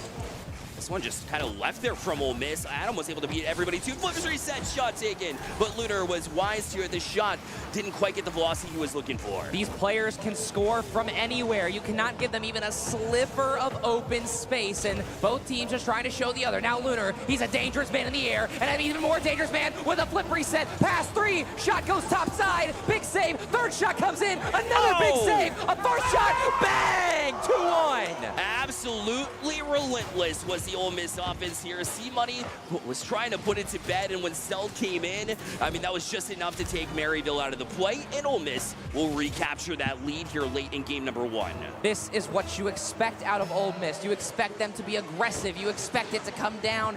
No matter how many shots, it will find the back of the net. It's just a matter of when, and well, we have our answer. And Lunar's got space. He'll pop this one high. It's well over the net, but they'll try to relax into it. Knight's just going to leave it for a teammate here. Good coordination finally from the Maryville defense as they were uncoordinated from the Ole Miss onslaught. Now we saw just a moment ago. Now with a minute left, C-Money trying to control this one's got to go to the front of his car. Knight eventually able to challenge here. Lunar pops it high, but not past 3. Adam able to get back in defense. Stealth back flipping. He sees that Knight is coming with full boost and a flip reset, but now Knight quickly runs out, and now they're going to try and find each other middle. But now Lunar's got to watch his back. He's got a player on. He's got to go wall quick. Does. Backboard. Double. Middle. Another one trying to pinch it there, but it won't go. The way that Lunar's able to focus in on play is absolutely unmatched. It's unparalleled. Try to shot chip and find a teammate out in front, none to be found, and it falls all the way back to the Ole Miss ends, and they're just content to kill some time here in this game 1 with just 23 seconds left. They're playing a bit of keep away from Maryville. They're going to have to find a way to start the wrenches, but there's just no way out. And Ole Miss was in the reverse of this last game. In West Virginia, they normally had the lead, and then it was up to Ole Miss to find a last-second goal. But now this pressure is it's just relentless, and there's nothing you can do about it. But now Maryville looking for a counter. They get just enough room to maybe get something going, but Lunar gonna make sure that that's not the case. Now just needs to hit the ground or maybe find an extra shot. It's dead center. Ball stays up. 3 members of Maryville with boost and a dream to find this tying goal. Goes middle. Buddy off the corner. Player not gonna find it, and Ole Miss takes game 1. Ole Miss able to just hold off this team. They were striking back, though, and Ole Miss did just enough to create enough chaos in their offensive zone to not allow Maryville to transition back, because you felt it at that 0-second mark, TJ. They were coming hot. You keep them alive, you keep them away, you get the 1-0 lead, you establish it here, and it doesn't seem like much in a best-of-5 to win game 1 sometimes, but let me tell you, in this situation, when we have the talent that we have here today, that is huge. And also with a best-of-5, that talent, there's no skill gaps. Everyone is so incredibly close, and that first game is so important because the only difference between these teams is mental and momentum. Yeah, 100%. And listen, momentum should not be on the side of Ole Miss after that tough loss in game number 5, but here they are standing strong and getting that first win on the board. Maryville has had a very crowded weekend, a bit of a mental fortitude that they needed to show in the many situations that presented themselves this weekend, and yet, we see them still hanging around. It wasn't their best semifinals performance at all. They were 3-0'd, but they're still hanging close with Ole Miss. Now Ole Miss trying to strike back here in this game number 2. And of course, some teams after losing a series like that, maybe they'll put out, but both these teams have still so much money to play for and so much talent as Lunar's gonna try and go middle. Stealth gonna get a chance to dribble, has enough boost to maybe get a flip reset, gets 1 touch instead, and there's 2 Ole Miss attackers crashing, but nothing will land. I like the idea from Lunar there to try to jump out and get that bump and demo right in front of the net. That'll create all sorts of space, but he jumped out a little bit too late, so he wasn't allowed the chance to create what we was looking for. But this time he is on it. Challenge from C-Money comes a little bit late as well. That'll allow Maryville to at least march out this center, but look as they direct it right back in.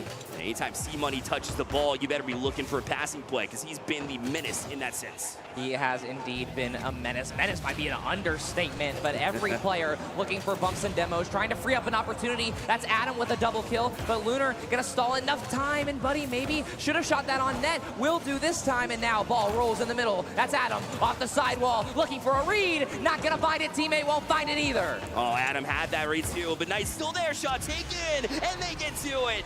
distracted the defense just enough, and Knight will put that in. Maryville's got this 1-0 lead. Similar to Ole Miss game-winning goal of game 1, it just was too many shots. All 3 players from Maryville in the Ole Miss net making bumps or just trying to create any sort of space they can, and though those margins were so slim, they still find the goal.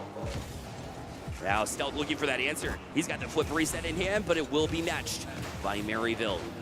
Now we'll try to march forward towards the offensive side. There's a good shot opportunity, but it was off the mark. Stealth wasn't taking any chances, still got up to get that touch because it's so open the other way, but now you see Knights as he challenges here, but C-Money up for the task to at least get it out to the corner. And now Maryville looking strong once again. They're building more and more pressure in the Ole Miss half, and Ole Miss trying to find some of these midfield 50s, these midfield bumps, but nothing landing, including that one right there. But now the pressure slowly starting to build. Maryville on the counter attack, looking for a pass, will not find one. Now Lunar gonna try and use the corner to his advantage, but somebody's there to read it.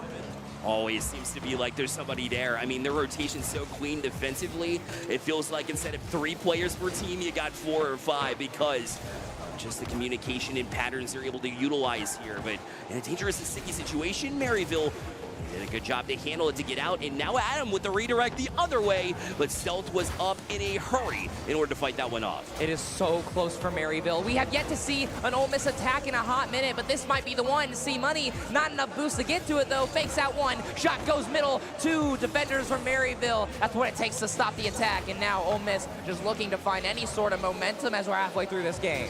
Buddy, space to work with. He'll flip is directly into the hands of Knight. Great pass. He'll leave it again for the give and go, but it was not executed the way they wanted to. Now we're ticking down to 2 minutes left. Maryville's turn to maybe run some clock here, DJ, because right now goals are coming at a premium.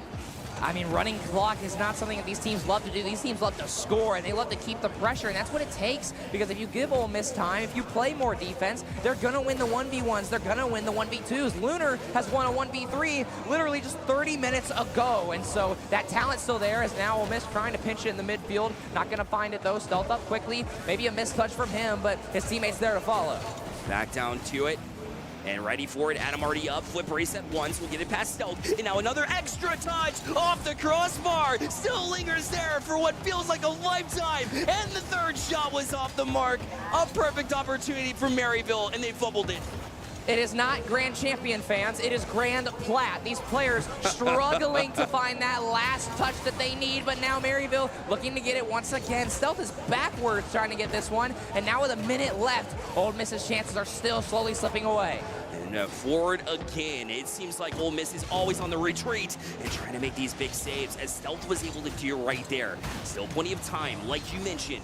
It's just under a minute left, but Maryville continues to find ways down the pitch. Here's Adam again, flip reset in order to use it as a 50 against Lunar. Those little details matter, and they're doing a great job to do just that. And those little details are the exact reason that might lead to a goal. What a save from C-Money, cashing out the ATM. Now Stealth looking for a bump, not gonna find it. His teammate gets bumped instead. Ball sitting in the corner, sits middle for Adam, using the ceiling, 60 boost, a flip reset, not gonna use it though. Maryville, 20 more seconds between tying this series up. Buddy was trying to use a back wall to get the defense to be a little bit awkward there, but instead just dribbled it right to where Lunar was waiting for it. C-Money a little bit too far back, challenge there, but somehow was able to rotate around. Down to 10 seconds left. Need to transition here, but Adam is just gonna kill time. There was nothing Lunar can do without boost. One more opportunity here, and it's up high, it's off the ground, but it's gonna be killed by Knight. Oh, it does hit the ground. Maryville able to answer back, and they equalize the series at 1. So close there from Lunar. That would have been a golden counterattack with boost and the ability where he was already facing the right way, but unfortunately, he just can't get there, and now we even things up. Are we sure this isn't the finals? Because it certainly feels like it here. The vibes, the pace, the energy with these two teams. And I get it, man. There's $500 on the line. Of course these players are going to be after it the way that they are. And right now, there's not a single person on this field that is not contributing in a certain way. This is just a keen, awesome Rocket League. Of course, and the fans back at home know this. And though there may not be CRL, Collegiate Rocket League is still as alive as ever. And it's the talent of these players and the tournaments like this, like Boost on the Beach 24, giving them the spotlight to give us entertainment. A team that wins here will go to match point. as what's on the line for these two teams in this game number 3. So Adam will carry only as far as Lunar. The read was instant, and right there to Stealth, and they're able to H it. Far side post, the perfect placement to give Ole Miss the 1-0 lead. Stealth shoots this from the right side, but puts it just perfectly in that left corner. The perfect spot to where Maryville couldn't save it. And just like that, it took 16 seconds. And an 8-ball corner pocket. What they needed here to answer back any single time any team gets any kind of momentum. They're at that level of talent where they can answer right back when they need to. Adam tried to direct it away from the last member of Ole Miss. Buddy looking to follow this too, but Lunar, the whole hang on that back wall here, now challenging Stealth pretty quickly, but still is Knight as he's able to tap it back down. Look at the 1-2-3, but C-Money up in time to make a big save. The third man is such a controversial role in high-level Rocket League. Every team debates, should they be offensive? Should they be defensive? And right now, Maryville is choosing the offensive route. They are so close to finding this margin! Buddy, on your head, Ole Miss! This was insane. And check it out, Buddy. Was set up by Knight. A quick pop up, and then the read off his Stealth. It takes talent to get a double touch. It takes even more talent to read your opponent's mind and get the dunk the way he did just there. Yeah, they are in there rent-free right now. A massive goal and all of this, and it's just been 1 minute. Still 4 minutes of Rocket League left to be played in Game 3, and that's a demo that forces Lunar to jump, and C-Money trades one back. Now Lunar can't find the counter. Knight with 12 boosts just gonna try and make Ole Miss think that he's dangerous. Oh, it's a musty to a teammate. Buddy gets his second, but what a pass. That does not happen unless Knight, with low boost, by the way, gets the musty right there to set it up in front, and Buddy does the rest. Crashes at the right time. Maryville taking this lead with a purpose. Incredible is the word.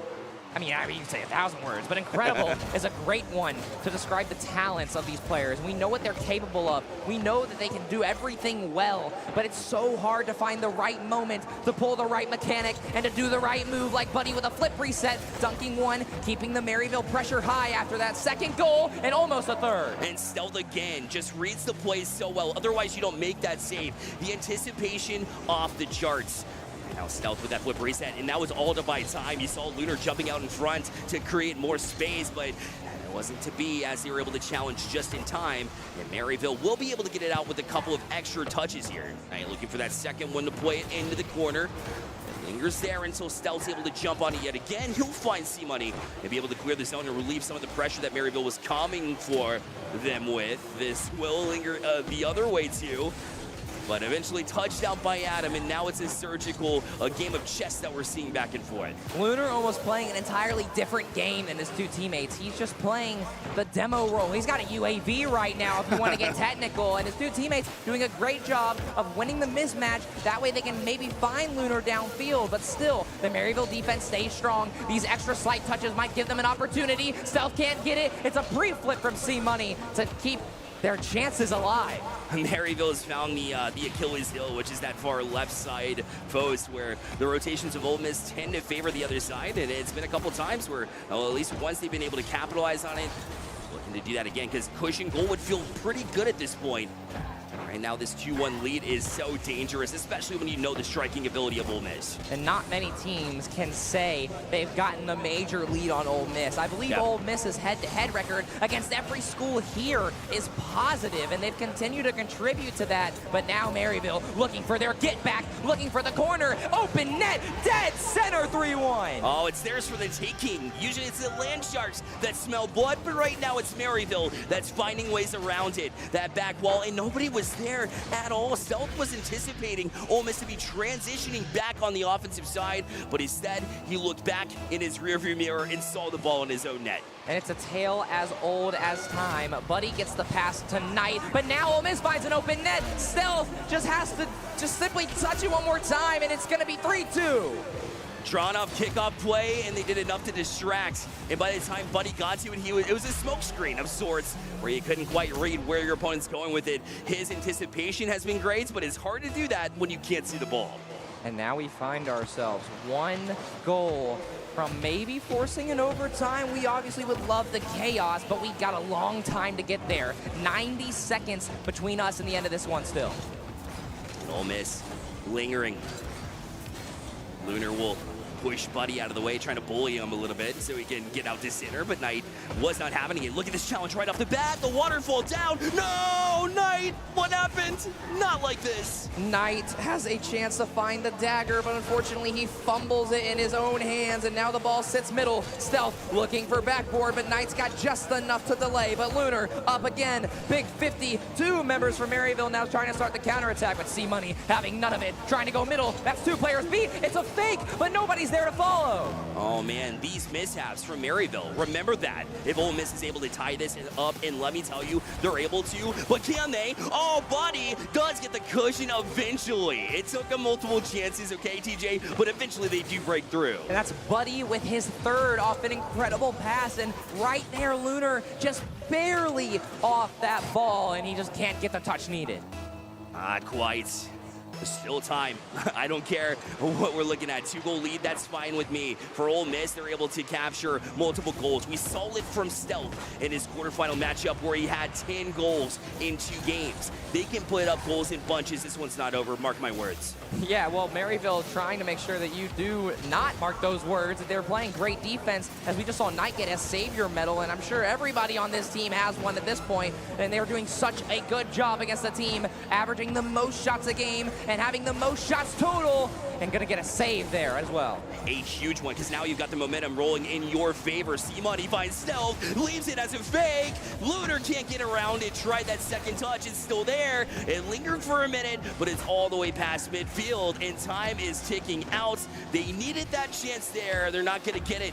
One opportunity. If they can score here, they might have a second, but it's shut down. It'll be Maryville that will go to match point after this hard-fought battle, and it wasn't pretty. It wasn't clean, to be honest, but listen, you kind of work things in your direction so that way you can get to match point and play on from here. And Maryville with 2 massive games now in a row, so momentum really starting to build now, as now the players just kind of messing around, but now we finally see the ball hit the ground, and Maryville looking like they are steering the ship. Certainly are, and we haven't said that all weekend long. There's never been a time where we're like, listen, this is going to be the team that controls it.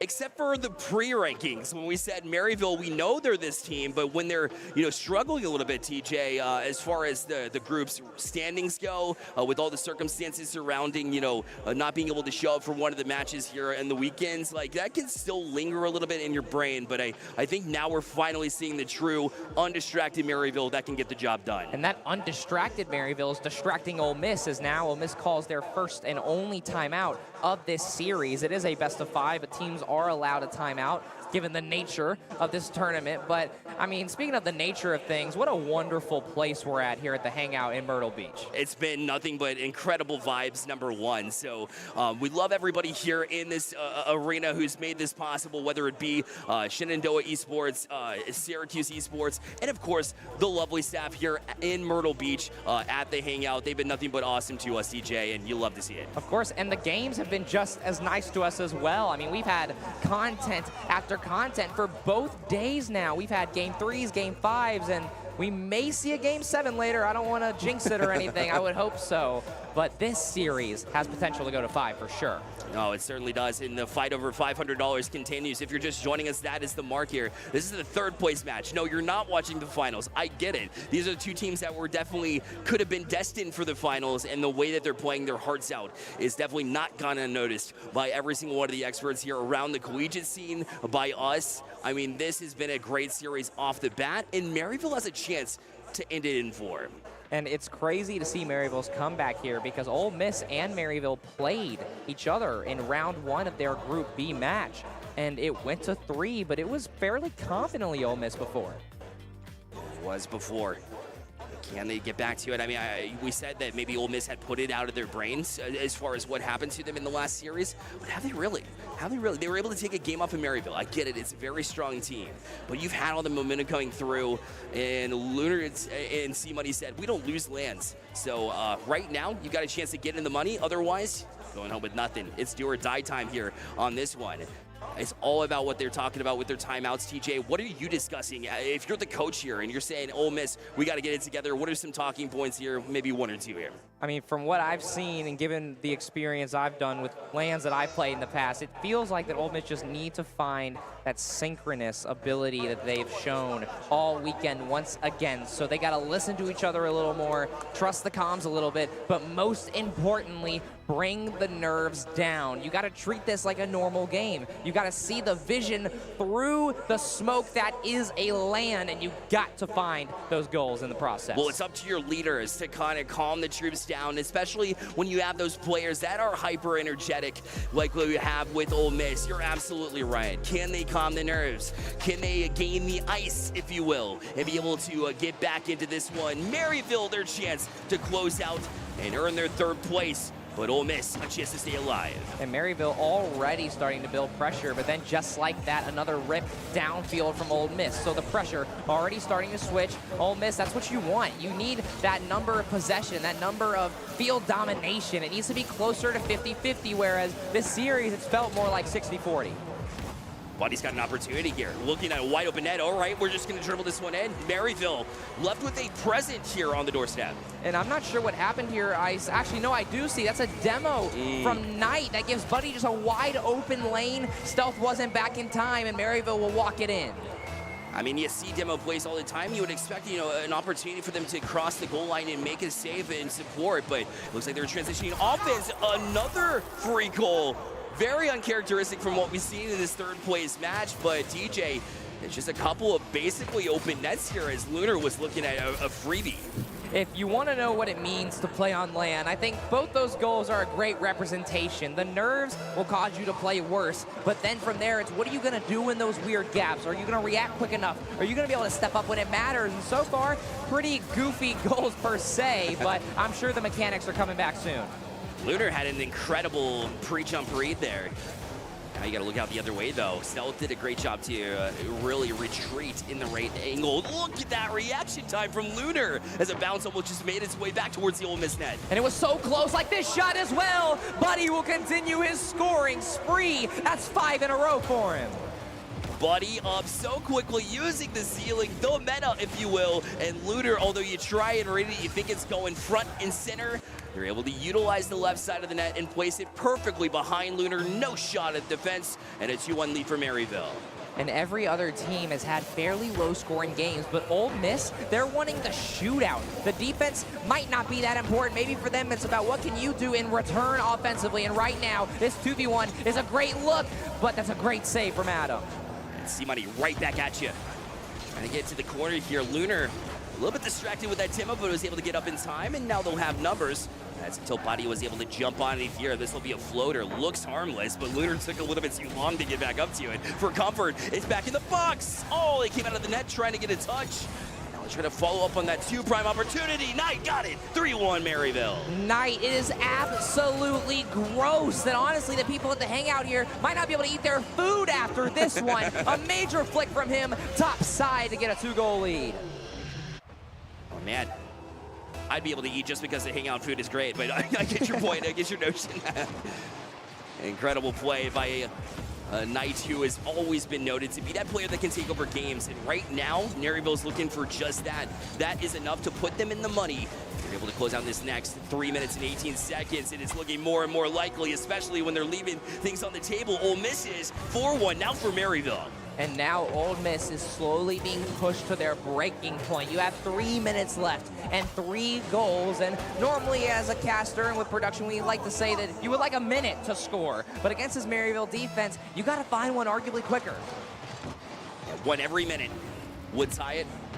I'm not convinced that they can do it at this point. Maryville's look so much stronger than we've seen all weekend long. Very interesting time to peak, but listen, it'll put you in the money if you can close out.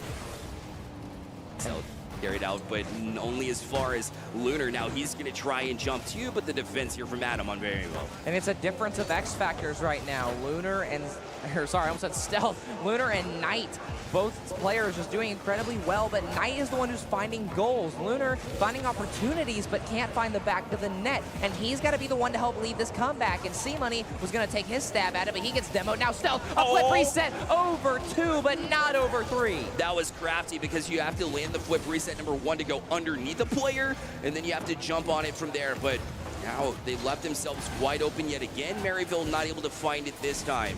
But they don't have to find any more goals right now at this 4-1 lead.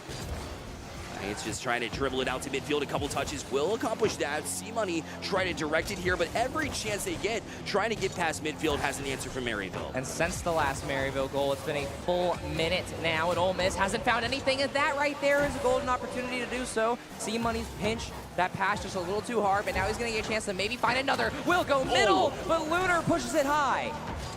And oh man, here's Adam to Buddy. He'll follow in as well. They grab Boost in the process, and Adam just strong arms. At this point, he's hit the gym. He's got the weights going, and Buddy set him up 5-1. And now there's almost a minute 30 left, and there's 4 goals to make up. Now, Rocket League is a fast game, so anything can happen, but at this level, it gets slimmer and slimmer possibilities. Yeah, I've been saying that so many times this series, CJ. It's like, Ole Miss can score goals in bunches. Well, where is it?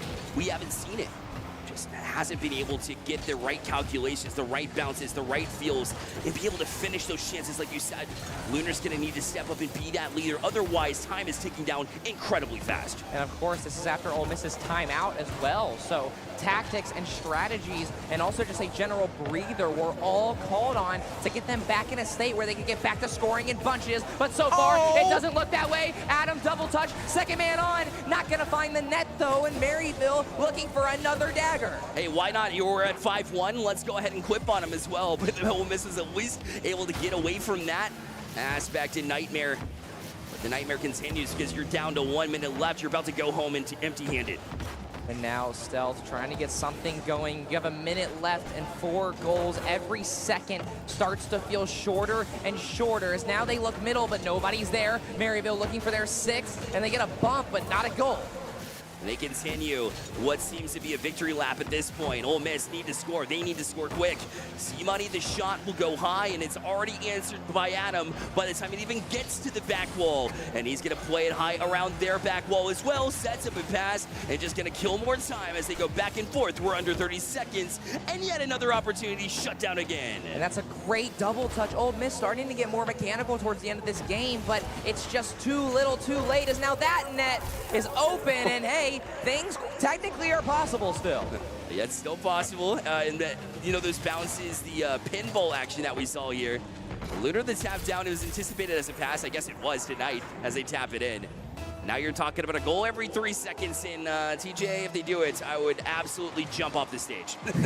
I mean, we'd love to see it, and maybe C-Money can kick it off, maybe looking middle. It'll be a fake jump from Lunar to Stealth, top side. What a save, though, just when we thought it was possible. That's a huge denial. The dagger is ripped out the sheath and stabbed into the Sharks' hearts. Maryville is your 3rd place $500 winners here at Boost on the Beach.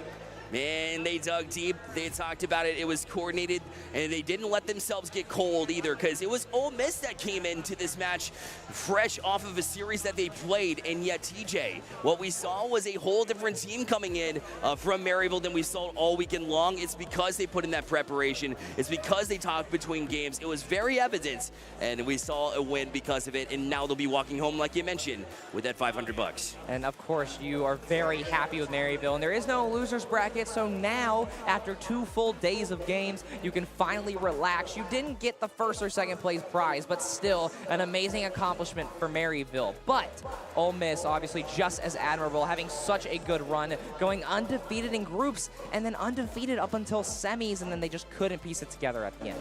Everybody in this venue, let's give a round of applause for Ole Miss for their 4th place finish. Big shout out to that entire program. They are doing so much for the Southeast. Big shout out to Warhood, their director, and also Adam, their coach. That is a roster top to bottom of game changers, and they're going to be back stronger. And now let's hear it one more time for the number 3 team, Maryville, walking away with $500. Put your hands together. And Maryville doing such a good job. They simply came alive when they needed to. The pressure was on, but they did a great job. And also, that is the only team with 2 freshmen at this event. That's so right. an incredible placement for them.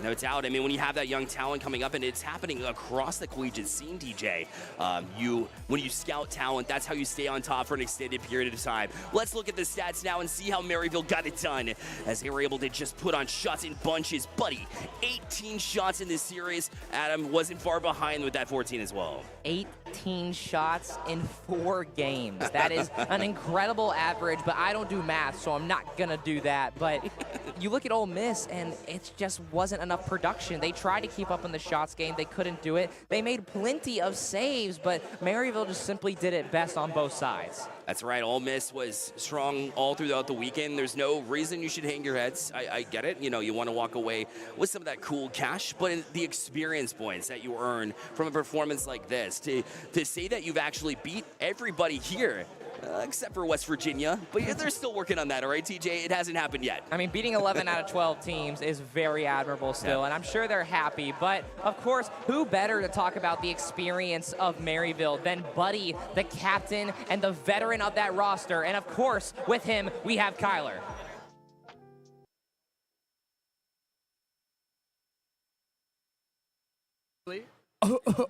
There we go. I'm here with my best buddy right now. Yo, congratulations. I know you were saying 3rd place, obviously not the result that you guys wanted or expecting coming in, but tell me just a little bit about your guys' journey going into that 3rd place game. How do you stay focused in one that's like that, where you kind of have loftier expectations? Man, it was tough. What honestly helped us all a lot, I think, was our director behind us, Clerky. He was shouting, keeping us locked in, you know, making sure we're focused. He did a great job, man. Yeah, seriously. And still, you guys walk away with $500. Again, not everything that you were looking for, but still did a great job. What was the experience of being at this land, right? It's obviously a chaotic environment. Have you ever played in anything like this before? No, I've never played at anything like this. It was amazing. It was constantly chaotic, like you said, and I don't think I'll ever experience anything like it. Well, again, congrats. Thanks so much for coming out. We hope to have you guys again at some point. Good luck in the rest of your season as well. Absolutely. We've got our grand finals coming up here with Harrisburg and WVU, so do not go anywhere. We'll be right back for you.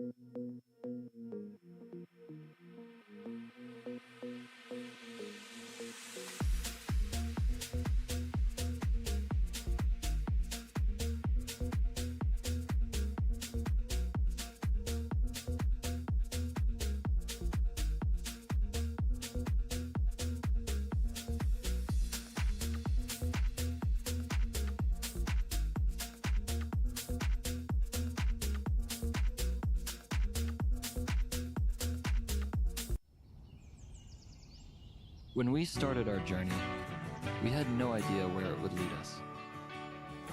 Until we found a place where experiences became a way of life, and connections became unbreakable bonds. For us, it's a second home, and wherever we roam, it will always be a part of us. The place we became mountaineers.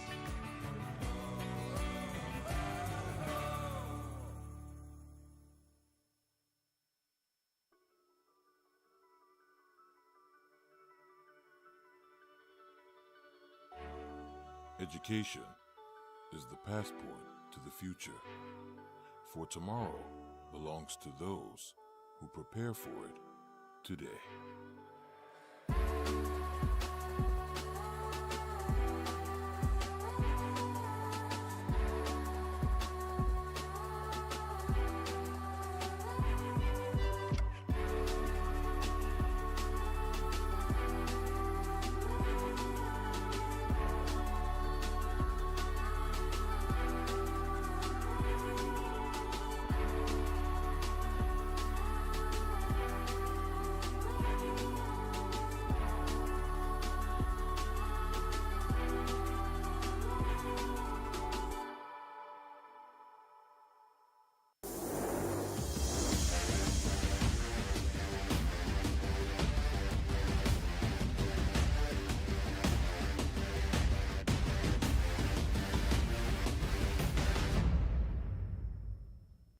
Legacy isn't just about where you're from, it's about where you're going. So where are you going? I'm going to be the first in my family to graduate. I'm going to make a difference. Just like my granddad. I'm going to the library. Us too. I'm going to make the New York Times bestseller list. And I'm going to help him get there. I'm going to do more than put points on the board. I'm going to win a championship. Again! I'm going to lock the vault! Hotty toddy! I'm going to take the next step. I'm going to bring them to their feet. I'm going to Ole Miss. I'm going to Ole Miss. I'm going to Ole Miss. Ole Miss. Build your legacy. Welcome back to the beach, Myrtle Beach, where the best beachers come to play, including Henry Gotta Catch'em Hall. Grandma with a cannon of an arm. Woo! Now that's what you call Rocky Road. Ooh la la, what a juke. Don't try this at home, kids. He's on the boardwalk. More like the board run. He jumps, dives, and hard. And the home team wins. Go Beach! That's how you beach with the best in Myrtle Beach. Plan your vacation at visitmyrtlebeach.com. And we're live at the beach, following one beacher leveling up in her hero's journey. This is Bridget, paperback writer, finally with a moment of peace. And she is locked in on her beach read. Looks like paper beats metal. Do I smell bookworm? What a leap! Dusty. I don't think she noticed. Is that a mime? I believe that's a Frenchman asking for directions. Now that's how you beach with the best in Myrtle Beach. Stay beachy, everyone. Plan your best beach vacation at visitmyrtlebeach.com. Welcome back to the beach, where one super-powered father gave a whole new meaning to SPF. Here's Vacation Dad Tommy No-Tone Jones setting a daily record for sunscreen application. He's got reflexes like a cat. Amazing speed. Let's take another look in Now that's how you beach with the best in Myrtle Beach. So long and beach easy. Plan your best beach vacation at visitmyrtlebeach.com.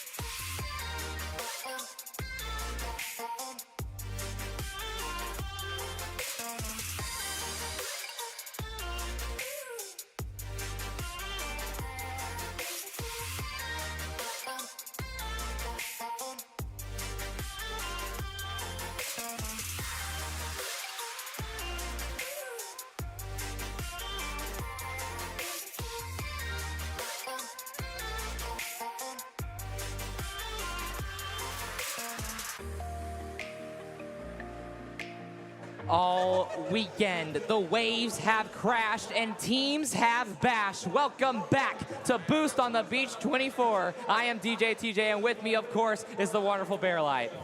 Hey, let's get this going. It all comes down to this. It's the moment we've been waiting for, with $1,500 for first place on the line and a chance to say that you're Boost on the Beach champion of 2024. It doesn't get much better than this. It really does not. This is the most competitive Boost on the Beach and arguably one of the biggest collegiate tournaments that will happen in all of 2024. And I'm honored that we get to end this story with y'all. But of course, we can't do that without looking at the first chapter. Let's look at the bracket real quick, Bear. Take a peek at this because it was a road to get here, I will tell you what. Of course, Harrisburg, a clean sweep all the way through, baby. Georgia State said no problem. Even Maryville, the team that we just saw dominate the third place match, 3-0. They're locked in, ready to go. In West Virginia, a very similar story to some degree. They were very strong in this bracket. And of course, other than that, we had 12 teams enter this event with aspirations to win that $3,000 first place prize. But now, only one team can win it out of the two that we have left. And of all the people we could have gotten for this event right here, I'm thrilled with these two teams. Let's take a look at this roster for Harrisburg and see them locked and loaded here. Polar has been effective. Next as well, their goal scoring opportunities, all because of T. Corral, which you see on your bottom left. They are locked in, ready to go. They have been impactful since the get-go. You could call Harrisburg bilingual, and that's not because of the way their team is distributed, but that's because they play the best offense and defense here on the pitch. Yeah, you get that whenever you are from that EU region, right? They have been absolutely stellar. Of course, next, coming from the freestyling world, which is not well, it's competitive in its own right, but it's not the same as competitive Rocket League. Let me tell you, he's finding a groove with competitive Rocket League here at the collegiate level. And next, only a freshman, of course, with Pulse and also coming from overseas as well. But the gel that holds this roster together is T. Corral. He's the only non-freshman, but he's only a sophomore, but he has plenty of years of RLCS experience, and he's hoping to use that for their team. I mean, I'm talking about you. He plays coming out of nowhere. This guy is absolutely dynamic in all the right times, and I'm excited to see what he can contribute here, whether it be passes or that goal scoring that we know he's capable of. This Harrisburg team hasn't dropped a series. In fact, they've only dropped one game the entirety of this weekend, and that was to West Virginia, which we got to see in that third place match. But of course, you can't have the Harrisburg Storm without Polar. He has the vibes. He's such a fun guy, and he really helps bring this team together in their darkest moments, coming all the way over from Britain. Absolutely. Long trip over the pond. Now he's settled in into Harrisburg's one of their strikers that just makes the difference in every situation. Whether it's a quick read on the defensive side, whether it's a pass gathered and sent the other way, Polar is the one to get it done here, TJ. That team locked in, ready to go. Of course, they've got some keen competition across the way. And funny enough, we've obviously seen these players come from across the pond, but looking literally arm's distance away as their opponents in West Virginia. Oh my goodness, the way that we saw Don take over games, you love to see it as an 18-year-old here at the collegiate level coming in, and that was all just from the love from Angel coming in at the West Virginia University and being able to guide his way here too. All three of these players get involved. Their goal scoring so balanced, their assists as well. They love sharing the ball. It's very difficult to read the play when you've got three dynamic players like this at West Virginia. And three dynamic players, but the leader and the one with the most experience and also the most shots in this event is Angel. He is dangerous, and we talk so much about Lunar leading in goals, but now with him out, this is our new target. Well, Tool, you're seeing in front of us as well. I mean, this guy has had the most Rocket League Championship Series experience, dating all the way back to 2019 when he played with Coach Evil, the assistant coach for West Virginia. Of course, you know, when you have that connection for multiple years, and then you find pieces along the way that make sense, that's why we've seen such a dynamic West Virginia team. But like you said, it's Angel who's really guided the way for this team overall. Look at the determination in his face as he comes in. He loves to have a great time, number one, and number two, he likes to make big moments like this. And well, of course you can smile while you're playing, but that smile will be even wider with $3,000 to you and your teammates, especially splitting 3 ways. That's probably what he's thinking about. Oh, 100%. I mean, same with Daunt, right? You're 18 years old, you come in like we mentioned, and having this opportunity here, you can tell, you know, along the way there's been little moments where maybe he was doing a little bit too much, but when he's calm at the end of the day, when Angel talked him down, when a coach Josh as well, Josh S from this West Virginia team was able to get him calmed down and locked in, like I said, Daunt is a dynamic player for this West Virginia roster. He is also my X factor of this team. Normally he doesn't get as many opportunities with Angel and Tool's experience, but he is absolutely disgusting on the ball. But there's only so much more story we can add to things. It all must come to a halt here in our best of 7 grand finals. All right, Harrisburg lighting it up on a regular basis. Let's put 5 minutes on the clock. In this scenario, a best of 7. Hopefully we go to the distance we want to see it here at Boost on the Beach in Myrtle Beach, South Carolina. Game 1 of the championship underway. And of course, things start with a demo. That is the tale of the tape of the current Rocket League meta. All of the teams so incredibly good at finding the space, and through all those bumps and demos, it gets harder and harder. But for Daunt, it's too easy. It takes 14 seconds to kick off our grand. That's how you started off against a team that hasn't dropped very many games at all. You make a statement piece right off the bat, and Daunt was able to find that little bit of daylight on the left side of the net to give West Virginia the early lead. And it's a very early lead. This isn't just your average first minute goal. It's less than 30 seconds, less than 15 even. And so West Virginia, a team that struggled to find momentum yesterday and even in parts of today, but now they look as strong as ever. Next tries to find a response. A pinch off the back wall of West Virginia will send it all the way across the Polar. Played it high. I think he's looking for T-Corral, but he was all the way across the pitch anyways. That'll force them backwards into their own ends in a pinch to get out to middle, but Tool will direct it in. He's got a teammate as well. Angel back to Daunt. Great comms. Going for the double. Had a touch, but just off the mark. Double is just a little strong, and Harrisburg definitely thanking their lucky stars for that one. Now, ball goes flying across. Next to T-Corral to backboard, but of course, there's a player there. It's high-level Rocket League. You got to be a little more creative. Daunt's given all sorts of room, was trying to work it here as Angel will be beat to it. And now next, look how quickly T-Corral was up to the ceiling trying to establish a play of their own in the solo sense. But now it's West Virginia. Double touch is good. Angel takes to the sky as wings come in use, and a 2-0 lead for West Virginia. And Angel takes wings and flies, but this shot falls down from heaven, dead center, 2-0. It's storming down on Harrisburg. But again, it's very early in this best of 7 series to get too excited about it. But West Virginia is an ideal situation as far as the start goes. And they'll look to continue on it. If you can get a statement piece going here in this game number 1, you gotta close out this win. One thing that we noticed, in fact, this was the first series that we saw at Boost on the Beach, which is crazy that it's the one that's gonna cap us off as well, the Alpha and Omega. And it's played where it was very one-sided in the match, or in the games within the match that we saw too. Yeah, and Harrisburg definitely without any denial, they were the team that was ready to go, but now both teams have equal playing grounds. Both have 2 full days of experience against all the other high-level teams here at Boost on the Beach. And so far, West Virginia turning the tides. Right now, T-Corral gonna turn it right back at him. You get the flip reset at least in this moment and tries to play it back down, but Angel was waiting for it. Polar taps down. He's got next, but he also has Angel up on it too, and Daunt will clear the zone here. And he's got it past the Tool as well. So quickly converted into an offensive chance. All of a sudden, you blink, it's 3-0 West Virginia. West Virginia with 3 straight, completely unanswered, and Harrisburg just all over the place right now. Yeah, they need to get re-coordinated. Seems like they just have lost a bit of a stride here, as we saw early. But West Virginia, although it's 3-0 right now, Harrisburg, we know how quickly they can strike. Next, gonna try to jumpstart that, but Tool's already waiting for it here in the corner, and we'll try to drop it down to Daunt, but got it way too far ahead of him. That allowed T-Corral a chance to chip at it, but West Virginia was wise to it. And Harrisburg had a golden opportunity off of T-Corral's redirect, but that will not land off a great West Virginia save. And now they had an open net that they unfortunately have to give up. And now Harrisburg trying to use that miss to their advantage, going corner, but that's a massive touch down to Tool, who unfortunately misses, and it's going to be a save for Polar. There was a decent opportunity there. Angel did put it out in front of him, but Tool did have the opportunity in order to get back to it, but just missed. Now it's a fight over boost at midfield. T-Corel actually draws 2 members of Harrisburg, but no damage really done as Nex is able to just kind of catch it, flick it.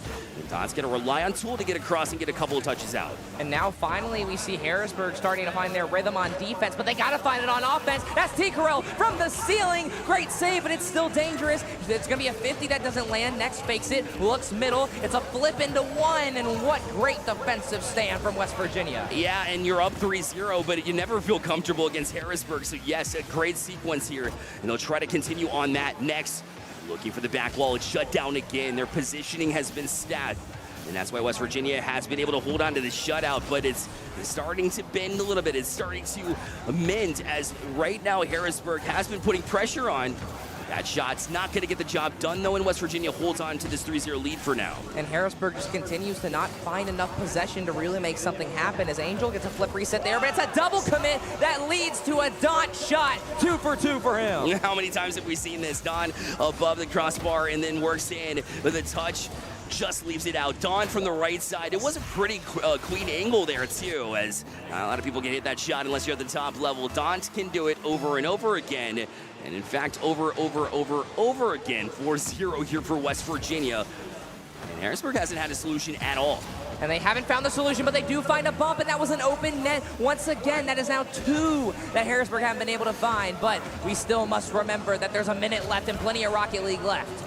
Nex is going to try to, support that thought here, as T-Corel was a little bit late to it. It'll be the Polar off this back wall. He's looking for Nex. Nex is already up for it as well, trying to get this corner read. Almost had it, but couldn't quite find it. And after that miss, you figure West Virginia's closed out this game number 1 here in this best of 7. As Don almost got the read. That'll hit crossbar. Angel to clean up. 5-0 now West Virginia. What a start from them. That is now 3 major shot misses from Harrisburg, and they can't find it. But West Virginia, it took them an extra shot, but they will get their 5th fairly easily. And oh man, if there's ever an ideal start for West Virginia, you found it. And you want one back here. I know it's not going to change anything when it comes to this game 1. Maybe will change the mentality coming in. It looks like Harrisburg's coming in cold here. They started to amp things up, and even when they did, West Virginia was able to find these saves, able to find angles that were just countering Harrisburg exactly the way they needed. And that was the ultimate reason why West Virginia was able to win this game 1 so dominantly. Indeed, and they just simply are going to let this ball hit the ground. This is a reset for Harrisburg. It's a best of 7, which is good and bad. You still fall 1-0 in the series, but you are still very much in this series. How quickly do you go to a timeout here? Because it was very one-sided. But we also saw that in the first series in the best of 3, because West Virginia was dominant here. There were no solutions for Harrisburg. Now, you get an automatic 60 seconds as the time's ticking down between lobbies. You just use that, and then hopefully, if things start to get away from you, is that when you use your timeout? I mean, Harrisburg has yet to be pushed to a game 5, and so far that first game, I mean, now we at least will have to go to 5, so I don't think you rip the timeout card just yet. These are very experienced players, and it looks like there may be a few tech issues they're figuring out as well. Gotcha. We'll check out on this tech issue here momentarily.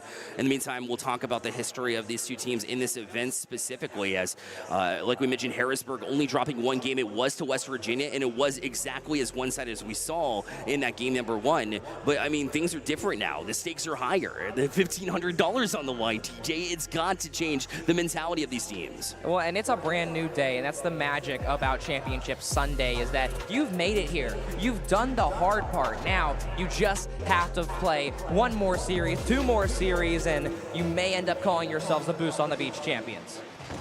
Harrisburg, can they get that start? They weren't able to find anything, so a hot start would be needed here, as T-Corel was able to get past 1 off the kickoff. Moves from Harrisburg. And now Polar takes a shot, a laser. Oh, it's up the corner of the post. And you felt like they really wanted that one, needed that one. This one fall back down, though. Dangerous. Next shot taken. What is saved on? Oh, follow-up. Oh, it hung there, but it does eventually break through. And Harrisburg says finally on the board 1-0 here in game 2. I mean, we kick things off with an incredible Harrisburg offensive attack. 3 shots go, and we keep seeing this theme. These defenses are impenetrable. So what are they going to do next? What is Harrisburg's next plan of attack? Man, I mean, the way it was working, if that pressure, these demos, going to continue into this next sequence. Polar Just a bit of a slow play there, and Tool read it all the way. And in fact, he was able to beat another member of the defense. Trying to play forward here, but is caught by Dawn. Look out, Tool tries to get that bump too. The flick will do it. West Virginia, just as quickly as Harrisburg got on the board, they've equalized. And we mentioned this in the pre-show, Daunt, the X Factor, and it's a 1v1, and who would you rather have other than him as he successfully converts? Dawn can take over games, the youngster. We say it all the time. It's the freshman coming in that could really be that difference maker. And Dawn's always been that 1v1 player as well. He's been dynamic in that playlist forever. Whether we talk about his streaming career, where you queued up 1v1 after 1v1 after 1v1, that hard work always came through. And he's really determined to get into the 3v3 vibes. He said that in an interview prior to this event kicking off, and it's very evident that he can use those 1v1 skills in this 3v3 environment and absolutely thrive. But also, those individual mechanics that all 6 of these players have are so great as well, as now West Virginia starting to show off that. Dawn, flip reset, backboard, gonna fake it for a teammate, but nobody's there. Oh man, you expect to see Tool there because he has been all weekend long, but he was hanging back trying to get boosts of his own. That's where the boost control of Harrisburg definitely comes in handy.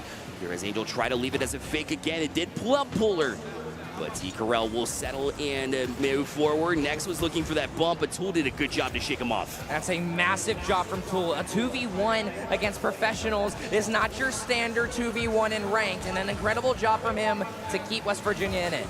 Next a challenge here, but it's actually going to find its way out on the front side, and T-Corral was able to corral it. And this one will head over to Angel. His shot taken, recovery save there from Next. Nobody was back in Harrisburg, scrambling a little bit on the defensive side. And now we'll see Harrisburg actually finally get some possession. That's T-Corral over 1, but his second touch is a little awkward. He's got the dive for it. Now we'll see Next very quickly up. Polar trying to do the same, and now Angel's got a chance. He will fake one and try and get the bump, but will not. It's going to leave an open, wide open air time for Dawn, but it's not going to be anything crazy. Angel marching right back in, but the defense held off on the back wall. Not gonna watch this one come back to his car. Teammates called out that there was plenty of time for him to work with, so he did play that one patiently exactly how he needed to. And now the passing out of the zone, Angel ready to fire one, and T-Corral couldn't get to it, but it was a little bit high, and Harrisburg gets out unhurt.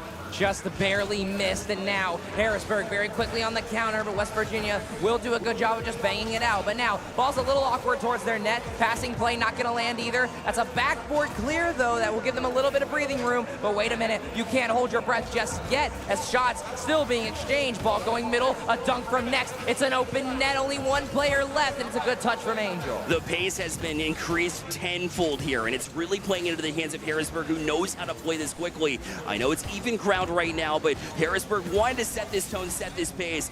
West Virginia has really succeeded when we saw a little bit of this slower play here. And now you see Harrisburg just wading in the waters, ready to strike here. T-Corral launches in, shot taken, answered by Tool. Tool avoids the demo even though he was standing in the middle of the net, and that's a massive save for them. Again, West Virginia, they win their 2v1s. T-Corral actually misses that, but Harrisburg still trying to get this offense built up. Shot not necessary there, but you kind of wanted it for T-Corral because it would have really put West Virginia in a situation where they'd have to dive for it to use the majority of their boost that they had in their tank. But instead now it'll be back in their zone. Dawn will carry this one, trying to slow down the pace. You can tell he's trying to match that pace that West Virginia is comfortable with, the one that really made them successful in game 1. And now that's a big demo, and Polar actually almost put out of position due to the interaction there in the midfield, but now he's still gonna try and chase this, but now Angel's gonna get there very quickly. It's an even 50, and Tool just being threatening. Nobody's pushing him. They fully respect Tool, even though he had absolutely no boost. He was a man on a mission, and sometimes all you have to do is be there in order to make that difference. Next, we'll try to turn it right back in. Here's Polar. Try to use that ceiling, but T-Corral way behind it as it was the right place to be here. It just wasn't set up correctly. T-Corral, he's going to direct it to net. Polar's already up for this one, but Dawn with the recovery. Good call out for him to get across and make that save. Again, West Virginia puts themselves in a 2v1 against them, but they still manage to win it. And for Harrisburg, you have to find one of them now. 10 seconds left. You do not want to be in overtime, especially given the stakes of this matchup. As now Angel gonna rip it downfield and let Harrisburg decide what they want to do with it. Ball goes middle. Tool taps it up a little to ground it. We have overtime in your grand final. Wise choice. Just get a reset here. Harrisburg was striking, And it was difficult. Plus, you trust your kickoff plays. You saw it move forward for West Virginia. And you thought for maybe a second that they'd be able to end it in the first couple of seconds here in overtime. In fact, they're still striking. Angel on and shot taken. What a read from Polar. Polar off the sidewall. He does find that one. Now demos are exchanged. Now counterattack. That's next. Trying to use the bad forward, but Tool will get a soft touch. Will also get bumped for it. Now will not get the read. Ball goes middle. T-Corel quickly up. It's going to bounce straight down. Is someone going to answer the call? Polar shot on. Top side. Not going to find the back of the net. Don was sitting there parked on the back wall here, knowing that the shot was going to be exposed there. Harrisburg always utilizing that back wall. Positioning was just a little bit stronger. And Angel fights this one off too.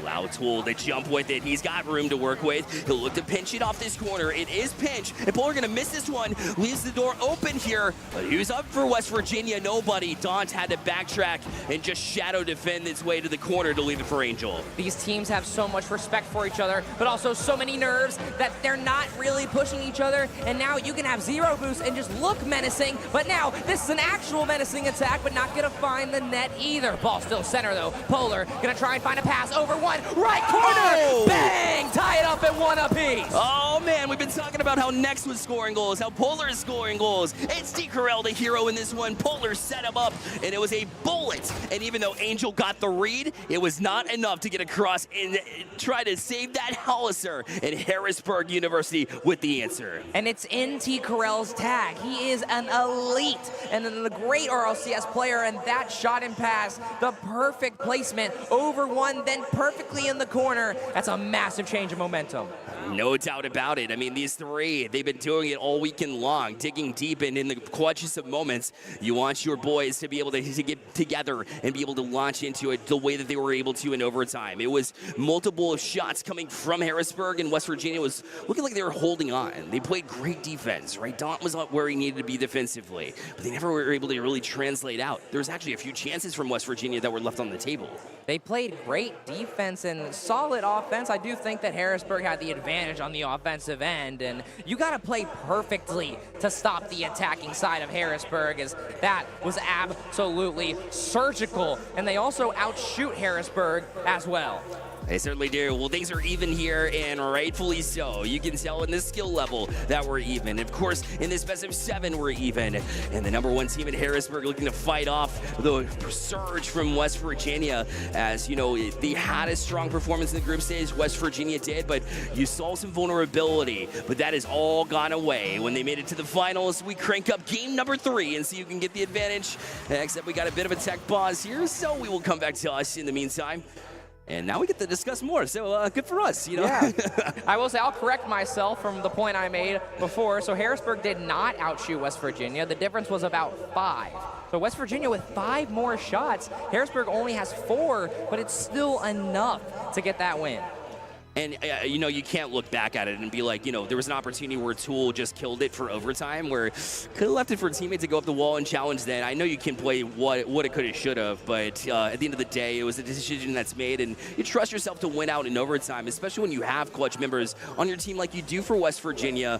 So this is just a matter of brushing it off the shoulders, because we know that they can come back, bounce back. We've seen it too many times. And now we get another long tech pause, so kind of half a timeout. You wonder, what is West Virginia saying? Are they still confident in their ways? I mean, they played it almost perfectly, other than, of course, that incredible shot from Harrisburg. And I'm not sure if you really should change anything just yet. Yeah, I don't think there's any reason to panic by any means. I mean, you dominated game #1, and here in game #2, very close, right? In overtime. It was so tense, though. And I do think when that pace started to crank up a little bit, it was Harrisburg that got more comfortable overall. Yes, West Virginia was taking more shots, but more grade A chances were coming from the Harrisburg side. And I think that was very notable. And if they continue to work in that fashion, I think Harrisburg gains an advantage here. Does West Virginia need to panic? No, but do they need to make adjustments? Absolutely. Yeah, I would imagine that we won't see any timeouts come out until game 5, 6, well, or there is no Game 7 timeout, obviously, but these teams are very confident in their ways, and they've won major tournaments, both these teams with incredible LAN experience, and of course, the money and prizing they've won along the way, and so they're not too worried about the stakes. It's just simply more about what are you doing every second, every minute. You have to hyper-analyze your own gameplay and really cut out the minute details. 100%. That's a lot easier when you have been in these situations, when you have been in high-stakes tournaments. Angel said said it best in the interview I had with him prior to this entire event cranking up in the first place. You know, he told me that, oh, I've been around the block too many times. You know, it's no longer going to get to me. Maybe it did at first. Maybe the first couple of lands here. Maybe at the first couple of bigger tournaments in CRL when he was able to make RLCS for the first time a couple of years ago. But at this point in time, it allows you to focus on the details and be less about, hey, are my hands shaking coming into this big stake moment where, you know, $1,500 is what you're after. Yeah, and $1,500, a massive gap between first and second. But the stats, there is not really a gap. I mean, so far it is dead even 1-1, and the stats seem to follow that. Every player having at least 7 shots other than West Virginia, so go ahead and chalk that stat away, but they make up for it in the saves and goals. I mean, I'm telling you, the amount of back and forth that we've seen from this and the pace in which they get there is why you see so many shots both ways. And you know, the goal count's still pretty low. I mean, Don's the only one that's reached that 3-goal mark overall. Next Jets to get on the board, which kind of surprises me. But overall, I mean, that end-to-end action is complete with just a perfect defensive rotation from both teams. Able to keep it out in the meantime. That's why the save count just as high. And normally the ideal range that you want to be in as a shooter is about 30%. Not a single player in that range. So defense might win a championship here today. And oh man, so shot count and shot percentage a little bit lower ends here for this series.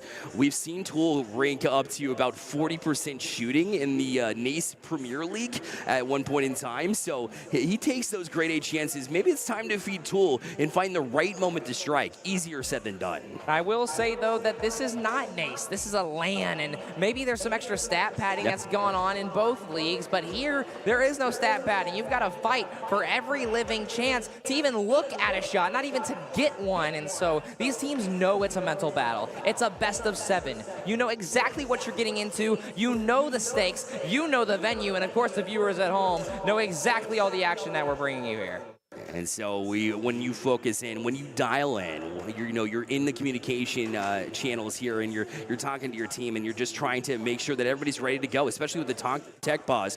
At some point in time, yeah, it serves as a timeout, but you got to get right back into it and be like, especially when you won the last game. Let's reproduce. Let's keep talking. Let's go through the details of what we saw last game. You want to keep that fresh in your mind, so that way you can hit the ground running whenever this ball eventually drops in the midcourt. And this works as a free timeout, which is massive. And now it's probably been 4 or 5 minutes since we originally took a break. And so this isn't your standard timeout. This is now a lengthened timeout. But you can see the guys having fun. Again, Polar always bringing the smiles to this Harrisburg roster. But you look at West Virginia, dialed in. Oh, man, they always are. I mean, you can talk to Angel and just hear the inflection of his voice. We heard it in an interview, even still, just a couple of, I think it was last series, actually. After that win, Angel is just like so calm, cool, collected. And he chooses his words wisely as well. And when we talk about communicating during the game, it really takes that efficient communication. And if anybody has that, it has got to be Angel. He has a way with words, man. I mean, he has a way with words, both in the public eye, but also the private eye. I mean, he keeps this team grounded, and he always is the gel. I mean, he's similar to T. Carell, and both of them have similar experiences, both in the professional league and in CRL. Both are younger players, I believe. I'm not sure what Angel's year is, but nonetheless, incredible achievements to even make it to this point. No doubt about it. And here, you know, Tool's the same age as Angel at 21 years old, so you've had a little bit of experience overall, but, you know, even still, you rely on your younger players almost to bring in the mechanics, to bring the skills, but the way that Angel plays, I don't know if that's accurate, because even he's still got it, man. He's still making RLCS on a regular basis with Tool, teammate as well. I think we're ready to get back into it here in game number 3. So will he be able to translate it here? They have multiple times throughout this event, throughout this weekend. And they'll try to get back to it here and answer what the Storm were able to do in game 2. And the Storm is brewing after that first game. They are attacking from the sky with lightning bolts charging through their cars in every goal they score. But the Mountaineers still climbing back after that game 2 loss. Still getting back into it. Game number 3 underway. Trying to get the advantage here in this series. In West Virginia, you already know something's cooking off the kickoff. They've got it drawn up for every situation for that kickoff play. And though Rocket League really has no plays, every West Virginia attack has looked coordinated so far. Every fake, every second, first, third shot, fourth shot even for some of these goals. They simply are so coordinated. Their experience as a team, even though they have Dawn, who's a freshman, is so incredible to see. But Harrisburg in a very similar boat, as now Tool is going to try and maybe put an end to the Harrisburg confidence after game 2. They were trying to attack this backboard, but the issue is Harrisburg's got it locked down. And now they take a shot. Freebie, shot taken. Somehow Dawn was able to make that read and get across. It was an attempted pinch for, I believe, Polar and T-Corral, but it doesn't land. It goes off the wrong side, as that shot definitely wasn't wrongly put, as that's a massive clanger towards net, but an even massive, or a bigger save, I mean, as now the third shot comes through, but it's pushed wide. And now T-Corral on it too, the 50-50. They shield it nicely there defensively, and Harrisburg tries to march out, but West Virginia stays on it completely. Another chance to play right back in the zone from Dawn. As T-Corral went ceiling side, trying to get some height.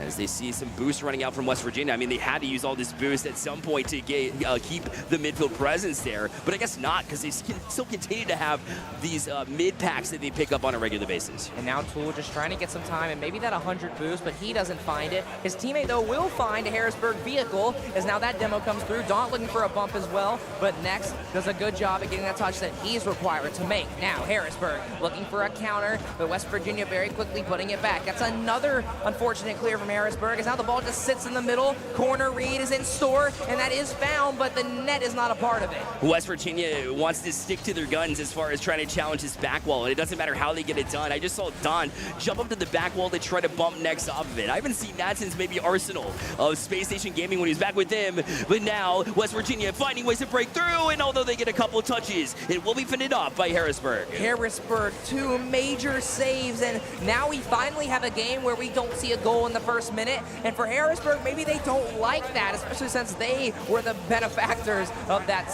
second game goal. Dawn finding a couple of teammates. It was Tool and Angel that both double committed. A lot of space could be given up, and numbers back the other way. Harrisburg, T-Corral. Oh, another save from Angel.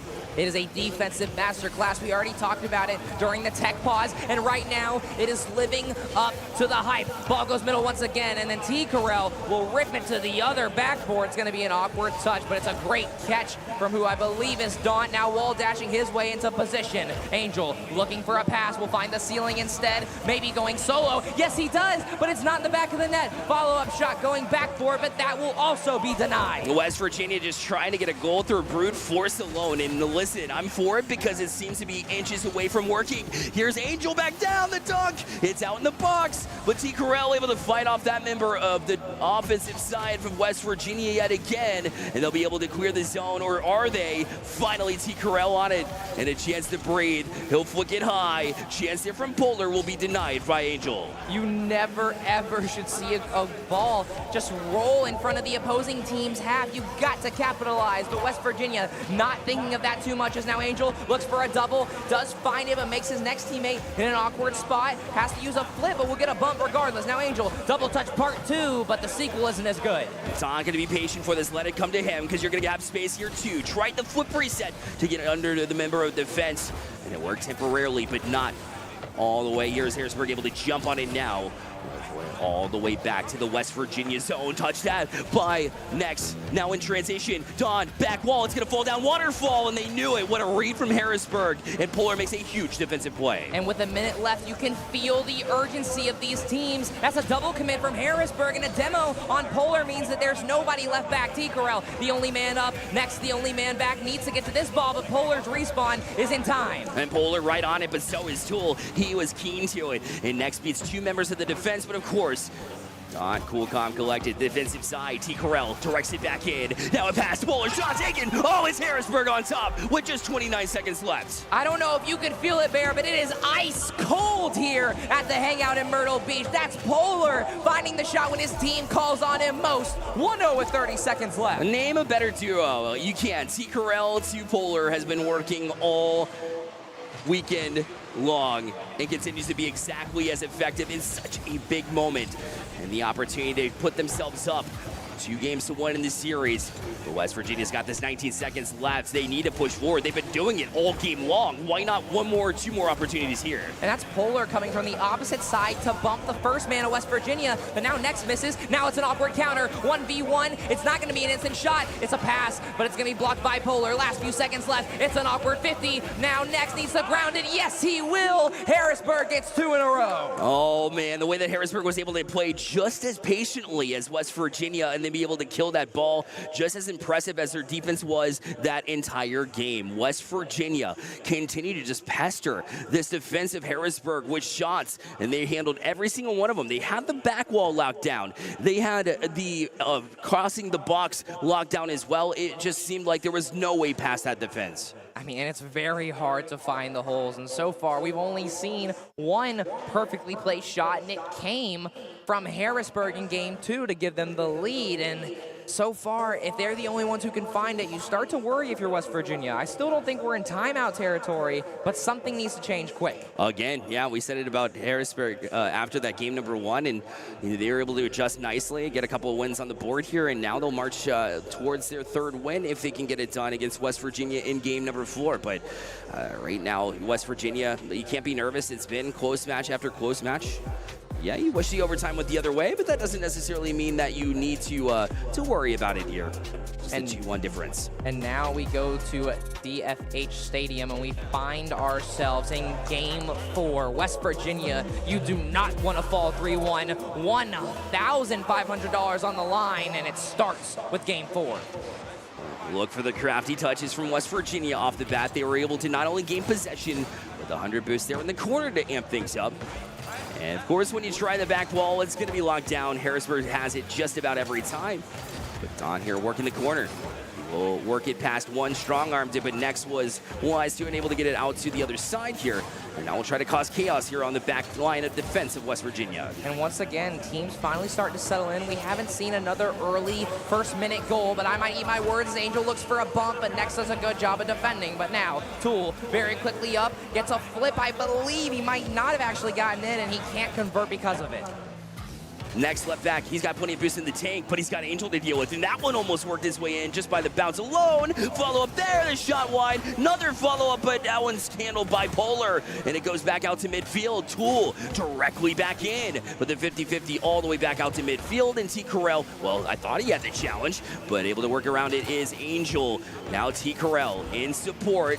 He'll start pushing out as an opportunity to work it in on this defense of West Virginia, but now they're on the breakaway, but Next with the recovery speed to get it done. West Virginia not seeing the open net soon enough, maybe taking a little too long on that counterattack where they could have had a golden opportunity here in the first couple minutes, as now we have already gone through the first minute 30 of this game and we are still dead even.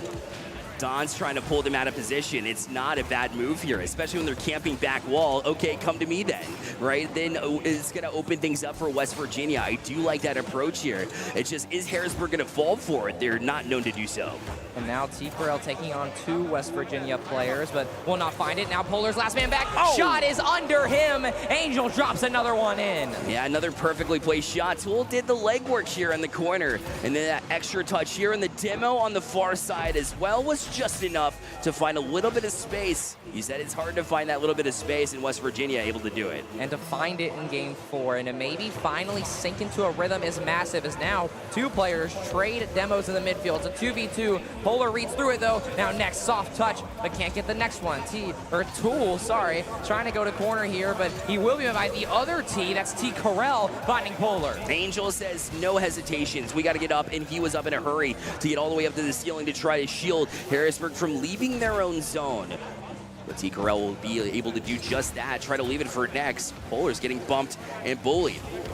Don tried to challenge back wall, but we know how that's gone for them thus far. Up for it already, a chance. Next, gonna clear it all the way back. Don needs to get up. He's gonna at least force T. Corral to play ceiling. Shot taken, easily handled by Don. And that's a great use of ceiling from Harrisburg, but then the follow-up shot is just simply rushed. There was nobody there for that pass, and the idea is great, but the execution is a completely different affair. But this time, the pass will connect. It's a 1-2, but not the third. Oh man, when you usually see those tic-tac-toe goals, especially when they're that quickly in development, you see it go in a lot. But West Virginia stayed put, stayed disciplined. what they're trying to accomplish in their rotations. But Polar will push forward. This off the back wall. Where's the defense? Oh, eventually it's back. But West Virginia, I mean, that was a dangerous play. It still is, as that one was directed towards target. But again, Angel comes up big. But Polar's right back on. A ball goes corner off that 50-50, but Harrisburg still very much aggressive, trying to find a bite out of the West Virginia defense going off the corner. Nothing found yet, though. West Virginia still staying strong. And Taunt will force Polar to go backwards with it. It works out for Harrisburg because Nex was back there. And Ticarel now looking to settle off this side wall with a couple of touches. It draws one member of West Virginia out, but Polar couldn't quite reach that one. And Ticarel usually sets that up on a tee. And Polar with a great fake, but your third man is not going to be up that far. It's just simply not a smart move. But now this time, it's two players going ahead out of their half, trying to find something, but now golden chance in the middle, and nobody from Harrisburg can save it. It hits off of one, finds the left side. And Polar was rotating around to get that rotation. Did not expect that 50 to bounce out like it did off of Nex's car. And that's why he was backwards. Typically, he's all over that save. And that's why it looked like an easy one perhaps, but was not to be. In West Virginia looking strong here as far as trying to find this answer with 1:11 left. And the mental difference in a 3-1 and a 2-2 is very drastic. So Harrisburg really going to be struggling for this one. Is now Polar. He will make the save this time, but now that's West Virginia third man, and Tool getting a great touch. Now Angel quickly up as well, just trying to dissolve some of the Harrisburg attack. Love that communication from Angel to call over Don. He was running out of boost and was able to leave it for him to at least march forward past Harrisburg. I mean, the longer you linger in this zone, you're forcing Harrisburg to think about having to get a save. It allows the team to rotate around and get into position, which West Virginia's been doing really well, but that one's open. Ticarel gonna jump out with the side wall to try and get a challenge, try to get a shot, but it's handled by Tool yet again. He'll get as far as midfield and marches past Nex. And finally, some pressure relief, but with 20 seconds left, you can't rest. And with 20 seconds left, that's a great job from Tool to make his way past two. But now, Harrisburg has a chance for a counter. It's Polar up the Ticarel. Ball's gonna go to the sidewall instead. That's Nex over one, staring at an open net. It falls down. Great save. Third shot, gonna try and go to Ticarel. Redirect to another, but it just rolls in front of the net, and that will be it. No matter if this ball finds the net or not, West Virginia will tie it up at 2 games apiece. Absolute heart and an answer from either side in the biggest of moments. And West Virginia dug deep for that one. Harrisburg were on a mission there late. In West Virginia, I get it. It's a long shot even if Harrisburg scores there. But if you allow them to do that, they get a little bit of confidence back, and that's not something they wanted to allow. And guess what? Mission accomplished. Yeah, 2-0 and a 2-1 may not sound too different, but not finding that goal can matter, as now we're at the point of the series where teams are tested mentally. You're in the dead center of a $3,000 game, and it cannot get bigger than this. Oh man, since the get-go, we saw these two teams in the first match of this event, if you're just joining us, and guess what happened?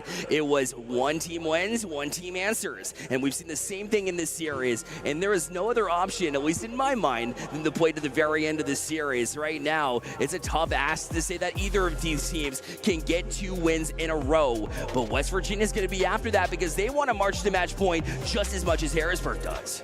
And trying to find the path to march through has been the challenge in each game, going back and forth, and so far it has seemed to lean towards the team that gets that first goal. But now we are dead even. Only 4 more possible games remaining. It's still 2-2. Bowler off the kickoff, off the rip. Usually it's West Virginia that gets started early. This time Harrisburg said, we'll take a trick out of your handbook, and they'll have the early 1-0 lead. And, you know, we've been going at this for 2 days, but that might be our quickest goal of any streamed match, and maybe of the tournament. 4 seconds in for Harrisburg. West Virginia, again, off these kickoffs, but it'll be Ticarel that gets to it first. He'll be challenged by West Virginia out. Harrisburg needed that quick answer, able to gather it.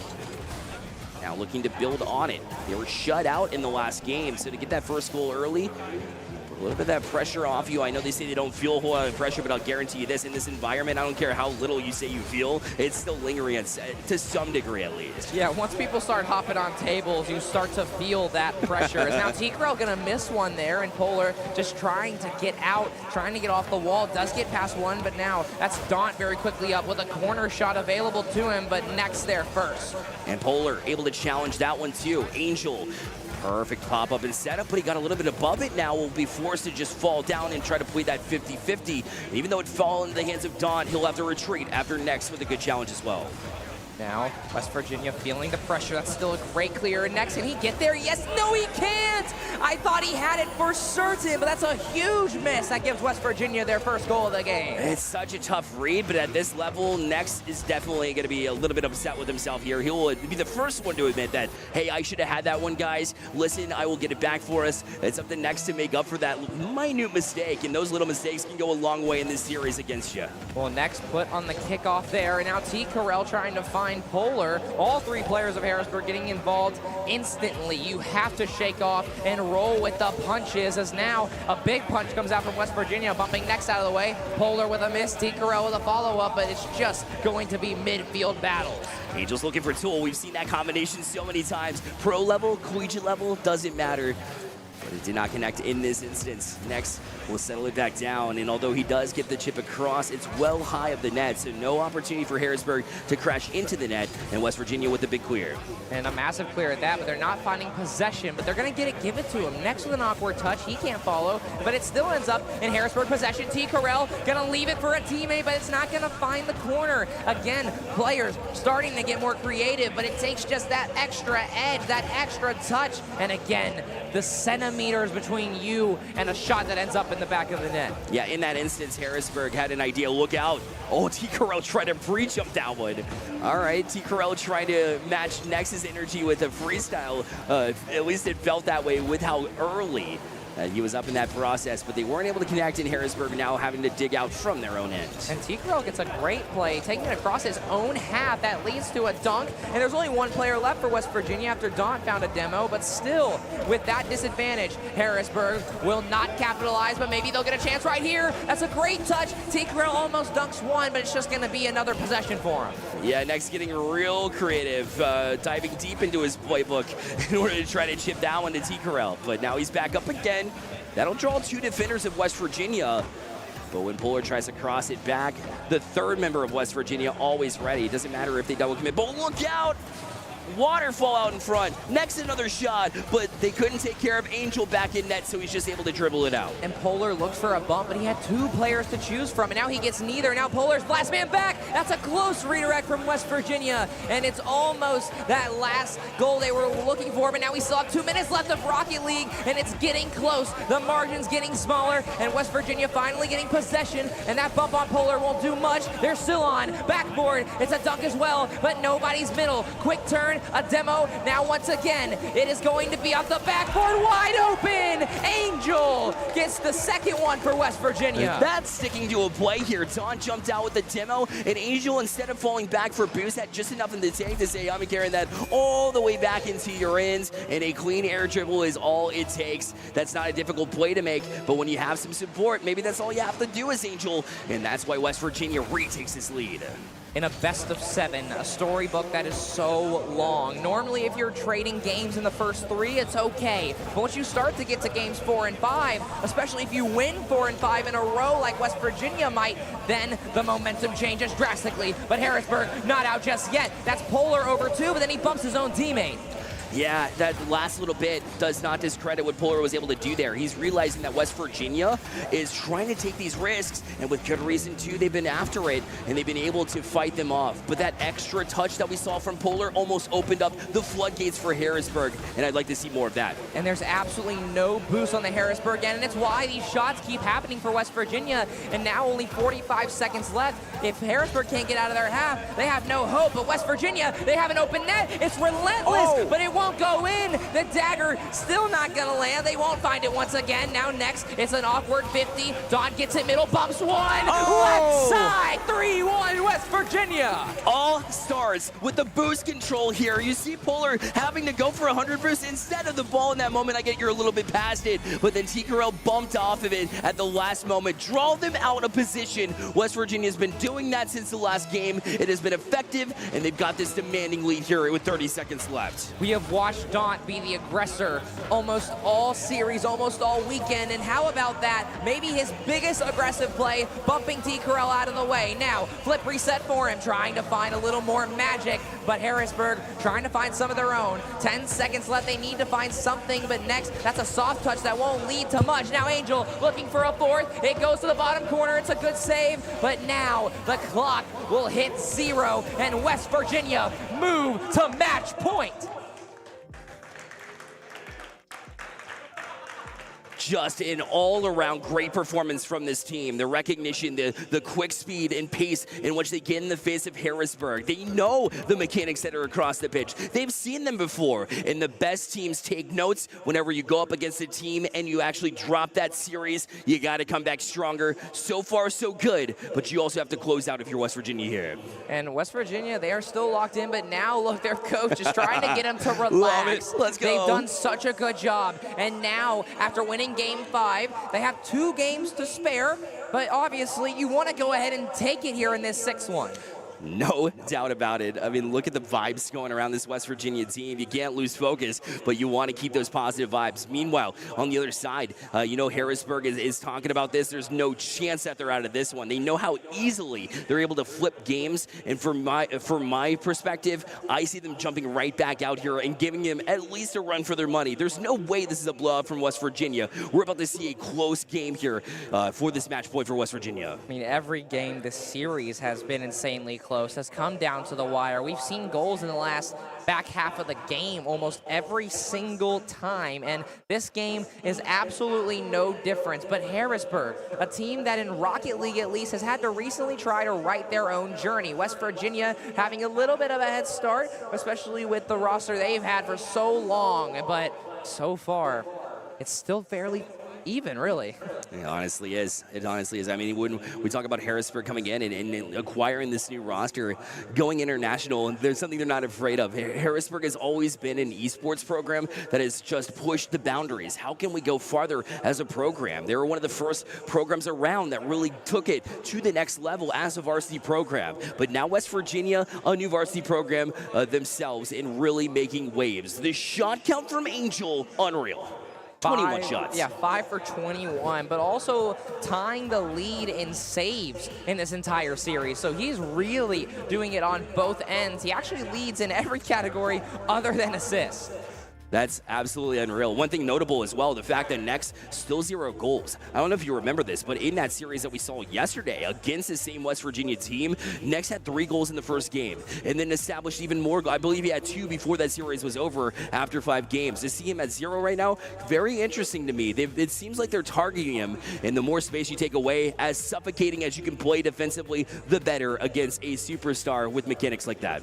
And now you find yourself no goals for Next, and with his back against the wall, and maybe his back against being thrown out into the boardwalk water here at the hangout here in Myrtle Beach. But I mean, an incredible venue, an incredible game, and I hope it delivers to 7, but as of right now, it's hard not to lean West Virginia.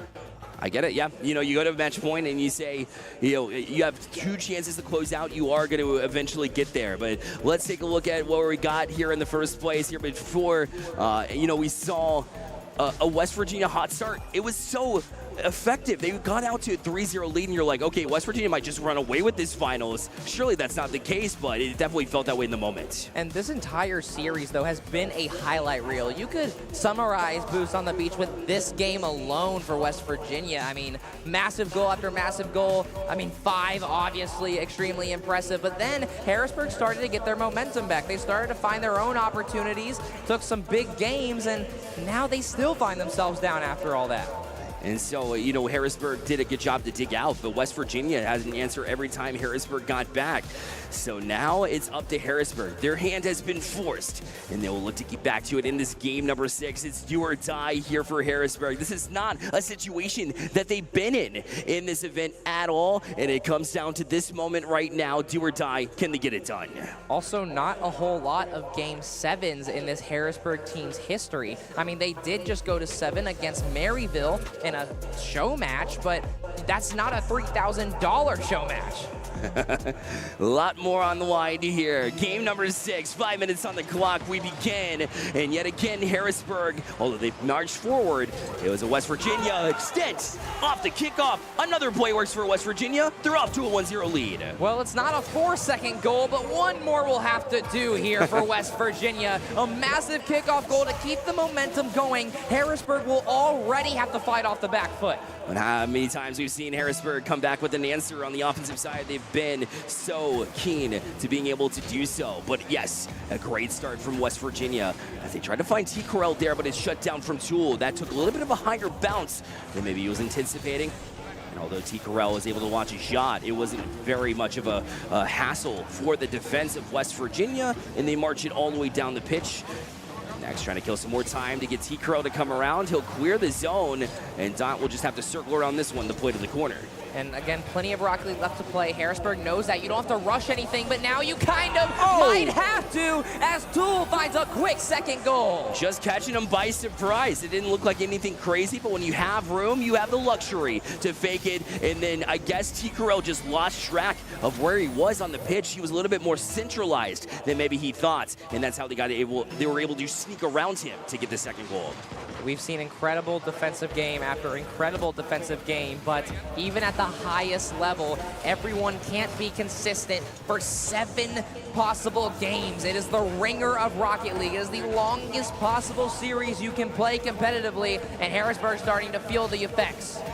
Next, trying to force it down the throats of the defense of West Virginia, but that hasn't worked traditionally, and it won't work again. But they'll tap it to one another.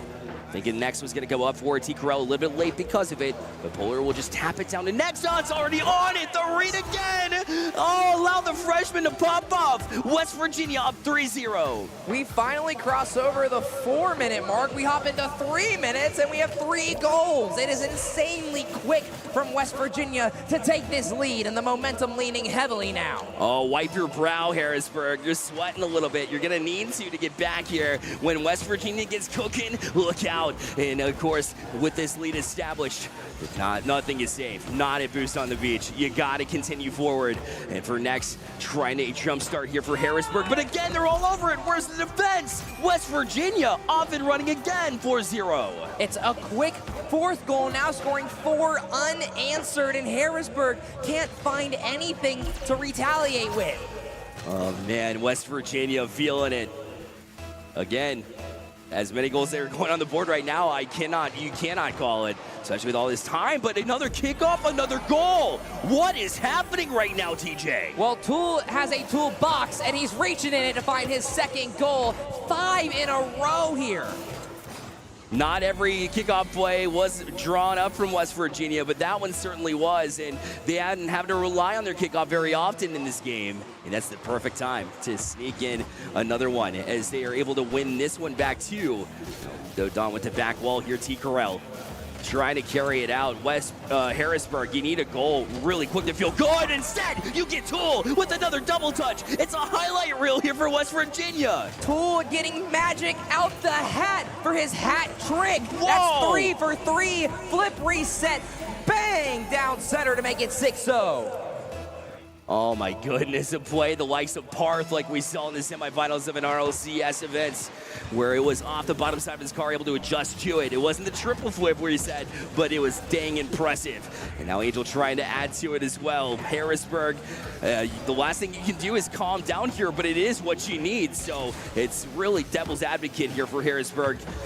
Just digging deep into their pocket. They got to get creative here, but I mean, at this point in time, nothing's working. And the urgency is already high after you fall down to an opposing match point. And you know, maybe 1-0, 2-0, 3-0, okay, maybe we're fine, but 4, 5, 6, that's where you start to have problems. Next challenge as well. Everything read by West Virginia. They're on it since the get-go. We talked about vulnerabilities from West Virginia when this bracket kicked off, and they have been erased as far back as the semifinals matchup that we saw them in. And now it has been just clinical the way they've been able to take this match point game by storm and continue to just put it on Harrisburg. And they haven't had any kind of answer yet. In fact, another double almost win for West Virginia, trying to add injury to insult. Obviously, a 6-0 is already massive, but a 7th, I mean, every extra goal you get just further lowers the chances of you losing this game. And West Virginia has so much time and room to just play defense. You're already up 6, there's 2 minutes left, but wait a minute, Harrisburg slowly trying to claw back, but 2 players go and nobody finds a shot. Well, if you're here in the arena, I want you to look at West Virginia's face if you're able to walk over here, because they are still focused. It's 6-0, and they understand that weight. They understand the gravity that Harrisburg can very easily come back. They're not taking a victory lap, at least not yet, even though all signs point to West Virginia. Maybe another one. It is Angel, his 7th. The extra point is good. 7-0 in the grand finals, a pivotal game 6, and so far the wind is ripped out of the Harrisburg sails. Unbelievable performance here in a game where you need to close out. Yeah, you said it's not going to be a blowout. Well, what do I know here? West Virginia said, oh, you sure about that? And here we are. Next, trying to find T-Corral here. They do get the bump here. It'll play high. But at this point, it feels like a technicality. Everything's been working for him. Another save shut down. West Virginia is everywhere. And every second closer is an extra $1 added to the pockets of West Virginia, as they may find an 8th here. Players are awkward, and Polar will try and get literally anything going, as now with a minute left. It's technically not impossible, but it's feeling like Harrisburg may already be out of the fight.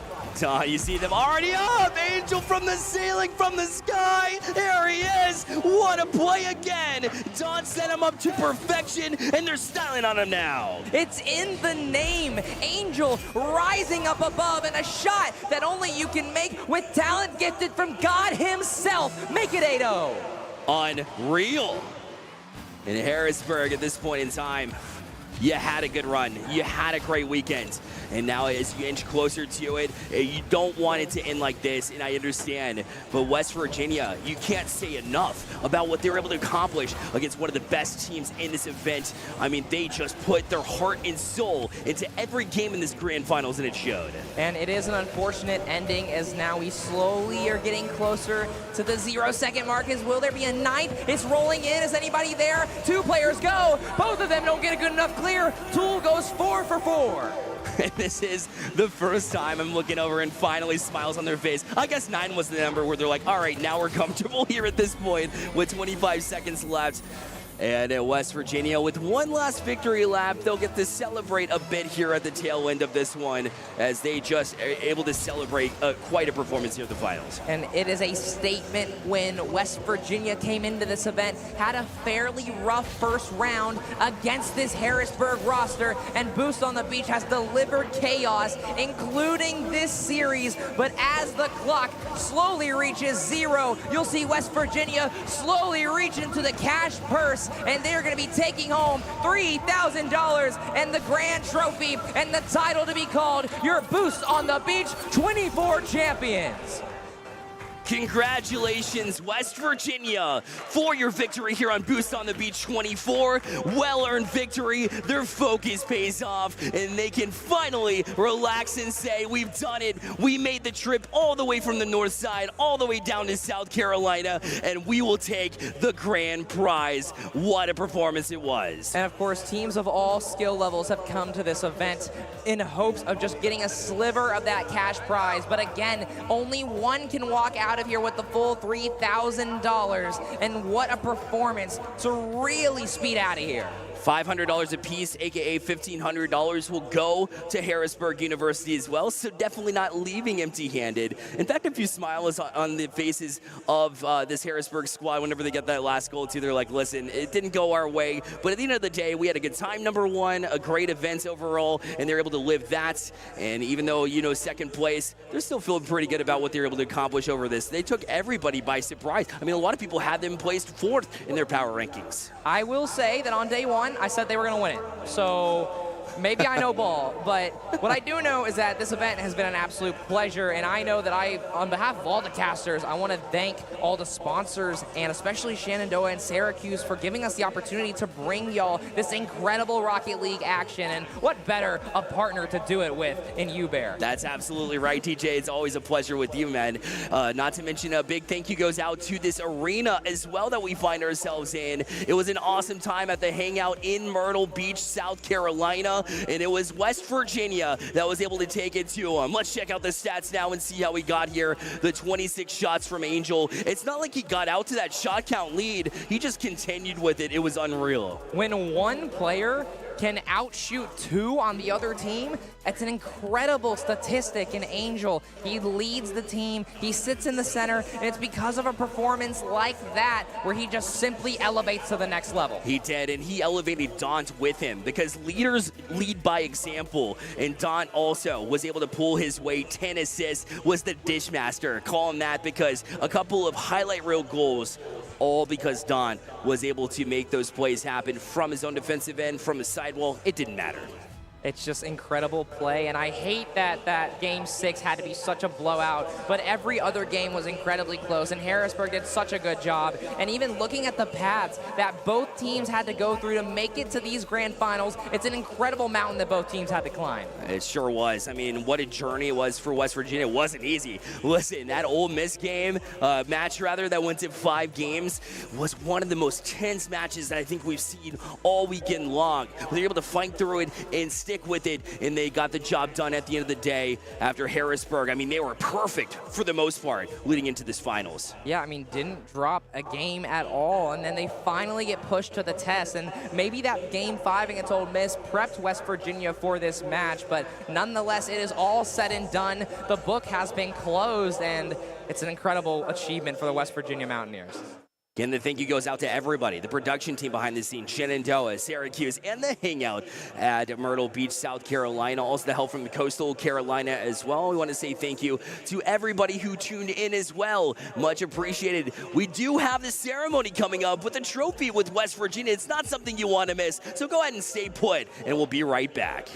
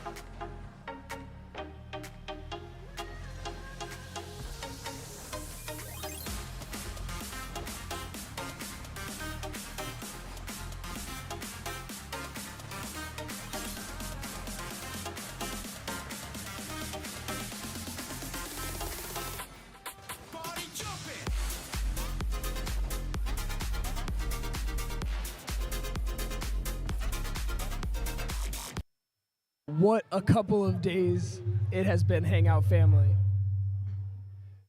The venue's just turning us up, man. We're all just excited. All right. Again, guys, what a 2 days it's been. 12 teams entered and 1 came out on top. Whether you joined us online or in person, it is so appreciated. This has been a fantastic day. Thank you so much to the wonderful folks over here at the Hangout, as well as our sponsors, Rally Cry, Alienware, Shenandoah University, Syracuse, and Coastal. Without further ado, though, I don't want to take any more away from these guys' moments. West Virginia, let me get you guys up here, man. Congratulations. Your 2024 Boost on the Beach champions.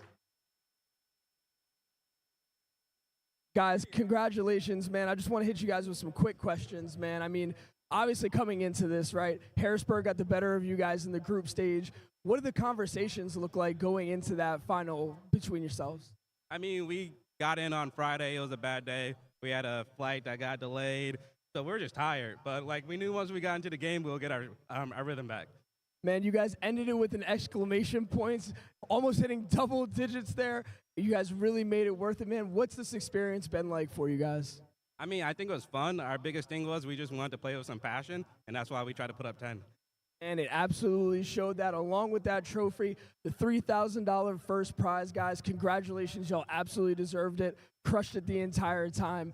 Guys, again, if you joined us, whether you were in person or you were on stream, we felt your energy, man. The Hangout was rocking the entire time. It was electric. We hope that you'll be here with us again next year, and we will see you all soon. Be safe. Get in there, get in there, get in there.